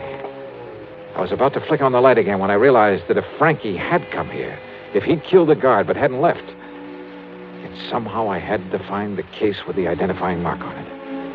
I put on the light again, and there in front of me was a case that someone had pried open. The cinch bar was lying beside it. On one corner was the mark that... Someone.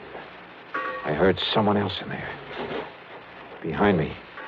Behind one of the packing cases I'd felt my way around in the dark. I heard him again. So I picked up the cinch bar. And I waited. Then... Holy... At least I'd seen the flash of the gun. But again, I waited. Give up, Dollar. I've been here over an hour. I can see in here, but you can't. Now? Well, I can see the flash of your gun.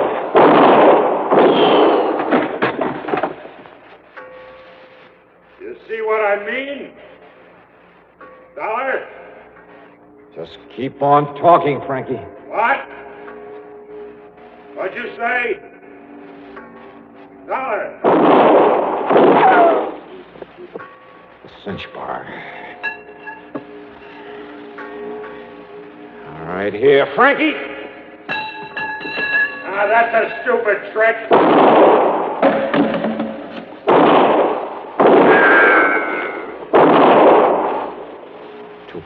Too close. No, wait. Hey, your last shot, wasn't it, Frankie? Yeah. Hey, Smokey. Okay, Smokey, come out here in the warehouse. Turn on the lights and we'll... Didn't figure I had two guns, did you, Dolly? But you haven't. Not now. You're through. And by the time you can reload... Yeah, Smokey, put on the lights. I can use them now. No, Smokey, no. That's right. And leave them on. And, Dollar, I'm going to dig you out from behind those crates and kill you. You hear me, Dollar? You can't get away. Yeah, because now I see you. So I pull this trigger. Smokey. Johnny, I took the gun off the dead watchman. Are you all right, Johnny? Yeah. Are you all right? Yeah, sure I am. You saved my life, Smokey, thanks. Yeah, you're welcome, Johnny. But listen, the cops are coming. Yeah, I hear them. Well, then, Johnny... Stop worrying, Smokey. But don't you see... You're on their side now, remember? But if they... Yeah, I guess I am. Sure.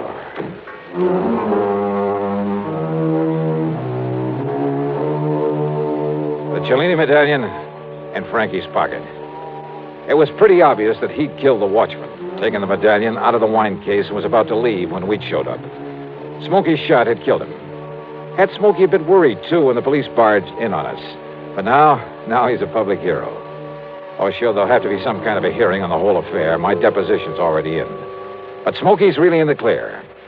As for the couple of $100 I gave him, well, forget it, George. It came out of my own pocket. So, expense account total, including the trip home, $1,174 even. Yours truly, Johnny Dollar.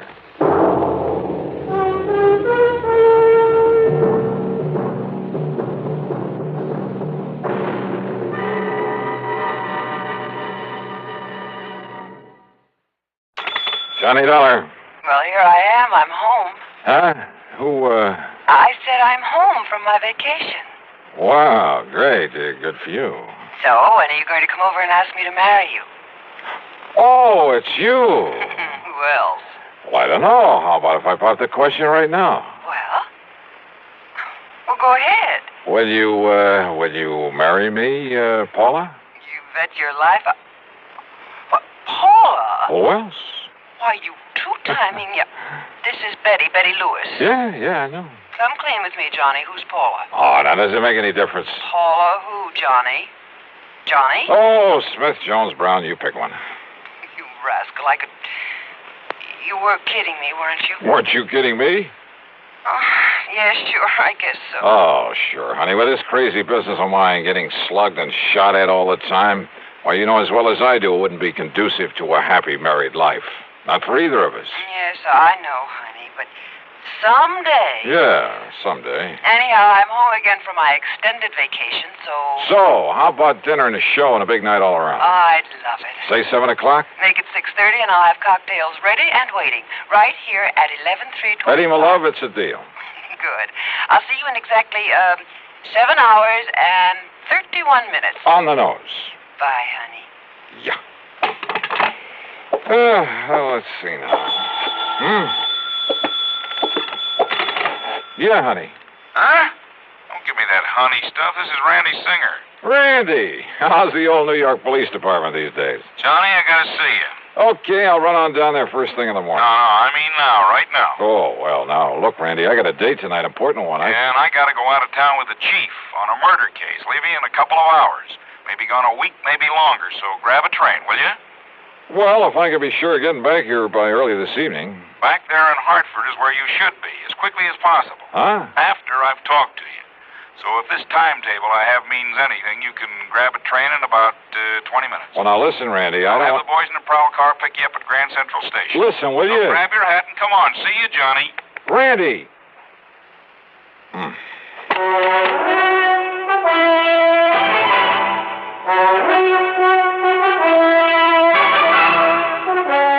CBS Radio brings you Bob Bailey in the exciting adventures of the man with the action-packed expense account, America's fabulous freelance insurance investigator. Yours truly, Johnny Dollar.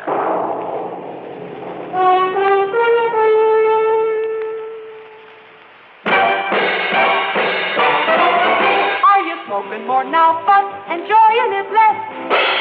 Have a real cigarette, have a Camel. Are you missing the smoke the nation likes best? Have a real cigarette, have a Camel. Are you looking for flavor and mildness? Have a real cigarette, have a Camel. The best tobacco makes the very best smoke.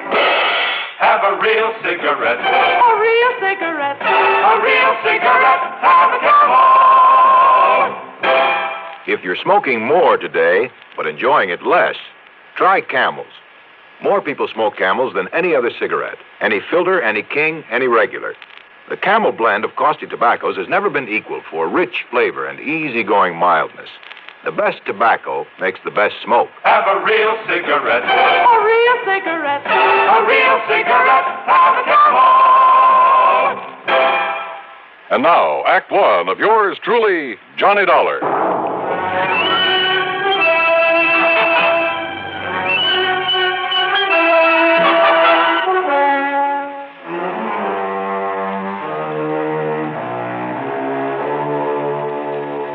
Expense account submitted by Special Investigator Johnny Dollar to the Universal Adjustment Bureau, Hartford, Connecticut. Attention, Mr. Pat McCracken. Following is an account of expenses incurred during my investigation of the double identity matter. Pat, you have an assignment to this case, but it does concern some of the insurance companies that Universal Adjustment Bureau services. And if there's any question about reimbursing me for whatever charges I may run up, well, read on. Expense account item 1, $4.95, taxi to the station and a train down to New York. As promised, Lieutenant Randy Singer had a prowl car waiting for me at Grand Central, and a few minutes later I barged into his office in the Homicide Division of the 18th Precinct. Okay, Conroy, okay. Just go tell the chief I'll be ready to leave by the time he is. Now, go ahead. Yes, sir, Lieutenant. Sit down, Johnny. Glad you could make it. All right. Tell me one thing, Randy. Is this an insurance matter? It sure is, or rather, they are. They? Maybe you weren't called in on them, but, brother, you should have been. Here, look here. Fall 1956. John R.V. Brownfield. Lived in a small apartment over on the east side, but the old boy had a lot of money. So what happened? Somebody knock him off? His death was pronounced a suicide, overdose of sleeping pills. Yeah, happens all the time. Does it? The insurance company that paid off was Eastern Casualty and Trust. Oh? How much? $41,000. Beneficiary? His wife. He'd only been married to her a couple of months. And after she collected, well, she just sort of dropped out of sight. Ask me, a lot of those companies of yours pay off too fast. Now, what do you mean by that? Listen, September 1957. Franklin P. Ogborn died the same way. Insurance paid to his widow was $30,000. Tri-Mutual Insurance Company. Well, now, Randy, the mere fact that he also died from an overdose... Listen, will you? August 1958. Peter William Gerhardt. Same thing. His widow collected $50,000. Are you trying to say you don't think they were suicides, Randy? I'd bet my bottom dollar on it. Why? Now, here's the last one, middle of last month. William Earl Chadwick. $25,000 to the widow. I said, why? Johnny, in every case, the marriage was only a few weeks old. A good-looking young girl and a wealthy old man. Also, circumstances of death were exactly the same. Exactly. Ah, you investigate them all yourself? No, they all occurred in different precincts. So until I started digging through these files, until I realized that all these men had been married, and for only a short time, mind you, had all been married to the same girl. What? Yes, sir. You're sure of that? She used a different name every time, and we have no pictures of her, but, Johnny, according to the description by all the people who'd seen her, oh, Johnny, it's one and the same gal. Okay, Randy, as long as there was insurance paid by some of the companies I work for. Right. Now, so far, I've been running this down alone on my own hook until I could really spot her. So what happens when I finally do locate this dame? I'll bite. What happens? She turns up outside my bailiwick. Also, I suddenly got to go out of town for a week, maybe longer. But you, being right there. Yeah, right where? Hartford. That's where I've traced her to. Oh? Do you know her name? Sure do. So I'm handing it over to you, Johnny. You've done me a lot of favors over the years, so... Well, maybe you can collect yourself a nice commission. Oh, what is her name, Randy? She lives at 11325 East Maple Drive. 11325. That's right, and she goes by the name of Lewis. What? Yep, Betty Lewis. What's the matter, Johnny?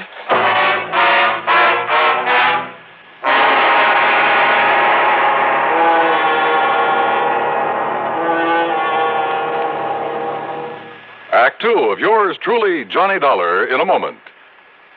Are you looking for a career with a lot of bright job opportunities and a chance to be someone?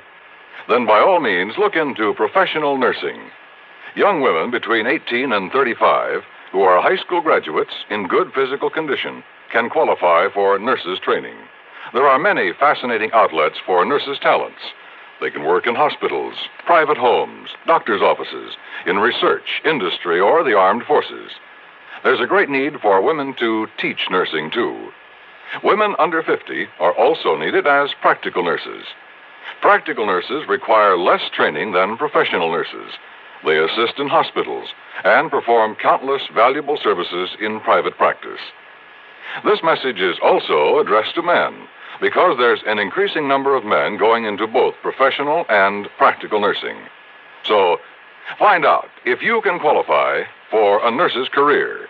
Inquire at your nearest hospital or inquire at your nearest school of nursing. And now, Act two of yours truly, Johnny Dollar and the Double Identity Matter.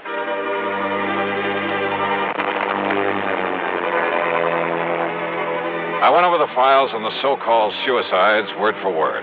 I read and reread the descriptions of the widows. They all were the same.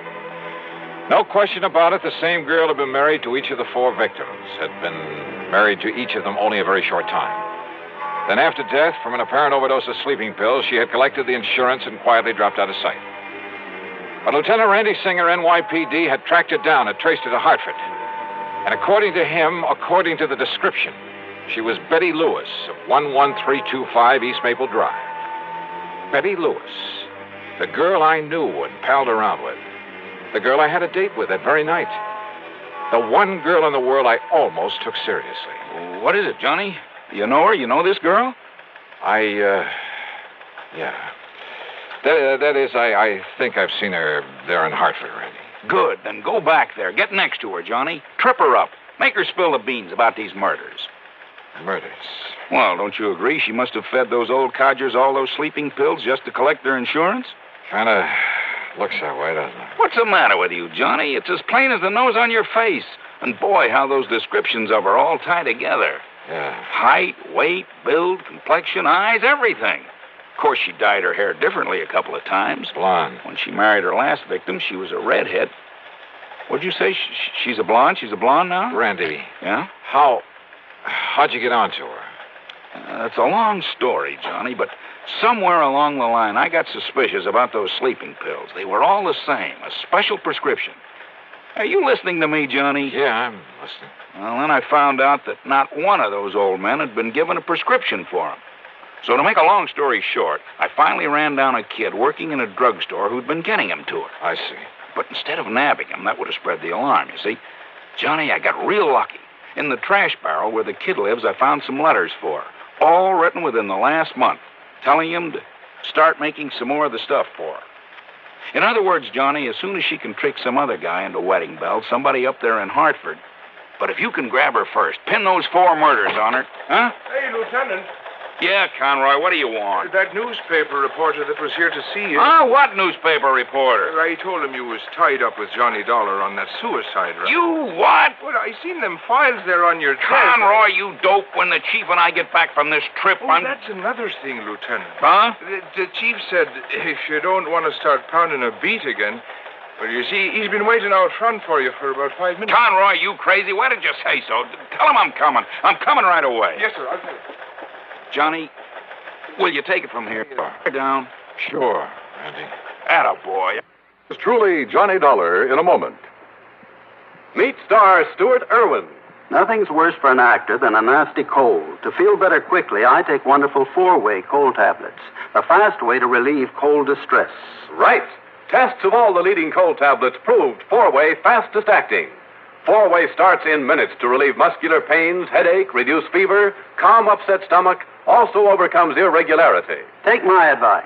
For your next cold, take 4-way cold tablets. The fast way to relieve those cold miseries. 4-way, only 29 cents. And now here's a word about another fine product of Grove Laboratories. To get rid of embarrassing dandruff in 3 minutes, change to Fitch Dandruff Remover Shampoo. 3 minutes with Fitch regularly is guaranteed to keep unsightly dandruff away forever. Apply Fitch before wetting hair, rub in 1 minute. Add water, lather 1 minute. Then rinse 1 minute. Every trace of dandruff goes down the drain. 3 minutes with Fitch and embarrassing dandruff's gone. At the same time, Fitch can brighten hair up to 35%. Get Fitch Dandruff Remover Shampoo today. And now, Act 3 of yours truly, Johnny Dollar. Hi, Johnny. Betty, what are you... Well, what are you doing here? Hey, don't I even get a kiss after being away for a solid month? Betty, tell me. And don't you think I'm the one who's entitled to ask the questions? After all, honey, you stood me up. Or did you completely forget about our date for this evening? Listen, will you? Much as I hate to admit it, I guess maybe you were right, darling. Yeah? About what? No decent kind of a married life, that sort of thing. You were out on some case, I suppose. Yeah. But you know something? I'm just not going to give up on you, Johnny Dollar. One of these days... Yeah, Betty. Now, listen. Well, what is it, Johnny? What's the matter? How did you get in here, Betty? Well, when you didn't come for me as you promised, and when you didn't answer the telephone, well, I was afraid something terrible might have happened to you, so I drove on over here to see you. The door was wide open, so I just came on in. I started looking around for you in the den and the bedroom, and then... Well, that's when you came in. Betty, your vacation. Well, it's about time you asked me about that. I missed you while I was away, honey. A whole long month. I mean, where did you go? You didn't get all those pretty postcards I sent you? From the Poconos and Atlantic City and New York? New York. How long in New York? Oh, a couple of days going and a couple of days coming back. That's all? Of course it is. Johnny, whatever's the matter with you? Your hair, Betty. What? What color was it before? Well, I like that. What color? Tell me. You mean to say you think I'd dye or bleach it or something? You know very well that I... Johnny, what's come over you? My desk there. Well, yes, I wondered about that, darling. I hope you're not always that sloppy, leaving things scattered around that way. All right, Betty, listen. And do you always leave that window to the fire escape open when you go out? That window? To say nothing of leaving the front door open, too. Hey, Betty, look. Look, it's been jimmied open. See the marks here. Well? Yeah, see, look. Here, where it was pried open. See there. Well, it's just like my mailbox. Sure. You seem almost happy about it. Well, maybe I am. Or did you think maybe I had... Only you know darn well I can't even use a can opener properly. Well, now, listen, Johnny, will you please tell me what this is all about? Why are you acting so strangely? Betty Lewis. What? Listen, darling, has all this big mystery anything to do with that newspaper headline I saw? Some kind of a suicide case? You don't know anything about that. So that's why you were so late. And Johnny, does it have anything to do with your window being forced open, your desk being rifled this way? Yeah, I think so. And maybe you're coming here. Maybe you scared away whoever it was. Wait a minute. What? Wait a minute. Did you say that your mailbox out at your little house, did you say that thing had been forced open too? While I was away. I don't know whether anything was taken because I don't usually get much mail, but the tiny lock on it was broken. You came back yesterday. Late last night. And then today, well, you see, the mail's always delivered during the day while I'm at the office. What time, Betty? Oh, I don't know. 10, 11 o'clock in the morning, I think. So what happened today? Well, you know that rain, that drizzle we had this morning? Yeah, go on. Well, I got back from the office and went out to see if there was any mail. Now, you love mysteries, Johnny, so maybe you can solve this. Go on, Betty, go on. All right. Well, there in the mud around the mailbox were the marks from those big clodhoppers the mailman always wears. Well? And right on top of them were some other footprints. High heels, Johnny.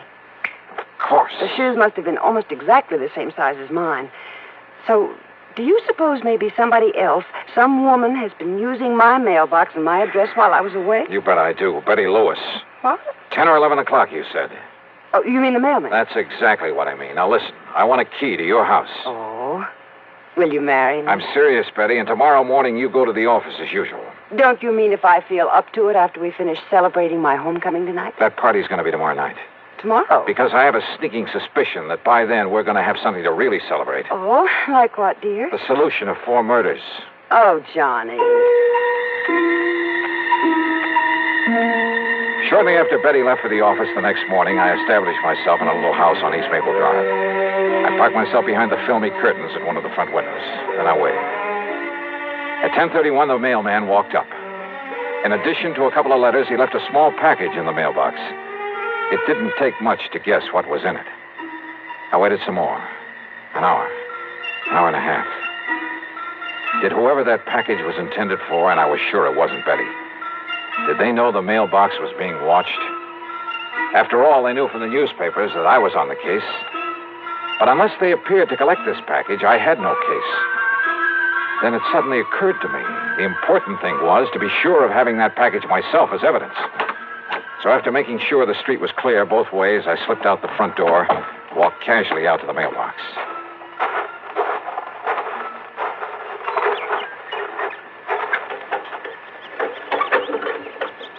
Aha. Miss Betty Lewis, 11/3/20. Huh? Just a minute there, you. Yes? Just what do you think you're doing poking around my mailbox that way? By golly, you do look like her. What are you talking about? The real Betty Lewis. Well, I'm Betty Lewis. Now, if you don't mind, that package you just took out of the mailbox. Sorry, miss, whatever your name is, but I need it as part of the evidence. Evidence? Yeah. That'll pin the murders of 4 husbands on you. Johnny Dog. That's right. All right. Give me that package. Oh, put that thing down, I'll lady. pull the trigger, Johnny, if you don't give me that package. Give it to me. Okay. Whatever you say. You dirty... Maybe you're a lousy shot. No, you're hurting me. Oh. Okay, now back in your car. Now listen, Johnny, listen. Get in. Listen, Johnny, I'll make a deal with you. And you're driving, lady. Right straight to police headquarters.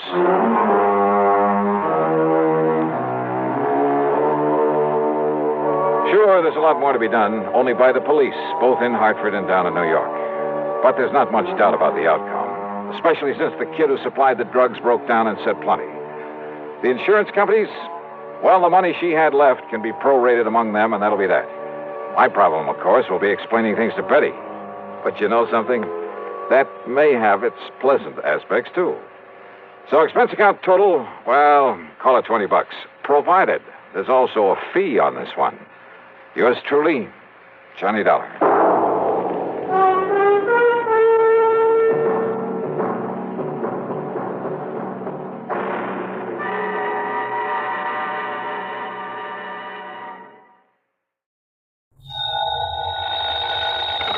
Johnny Dollar. Yeah. What? I said, yeah. Oh, what's that supposed to mean, and who are you? Oh, Johnny, this is Pat McCracken at Universal Adjustment Bureau. Well, hi, Pat, but what's with the crazy dialogue? Oh, that word, that yeah, was most of the conversation I got from some crazy character who just called in. I'm afraid I don't dig you. Oh, he called about 5 minutes ago. Said he'd been trying to reach you, but he got no answer. I was out picking up a morning paper. Who was he, Pat? He wouldn't say. He just gave his phone number. Wait a minute. There's only one man in the world talks like that. Yeah. Yeah. Was the call from San Francisco? No.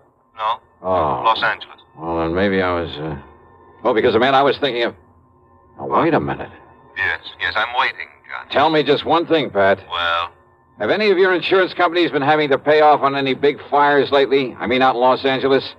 On any fires? You'd better start checking with those companies out there. No, wait a minute. Do it, Pat. And I'll lay odds that you get a handful of arson reports. Arson? Yes. Johnny, just because some silly guy calls up and all he says is, yeah. Hey, let me have that phone number he gave you. Oh, Johnny. Come on, Pat. What is it? Hollywood 8, 3142. Okay, now you go ahead and check with your West Coast insurance company. And get ready to pay my expense account to Los Angeles. Are you kidding? Are you trying to tell me that the way some jerk says yeah means arson on the West Coast? Now, don't be silly. You, want to bet? Oh, Johnny. Pat, I'll call you back.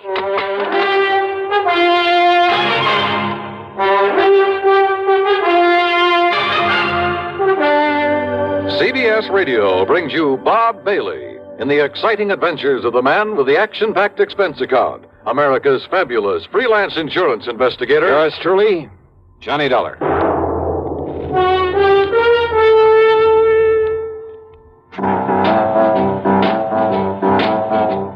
Talk about best-selling records. Here's a familiar tune about America's best-selling filter cigarette, Winston.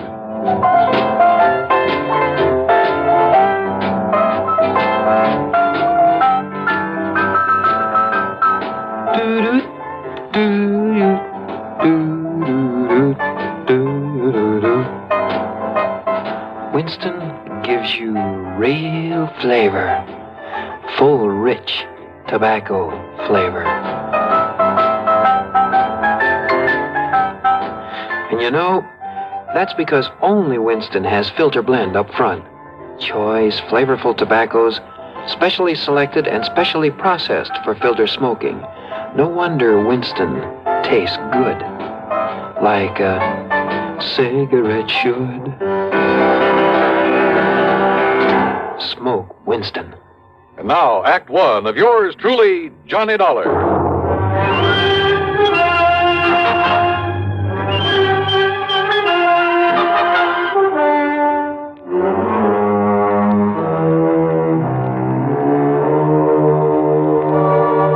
Expense account submitted by Special Investigator Johnny Dollar to the Universal Adjustment Bureau, Home Office, Hartford, Connecticut. Following is an account of expenses incurred during my investigation of the Burning Desire matter.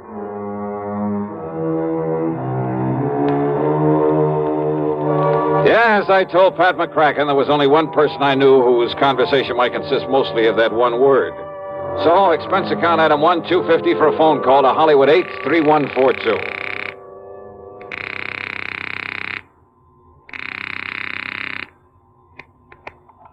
Hello? Hello? Yeah? Yeah, I thought so. Yeah? Smokey Sullivan. Well? Smokey, this is Johnny Dollar. Yeah? Hey, you tried to call me here in Hartford. I was out. You called Universal Adjustment Bureau. I got the message. Here I am. Yeah, Johnny. Only what are you doing in L.A.? Last time I saw you was in San Francisco. Got a job here, Johnny. Legit. Hey, that's the stuff. Pays off, too, doesn't it? Yeah. You're my friend, Johnny. You've done a lot for me. So, when I got a chance to help you... Well, there's something doing out there, Smokey, that I ought to know about? A bunch of fires, Johnny. Arson, huh? Yeah. Is there insurance involved? Why else anybody use a torch? Yeah, you got a point there. But do you have any lead on whoever is behind the fires? Yeah. So you better come out here, Johnny. Okay, the first plane I can get. Where'll I find you? 322 South Equity Avenue. South Equity. Okay, Smokey, I'll be there. Yeah. Uh-huh. Now I'll call to Pat McCracken, pack my bag, and... Johnny Dollar. Oh, Johnny, thank goodness. Pat? Yes. I was just about to pack up and No, call don't you ever get off that phone of yours? I was talking to the guy who telephoned... Listen to me. Johnny, you were right. Only reason that nobody smelled a rat is because a different insurance company was stuck with each of those fires out there. So until I called them to give me a report... Oh, and listen. I'm listening, Pat. According to the L.A. police, every one of them could have been arson. Okay, I'll grab the first 7 plane. of them in a row, Johnny, that we know about so far. I mean, I haven't got the reports in yet from all the companies, and I'm also waiting for another report from the police. Now, Johnny, your best contact out there... That I've already got. What? Yeah. Oh, you mean that character who called us up? Yeah. Look, will you please tell me, who is he? What does he know about this? Universal Adjustment, putting the old expense account on this. Yes, of course. Then I'll give it all to you in the usual report. See ya. Oh, now, Johnny, listen. Sorry, Pat, I gotta catch a plane. Expense account item 2, $162.85 plane ticket from Hartford to Los Angeles. Thanks to the time differential, it was only shortly after dark when the big mainliner set down at the L.A. International Airport. Item 3, $7.50 for a cab to Smokey's address. It was hardly Beverly Hills or Bel Air, believe me. 322 South Equity was in a beat-up part of a downtown industrial section. A weather-beaten 3-story house with a sign out front that said Boarders by the week a month.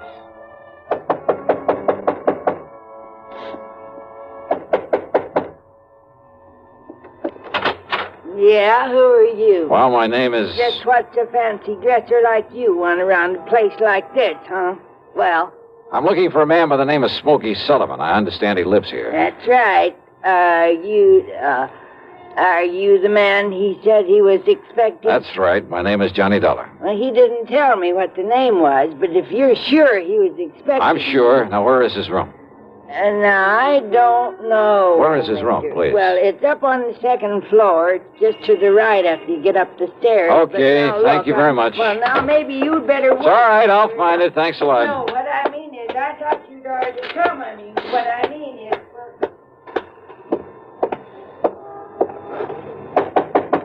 Smokey? Hey, Smokey, it's Johnny Dollar. Ah, what was that? Smokey! Now, what's all the... Oh, no. Hey, Smokey, can you hear me? Who did this? Are you... Good Lord.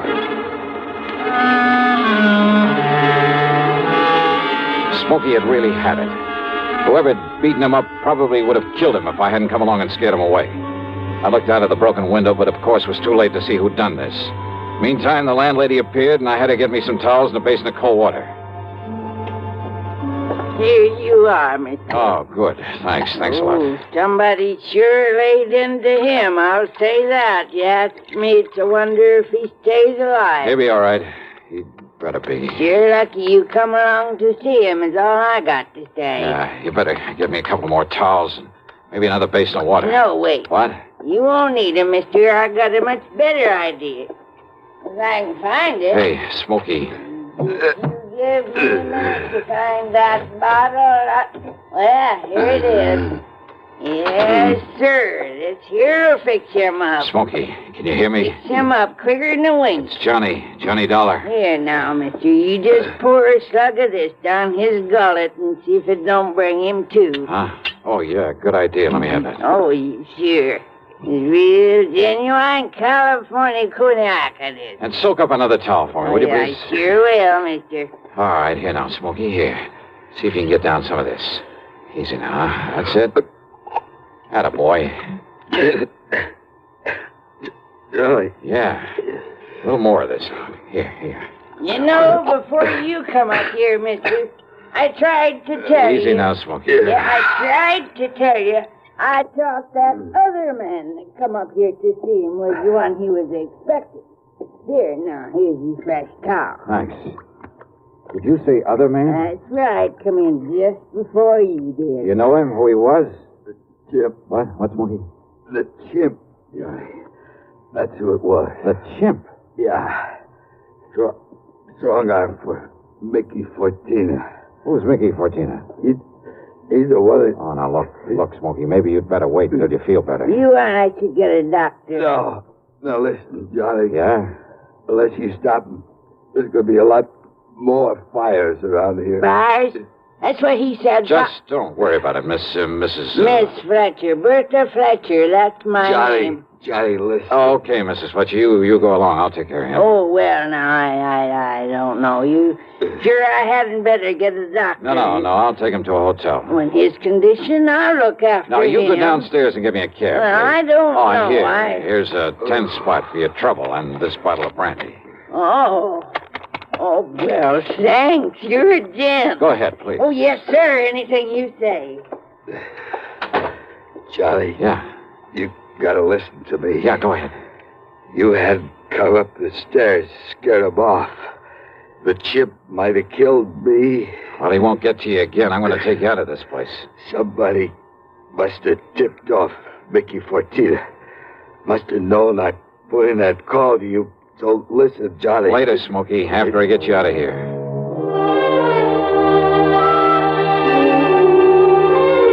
Item 4, the $10 to Miss Fletcher. Item 5, $1.50 for a cab to the Statler Hotel, where I had to show my credentials to the room clerk to get a bed for the somewhat mangled Smokey Sullivan. Item 6, $15 to the doctor who came up to the room, and I must admit got him back in a pretty good shape. Then, when the doctor had left us... Yeah, Johnny, all those fires, big insurance, all of them set. 7 of them in a row. So that means by one firebug, this Mickey Fortina you mentioned, huh? No, Johnny, Mickey's too smart for that. What?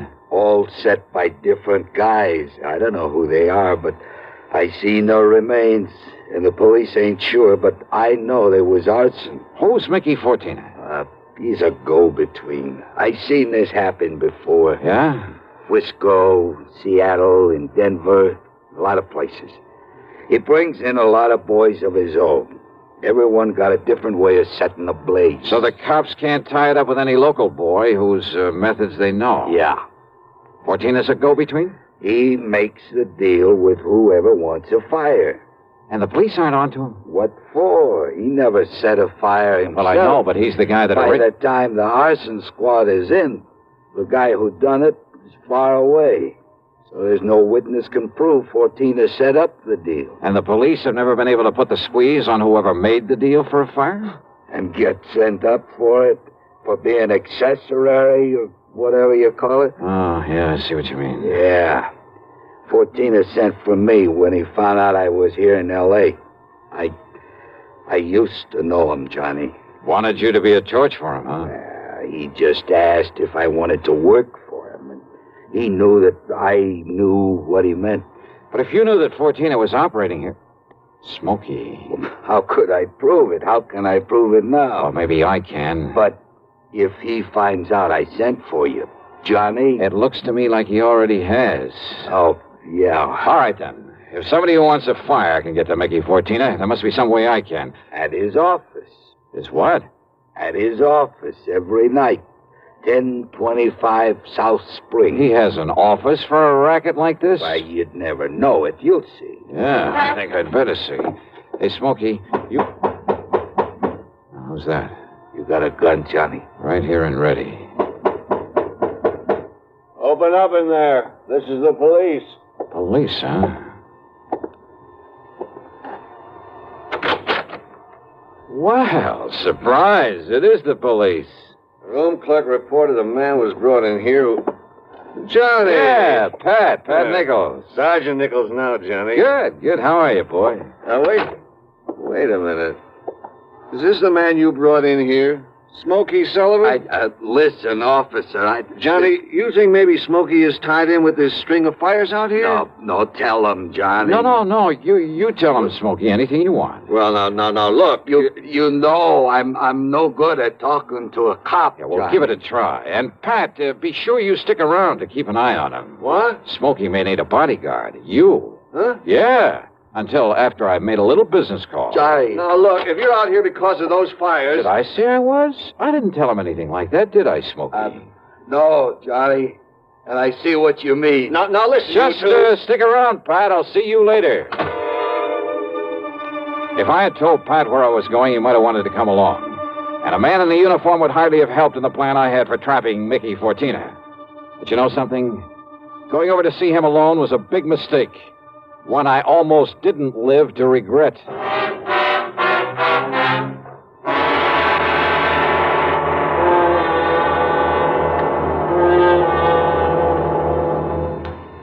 We'll bring you Act Two of yours truly, Johnny Dollar, in exactly 1 minute. Here's Hollywood star Mona Freeman. Who feels like acting with a miserable cold? I relieve cold distress the fast way with 4-way cold tablets. Yes, tests of all the leading cold tablets proved 4-way fastest acting. Amazing 4-way starts in minutes to relieve muscular pains and headache, reduce fever, calm upset stomach, also overcomes irregularity. When a cold strikes, do what I do. Take 4-way cold tablets. It's the fast way to relieve nasty cold distress and feel better quickly. 4-way, only 29 cents. Now, here's a word about another fine product of Grove Laboratories. Had dandruff for years? Now get rid of it in 3 minutes with Fitch Dandruff Remover Shampoo. 3 minutes with Fitch regularly is guaranteed to keep unsightly dandruff away forever. Apply Fitch before wetting hair, rub in 1 minute. Add water, lather 1 minute, then rinse 1 minute. Every trace of dandruff goes down the drain. 3 minutes with Fitch, embarrassing dandruff's gone. Fitch can also leave hair up to 35% brighter. Get Fitch Dandruff Remover Shampoo today. And now, Act Two of yours truly, Johnny Dollar and the Burning Desire Matter.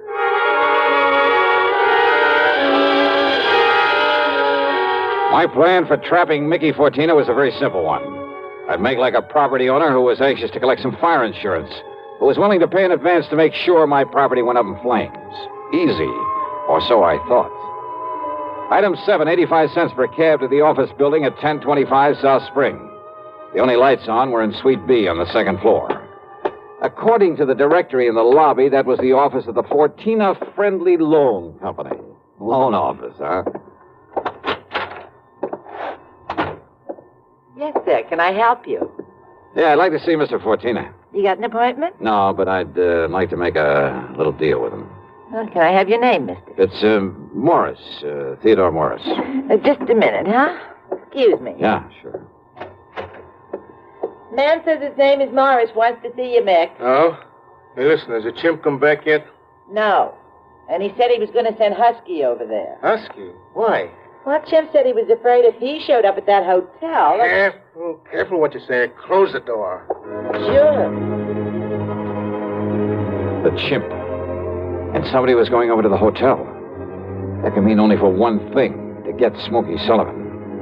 I carefully edged over closer to the door of Mickey's office, hoping I could hear more. It was too thick. And it suddenly dawned on me. If they knew I was the one who put Smokey in that hotel, they probably also knew why I'd come here. There was only one way to make sure. I'd have to go through, or at least try to go through, with a bluff I'd planned. Oh, sorry to keep you waiting, Mr. Morris, is it? Yeah, that's right, Mr. Fortina. Ted Morris. Oh, Mary, when he gets here, send him in. Sure, Mick. Come in, please. Sit down. Yeah, surely. Thanks a lot. All right, I'll get right to the point, Mr. Fortina. Oh, by all means do, Mr. Morris. Well, I own a big shoe store over on North La Brea. Yes? Well, business has been pretty bad lately. I've been losing a lot of money. Too much stock on hand, big inventory, and how it is. Well, if it's good merchandise, I see no reason why we can't arrange a loan for you. Yeah, well, a loan? Of course. What else? Well, listen, I carry a lot of insurance on not only the stock, but the building, too. Oh? How much, Mr. Morris? Well, it adds up to over $185,000. I see. It's very commendable. But why do you tell me about this insurance? Well, I said I'd get to the point. Now, listen. If that place was to burn up some night, the whole works, I'd collect a lot of money on it, all the insurance. And, of course, be in a position to repay whatever loan I advance to you. All right, stop beating around the bush, 14. I want that place burned out. Can you fix it? Mr. Morris, if you want a loan, possibly even a sizable... Well, you know what I want. Come on, how about it? As I said, possibly we can advance it to you. Now, look, I didn't come up here to... However, as evidence of your good faith, your, shall we say, good intentions, Are you prepared to make a down payment on such a loan, say, $10,000 cash in advance? What are you talking about? Set the fire, burn the place up so I can collect the insurance, and I'll give you $15,000. Now, just a minute. Who said anything about setting a fire? I did. Well? Who sent you here? If you said it was a former client, I won't believe Oh, it. look, does it make any difference? Do you by any chance know a man by the name of Smokey Sullivan? Sullivan? He knows him all right, Mick. Well, the chimp? Shut up. Sure, Mick, this is the guy I told you about. I come to see Smokey at his rooming house. What I left of him. Very interesting. After I ducked out, I hung around there. I seen him take Smokey in a cab. I followed him to that hotel. Did you send Husky over to take care of him? Sure. And listen. Yeah? I don't know what name this guy gives you, but when he knocks on Smokey's door, he says it's Johnny Dollar. Dollar? Insurance ticket? Yeah, that's right, Mickey. All right. So maybe I do arrange another fire with you in it, Dollar. Mickey! There's a police car just pulled out in front! Go ahead, Chip. Yeah, I'll kill this dirty... All right, now, Fortina, your turn. Don't move, Dollar. Reach for a gun and I pull this trigger. I see. Yeah. How are your eyes, Mickey? Can you see in the dark? What? Without this lamp in here? All right, you...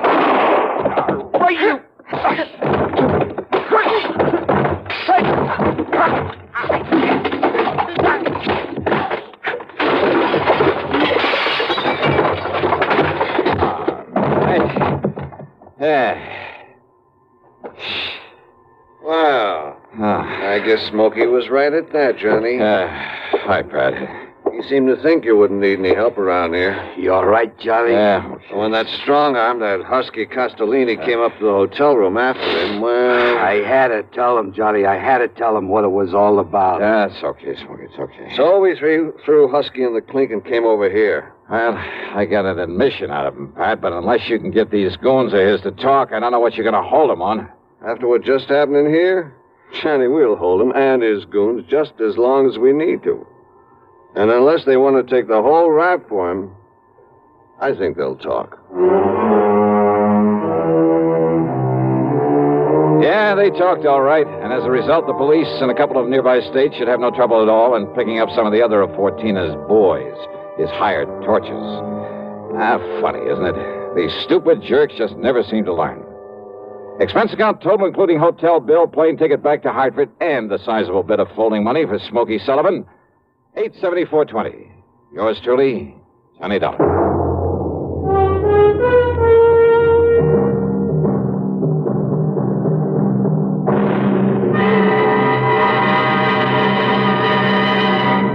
Now, here's a word from our star about the case he handles on next week's program. Thank you, Daniel. It's called the hapless ham matter. And yeah, you guessed it, the ham turns out to be an actor.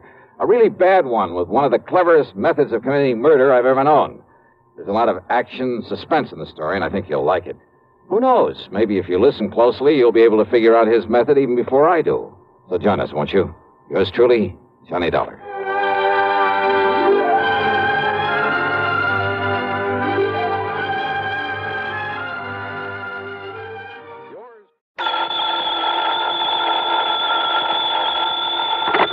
Johnny Dollar.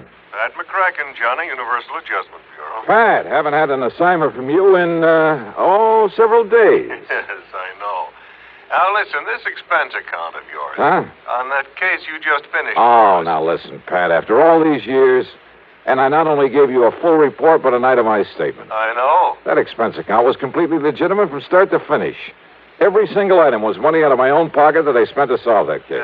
What case? The one you're talking about, the one I handled for you last week, whatever it was. You don't remember what it was. Well, what difference does it make? All I'm saying is that whatever expenses I put down there were completely justified. You remember what the total came to? Haven't the least idea. Then let me remind you. Oh, now look, that's Johnny, beside the point. To exactly $12.30. Well, I tell you, every penny of it was $12.30. That's right. Now, do you blame me for thinking maybe you were sick or something? Oh, no. And I thought you were... Okay, Pat, argument's over. Only it isn't, Johnny. Huh? Not by a long shot. You mean you are going to question that expense account? No, I mean we never discussed a fee on that case. Oh, well. And in view of the fact that you had a pretty rough time of it and almost got yourself killed, well, I persuaded the company to slap on an extra fee of $500. Oh, Pat, you are a doll. And I ought to slug you. Instead, how about taking on another one? Fee on this one, too? We'll see. I'll risk it. Then grab a flight to Buffalo. Buffalo. Contact Edward J. McNair at McNair's Emporium. McNair's what? The Emporium. It's one of the big department stores. Somebody lifted a few dollars out of their safe last Saturday. How much? Something over $400,000. Wowee. Yeah. Well? Okay, Pat, I'm on my way.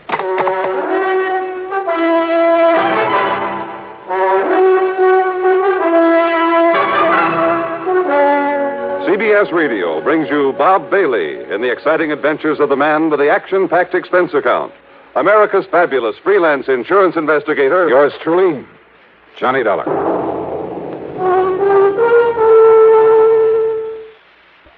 And now Act One of yours truly, Johnny Dollar.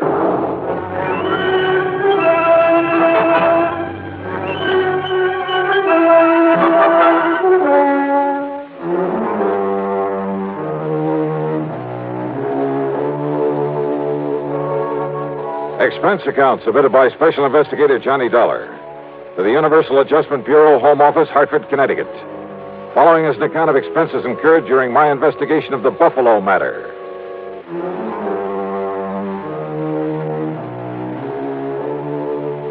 Expense account item 1, $49.50 plane fare and incidentals to Buffalo, New York. Item 2, $8 even for taxi fares. After dropping my luggage at a hotel, I went over to the Emporium. In the big office on the top floor, I talked to Mr. McNair himself. $421,216, according to the books. Well, that's quite a loss, Mr. McNair. And I suppose, Mr. Dollar, that to some extent it's my own fault. My fault. Oh, why do you say that, sir? Heaven knows John Harker suggested changing the procedure more than once. John Harker? Yes, my young personal assistant. Also company treasurer. Oh, I see. But I've run things single-handed the same old way for so long, and nothing like this ever happened before. Mm-hmm. What do you want to tell me about it? We've followed the same procedure every Saturday night for over 28 years, which is to say that as soon as the store was closed, each department head, in turn, brought his cash receipts up here to the treasurer. This, John Harker. Then Harker gave the department head a receipt, put the money in the vault, and that was that. Well, sir, it seems to me it would have been a lot safer to have an armored car deliver that money to the depository of some bank during the day, maybe several times a day. Exactly what John suggested some time ago. I suppose I should have listened to him. Well, go on, sir. Last Saturday, after we closed, things went along quite as usual. That is, until Mr. Ellery in Sporting Goods, always the last to bring his money to the vault, until he knocked on Harker's door. Well, right on cue. Excuse me. Come in. Mr. McNair, John, come in, please. I want you to meet Mr. Johnny Dollar. This is John Harker. Mr. Dollar? Hiya. Dollar represents the insurance companies we trust will make good on our loss. Well, I certainly hope you can make more progress than the police have, Mr. Dollar. That bandage on your head have anything to do with the robbery, Harker? Yes, it certainly has. Terrible, isn't it? Now, sit down, John. Tell Mr. Dollar exactly what happened on Saturday night when Mr. Ellery came up to turn his cash over to you. Thank you, sir. Oh, I'm afraid it was all my fault, Dollar. Not a bit of it. Yes, for being caught off guard. All right, what happened? Well, when Ellery knocked on the door of the vault room, I asked who it was. He told me, and, I should have known by his tone of voice that something was wrong. Now, John, you're not to blame. This sort of thing could have happened to anybody. Even to me. Thank you, Mr. McNair, but it doesn't alter the fact that... Well, Dollar, I went over and unlocked the door for Ellery. But instead of walking in, he was forcibly thrust into the room. The door was thrown back so hard, it knocked me down, knocked me unconscious. Terrible. And when I came to, the cash drawers of the vault were empty. The keys had been literally torn out of my pocket. You shall have a new suit for that, John. Thank you, sir. Ellery, poor Mr. Ellery, lay there bound with adhesive tape after being badly beaten. Did you see whoever it was came barging in that way? If I hadn't been standing behind that door, I might have. I see. What about this man Ellery? Tell him, John. Yes, sir. Well, poor Ellery did catch a glimpse of him, but the man was wearing a sort of mask over his face. He gave what description he could to the police, of course. And, well, that's about it. Thank you, John.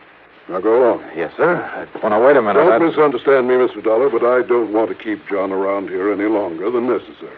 Well, but I'd like wants to be around. I'll cancel the trip gladly. Trip? Of course. After what's happened, that knock on the head was pretty serious. John is taking my cruiser on a little trip. Oh, well, I can't say I blame him. So run but along, now... John. You can leave tonight as you planned. Whatever you say, Mr. McNair. Parker, wait a minute. Your please. friend all ready to go with you? Oh, I hope you don't mind my taking him along, sir. Not a bit. Now run along. Run along. Have a good time. And a good rest. Look, it's customary. Thank you very much, sir. Mr. Dollar, I suppose you'd like to talk to Mr. Ellery now. Well? Yeah. I'd like to talk to somebody who was involved in this thing.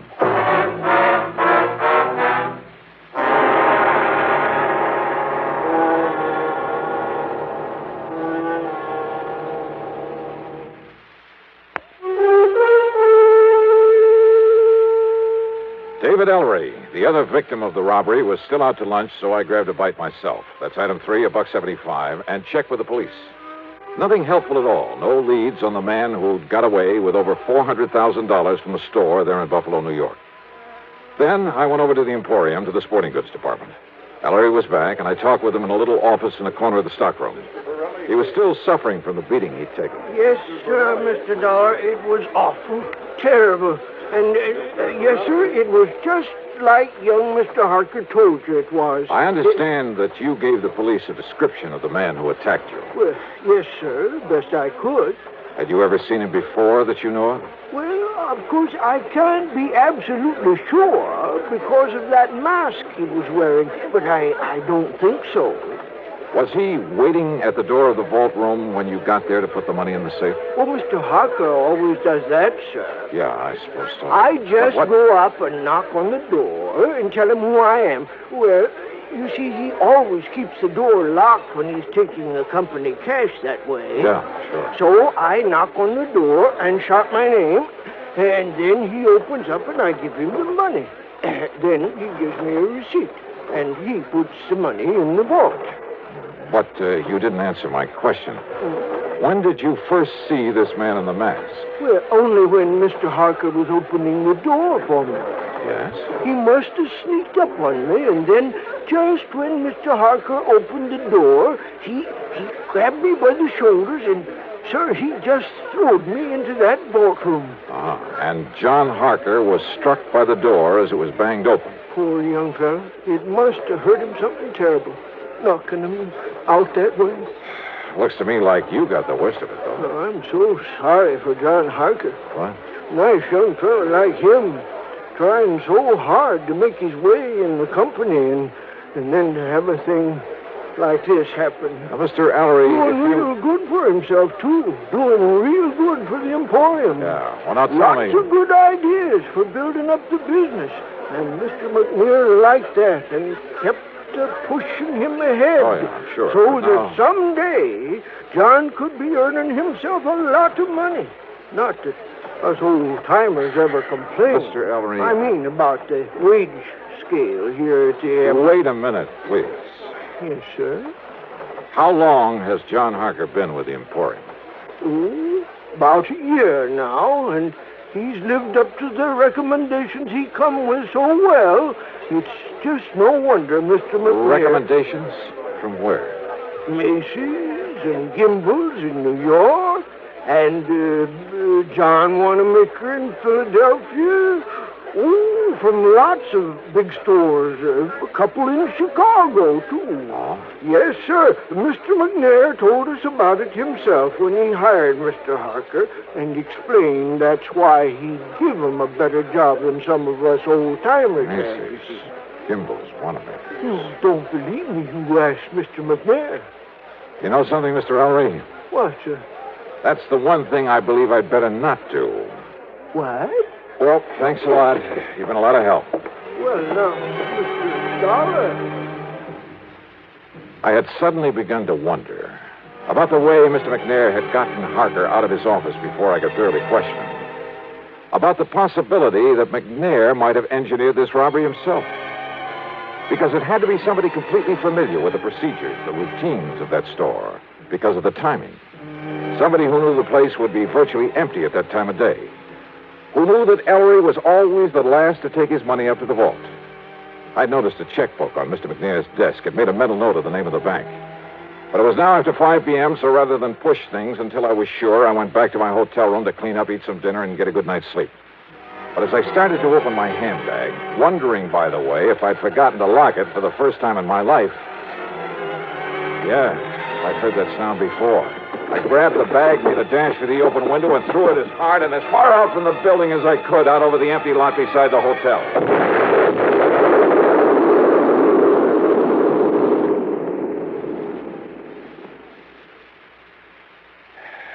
Funny. I got a sneaking suspicion about then that somebody in Buffalo didn't particularly want me around.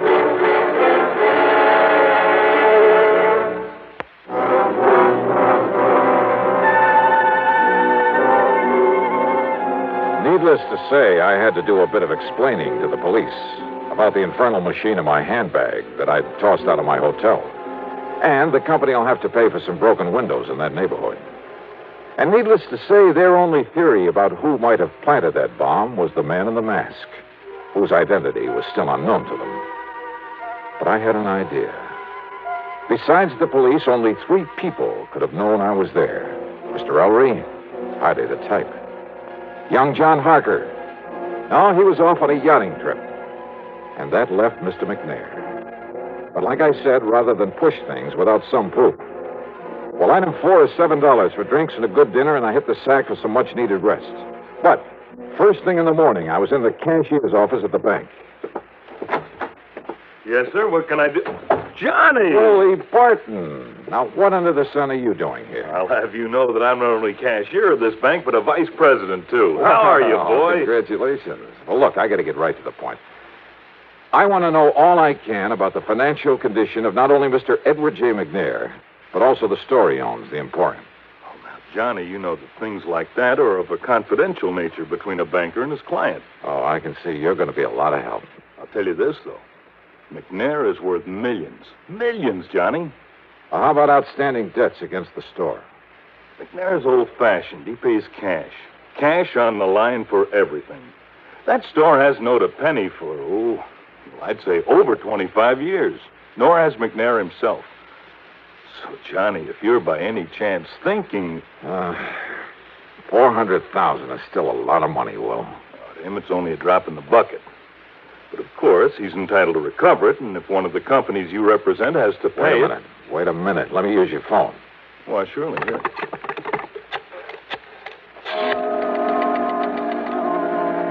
Item 5, 840, long-distance calls to New York and Philadelphia to Macy's, Gimbel's, and John Wanamaker's, to the personnel directors. And from each of them, I get the same answer. They'd never even heard of John Harker. I left the bank and went over to the Emporium to the office of Mr. McNair. I know, Mr. Dollar. I haven't the least idea where John and his friend are going in my cruiser. He simply asked if he might have it for a few days. Asked for it? I thought it was your idea that he take that trip. Well, of course I agreed that he should get away for a few days to rest, recuperate. A few days? Yes. Huh? And also get away with your $400,000. What? Played right into his hands. You know anything about this friend he's taking along? Well, I presume, being a young man with lots of lady friends. Well, I presume it's the guy who helped him with that robbery. What are you saying, Mr. Dollar? Oh, brother, how nicely things are beginning to add up around here. To begin with, it had to be somebody here in the store. And listen. I'm listening, sir. Harker told me right here in your office He told me that when old man Ellery knocked on the door of the vault room, that Harker should have known something was wrong when Ellery called to him and identified himself. Mr. Dollar. I should have known by the tone of his voice that something was wrong. Now, those were the words that Harker used. You heard him say it, too. But he was lying. Lying? Yeah. Because Ellery didn't know the robber was even there until after John had opened the door for him. You're sure of that? I'm sure. Mr. Dollar, are you trying to say that John Harker, that fine young man... I am trying to tell you that you have made an old fool of yourself, that you made your first mistake when you hired that smart young crook. I'll have you know that John came here with the highest possible recommendation. Yeah, well, Macy's and Gimbel's and the rest never even heard of him. What? So in your blind faith, you not only taught him how to stage the robbery, he and his pal, whoever he is, but now with your cruiser, you've helped him get away with it, with your money. But good heavens, Mr. Now, Dollar. if you'll just give me a hand, come up with some bright idea for finding that boat of yours somewhere out in the middle of Lake Erie. Yeah, and probably headed for some remote little port on the Canadian side of the lake. Believe me, if ever I needed a stroke of luck, it's right now.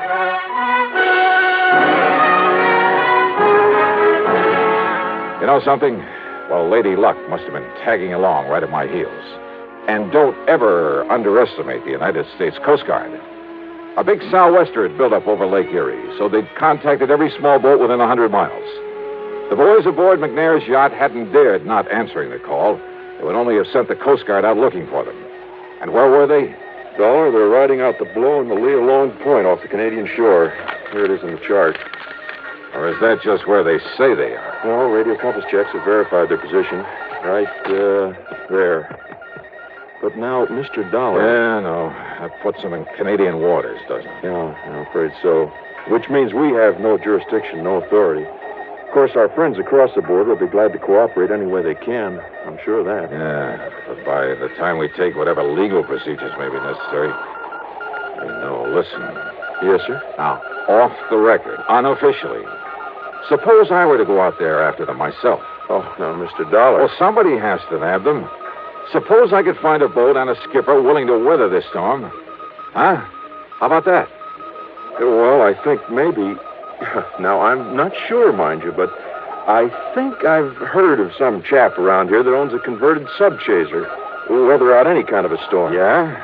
Now, of course, you understand, I'm hardly in a position to recommend that you attempt any such thing. Expense account item 6, $585, rental of the subchaser and the skipper to go with it. And while I'd like to give you a thrilling, dramatic ending for this case, well, the trip across Lake Erie in that storm did have its moments. But from there on in, it was just a matter of running down John Harker and his pal, clapping him into chains and hauling him back to Buffalo with the money. So expense account total, including transportation home. Well, now, wait. As it turned out, there's a lot more to this thing. Yeah. I'll tell you all about it in my next report. Yours truly, Johnny Dollar.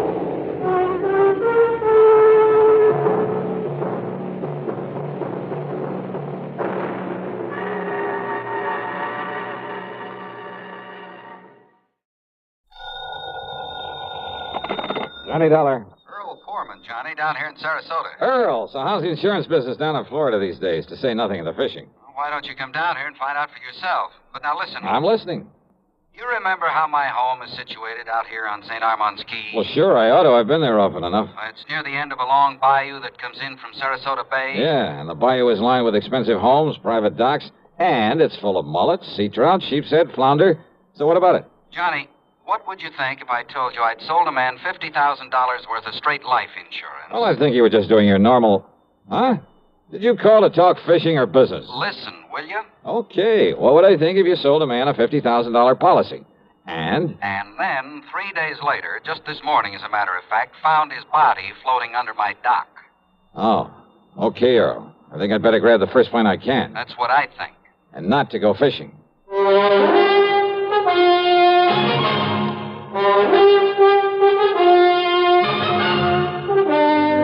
CBS Radio brings you Bob Bailey in the exciting adventures of the man with the action-packed expense account, America's fabulous freelance insurance investigator. Yours truly, Johnny Dollar.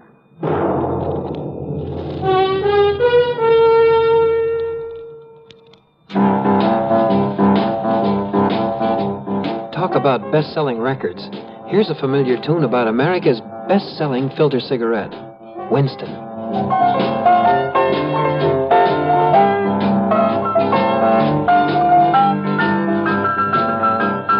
Do-do, do-do, do-do, do-do-do. Winston gives you real flavor, full, rich tobacco flavor. And you know, that's because only Winston has filter blend up front. Choice, flavorful tobaccos, specially selected and specially processed for filter smoking. No wonder Winston tastes good, like a cigarette should. Smoke Winston.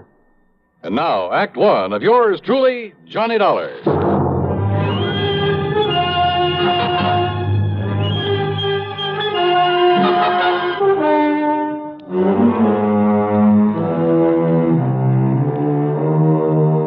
Expense account submitted by Special Investigator Johnny Dollar to the Tri-State Life and Casualty Insurance Company, Sarasota office. Following is an account of expenses incurred during my investigation of the Bayou body matter.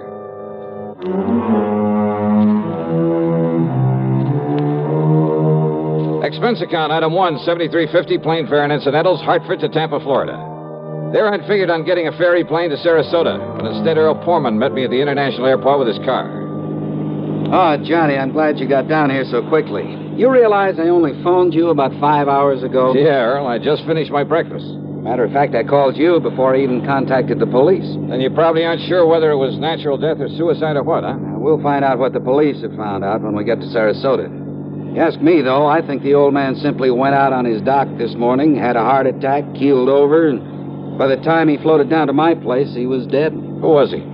Well, his name, Johnny, is Ralph P. Carter.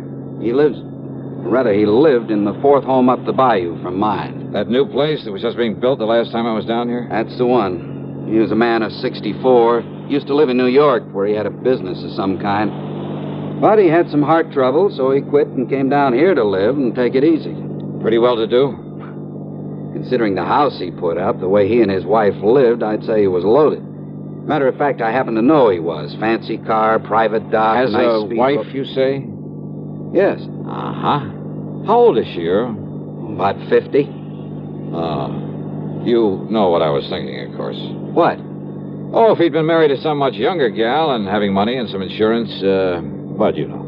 Huh?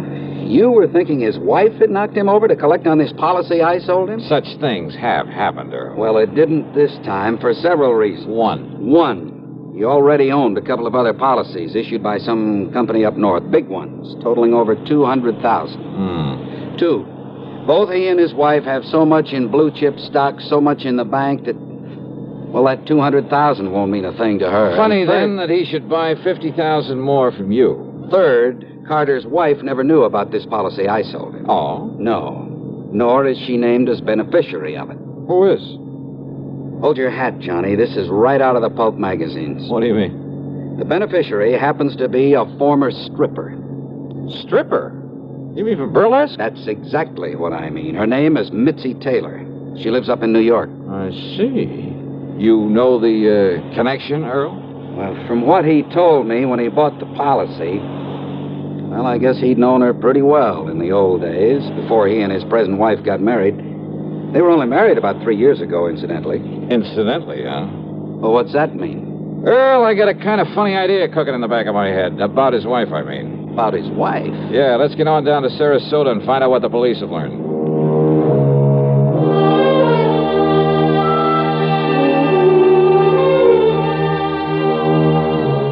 The police hadn't wasted any time. After recovering the body from the bayou, they'd immediately turned it over to the coroner, Dr. Phillips. Sergeant Edwards, who was in charge of the case, made us cool our heels until the coroner could finish his preliminary examinations. But why an autopsy, Sergeant? You mean you suspect foul play, something like that? He was alone. He was unattended when he died, Mr. Pullman. That means an autopsy is mandatory. Oh. Hey, tell me this, Sergeant. Do you yourself have any reason to be suspicious of how Mr. Carter may have died? you don't mind, sir, I'd rather wait until Dr. Phillips is through before we talk about it. Which means you did find something suspicious. I didn't say that, sir. Well, you might just as well have. Did you talk to Mrs. Carter? No, sir. What? It happens she isn't home. Then she doesn't know her husband is dead? Looks that way, doesn't it? Oh, come on. Now, wait a minute. Sergeant, that's a pretty evasive answer. Truth is, Mr. Dollar, it was meant to be. Oh, great, great. Then I can expect a lot of cooperation from this department. All we can possibly give you, sir, when we find out what we have to go on. Yeah. Earl, do you know if Carter had a regular physician? Yeah, Dr. Theo Foote, Johnny. We've checked with him, Mr. Dollar. And? Mr. Carter's heart condition was such that he was ready to go at any moment, and without warning. But if you're suspicious of something else... Have I given you any real reason to be suspicious? Now, look, Sergeant, let's not be... Dr. Phillips. Johnny Dollar. Hiya, Doc. I might have known you'd be called in on this, Johnny. You certainly got down here in a hurry. Mr. Pullman. Hello, Coroner. Did you find out anything, Doctor? You were right, Sergeant. I've got a lot more work to do, of course, before making out my report on this case, but there's no question about it. Mr. Carter died neither from a heart attack nor from drowning. Oh?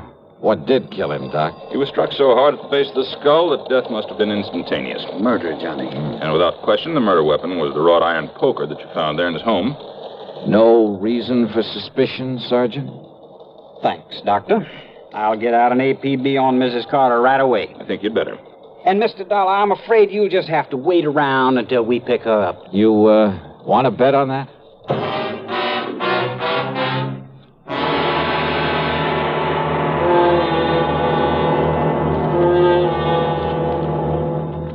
Act two of yours truly, Johnny Dollar, in a moment. Bonjour, I am Jacques Leroy, expert on the stereophonic phonograph. I will now clear up this whole subject. S'il vous plaît, listen to ordinary stereo. A girl crossing the street. Eh bien, now on Columbia Stereo 1. Ah, that was a pretty girl crossing the street. Quelle différence! The fantastic Columbia Stereo 1 phonograph gives you all the realism and excitement of a live performance. Oh, in a moment, mademoiselle. Oh la la. Oh, pardon. You see, only Columbia has exclusive stereo projection. Not just a few separated speakers, no, but multiple speakers that send interlocking circles of sound through every inch of a room. See the Columbia phonograph, man, tout de suite. Columbia Stereo 1 portable start at $39.95. Consoles from $129.95. Attendez, ma chérie! Wait for me! And now, Act two of yours truly, Johnny Dollar and the Bayou Body Matter.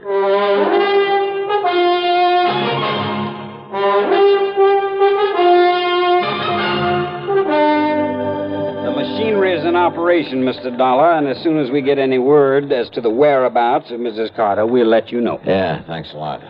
Earl, just how much did you know about Carter and his wife? Well, you know how it is, Johnny. There was some talk about their not getting along too well, but... I've thoroughly investigated, Mr. Dollar. They fought like cats and dogs. Well, now, I wouldn't go so far as to say that. At times, that is. At times. According to the people next door, they had quite an argument just last night. Oh? At one time, according to these people, she hollered at him, "I could kill you, Ralph. I could kill you." Yeah, well, that's not proof that she did. No? Then why would she say it? Haven't you ever told somebody you'd like to kill him? Well, saying I'd like to, or saying I could or would are two different things. And look here, sir. If she didn't do it, then why would she hightail it out of town early this morning? All those neighbors reported that she did? Yes, sir. She drove away from their place at approximately the same time as the coroner says he was killed. Well, let's face it, Johnny. The sergeant must be right. She must have done it. No question about it, Mr. Dollar. But why? What could her motive have been? Who knows? Could have been most anything. Now that we know there was friction between them... And what about his money? She stands to be worth an awful lot with him out of the way. And don't you forget for 1 minute she's much younger than he was. Not only that, but she's a nice, healthy, attractive woman, too. And he, with his heart condition, well, he was probably just a millstone around her neck. Makes sense, Johnny. Sure it does. Did you or the coroner find any fingerprints on that poker that was used on him? No, sir. But there was some lint from a pair of cotton gloves on it. All right, then. Johnny. All right. I've seen Mrs. Carter many times. She prides herself on her dress. She can afford to. And I've never seen her outside that house without a hat and without a pair of gloves. And, of course, a lot of people wear gloves when they drive a car. Okay. Now, don't you worry, Mr. Dollar. The APB is out, and every highway north of Bradenton, south of Venice, and east of Arcadia is being watched for. When we get her, I'll let you know. Yeah, you do that. Come on, Earl, let's have some lunch. Sure. Nothing more we can do here. Weeks you at Mr. Pullman's house, I take it. Don't bank on it, Sergeant. So Earl drove me to his home on St. Armand's Key, and by then I was beginning to wish I'd made the trip to Florida solely for purposes of fishing the blue waters of the Gulf with him. But then, after saying hello to his charming wife and having a drink and a good lunch with them, I walked over to the Carter place, 100 yards or so up the bayou. Much to my surprise, there was no policeman there to keep an eye on things in case Mrs. Carter should return. I was even more surprised to find a side door standing wide open. So, needless to say, I walked in and looked around. One of the first things that caught my eye in a den off the living room was a desk. It was locked, but I managed to pry it open without too much difficulty. And there, among other things, kind of half hidden away in a folder, I found some canceled checks, a whole series of them, written twice a year for a period of over 3 years. They were made out to Mitzi Taylor, the ex-Burley Queen. Pretty sizable checks, too, all for the same amount of money. No wonder he'd kept this desk locked. But during one period of time, 3 checks that should have been there were missing. And it gave me an idea. Out in the living room was another desk, a tambour, obviously Mrs. Carter's. Hidden away in the bottom of one of the drawers of that desk were the 3 missing checks. Huh? I beg your pardon. Mrs. Carter? That's right. Who are you? Johnny Dollar, special investigator for one of your husband's insurance companies. Special investigator? Yeah, here. My credentials. I see. And has my husband sent for you? Your husband? Of course. Where is he? You mind telling me where you've been since early this morning, Mrs. Carter? I don't know why not. I was somewhat upset this morning, and, well, being a woman, I chose to do something a man probably wouldn't understand. I've been at a beauty parlor. Where? Just this side of Bradenton. All right, now, Mrs. And Carter. if this is some kind of inquisition, I had a shampoo, a set, and a manicure. Tell me just one thing. Did you leave this house before or after your husband died? I don't believe Ralph was even up at the time. Ralph, dead. His body was found in the bayou this morning. Or did you know that? Oh, I am shocked, Mr. Dollar. Terribly shocked. I am not sorry. Go on, Mrs. Carter. I married Ralph 3 years ago. It was my second marriage. My first husband, though very wealthy, was a... I don't know why I'm telling you this. Go on, please. I thought that Ralph, because he was older than I would... Well, I thought that with my money he'd be content to settle down to the quiet sort of home life I'd always... Don't you see, it was only for my money that he married me. The only woman he ever cared about, whom he continued to support with my money, was a horrible... See, you've been through my desk. Yes. I'd known about her for some time, Mr. Dollar. But yesterday, when I found those checks in his desk... Would you call them motive for murder, Mrs. Carter? I told him I would divorce him. I told him last night. I'm afraid it was quite a scene, but I... Good heavens. All right, now listen carefully. I want you to answer my questions carefully, regardless of how absurd you may think they are. Well, all right. You always wear gloves, don't you? What? Well, of course. This kind of gloves, like you're wearing now? Only this kind. I have them made for me in France and sent to me on special order. Even when you're working in the garden, say? Of course. I save the old ones for that kind of thing. Any other kind of cotton or wool or domestic leather I'm allergic to. But, Mr. Dollar, I don't understand why... Such a little thing, and yet... What? And yet murder cases have been solved on a whole lot less. Murder? Did you say murder? So you found her for us, Dollar. Oh, Sergeant Edwards. So maybe you private dicks do have some value after all. All right, Mrs. Carter. Yes, Sergeant. I'm arresting you on suspicion of murdering your husband. You what? Now, just a minute, May as young well man. go along with him, Mrs. Carter. But, Mr. Dollar, But I'm glad you threw that word suspicion in there, Sergeant. What's that? Yeah, it may save you from being sued for a lot of money. Huh? Yeah. For false arrest. Act 3 of yours truly, Johnny Dollar, in a moment. Welcome, recording star Mel Torme. It's terrible trying to sing with a bad cold. So I always take 4-way cold tablets to relieve cold miseries fast. Good idea. Tests of all the leading cold tablets proved 4-way fastest acting. 4-way starts in minutes to relieve muscular pains, headache, reduce fever, calm upset stomach, also overcomes irregularity. When you catch cold, try my way. Take 4-way cold tablets. The fast way to relieve cold distress and feel better quickly. 4-way, only 29 cents. Now, here's a word about another fine product of Grove Laboratories. Had dandruff for years? Now get rid of it in 3 minutes with Fitch Dandruff Remover Shampoo. 3 minutes with Fitch regularly is guaranteed to keep unsightly dandruff away forever. Apply Fitch before wetting hair, rub in 1 minute. Add water, lather 1 minute. Then rinse 1 minute. Every trace of dandruff goes down the drain. 3 minutes with Fitch, embarrassing dandruff's gone. Fitch can also leave hair up to 35% brighter. Get Fitch Dandruff Remover Shampoo today. And now, Act 3 of yours truly, Johnny Dollar. After getting the address of Missy Taylor from him, I persuaded Earl Palmer to drive in a hurry to the airport up at Tampa. Item 2, $67.95, plane fare to New York. It was very late by the time I arrived there, but item 3, $6 for a taxi to the neighborhood of Mitzi's apartment. Item 4, 10 cents for a phone call. And then I crossed my fingers. This was hardly the scientific approach to the solution of a murder case. I wouldn't get to first base if I had to identify myself over the phone. But she gave me a break. Hello? Mitzi? Yeah, that's right. This is... Louis? Yeah, Louis. What's the matter with you? Why are you talking like that? Gotta keep my voice down. Listen, didn't I tell you not to call me from down there in Florida? I'd come right back here. Louis, are you back here in New York already? Took a plane. Did you take care of Ralph Carter? Don't worry, baby. It'll be in all the papers. Okay. And come on over here and I'll pay you off. Sure. But then you're to clear out. You're to get out of this town as far away from me as you can. Sure. Okay. Come on over. Yeah, a real break. Now it was up to me to take the fullest possible advantage of it. Item 5, another dime for another phone call, this time to Lieutenant Randy Singer at the 18th Precinct. No question about it, Johnny. Old man Carter must have known that sooner or later his wife would catch on to all the money he's been giving his dame. Right. And maybe he was getting tired of sending out those checks. Right. So to get off the hook and still provide for Mitzi, he named her as beneficiary to a $50,000 insurance policy. Sure, his wife would know about it after he died, but she wouldn't be able to do anything about it.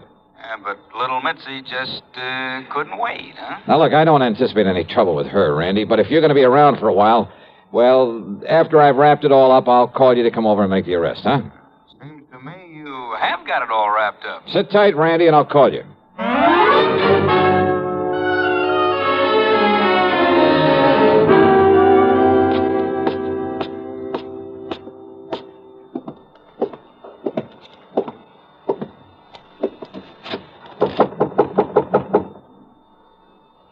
Yeah, who is it? Louis.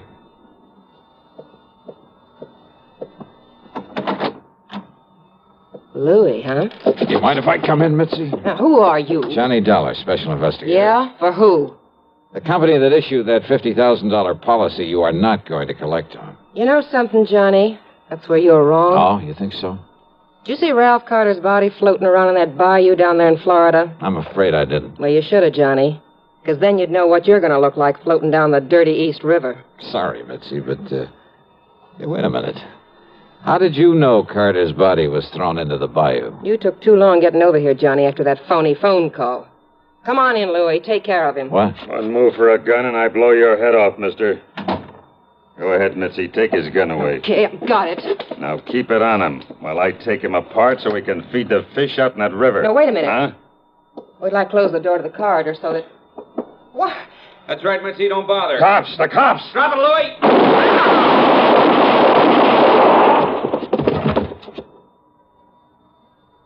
Okay, boys. Take what's left of them out of here. Right, Lieutenant. Maybe you better put some cuffs on the dame. Right. Come on, baby. Hiya, Johnny. Fancy meeting you here. Very funny. And, hey, what happened? I thought you were going to call me back. Oh, stop hamming it up, will you, Randy? But, thanks. Think nothing of it.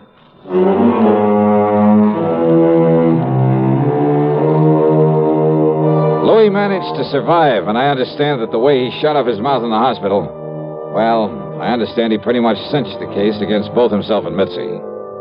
So, expense account total, including a big midnight supper for Randy and myself and a train back to Hartford, $168.65. Yours truly, Johnny Dollar.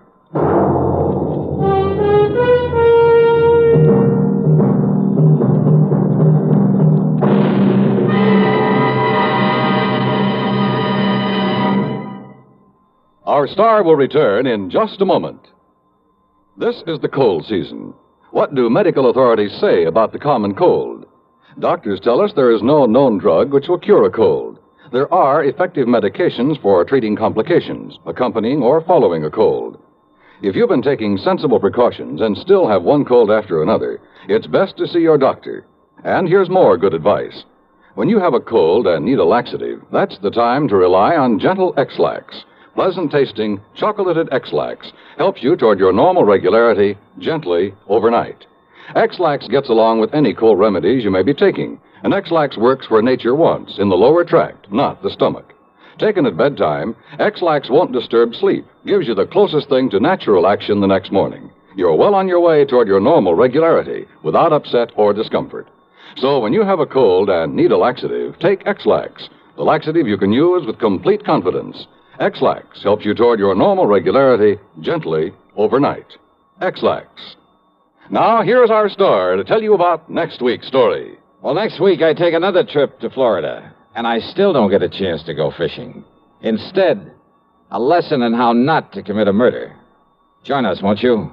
Yours truly, Johnny Dollar.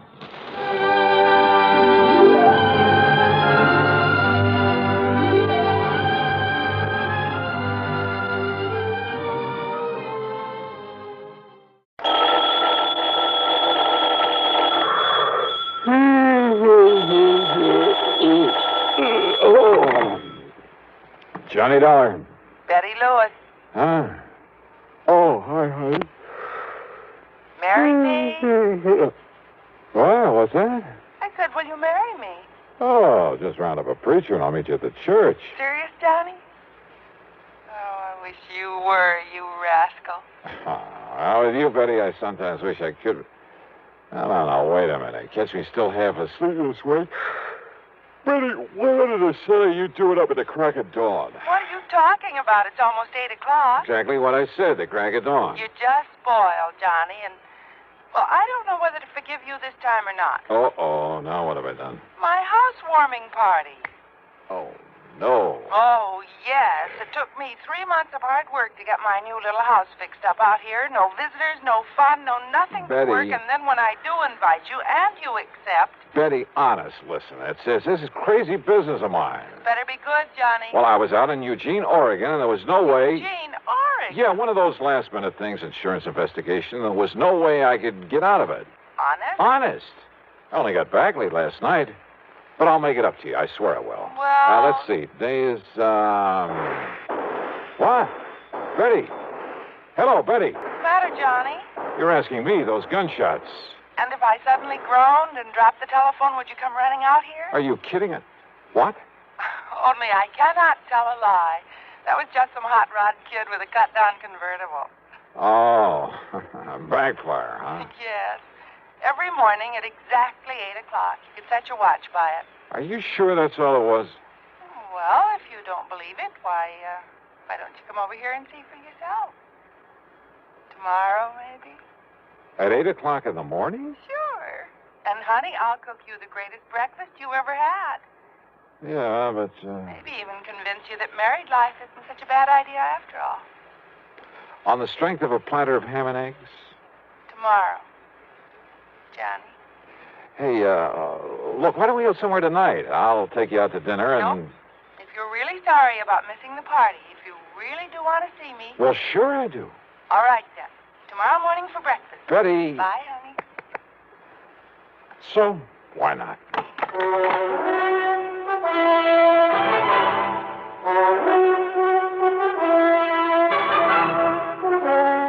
CBS Radio brings you Bob Bailey in the exciting adventures of the man with the action-packed expense account. America's fabulous freelance insurance investigator. Yours truly, Johnny Dollar.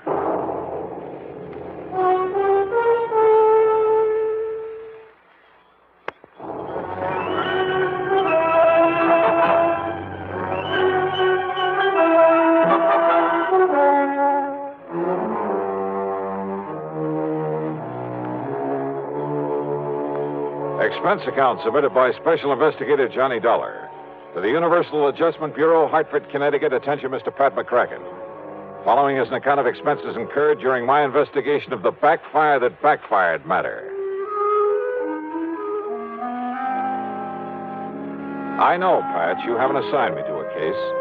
I also know I hadn't the least idea that having breakfast with my best gal was to be only the beginning of an insurance investigation. That before it was over, I'd be lucky to get out of the whole mess alive. But believe me, that's the way it worked out. So if there's any question about your company paying this expense account, well, just read on. Okay, then. Expense account item 1, the following morning, that is, $4.25 for a tank full of gas for my car. By the unearthly hour of 7:40 a.m., I was on my way to far out beyond the edge of town to 11325 East Maple Drive and the newly acquired domicile of my date for breakfast, Betty Lewis. Now, I'm not used to this early morning stuff and was kind of surprised to find so much of the world wide awake. It was warm and pleasant, too early for the scorching summer sun. Front lawns of the rather nice homes in this section glistened with dew. The fields and trees were filled with millions of birds, all singing their heads off, with squirrels chattering away. Yep, real pleasant. Something I'd have to try again sometime. Betty's place, which I hadn't seen before, turned out to be a very cute one-story affair, coral roof and shutters to match. It was set comfortably in between a couple of somewhat larger homes.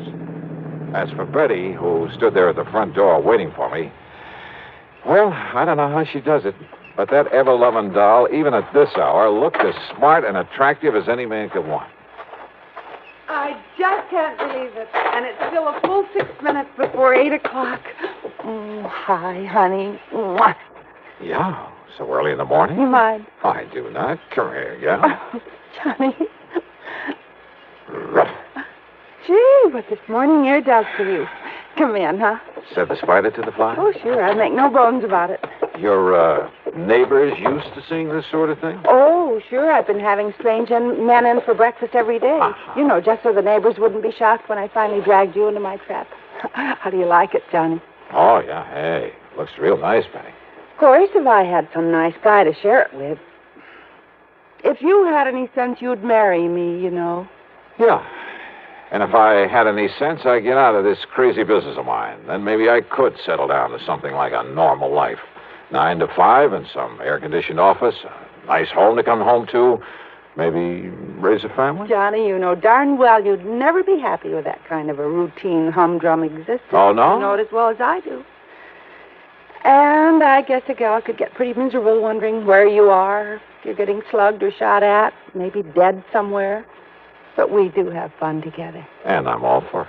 That is, when you're not standing me up for some glamorous redhead on an excuse you're working an insurance case. Betty, so help me. On a stack of Bibles. Oh, sure. But come on, or your eggs will be overcooked. Now, you sit right there when you can look out the window and drink your juice. Yes, ma'am. You really like my country estate? Yeah. Hey, who lives in that big house across the road? Oh, old Mr. Barton J. Robinson. Used to be an attorney. Robinson, sure. He's the one who prosecuted that big insurance fraud a few years ago for one of the companies I served. See him there eating his breakfast? Bachelor, isn't he? Yes, he lives all alone. I think I'd better warn him to stay away from you, that you're my property. He's the most punctual man I've ever seen. If he isn't there when I'm eating my breakfast, I know I've overslept. Here, now. And if you want some toast... Got it. Hey, Betty, I've been thinking. Yes?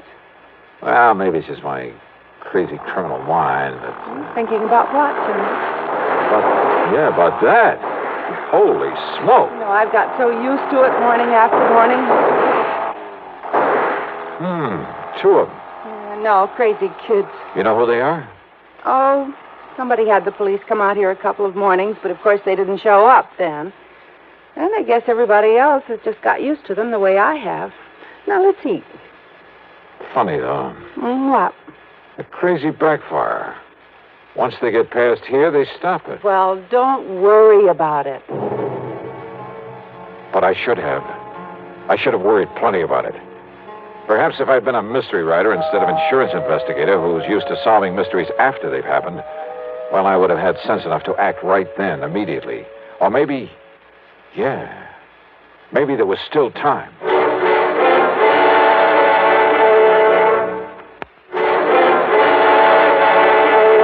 And you have no idea who those two are? The ones who go barreling by in that hot rod every morning? Nobody could seem to find out, Johnny, and as I said... Yeah, everybody's got used to the noise of that backfiring. But listen, Betty... Why don't you eat your breakfast, honey? You call them kids, but they aren't. Honey, please. I thought we were just going to have breakfast and talk and sort of make up for lost time. Yeah, I'm sorry for them. But now look... Honestly, do you have to dream up a lot of mystery and intrigue about even the most normal things that happen? They cut the backfiring just as soon as they got around that curve. 3CFU 160. What? The license on that car. Oh, Johnny. Hey, listen, honey, let me use your phone. Didn't I see one right here in the living room? Oh, yeah. But why? And, Johnny, your breakfast will get cold. Be right back.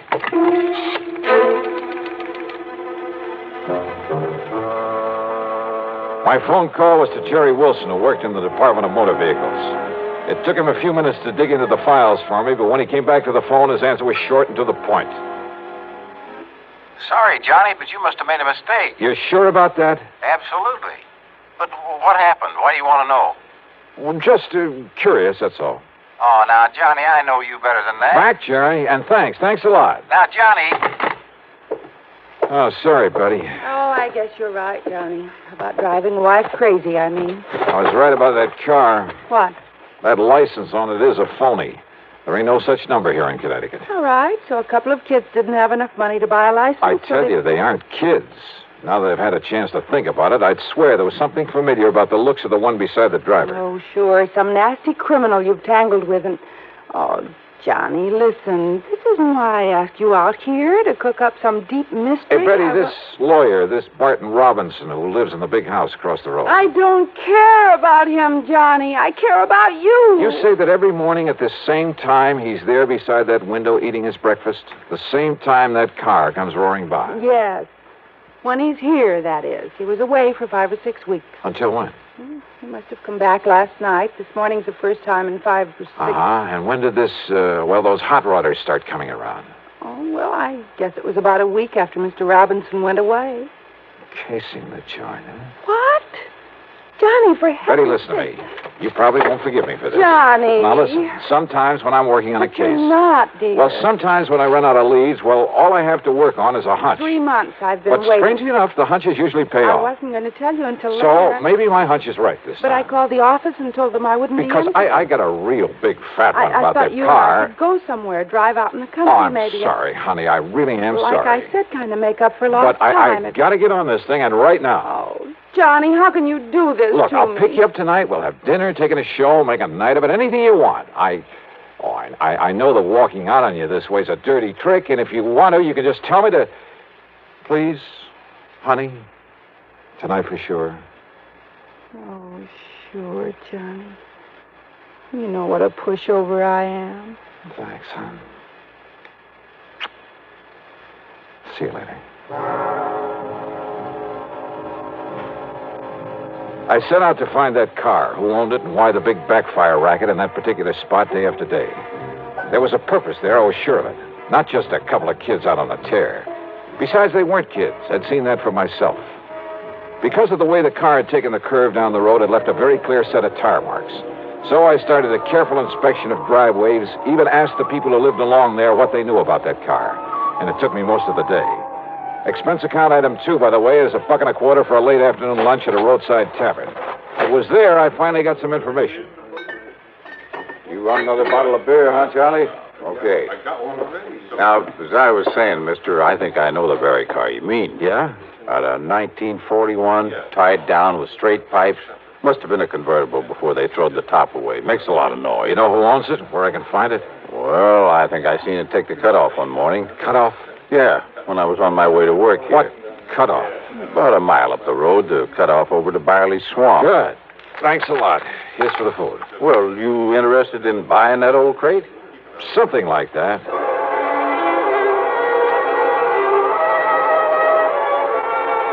The cutoff to Barley Swamp wasn't much more than a pair of wagon tracks through the woods. But the tire marks I was looking for stuck out like a sore thumb. And they finally led off to an old shack half hidden by a heavy thicket. Behind it, sure enough, was the car I'd been looking for. The windows of the shack were boarded up. No sign of life about. Slowly and carefully, I circled the place. Then I walked over to the door, turned the knob, opened it. Hey, you know something? I've been awfully wrong about there being nobody around. Okay, mister. Oh, no, you... Kill him, kill him! You asked for it. Clip him, Ringer, clip him! Yeah. Oh.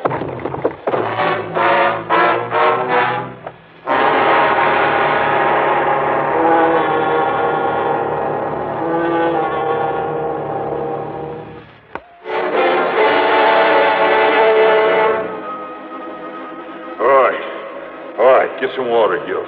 Bring him to. We'll find out what he's doing around here. Let me go through his pockets, Ringer, see who he is. Yeah, go ahead.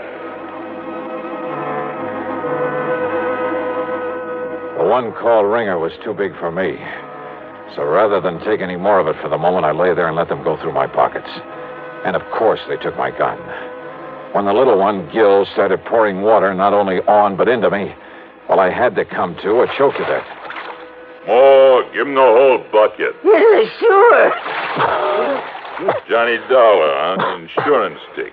No, don't try getting up on your feet.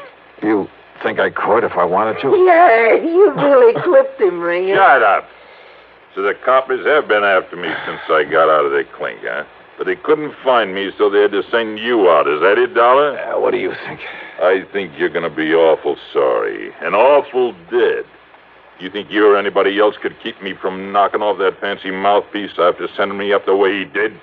Well, nobody's smart enough. You're gonna knock him off, Ringer, huh? You're gonna kill him? After we get that lawyer. Well, why not now, huh? Anything goes wrong, I might need Dollar for a hostage. Oh, sure. Only what's a hostage? Only nothing is gonna go wrong. I'm too smart for that. Yeah, I guess you are at that, Ringer. That business of driving by his house every day, the backfire. That's right, so nobody worries about it no more. And the backfire will cover the shots when you murder Lawyer Robbins. That's right. Nobody will even notice. And all it takes is one good shot through his window. Just a little hole in that window nobody will notice unless they go up and look at it. An elaborate scheme like that just to show how smart you are? No, because knowing I'm on the loose again, he has that house locked up like a bank vault. Not even Gil and me could get in without setting off an alarm. And he keeps the blinds down at night. Can't even see him in there. But every morning at the same time, he's there at the window. So now that he's home, we get him. Tomorrow morning... Shut up, Gil. Soak up some of that rawhide so we can tie him up and get out of here. Yeah, sure, Ringer. I want to get some food and some sleep. Then, Dollar, we'll be back to see you in the morning. And after we do, you won't see anything anywhere anymore. Wet rawhide that shrinks when it dries, cuts into ankles and wrists like a steel band. By the time they finally left in their hot rod, the pain was excruciating. Sure, I could roll around a bit, maybe even out the door. What good was that? There was nobody ever came around this neck of the woods. So I lay there straining against the bonds, hoping they wouldn't cut off the circulation completely as the rawhide slowly, inexorably... Wait. It was raining hard. I rolled myself painfully out the door into a puddle in front of it. It seemed like hours. It was hours. It was long after daylight before the rawhide finally stretched enough for me to get a hand free and take off the rest of the thongs that bound me. I looked at my watch. 8:15, which meant they'd done their job. And yeah, now they'd come back here to... Then I heard it. The hot rod coming down the soggy wagon road.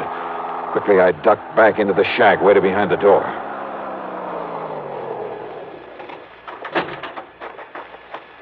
So he wasn't there. We had the storm to cover us, too. I don't get it, Ringer. So he wasn't there at that window means somebody warned him. Means that Johnny Dollar warned him. That means we're taking care of Dollar right now. No, wait. Listen. What? That car coming down the road. Yeah, I see it. It's a girl that lives across the street from that mouthpiece. What's she doing out here? I don't know. If she pulls in here, we start shooting first and find out afterwards. Hey, she is. Here she comes. Look out. Shoot. Let her have it. Yeah. Oh, no, you don't, baby. Dollar, I'll kill you. I'll blast you. Oh, no. Betty. Johnny, if I hadn't run into him, he would have killed me. That's okay, honey. You did the right thing. Johnny, when you didn't come last night, And this morning when the man at the roadhouse told me where he'd sent you to find that hot rod... honey, now. So I told Mr. Robinson to stay away from his window, and I came as fast as... Oh, are you all right, honey? Are you all right? Yeah, sure. A little wet and tired. Johnny, I was so worried. I was so worried about you. I'm sure glad you were. Thanks, honey. Oh, do that again. That's the sweetest kiss. Run over me.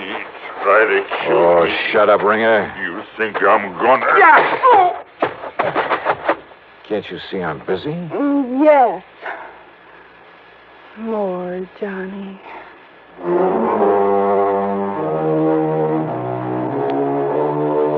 It was Betty Lewis who really saved the life of that insurance attorney.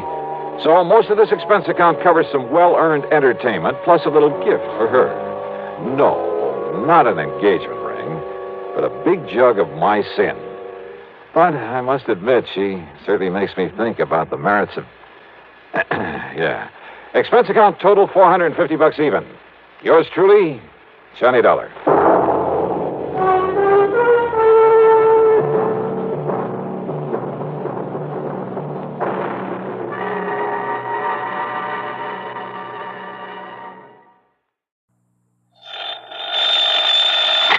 Johnny Dollar. Johnny. Yes? Hello?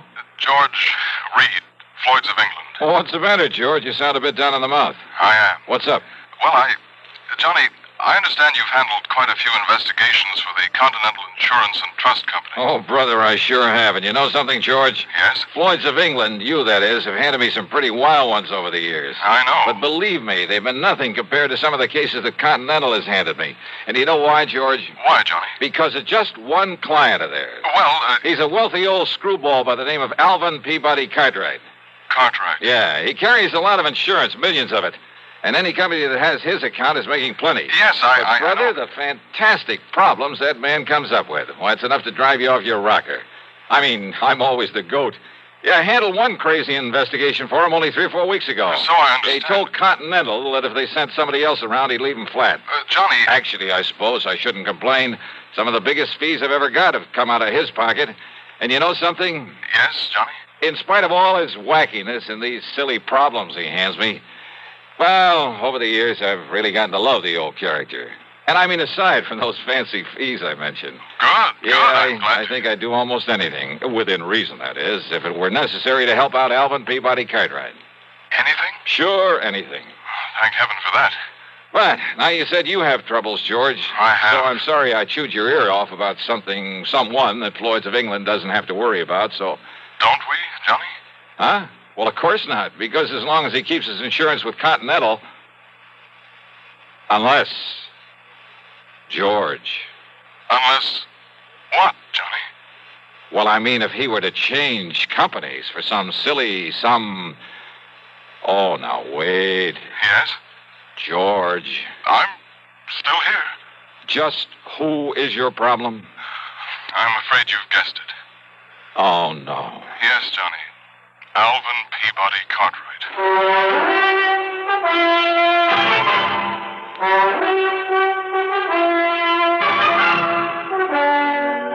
CBS Radio brings you Bob Bailey in the exciting adventures of the man with the action-packed expense account, America's fabulous freelance insurance investigator. Yours truly, Johnny Dollar.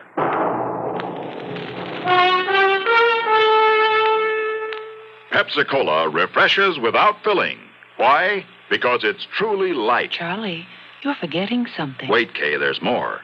Yes, ice-cold Pepsi is the delicious refreshment that goes great at a picnic or a party. But, Charlie... And Pepsi goes fast. People like it, so keep plenty handy. There. Oh, you did fine, except for one thing. Well, I mentioned lightness and how Pepsi refreshes and how fast it goes. You left out Pepsi sociability. You know the Be Sociable song. But, Kay, I can't sing. I can. Listen. Be sociable, look smart, keep up to date with Pepsi. Drink light, refreshing Pepsi. Stay young and fair and debonair. Be sociable, have a Pepsi. Well, at least I can say this. Pick up an extra carton of Pepsi today. Please do. And now, Act One of yours truly, Johnny Dollar.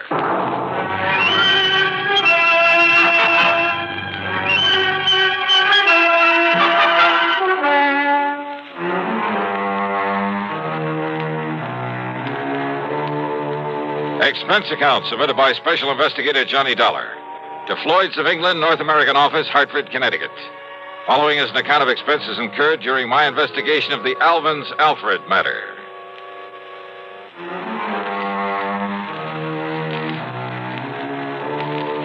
The assignments George Reed usually handed to me were usually bad enough. But a combination of both George and Alvin Peabody Cartwright could be just a little too thick. Anyhow, expense account item $1, $1 for a cab to his office. Now look, George, don't tell me Cartwright has shifted all his insurance over here to Floyd's of England. Sit down, Johnny, please. Sure.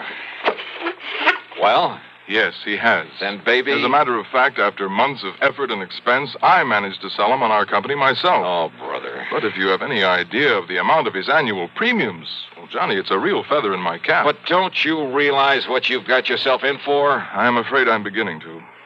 So, Johnny, if you can get him off my neck... Cartwright? Twice in 1 month? Don't bank on it. But tell me all anyhow. Well, it's really my own fault. So anxious to get his business. And if you know how much that man spends on premiums every year... Yeah, you said that. Now get to the point. And I suppose I should have been more thorough, but... Well, we figured that Continental had known what it was doing, and we simply made a direct transfer of all his policies to this company, including the one that concerns us now. Only it should never have been issued. What kind of a policy? Straight life. On Cartwright? No. With all the riders attached to it. Johnny, it not only covers her life, but accident, injury, mysterious disappearance, just about anything you can think of. Covers whom? Well? The name on the policy. Alfred. Alfred? Alfred Cartwright. A relative? No. No. But if his last name is... No, Johnny, according to this policy, Alfred is a ward of Alvin Peabody Cartwright. That's funny. I never knew that Cartwright had a... Well, what's the difference? What's happened to this Alfred? According to Mr. Cartwright, it was an abduction. Oh, a kidnapping, huh? No, not exactly. Well, what do you mean? If he was abducted, that means he was... Wait a minute. Yes? A minute ago, you started talking about the insurance policy on her. That's right. And then you started talking about Alfred. Alfred is a she. Is a what? Hey, well, what do you mean about an abduction of her, him, it not being a kidnapping? Oh, I said not exactly. But Alfred was abducted. Yes. Oh, look, would you start making some sense about this? I wish I could. And if this sort of thing is typical of Cartwright... Come on, George. If Alfred was abducted but wasn't kidnapped, well, okay, what happened? Well, you see, Johnny, Alfred... A female. A female. Well? Alfred happens to be a dog. Okay, so what's the difference? If she's been abducted, she's... A dog? Yes. Oh, no.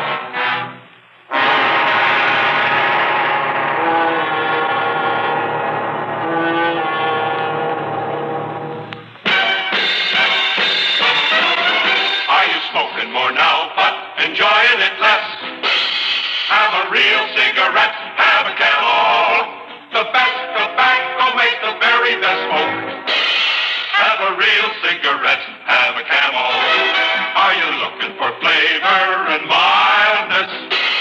Have a real cigarette, have a Camel. The best tobacco makes the very best smoke. Have a real cigarette, a real cigarette, a real cigarette, have a Camel. Again, for the 11th straight year, Camel outsold every other cigarette, filter, king size, and regular. The best tobacco makes the best smoke. So if you're smoking more now, but enjoying it less, change to Camels. Get more real satisfaction every time. Start to really enjoy smoking again. Have a real cigarette, a real cigarette, a real cigarette, have a Camel. And now Act Two of yours truly, Johnny Dollar, and the Alvin's Alfred matter.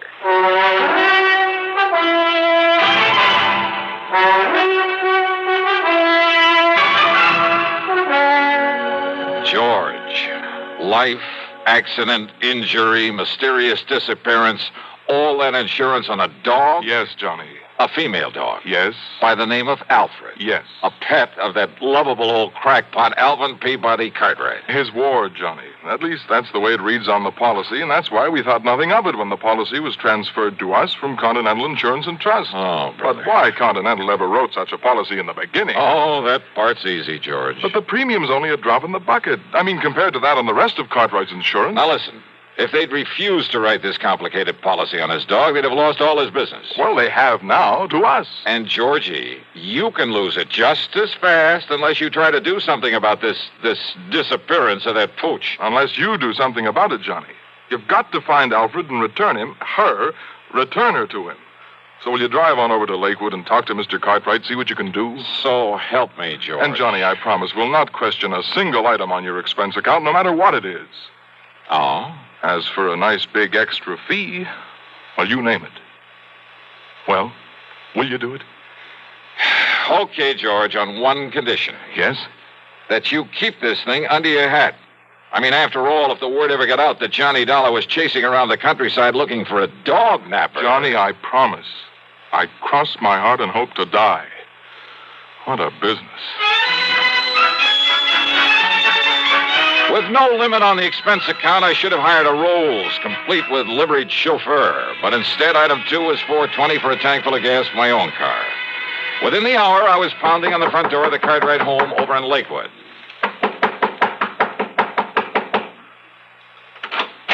Hi, Mr. Cartwright. No. I'm sorry I'm out. I'm far too upset to talk to anyone right now. So goodbye. No, wait a minute. Hey! Yes. Why, Johnny? That's right. Well, why didn't you say so? Come in, boy. Come in. Sure. Well, sir, how are you? Yes, come in and commiserate with me in my hour of bereavement. How anybody could be so wicked as to take Alfred, my pride and joy, away from me. But somebody did.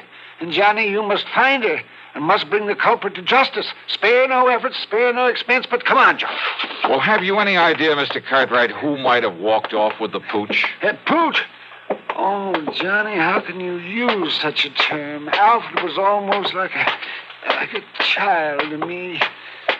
Dear little thing. Oh, yeah, I'm sure. But you haven't answered my question. Do I know who committed this dastardly deed? Yes. Of course I do. Oh, sir. Come along, Johnny. I'll show you Alfred's picture so you'll know her when you see her. All right. But now, why send for me, Mr. Cartwright? What? Well, I mean, if you know who did this. I certainly do.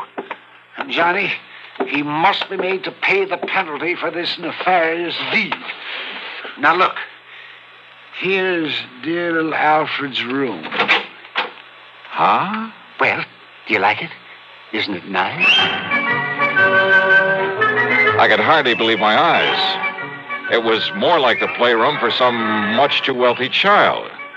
Why, he must have spent thousands on it. On the soft, thick, wall-to-wall carpeting, all the furnishings, including a bed in the corner with a foam rubber mattress. There was a growing tree in the middle of the floor and a half-dozen miniature fire plugs scattered about.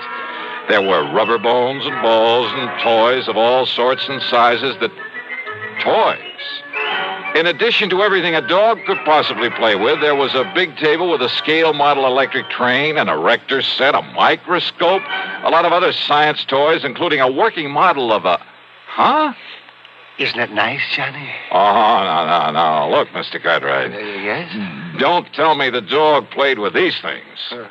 What thing? Will this toy seismograph or... Toy? What are you talking about? That really works. See? See how the recording needle gave a jump on the roll of tape on it? It runs for a week. Keeps perfect time. Oh, well, sure. So the dog could tell when there's been an earthquake somewhere, is that it? Well, no. I may as well admit, Johnny, that some of these things are mine. Yours?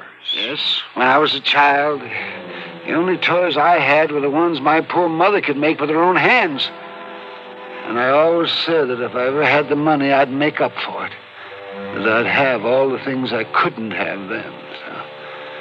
So maybe I'm just a silly old man, second childhood, that sort of thing. But I said I'd have them, and now I have. I see. Did you ever have a nice electric train when you were a youngster? Well, no. My folks couldn't afford it. That's what I bet you wanted one, didn't you? Oh, sure I did. Doesn't every... Yes, and after you'd grown up, I bet you spent as much time looking at them in store windows as any kid. All the time wishing you dared to buy one. Just to have it. You think it's all a joke, Johnny? Joke, Mr. Cartwright? About the man who buys his son a train for Christmas and then, well, you know, plays with it all Christmas morning? Yeah, maybe you got a point there. Of course I have. And that's the trouble with growing up. People get so proud or stuffy or something that they won't unbend. They won't let their hair down and enjoy some of the simple little things that they'd really like to do. They're so afraid that somebody might laugh at them. I'm not laughing, Mr. Cartwright. And that's why I like you, Johnny, because you've sense enough to realize that, well, maybe an eccentric old character like me isn't so eccentric after all.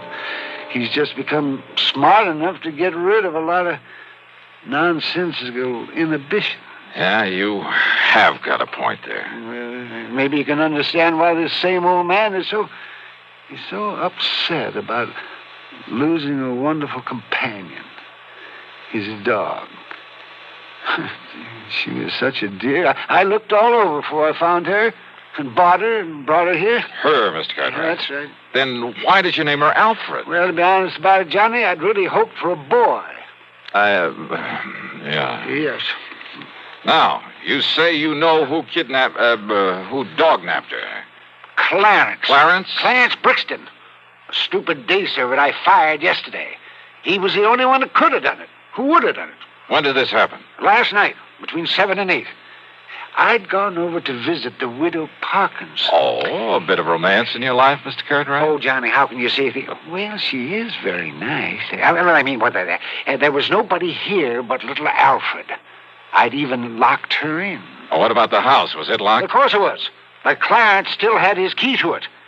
And if you know this house, Johnny, and nobody could have broken in. Oh, I'm sure of that. Besides, there was no sign of anybody trying to. There was no footprints outside. There was no ladder marks. There was nothing. Even the stupid local yokel police agree that Clarence must have done it. Then why haven't they nabbed him? Because they believe his alibi. From that character, that wife of his. They live the other side of town, and she swears he was at home when it happened. And you're sure that only he had a key to this house? That's right, outside of my own. So he must have done it. Only the dumb police won't do anything because of his so-called alibi. And we got to break that alibi. That's right. But how? How, Johnny? Well, I got a crazy idea. Huh? Well, I thought I was the only one who got Just, let me take a real close look at one of these toys in here. One of these toys? Yeah, that's right. It's a long chance, Mr. Cartwright. But let's see what happens.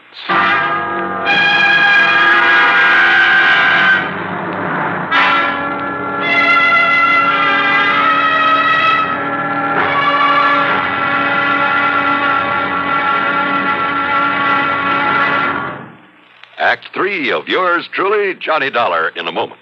Welcome, recording star Mel Torme. It's terrible trying to sing with a bad cold. So I always take 4-way cold tablets to relieve cold miseries fast. Good idea. Tests of all the leading cold tablets proved 4-way fastest acting. 4-way starts in minutes to relieve muscular pains, headache, reduce fever, calm upset stomach, also overcomes irregularity. When you catch cold, try my way. Take 4-way cold tablets. The fast way to relieve cold distress and feel better quickly. 4-way, only 29 cents. Now here's a word about another fine product of Grove Laboratories. Had dandruff for years? Now get rid of it in 3 minutes with Fitch Dandruff Remover Shampoo. 3 minutes with Fitch regularly is guaranteed to keep unsightly dandruff away forever. Apply Fitch before wetting hair. Rub in 1 minute. Add water, lather 1 minute. Then rinse 1 minute. Every trace of dandruff goes down the drain. 3 minutes with Fitch. Embarrassing dandruff's gone. Fitch can also leave hair up to 35% brighter. Get Fitch Dandruff Remover Shampoo today. And now, Act 3 of yours truly, Johnny Dollar.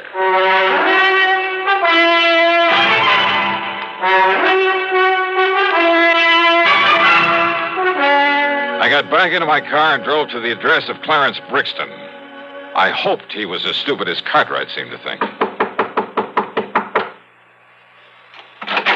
Yeah, mister. Mrs. Brixton, That's right. I want to see your husband. No, who are you? Johnny Dollar, special investigator. No, get him out of here, Mabel. Throw him out. What are you so worried about, Brixton? First it was those dumb cops that crazy old geezer sends around here. Now it's you. Well, me, I'm full up to hear all this yakking about me taking that mangy little hound of his and that snapping, yipping little female. That's what you done to my Clarence. Them sharp teeth of hern. You show him your hand, Clarence. Yeah, forget it, Mabel, and shut up. You get these marks when you were hauling Alfred out of that playroom against her will? Huh? Now listen. A little dog, you said. Oh, not much bigger than Clarence's hand. Pies in his little Oh, then you've seen it, Mrs. Brixton. Well, no. Now, Clarence told me about it. Yeah, sure, I told her. Ah, I see. Well, what do you see? And I hope it means the dog is still alive. After all, if you took the trouble to bring it here. Well, what are you talking about? You trying to say I stole the dog off of him?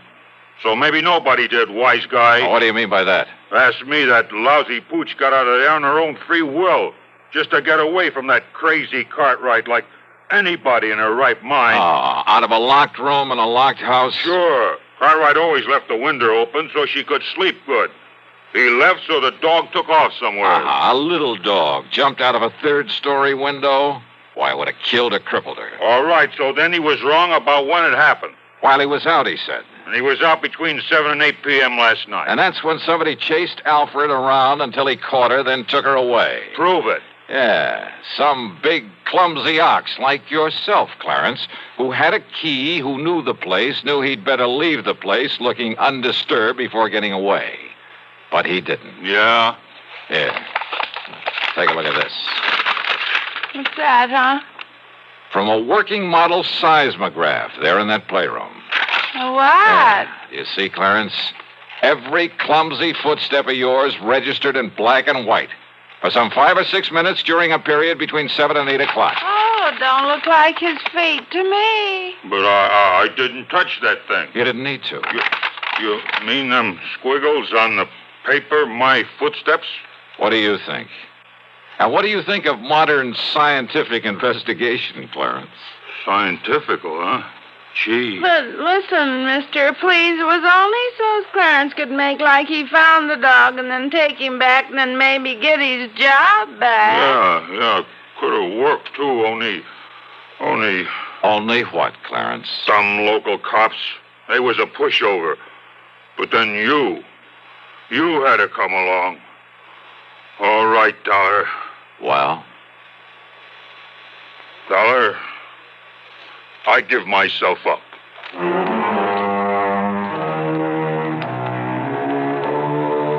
Oh, sure. Modern scientific investigation. But he fell for it. And Mabel brought the dog up from the cellar, and she was kind of a mangy little pooch. The dog, I mean. But she meant the difference between keeping or losing Cartwright's insurance account. Which reminds me, you can forget the expense account. Cartwright did well by me, as usual. And he'll probably break down and take Clarence back. Oh, well. Yours truly, Johnny Dollar.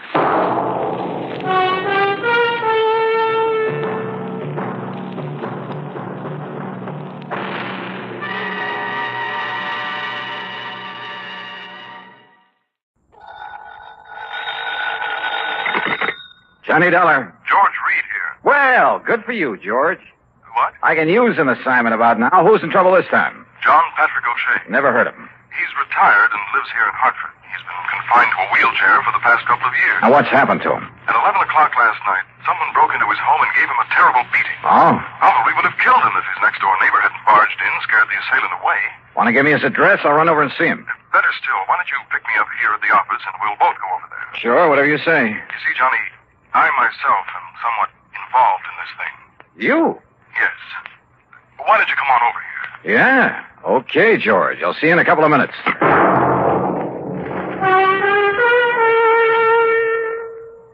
And now, Act One of yours truly, Johnny Dollar.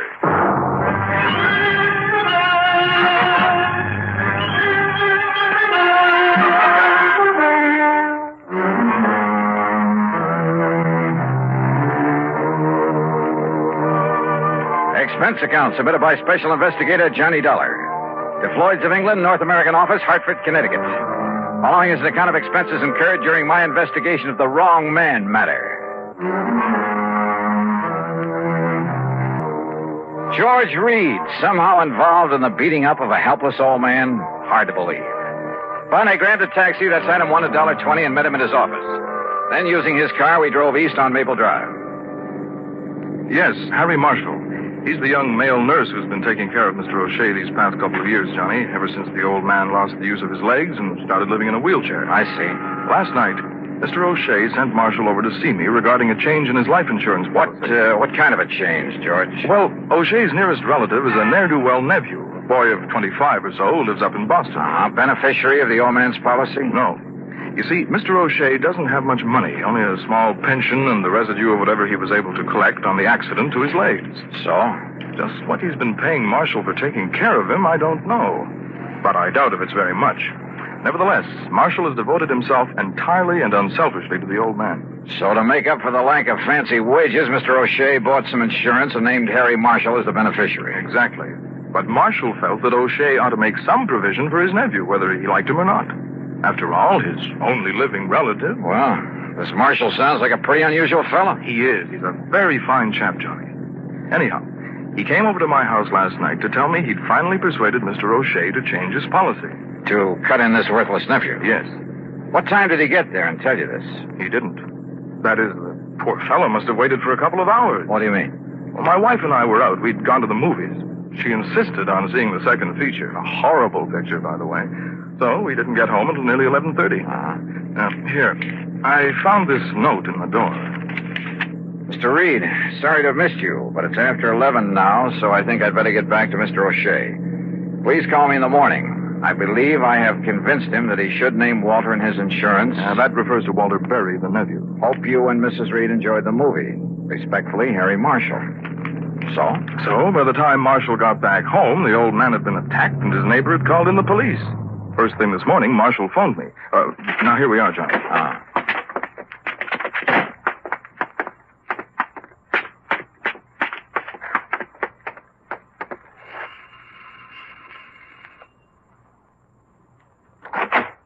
Oh, Mr. Reed, I'm glad you were able to come.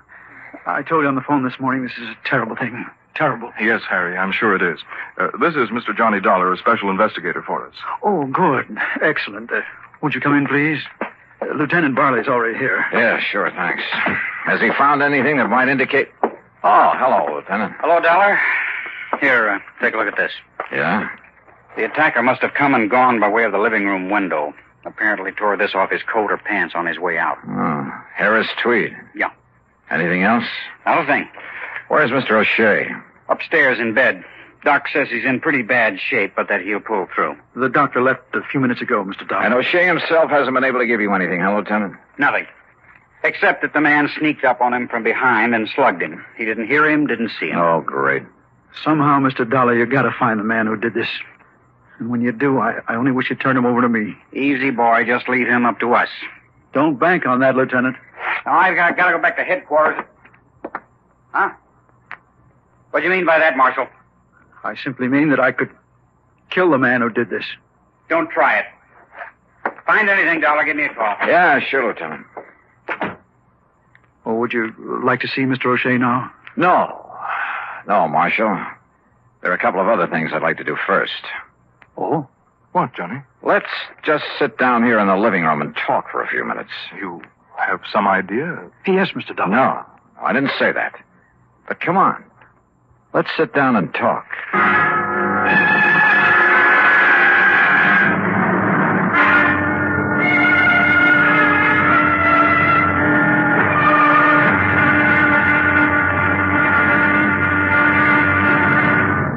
Act Two of yours truly, Johnny Dollar, in a moment. In the history of America, the inventor has had a place of importance equal to that of statesmen and other national leaders. Indeed, our inventors, many of them mechanics, craftsmen, or even thoughtful tinkerers, have strongly influenced our destiny.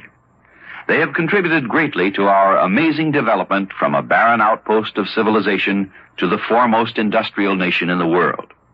Incidentally, when we think of great inventions, it's natural to think of involved mechanisms like the McCormick Reaper, the sewing machine, or the phonograph.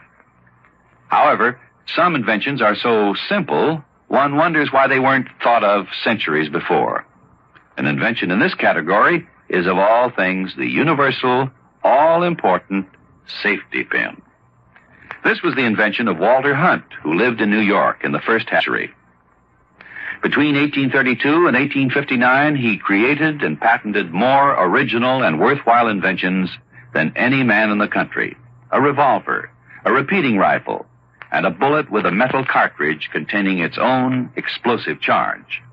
But of all his simple inventions, the safety pin is the most useful.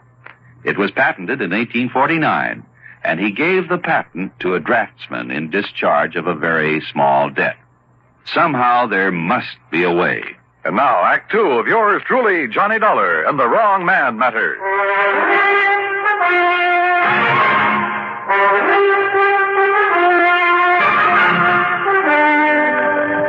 Now, what time did you leave this house last night, Marshal? A few minutes of 10. I went over to see Mr. Reed here to tell him about a change that Mr. O'Shea had finally agreed to make in his insurance. It was something Mr. Reed and I had discussed before. Yes, but as I told you, Johnny, my wife and I were at the movies. Yeah, George. Had Mr. O'Shea gone to bed by then, Marshal? No, sir. He was sitting here in the living room, in his wheelchair, of course, watching television. He always stayed up late watching television. And, well, to be honest about it, he usually slept through most of it. That I can understand. So I quietly left and I went over to Mr. Reed's home. When I found they were out, well, when 11 o'clock came around and they still hadn't returned, I decided I'd better come back here. Go on. When I got here, I found the front door wide open. Inside were Mr. Wakely from next door and a couple of policemen. And there's poor old Mr. O'Shea. That neighbor, Mr. Wakely, did you say? That's right, Stuart M. Wakely. In other words, me. I didn't hear you ring, Mr. Wakely. Time like this, you expect me to be formal, young man? And who are you, sir? Another policeman? Plainclothesman? Mr. Dollar is an investigator for my insurance company, Mr. Wakely. I'm George Reed. Why didn't you send for me, Marshal? What was that? This man Dollar would probably want to know just what I found here last night while you were out gallivanting around someplace instead of being here where you should have been taking care of that old O'Shea. I beg your pardon? Well, weren't you? I hardly see it's any business of yours. But I just happened to have been out on an errand for Mr. O'Shea. Well, all right. Which reminds me, Mr. Reed, you will make the changes in the policy, won't you? Oh, well, of course. Well, all I got to say... Yeah, go ahead and say it, Mr. Wakely. ...is that if it wasn't for me coming over here the way I did, old man O'Shea'd be as dead as a doornail right now. Not that I'd cared particular. Just how was it you happened to come over here last night, Mr. Wakely? Are you in the habit of dropping in here at all hours? On that old crackpot O'Shea? Well, I am not. Good heavens, no. It's the first time Mr. Wakely ever so much as entered this house. After all. Just what time did you get here, by the way? Well, not more than 2, 3 minutes after 11 o'clock. You're sure of that? Well, of course I'm sure. I've been trying, you hear me? I've been trying to hear the 11 o'clock news on the radio. Time. That's the reason I come. Marshal, that's the same time ready to leave George Reed's home and come back here. Yes. Like I started to say, the reason I come over here was to tell that crazy old man to turn down his television. What?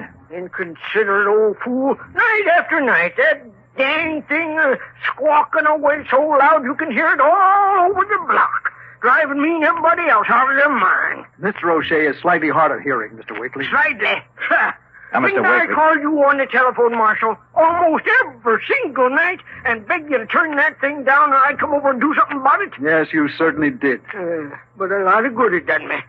So that's why I come over here last night, Mr. Dollar, to tell the old man and this smart young whippersnapper that if they didn't turn down that TV and leave us have some peace around here... Yes, I'm sure. Now, would you But when I got up on the porch, I heard the old coot hollering for help. Even over that squawk box, I could hear him. And I heard his wheelchair fall over, and him still yelling for help. So what did you do? So I banged on the door, and I finally busted it open. And, well, you know what I found in here. Just what did you find? Old man O'Shea, laying there on the floor, all cut, and that window back of him wide open. And you called the police? Yes, sir. And that's when Marshall, that should have been here taking care of him, that's when he come in. And, of course, I sent for the doctor. And, Marshal, you have no idea who might have done it. I wish to heaven I had. I'll tell you this, mister. Yes? Everybody living on the block, everybody in range of that noise machine would have been willing to murder him for it. Yes, sir. Even you, Mr. Wakely? Yes, sir. Yes, sir, I shoot. No, wait, I didn't mean that. You sure? Now, listen carefully. Motive? Opportunity? Let's give a little thought to that, huh?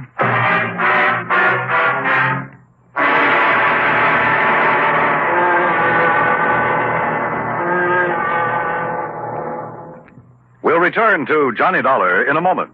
The two men approach each other. Cautiously. Intently.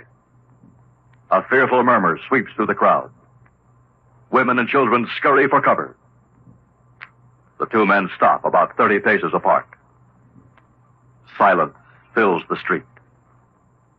Each man's hand hovers over the pearl handle in his holster. And at an unheard signal, pistols are drawn. 2 shots ring out. And one man falls to the dusty street, dead. The hero holsters his weapon and ambles toward the saloon. Thus ends or begins the great source of American entertainment, the Western. Although glamorized now, the six-shooter did play an important part in the settling of the West. The man responsible for that ingenious weapon was Samuel Colt. Born in 1814, Colt, as a child, had an insatiable interest in gunpowder and the weapons that used it. As a young man, he was dissatisfied with the current one-shot pistols then in use. One day he remembered a sea voyage he had taken when he was 13, and how he had been fascinated by the ship's paddle wheel. Why not use a similar wheel in a pistol? Working feverishly, he finally perfected a weapon with a rotating barrel of 6 chambers. Thus, the six-shooter was born. Like most inventions, however, it took time to gain the public's acceptance. The opportunity came.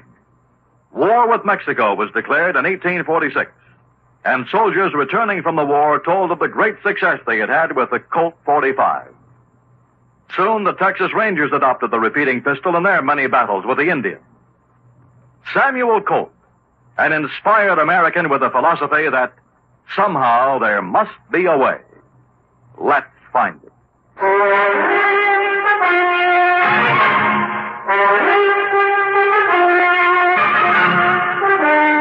Now listen, you. I don't know what you're trying to prove. I mean about me, but I warn you, Dollar. Warn me, Mr. Wakely? That's right. You accuse me of anything, I'll make you mighty sorry you did. You see what I mean? Johnny, good heavens. Oh, no, wait a minute. Have you got a license for that thing, Mr. Wakely? You bet I have, ever since I was a bank messenger. And if you think I wouldn't use it to protect myself... Or to quiet an old man who was disturbing you? Stop talking like that. But then when you realized you'd gone too far... Shut up! Okay. Just take it easy and let me have that. Sorry. Good Lord. Mr. Dollar. Mr. Dollar, if he is the one... All right, take it easy. I'll kill him. Oh, no, you won't, George. Yes, John. Call Lieutenant Barley to come back here and take over. Yes. And, Marshal, you keep an eye on Wakely while I go up and talk with Mr. O'Shea. Don't worry, Mr. Dollar. And that means don't lay a hand on him. Even after what he's done? That's right. But listen... We haven't proved anything But yet. good heavens, Look, man. I'm in charge here now, and you'll take orders from me, understand? Well? Yes, sir. All right. I started up the stairway, hoping Mr. O'Shea would be in condition to talk. But then, suddenly, something I'd overlooked from the very beginning. Hey, George, come here a minute, will you? Yes, Johnny. Come here. Hey, look, tell me one thing before you make that phone call. Yes? Just when did you and your wife decide to go to that movie last night? What? Well, come on. Well, it was after dinner. We had no other plans. We weren't expecting any... Now, what does that mean? Plenty, George. Plenty.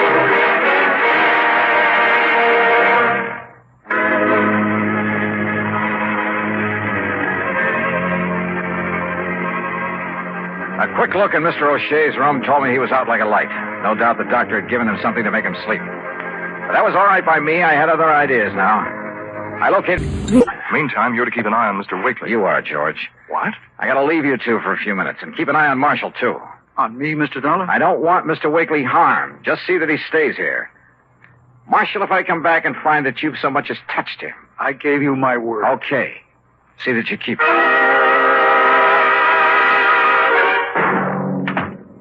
Why, yes, Mr. Marshall keeps the room for himself right upstairs. Good. Then if you don't... Clean-cut young man, ain't he? Is he? Don't use the room very much, though. Yeah, well, if Just a place for him to relax and be alone by himself now and then. Yeah. You know, after having to spend all the rest of his time nursing that old man he works for. Take me up to his room, please, will you?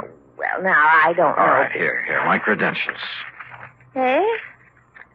Johnny Dollar? Yes.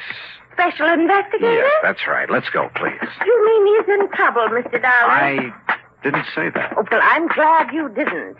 Harry Marshall's a mighty nice young man, devoting all his time to that Mr. O'Shea. Yeah. Not every young fellow these days. But now, here we are.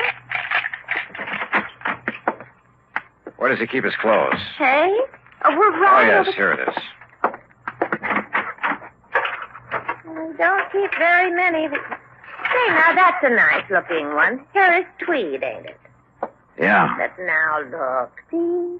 Yeah, I see. Ask me. He should have had that mended. Ask me, it's his ways he should have mended. What?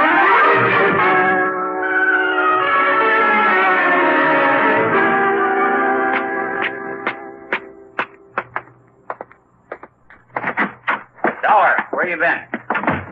On a little errand, Lieutenant. Just got back here myself. And I see you've nailed down the man we're after. I mean, nailed him down. Wakely's still out cold. Oh, I just started to tell the lieutenant what went on here, Mr. Dollar. I must say I wouldn't have suspected him. Well, I guess there's no question, is there, Mr. Yeah. Huh? Oh, I see you found the coat that was torn when he escaped out the window. Where'd you find it? In a little rooming house over on South Elm. I see. Well, I don't.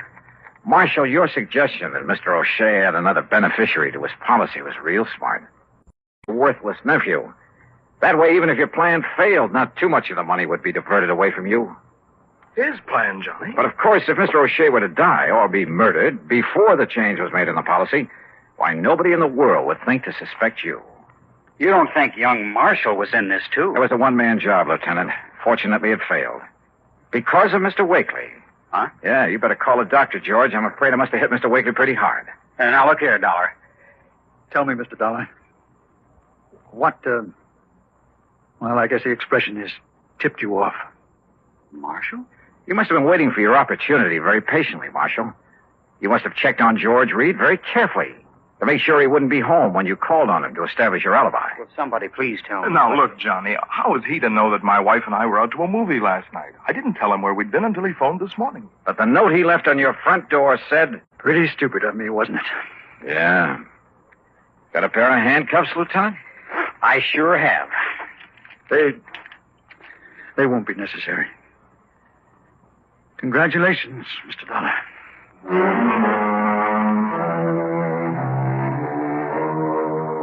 So, George, having saved your company from having to pay off the old man's insurance, well, how much is my fee going to be? If it's big enough, of course, I'll forget all about the... Wait a minute. What expense account? A lousy buck for the trip over to your office this morning? I'll be. Yours truly, Johnny Dollar.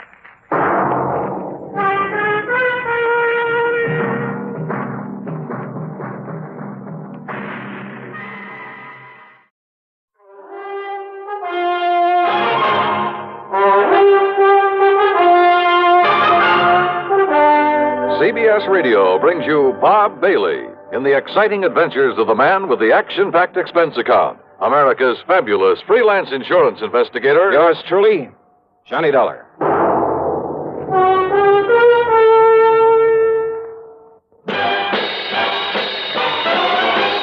smoking more now, but enjoying it less.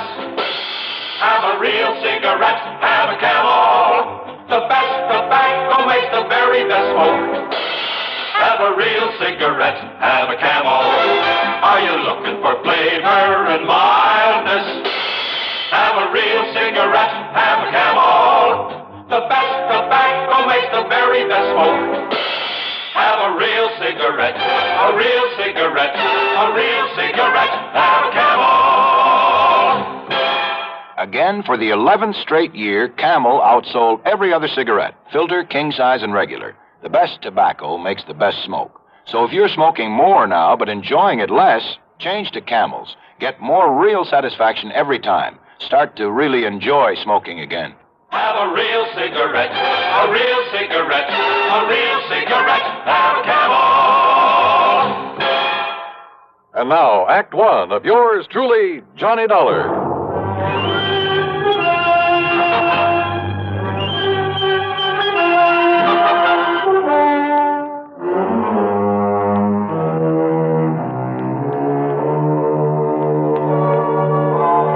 Expense account submitted by Special Investigator Johnny Dollar to the Tri-Western Life Insurance Company, Corpus Christi office.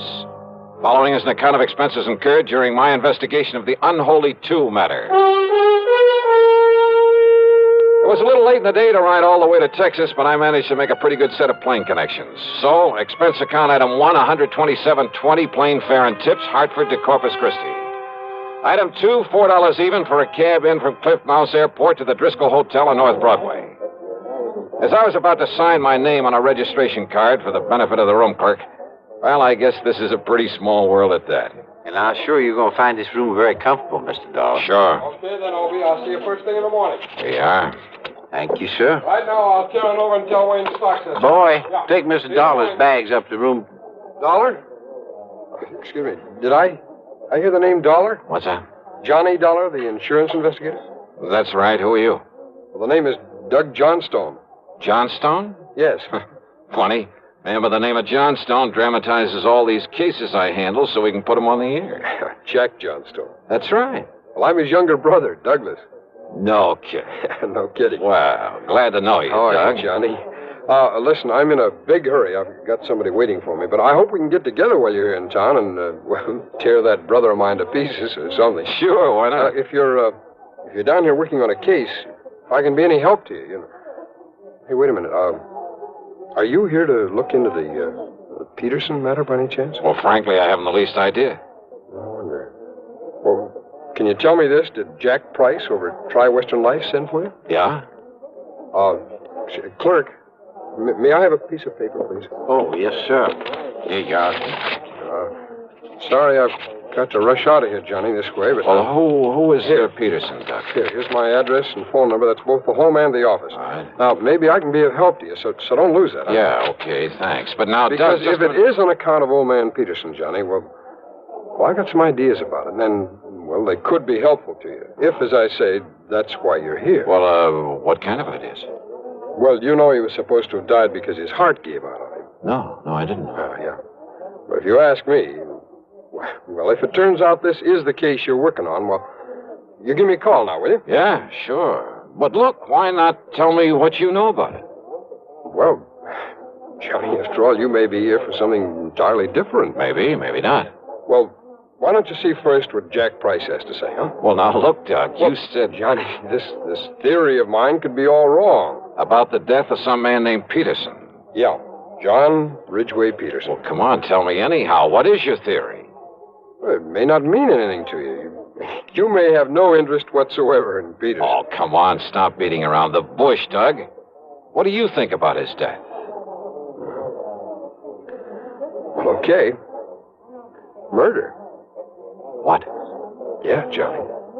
Murder.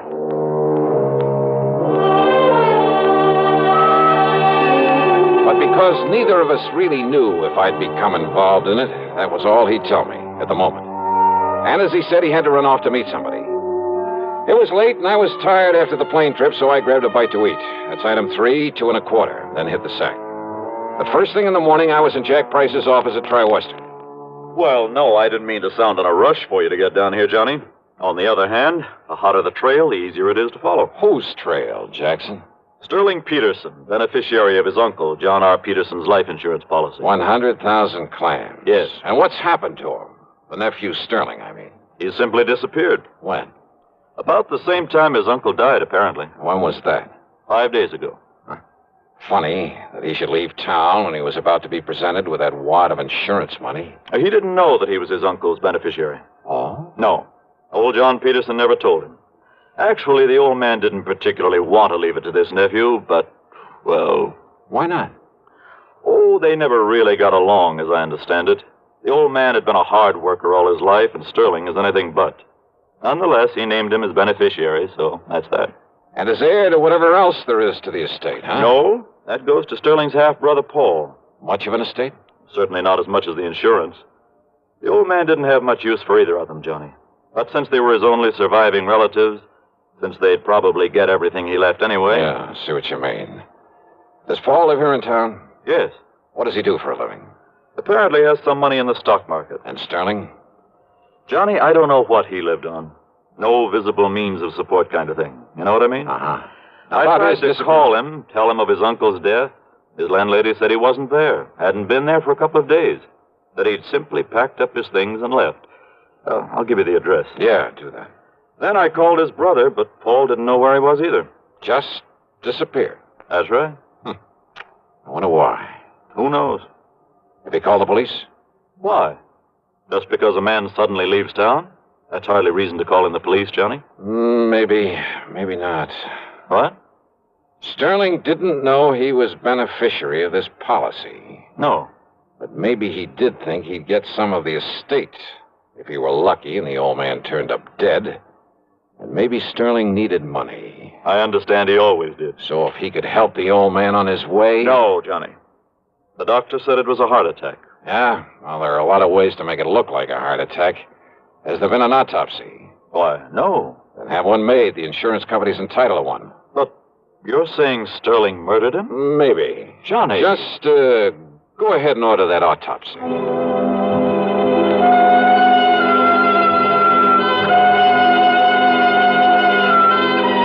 Item 5, $1.25 for a taxi. I found Doug Johnstone in his office, a small place, but with a cluttered desk of a busy man. Full of stock market reports, that sort of thing. Doug brushed him aside and got right to the point. Yeah, I've got to know a lot about Sterling Peterson lately. Now, you see, I have interest in a handful of oil wells, a gas compressor station, and things like that. Ah, lucky man. Well, I spend quite a bit of time over at Merrill Lynch, trading in the stock market. You met Sterling in a brokerage office? Well, that's where I met his brother, Paul. That's where I learned about Sterling. It seems he was always trying to get money out of Paul. I take it Paul is pretty well healed, huh? Oh, hardly. He's a sharp one. He has a pretty wild idea of how to make money in the market. What do you mean by that? Well, you know how it's always flattering for someone to ask your advice. Naturally. Well, I'd recommend he buy something like IBM. Good, solid stuff for a stable company like U.S. Steel, AT&T. Nothing wrong with that, brother. No, but instead he'd throw his money into some crazy penny stock like, well, Golden Dream Uranium Company. It was being pushed by some crooked promoter, some boiler room operator. Yeah, I see what you mean. I'd suggest Union Carbide. He'd end up with some speculation nobody ever heard of, and so on. Yet somehow he managed to stay solvent. The point is, Sterling was always going to Paul for money. Money for what? Oh, to pay off his gambling debts. Much as I hate to admit it, civic pride and all that sort of thing, there are plenty of places in and around this town to gamble. Yeah, so I've heard. So when a stupid guy like Sterling Peterson simply won't learn that house never loses, well, you see what I mean. Yeah. And Sterling never really worked for a living. No, and he was always in debt, up to his ears. Isn't it possible he simply left town because his debts had caught up with him? Some of his creditors were getting tough with him? Well, Sterling needed money badly, and... Well, Johnny, I think he finally reached the point where he's willing to kill to get it. His own uncle? If what Paul has told me about him is true, yes. Now, you remember, he thought that he would inherit part of the estate. Which, of course, was wrong. But he didn't know that. Not then. Then his running away... Well, the way I look at it, Johnny, if he did kill his uncle... And you think he did? Yes, I do. Wow. Well, when he found out he wouldn't get his uncle's money, his property, after all, that he'd killed him for nothing, He didn't know about the insurance, you know. Yeah, I know. Well, what was left for him around here? I'll buy. Nothing but a lot of creditors pounding on his door. And once people begin to think about that, they might get suspicious, start asking him questions about his uncle's death. Questions that he didn't have good answers for. But to run out is the surest way in the world to arouse suspicion. I know. It's stupid. Well, what do you think? Well, I'm not sure. But thanks. I'll see you later. I took a taxi over to the place where Paul Peterson lived. That's item 6, $1.50. It was a nice apartment in a fairly good neighborhood, but he wasn't home. Item 7, $1 even for a cab to the brokerage house Doug had mentioned. I talked to Wayne Stocksett, a friend of Doug's. He hadn't seen Paul Peterson around there for several days. Well, Paul said something about going out of town, Dollar, to look at some of the companies he considers investing in. I see. When he gets the money from his uncle's property and so forth, Paul will have quite a bit to play with. And play with is the proper term, despite our advice to avoid so many cheap speculations. I've heard he's a bit of a plunger. Yes, I'm afraid so. Well, if he does come around, Wayne, ask him to call me immediately. I'll be at the Robert Driscoll. Item 8, $2 for a late lunch. Item 9, $1.30 for a cab to Jack Price's office. Now, wait a minute, Johnny. Yeah? Instead of hunting for Sterling Peterson, you're just hanging around hoping to find out the old man was murdered. Well, give me time, will you? But I tell you, the doctor who was with him when he died said it was heart failure. And I tell you, Jackson, there are plenty of ways. There are medical tricks. I can't Hold it a minute, Johnny. Price speaking. Yes? All ready? Well, doctor, what did you... What? Oh. I see. Thank you. What's the matter, Jackson?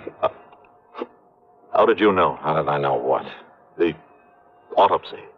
Yeah? You were right. Apparently some drug substituted for the digitalis the old man was taking. You mean Doug Johnstone was right. The old man was murdered. Yes, Johnny. Murdered. Act 2 of yours truly, Johnny Dollar, in a moment. Welcome, recording star Mel Torme. It's terrible trying to sing with a bad cold. So I always take 4-way cold tablets to relieve cold miseries fast. Good idea. Tests of all the leading cold tablets proved 4-way fastest acting. 4-way starts in minutes to relieve muscular pains, headache, reduce fever, calm upset stomach, also overcomes irregularity. When you catch cold, try my way. Take 4-way cold tablets. The fast way to relieve cold distress and feel better quickly. 4-way, only 29 cents. Now, here's a word about another fine product of Grove Laboratories. To get rid of embarrassing dandruff in 3 minutes, change to Fitch Dandruff Remover Shampoo. 3 minutes with Fitch regularly is guaranteed to keep unsightly dandruff away forever. Apply Fitch before wetting hair, rub in 1 minute. Add water, lather 1 minute. Then rinse 1 minute. Every trace of dandruff goes down the drain. 3 minutes with Fitch and embarrassing dandruff's gone. At the same time, Fitch can brighten hair up to 35%. Get Fitch Dandruff Remover Shampoo today. And now, Act 2 of yours truly, Johnny Dollar.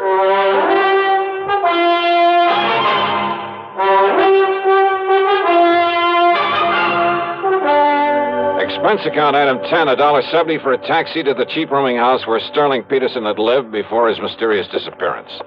The landlady turned out to be quite helpful. Well, that chiseling, no-account, tin-horn gambler owed me 2 months back rent, Mr. Dollar. Well, if we can find him. Only I'm beginning And to you doubt ask me there's something mighty suspicious about the way he picked up and left. it. Yeah? What do you mean, Yeah. Mrs. Toomey? Well, now, here, now, you look for yourself. You see all them empty hangers in that closet there, and them empty drawers I pulled out on the bureau? Oh, so what? Yeah, took every stitch of clothes he had. How he ever stuffed them all in them 2 little suitcases he owned would have been impossible. So he picked up a tour over, a couple of more handbags. Without me seeing him come in here with them? You apparently didn't see him leave. Well, no. Look here, in the medicine cabinet in the bathroom. Now, here, receipt. Yeah, that is funny. Well, it sure is. Man not taking along his comb and razor and shaving things and his toothbrush and his hair tonic. I don't care how much of a hurry he was in. Mrs. Toomey, the day that Sterling Peterson disappeared. You mean the night he disappeared, don't you? Do I? All that day, he just sat around here, said he was waiting for his brother. His brother had promised to come and see him. Oh? Ask me, he was hoping his brother'd bring him some money to pay up his rent and things. Did his brother come around? At 7 p.m., his brother telephoned. I took the message. Yeah? Said Sterling was to meet him at some dive out on Staples Street, so he left.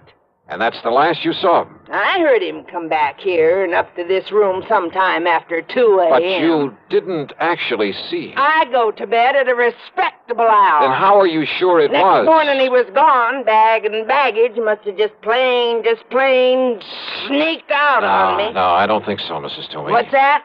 A couple of things I learned earlier, a couple of things you've told me, and the stuff in that medicine cabinet. Eh? Now, I don't think you'd better bank on collecting any back rents. Not from Sterling Peterson. That beat. Is he? Of course he is. Or is he just plain dead? I went back to my hotel. No, Paul Peterson hadn't called me.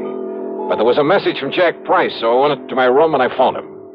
I just wanted you to know the police are in on this now, Johnny. As a result of that autopsy. Yes, they're looking for Sterling Peterson, too. Also, they've been looking for you. They're very anxious to talk with you. Anytime they like. After all, it was you brought this thing out in the open by suggesting the autopsy. Because you had the idea that it might be murder. No, that was Doug Johnstone's idea, and a very good one.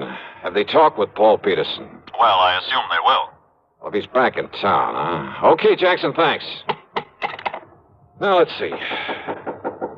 Yeah? Come in. Dollar? That's right. I'm Paul Peterson. I got your message. Wow. Come in. I understand that you're an insurance investigator, that you're looking for my half-brother Sterling. Ah, that's right. Who didn't know that he was the beneficiary of your uncle's insurance. Sit down. Well, thanks. I just got back in town from a business trip, and... That's so? Look, I found these letters waiting for me. Oh, from Sterling? Yes, here. Dallas, Wichita, Sioux Falls, South Dakota, Fargo, North Dakota? Yes, and by now he could be across the border in Canada. Yeah, maybe. Read it, Dollar. Just keep quiet and give me time, and you won't have to worry about me anymore. And the others are practically the same. Yeah. Neatly typewritten, no signature. I'm afraid it's obvious who they're from. So it looks as though your half-brother is running away. Now that we know your uncle was murdered. Murdered? Yeah, that's right. Sterling. Type these on your own machine, Paul? That might be pretty easy to trace. What? Yeah, with Sterling out of the way, you'd get your uncle's insurance as well as his money and property, wouldn't you? I suppose so, but I don't see what you're driving at. Oh, you did things up pretty well, Paul. Much better than your stupid brother could have. What are you talking and about? And all to play safe in case we discovered it was murder. Dollar. That so-called business trip. It was so that you could mail these letters to yourself, make it look as though Sterling had done the murder. Well, he must and have. What happened? Did you make the mistake of telling him you'd done it? I? Now, look here. After all, he would never have thought of substituting for the digitalis your uncle was taking. Look here, So Dollar. did Sterling threaten to blackmail you? Is that why you had to kill him, too? You're crazy. You don't know what you're talking about. And the tiny thing that tipped me off. What? When you went back to his room that night, after you'd killed him, to haul away his stuff, make it look as though he'd taken a powder. Yes? Silly little thing. But no man, no matter how much of a hurry, would have left behind his comb, his razor, a toothbrush. And that isn't all. I say you don't know what you're talking about. Or maybe you do. Oh, no, easy, Paul. That gun'll make an awful lot of noise in here. No. Not when it's tied up against your back with a pillow over it. Stand up, Dollar. And if I don't? Well? Okay, Doug. What? Kick open the door. I'll cover him. I tried it. The police. That's right. All right. Look, boys. I said you covered, Peterson. Drop it. Drop it. Johnny, you okay? Yeah, sure, Doug. You hear it all, Sergeant? Yeah, sure did, Mr. Dollar. It's funny, though. Funny? All I really came up here for was to talk to you. Not much point in it now, is there?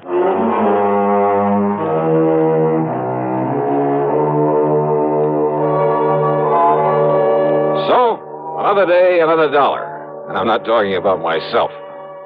Expense account total, including hotel bill, a flock of incidentals, and a plane back to Hartford, $287.20.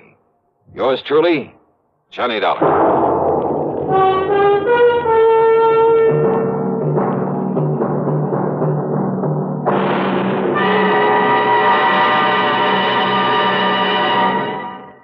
Our star will return in just a moment. Constipation is something people don't talk about much, but it can be a problem for anyone, even doctors. And when constipation occurs, it's interesting to see just what doctors consider important about a laxative they might use or recommend. Well, a majority of the doctors we heard from had this to say. A laxative should be effective, gentle, as close to natural acting as possible, and a medicine that can be used with complete confidence. Now, X-Lax has been popular with many doctors and millions of people over the years because pleasant-tasting chocolated X-Lax is effective. Overnight, it helps you toward your normal regularity. X-Lax is gentle. Next morning, it gives you the closest thing to natural action. And that's why many doctors and millions of people use X-Lax with complete confidence. X-Lax, the laxative that helps you toward your normal regularity, gently, overnight. Is X-Lax in your medicine cabinet? Now, here's our star to tell you about next week's story. Next week, a hurried trip to Alaska to look for a clue to a murder. And say, if you've been to Alaska, if you know anything about the customs, the manners of the people up there, especially their eating habits, well, it's quite possible that you'll find a solution to the case even before I do. Or maybe you will anyhow. Because it all hangs on a tiny, seemingly unimportant clue. And yet, well, give a listen. See how well you can break down a killer's alibi. Yeah. Join us, won't you? Yours truly, Johnny Dollar.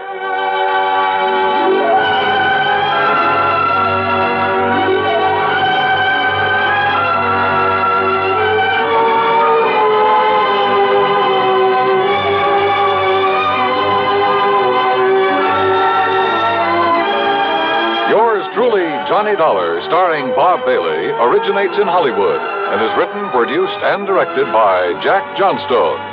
Heard in our cast were Virginia Gregg, Jack Edwards, Forrest Lewis, Stacey Harris, Gil Stratton, and Barney Phillips. Be sure to join us next week, same time and station, for another exciting story of yours truly, Johnny Dollar.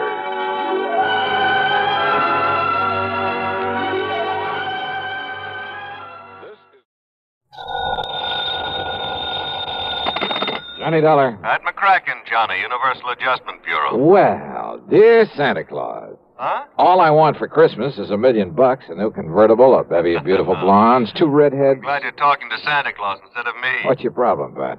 Plain old-fashioned greed. Greed? Plus a no-good Samaritan. Want to go to work on it? What's the fee look like on this one? I can always use a few extra bucks this time of year. As who can't. But you know something? What's that? When you find out what this is all about, Johnny, well, believe it or not, even you may suddenly decide to make like one of Santa's helpers. Oh, now wait a minute. If that means no fee. Come on over. Let's talk about it, huh? Yeah, I think I'd better.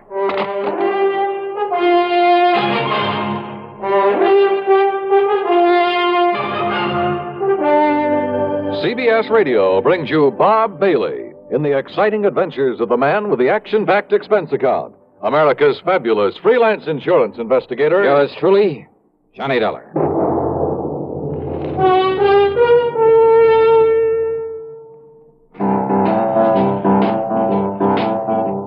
Talk about best-selling records. Here's a familiar tune about America's best-selling filter cigarette, Winston.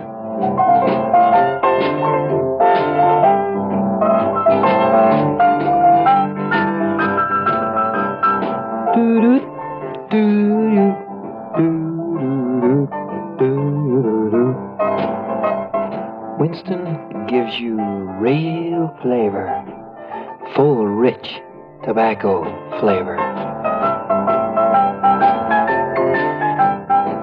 And you know, that's because only Winston has filter blend up front. Choice, flavorful tobaccos, specially selected and specially processed for filter smoking. No wonder Winston tastes good, like a cigarette should. Smoke Winston. And now, Act One of yours truly, Johnny Dollar.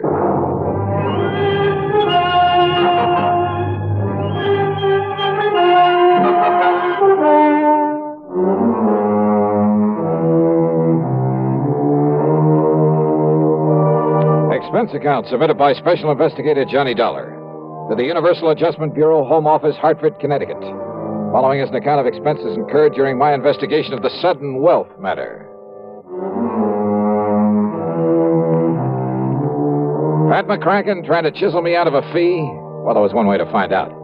Expense account item 1, $1 even for a cab to his office. On second thought, just in case, let's call it $1.50. When I got there, Pat got straight to the Johnny, point. as you know, we adjust insurance claims, do a lot of other services for a lot of small companies. So? Well, a good many of them cater to the farming communities. Not only home and property insurance, but they push endowment, the retirement type of policies. Companies like, Amalgamated Life, Trinity Mutual, New Britain Mutual, and so on. I think I've worked for all of them. Well, then you know the sort of clientele they cater to. So what's happened? 2 years ago, out in South Dakota, in a big agricultural area. Just a few days before Christmas? Wow. Now listen, Pat, Huh? We suddenly got notice that a lot of people in a town near Sioux Falls were cashing in their insurance. Well, then a little over a year ago, the same thing happened in a farming section near Fayetteville, Tennessee. And about 6 months ago at a small town near Macon, Georgia. And these people are not only cashing in their policies, but they were borrowing on their land, hawking their furniture, raising cash any way they possibly could. For what purpose? To invest in the stock market. Oh, well, maybe you can't blame them. Johnny. Own a few shares myself, some AT&T, Sure. some GE, some Union Carbide. Yeah, but you buy those blue chips, and through a legitimate broker. Well, doesn't everybody? Not these people. They were handing their dough over to some guy who moved into town and promised to double any money they gave him inside of 3 weeks. Oh, no. That old racket? That old racket. They'd give him $100 to invest for them, and 3 weeks later he'd return them $200? Yes. And when the word got around, everybody in town would start handing him his life savings? Yes. And out of the money coming in, he'd pay off the early suckers. Pay them 2 for 1. So they and all the rest of the pigeons would keep handing him more and more. And then, of course... Oh, sure. As soon as he got a really big bundle in his hands, he'd disappear. Exactly. Oh, brother.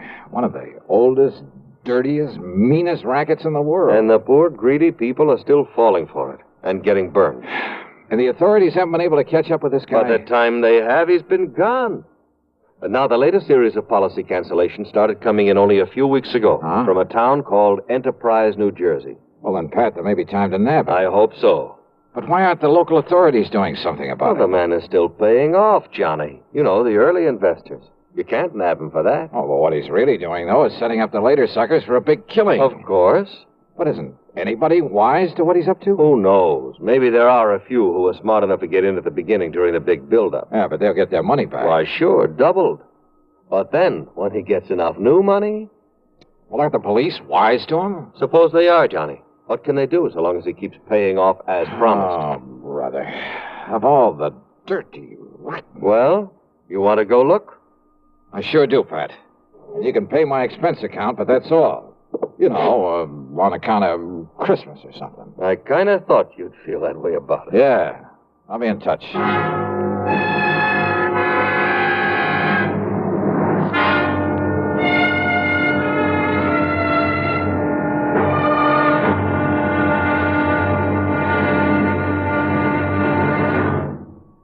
Take your teenagers, give them a Stereo One portable by Columbia, and there's a new sound of pleasure in your home and a brand new kind of fun.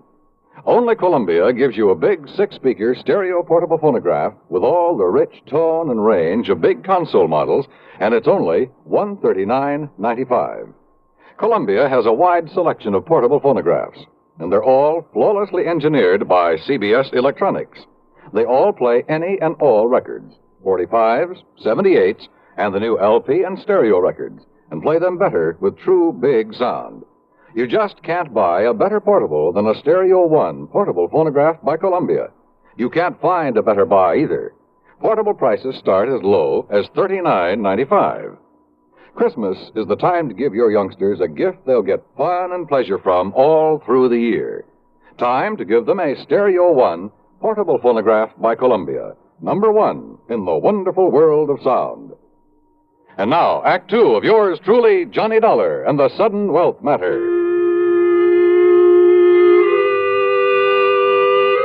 Expense account item 2, $62.50. And it includes a plane to Philadelphia, and there in the city of brotherly love, a $50 deposit on a rental car. I drove south on 47 into the farm country, through Vineland, then Millville, and finally to the little town of Enterprise. It had a main street a few blocks long that looked a bit run down at the seams. There was a food, clothing, and a variety store, a drugstore, a movie, and a couple of gas stations. There was a railroad station for shipping out the farm produce, but the lot around it was overgrown with weeds.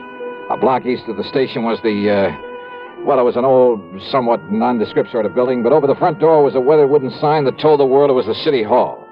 Inside, at the end of a corridor, I found a door that bore the legend Police Headquarters. Police Headquarters? That's right, son. I'm the chief of police, Chief Walters. What'd you say your name is? Well, I didn't, but it's Johnny Dollar. Well, pull up a chair and sit, Mr. Dollar. Okay, thanks. Yeah. Now, what can I do for you? Chief Walters, I'm an insurance investigator. Huh? Oh, sure, Johnny. Sure, I know all about you. I hear all about them cases you investigate on the radio. Yeah, I catch it on WCAU in Philadelphia. Good. Well, now listen, I hope you didn't bother coming down here just on account of I took some cash out of my policy. You did? Well, tell you the truth, Johnny, a lot of people did. Oh, you know how it is. Something special comes along, you can use some extra cash.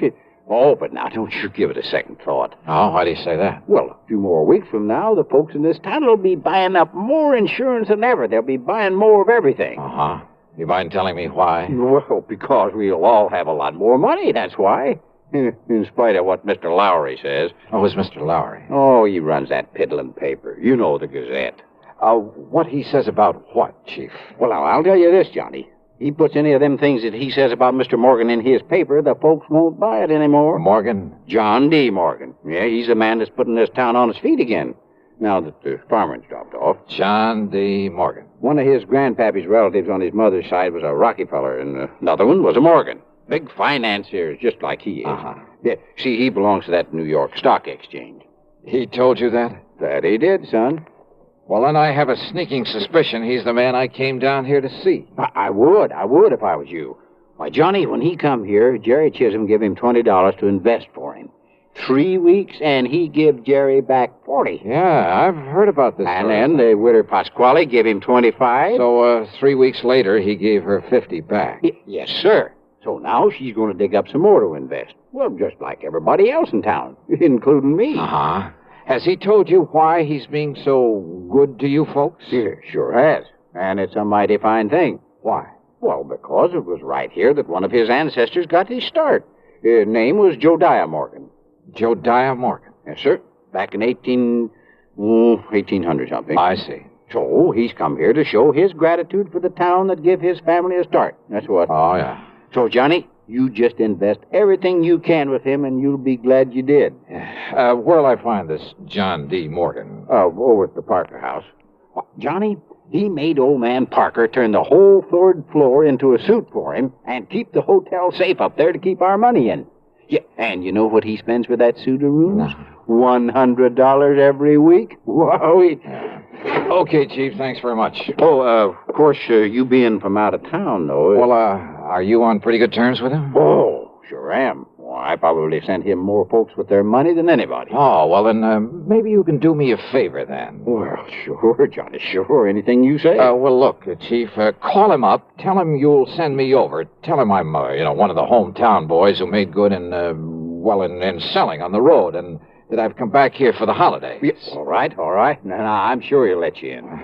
Yeah, just like he tells us, Johnny, the more money he can get a hold of, the more he can make for all of us. Oh, sure. Only, well, why is it you don't want him to know what you really do? Well, personal reasons, and he might think I don't need the extra money. Okay, Johnny, anything you say. Yeah, good. Meantime, I'll call on Mr. Lowry at the Gazette. Yes, well, now, don't you believe him, Johnny. That suspicious old crackpot don't know what he's talking about. All he is trying to do is to make up a lot of scandal for that lousy paper of his. Yeah? Yes, sir. We'll see.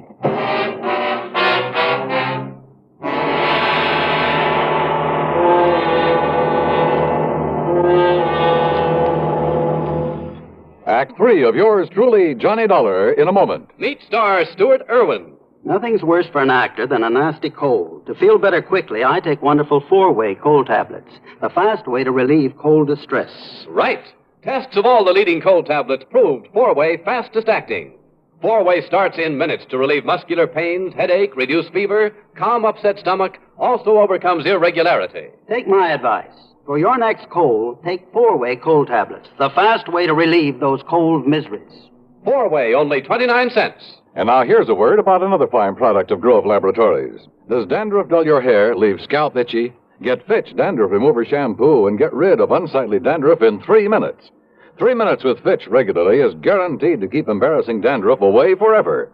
Apply Fitch before wetting hair, rub in 1 minute. Add water, lather 1 minute. Rinse 1 minute. Every trace of dandruff goes down the drain. 3 minutes with Fitch, unsightly dandruff's gone. Fitch can also leave your hair up to 35% brighter. Fitch Dandruff Remover Shampoo. And now, Act 3 of yours truly, Johnny Dollar.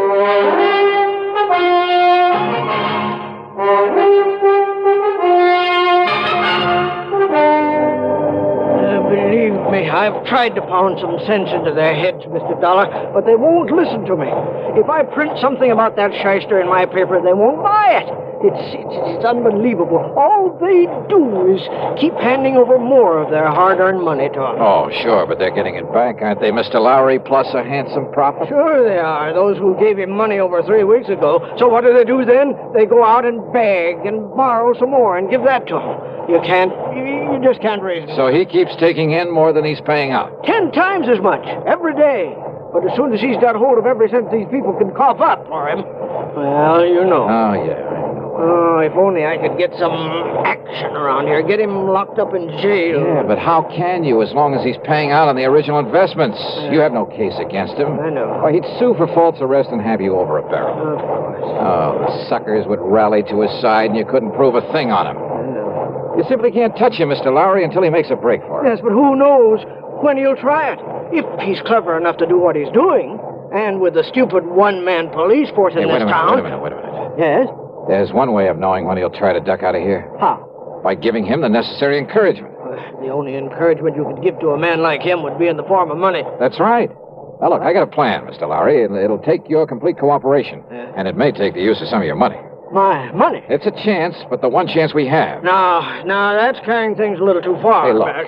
Are you on my side or his? Well, you know the answer to that. Okay, then our job right now is to convince him that we're on his side. What? Yeah, sure. The only thing that'll make this John D. Morgan pack up and leave is more money. Well, of course. When he gets all he can out of the people. So listen to me, please. I want you to do 2 things. Now, I hear the press running back there. Yes, I started the run of today's paper just before you came. Stop the press. What? Yeah, set up a new front page. An apology for your previous attitude toward him. Apology? You know, now that you've seen with your own eyes what a good Samaritan he really is, what he's done for these people, what he'll continue to do for them.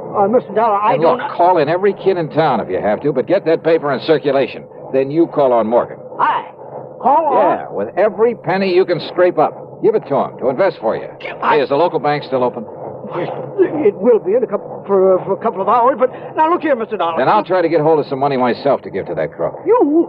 Well, Dollar, don't you see Do you think he'll hang around once he's got his hands on a real bundle? Hey, don't you understand, Mr. Lowry? Well? Why, yes, of course. Sure. That's the only way to make him try to leave town with it. Yes, it's a chance, though, Mr. Dollar. Have you got a better idea?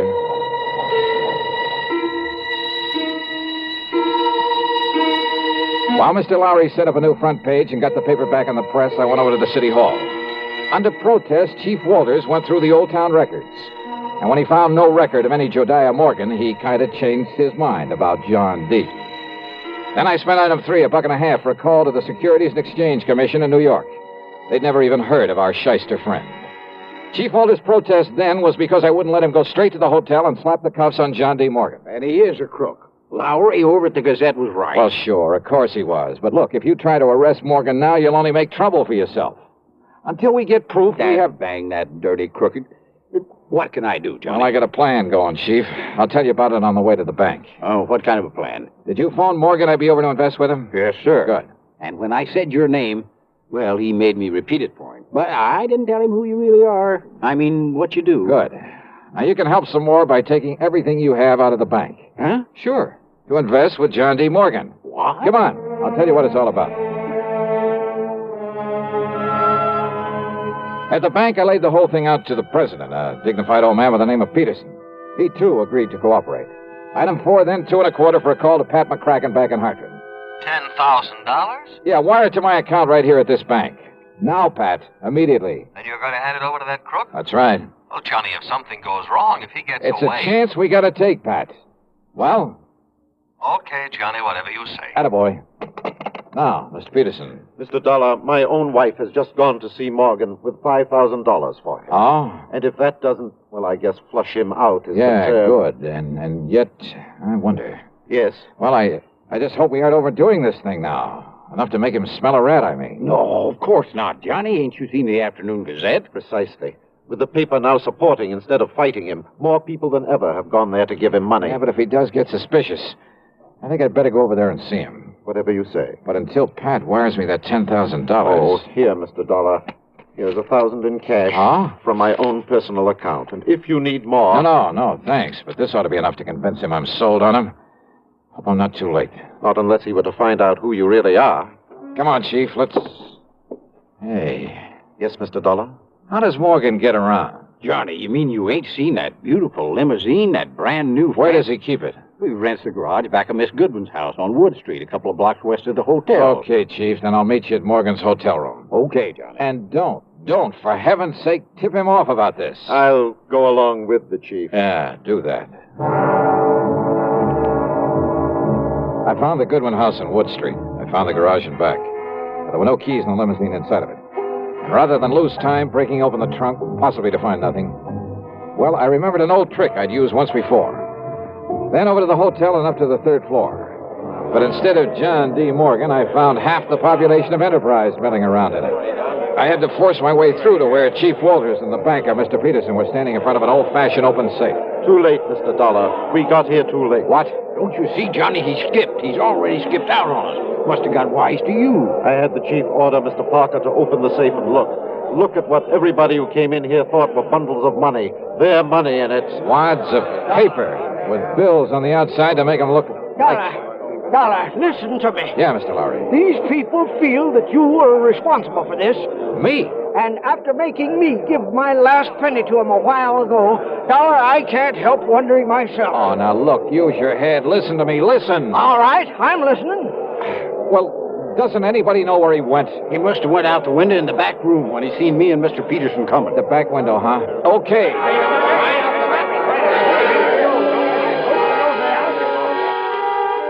The very eagerness of that crowd to stop me was the only thing that let me get away and safely down the fire escape. For they jammed so tightly into that back room, into the window itself, that it was a long, precious second before the slow, clumsy old police chief could start down after me. I tore on over to the garage again. And there, sitting in the car, was John D. Morgan. One hand on the starter key, the other with a Colt 38 leveled at my head. You, huh? I might have known you'd done something to my car when I saw you leaving this garage for the hotel a few minutes ago, Dollar. That's right, Morgan. I took the rotor off the distributor. Then put it back quickly, or so help me, Dollar. Sorry, old man. It stays right here in my pocket. And you give me no choice. I'll have to kill you and take it All away. right, wait a minute, Morgan. Look out there on the street. Oh, those people. Yeah, that's right. And I don't think they like you anymore. You see their faces? Not very pleasant looking, are they? Oh, no, let me... Oh, help me, they'll kill me. Maybe. You had that money for him? But yes, it's in the trunk of this car, all of it. Then you'd better open it up and be ready to give it back to them. Yes, tell them I will. I'll give it all back, all of it. After you let me have that gun. What? Come on. I'd hate to think of what they might do if they saw you waving that thing around. Oh, here, take it, please. Okay. Now get out and open up that trunk for him.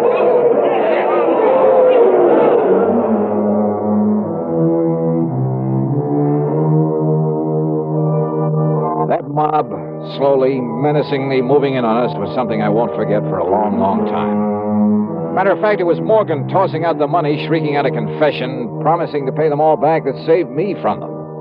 And now, of course, he'll be taken care of by the courts. Yeah, plenty. Expense account total less the $50 deposit on my rental car, $38.25. Yours truly, Johnny Dollar.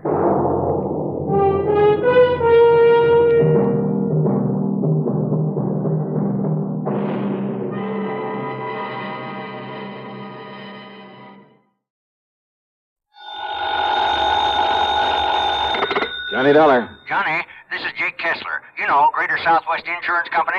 Out there in Kingman, Arizona? That's right. Well, hiya, Jake. What's on your mind? One of my clients, Johnny, insured for $30,000, has a little cattle ranch. Name is Rafe Chisholm. Rafe Chisholm. That's right. owns a Circle RC layout. He's over between here and that Lake Mojave resort you're always going to. What's the trouble? He losing some of his cattle? Oh, losing plenty of them. They're being poisoned. Oh? Only it's not them steers I'm worried about. It's Rafe. What do you mean? Well, Johnny, I just found out that he just found out who's been contaminating them water troughs. Yeah, who, Jake? Well, he won't say, but listen. Yeah? If he really does, well, I know Rafe Chisholm pretty good, Johnny. He's a bad character. I wished I'd never sold him insurance. Yeah? Well, if he does know, well, Johnny, this whole thing is going to end up in a killing. Either whoever's doing this or Rafe himself. The Circle RC. That's right. So, will you come out here and see what you can do about it right away? Sure. Okay, Jake, I'll be there.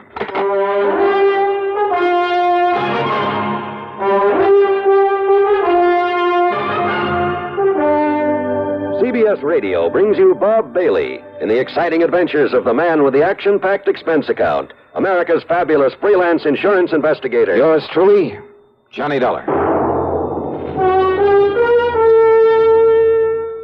Thirsty people everywhere prefer ice-cold Pepsi-Cola. And because it's light, it refreshes without filling. Charlie, be sociable. I am, Kay.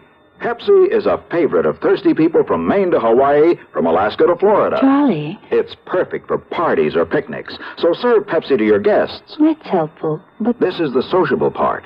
Keep plenty of Pepsi ice cold and ready. Remember, it goes fast because everybody likes Pepsi. Singing still sounds more inviting.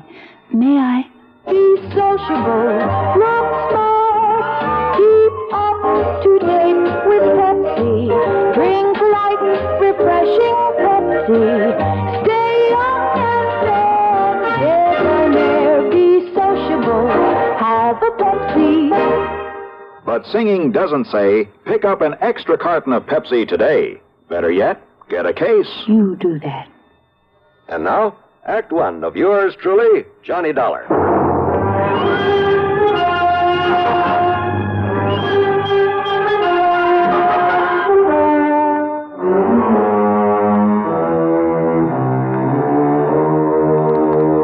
Expense account submitted by Special Investigator Johnny Dollar to the Greater Southwest Insurance Company, Kingman, Arizona office. The following is an account of expenses incurred during my investigation of the Sidewinder matter. Jake Kessler hadn't given me very much to go on, but if my old friend Buster Favor, if Buster knew about the Circle RC and its troubles, well, expense account item 1 is $350 for a phone call to Davis Dam 72, the Lake Mojave Resort. I sure do know about that water poisoning over at the Circle RC, Johnny.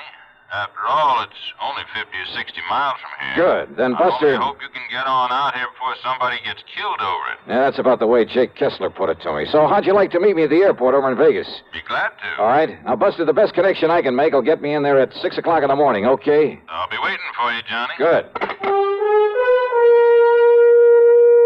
Item 2, 16390 plane fare to Las Vegas, Nevada. True to his word, Buster Favor was there waiting for me.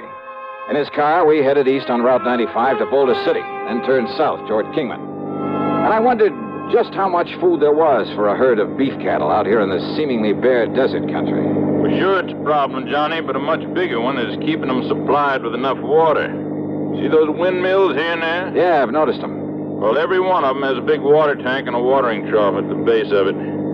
Without them, those Herefords all die off. We turn here. All right.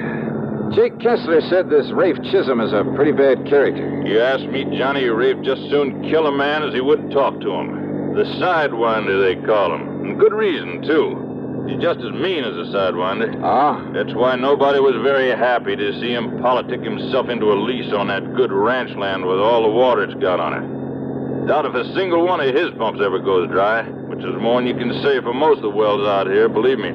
But now somebody's poisoning the water for him. That's right. Any idea who? No doubt about it. Who, Buster? His ex-partner in a gold mine. Another bad character. Name is Jerry McCoy. It was by cheating Mac out of his share of the mine that Chisholm got the money to lease the ranch. I see. And Mac swore if he ever caught up with Chisholm, he'd get even with him. Ask me, Johnny, Mac has caught up with him.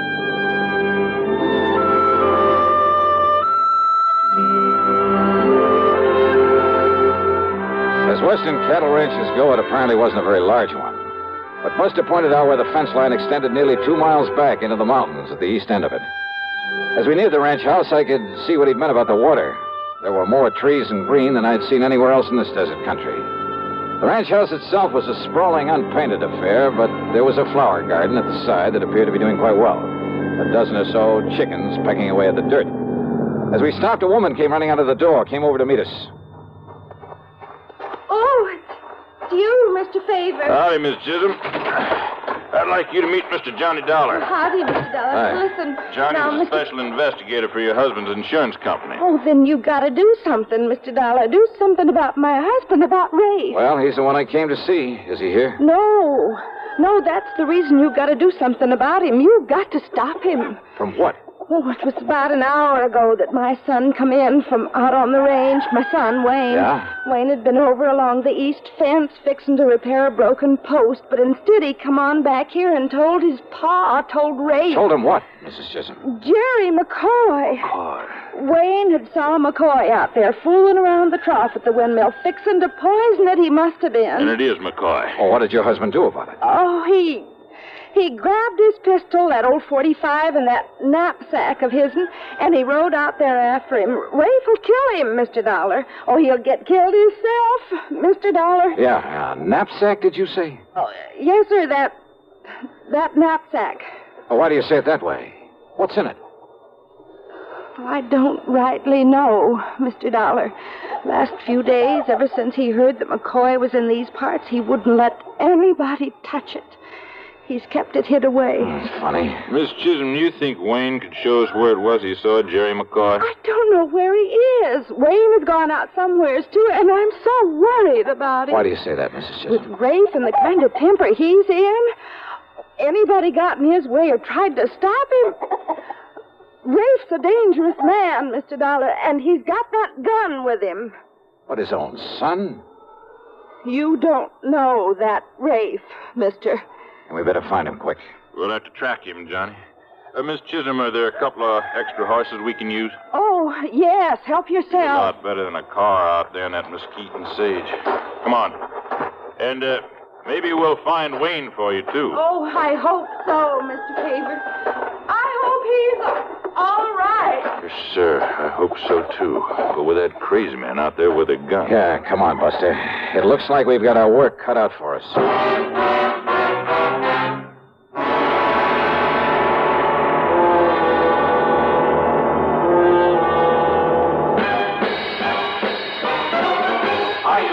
More now, but enjoying it less. Have a real cigarette, have a Camel. The best tobacco makes the very best smoke. Have a real cigarette, have a Camel. Are you looking for flavor and mildness? Have a real cigarette, have a Camel. The best tobacco makes the very best smoke. Have a real cigarette, a real cigarette, a real cigarette, have a Camel. Again, for the 11th straight year, Camel outsold every other cigarette, filter, king size, and regular. The best tobacco makes the best smoke. So if you're smoking more now but enjoying it less, change to Camels. Get more real satisfaction every time. Start to really enjoy smoking again. Have a real cigarette, a real cigarette, a real cigarette, have a Camel. And now, Act Two of yours truly, Johnny Dollar, and the Sidewinder matter.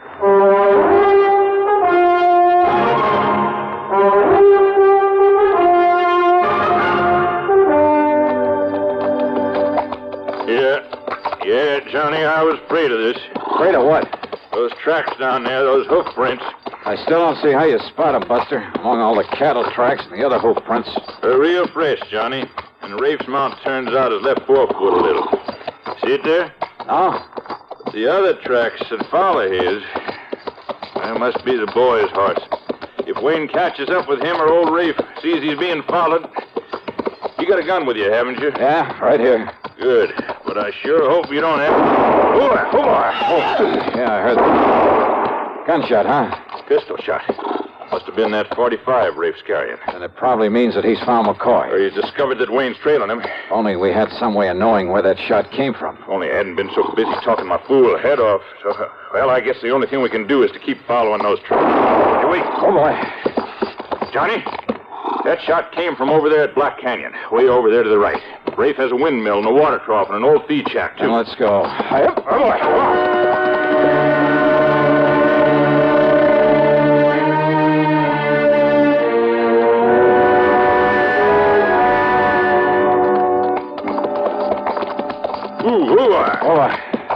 What's the matter? Look over there, the top of that mesa. Those big dust clouds building up? I knew this here was too still out here. Johnny, that dust over the mesa coming this way means that inside of 5, maybe 10 minutes, we're going to be in the middle of the worst sandstorm you ever heard of. We better get on back to the ranch. We'd never make it. We got to find cover. Come on, boy. Oh, boy. But where, Buster? Over there on the right. Shadow Mountain. Big cave in the side of it. Then let's go, brother. Come on, boy. Up, up. Just pray we can make it, Johnny. And believe me, I mean pray. Get out.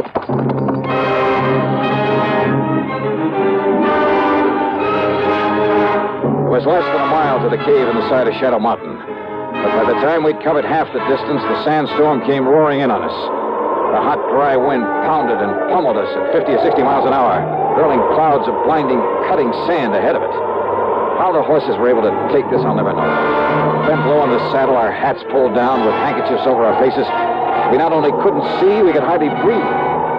As the storm got worse, we were forced to dismount, to cover the heads of the horses with our coats, to leave them on foot. But we kept on, and I prayed that Buster still knew where he was going. Buster, whom I could track only by hanging onto the tail of the horse that he was leading. Then, finally, the lee of Shadow Mountain. The life-saving protection afforded by the deep cave in the side of it. And there, to keep us company, were other fugitives from the sandstorm. Half a dozen jackrabbits, a couple of coyotes, a fox, and several kinds of rats and mice, huddled together silently, forgetting for the moment all the ancient instinctive enmities in their escape from the peril outside of the cave. And the wind roared with the sound of thunder, as though shrieking its anger, its frustration at having failed to smother us out there, as though now trying to deafen us with its sheer power. As we crouched there, the horses stayed close to us, making strange sounds, little sounds that I'd never heard before. It was almost like the whimpering of a frightened child.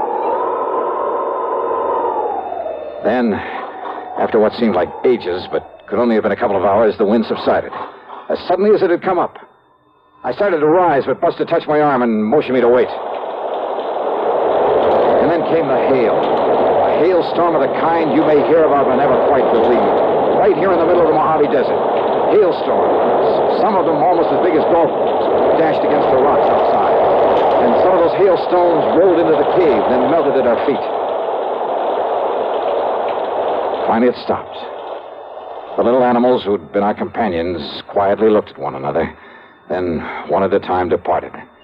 Maybe a little chastened by this having shared the comfort of each other's presence for a while. Well, Johnny, kind of gives you a respect for this desert, doesn't it? Yeah. Too bad those animals don't always get along so well. So peacefully, isn't it? I guess you could say that about some of the people in this world, too, couldn't you?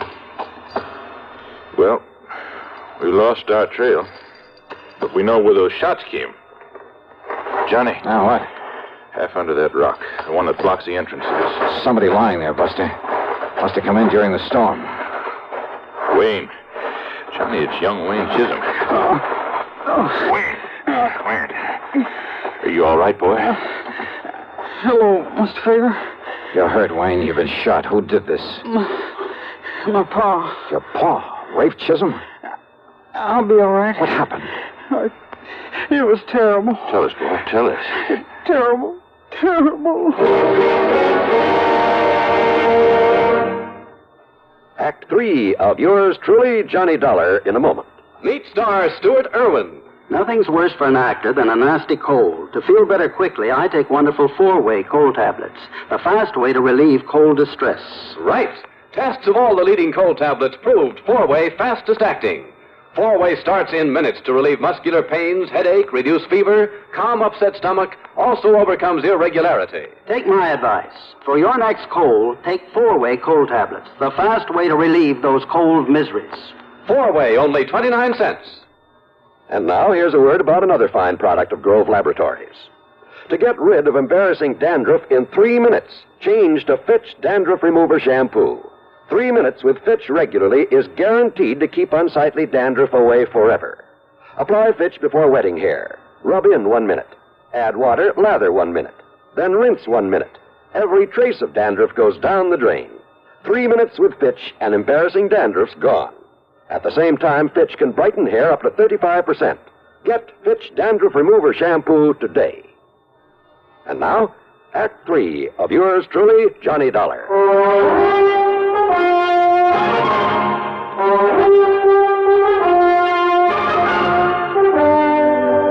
Wayne, boy, listen to me. You mean your own father shot you? Yes, sir. But it's all right. He only nicked me. What happened, Wayne? Well, I don't think he meant to hit me, Mr. Faber.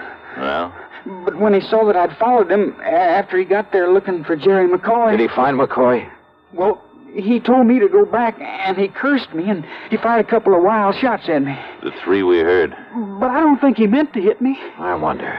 Then I hid behind some deer brush, then worked my way down again so as I could see what he was doing. Well, what about McCoy?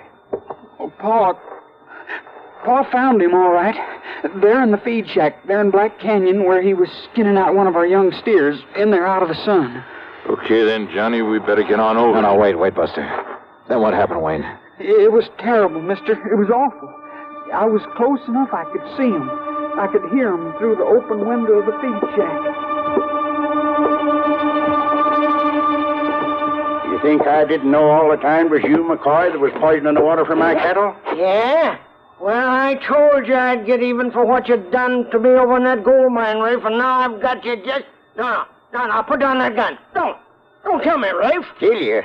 And get myself in real trouble? Then put it down, put it away. See, I got no gun on me. I ought to kill you, Mac. I've been thinking about this a long time, about what I'd do when I caught you. But what's the use? What's the use of killing you? Now, listen, Rafe, I'll make it up to you for the cattle I poisoned. Make it up? Yeah. The insurance takes care of that. So, Mac, I'm going to let you go. Yeah. Mean you ain't going to turn me over to the police? Only if you do exactly what I tell you to do. Yeah, Rafe, I'll do anything. Sure you will, because I got this gun on you. Now start cutting a lot of strips, a lot of thongs off of that steer hide. Yeah. You're going to tie me up? You're going to leave me out here to die? Do like I tell you. Go ahead. Or maybe I will pull this trigger. But you said you'd let me go, Rafe. Hurry up. You're going to need a lot of them. Me? What? I don't understand you. You think I'd want anybody to know I let you go? The man that was poisoning my cattle? Keep cutting them strips. I am, Rafe, I am. No, it's got to look like you got the best of me. Tied me up and left. What? You're going to tie me up to this post in here. Tie you up? Go ahead, do like I tell you. Go ahead, Mac. Unless you want a bullet in your head. Go ahead.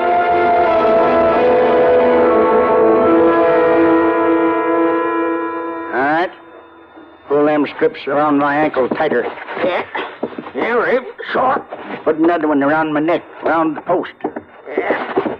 But if this is some trick on me, Rafe... There ain't no trick. But now listen, a couple of days out here, with no water, you die. Come on, tighter. I still got this gun on you. But I'm no killer, Rafe. You won't be.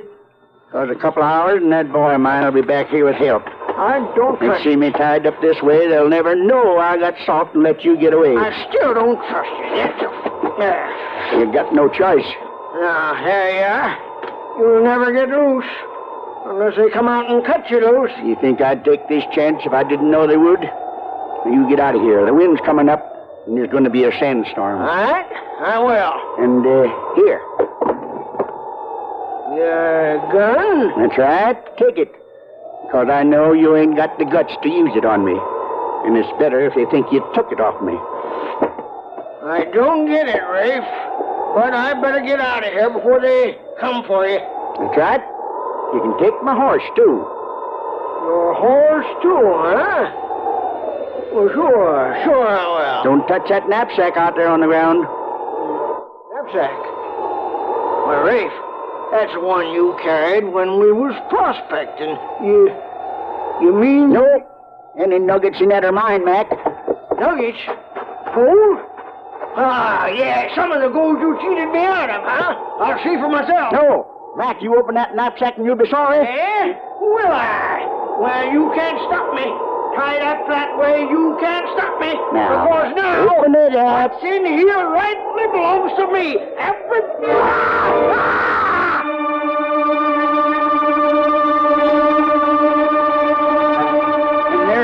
And there in that knapsack was 3 sidewinders. Sidewinders? Rattlesnakes? Good Lord. McCoy, he didn't have a chance. Good Lord. There was enough poison in him. Yeah. And not knowing that you'd seen all this, but knowing you'll come back with help, that we'll find him tied up there. Yeah, Johnny. Rafe's made it look like he has a perfect alibi. Not that McCoy didn't deserve to die, poison on cattle. It's still murder, Buster. Wayne, do you think you can make it to the ranch? Yes, sir. Then come on, Buster. We'll go on to Black Canyon. We'll pick up our killer. Okay, Johnny. Ironic, isn't it? Yeah. All trussed up and waiting for us. By his own doing.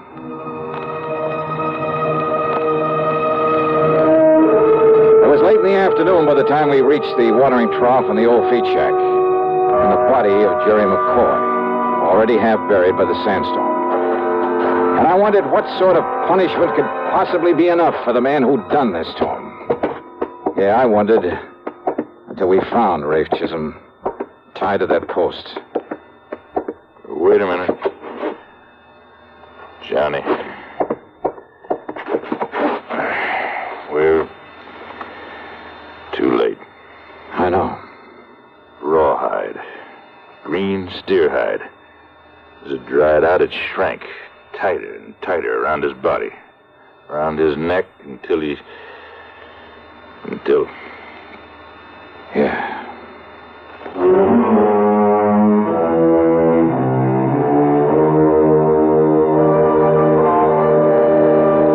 I don't know. And who's to question the ways of justice? Expense account total, including a couple of drinks for Buster and myself and the trip back to Hartford, $345.40. Yours truly, Johnny Dollar.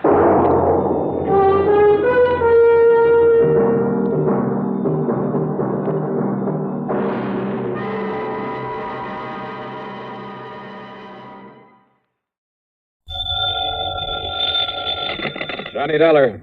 Johnny, you better come flying out here just about as fast as you can. Who's that? Johnny, this is Red. Yeah, Red who?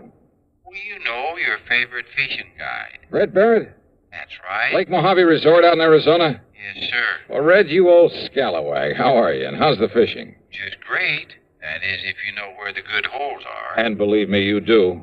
Now, that's really a fact, Johnny. I really do.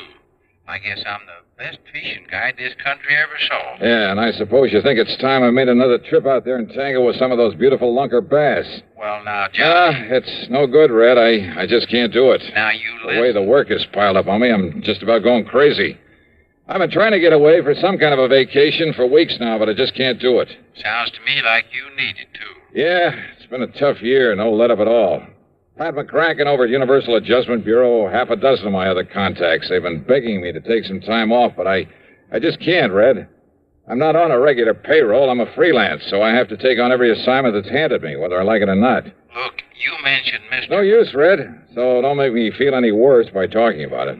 Me? That was your idea. Huh? Did I say anything about fishing until you did? Oh, no, wait. You mean there's some insurance matter I ought to look into out there? It was this Pat McCracken you mentioned that said I better call you. Oh, great. And he's the one who's been after me to take a rest. So, what's happened out there? That's the thing. It ain't what has, but what's gonna happen. Yeah? Like what? Come on, get to the point, Red. Well, Johnny, when it does happen, well, it's gonna be pretty tragic for Lake Mojave Resort.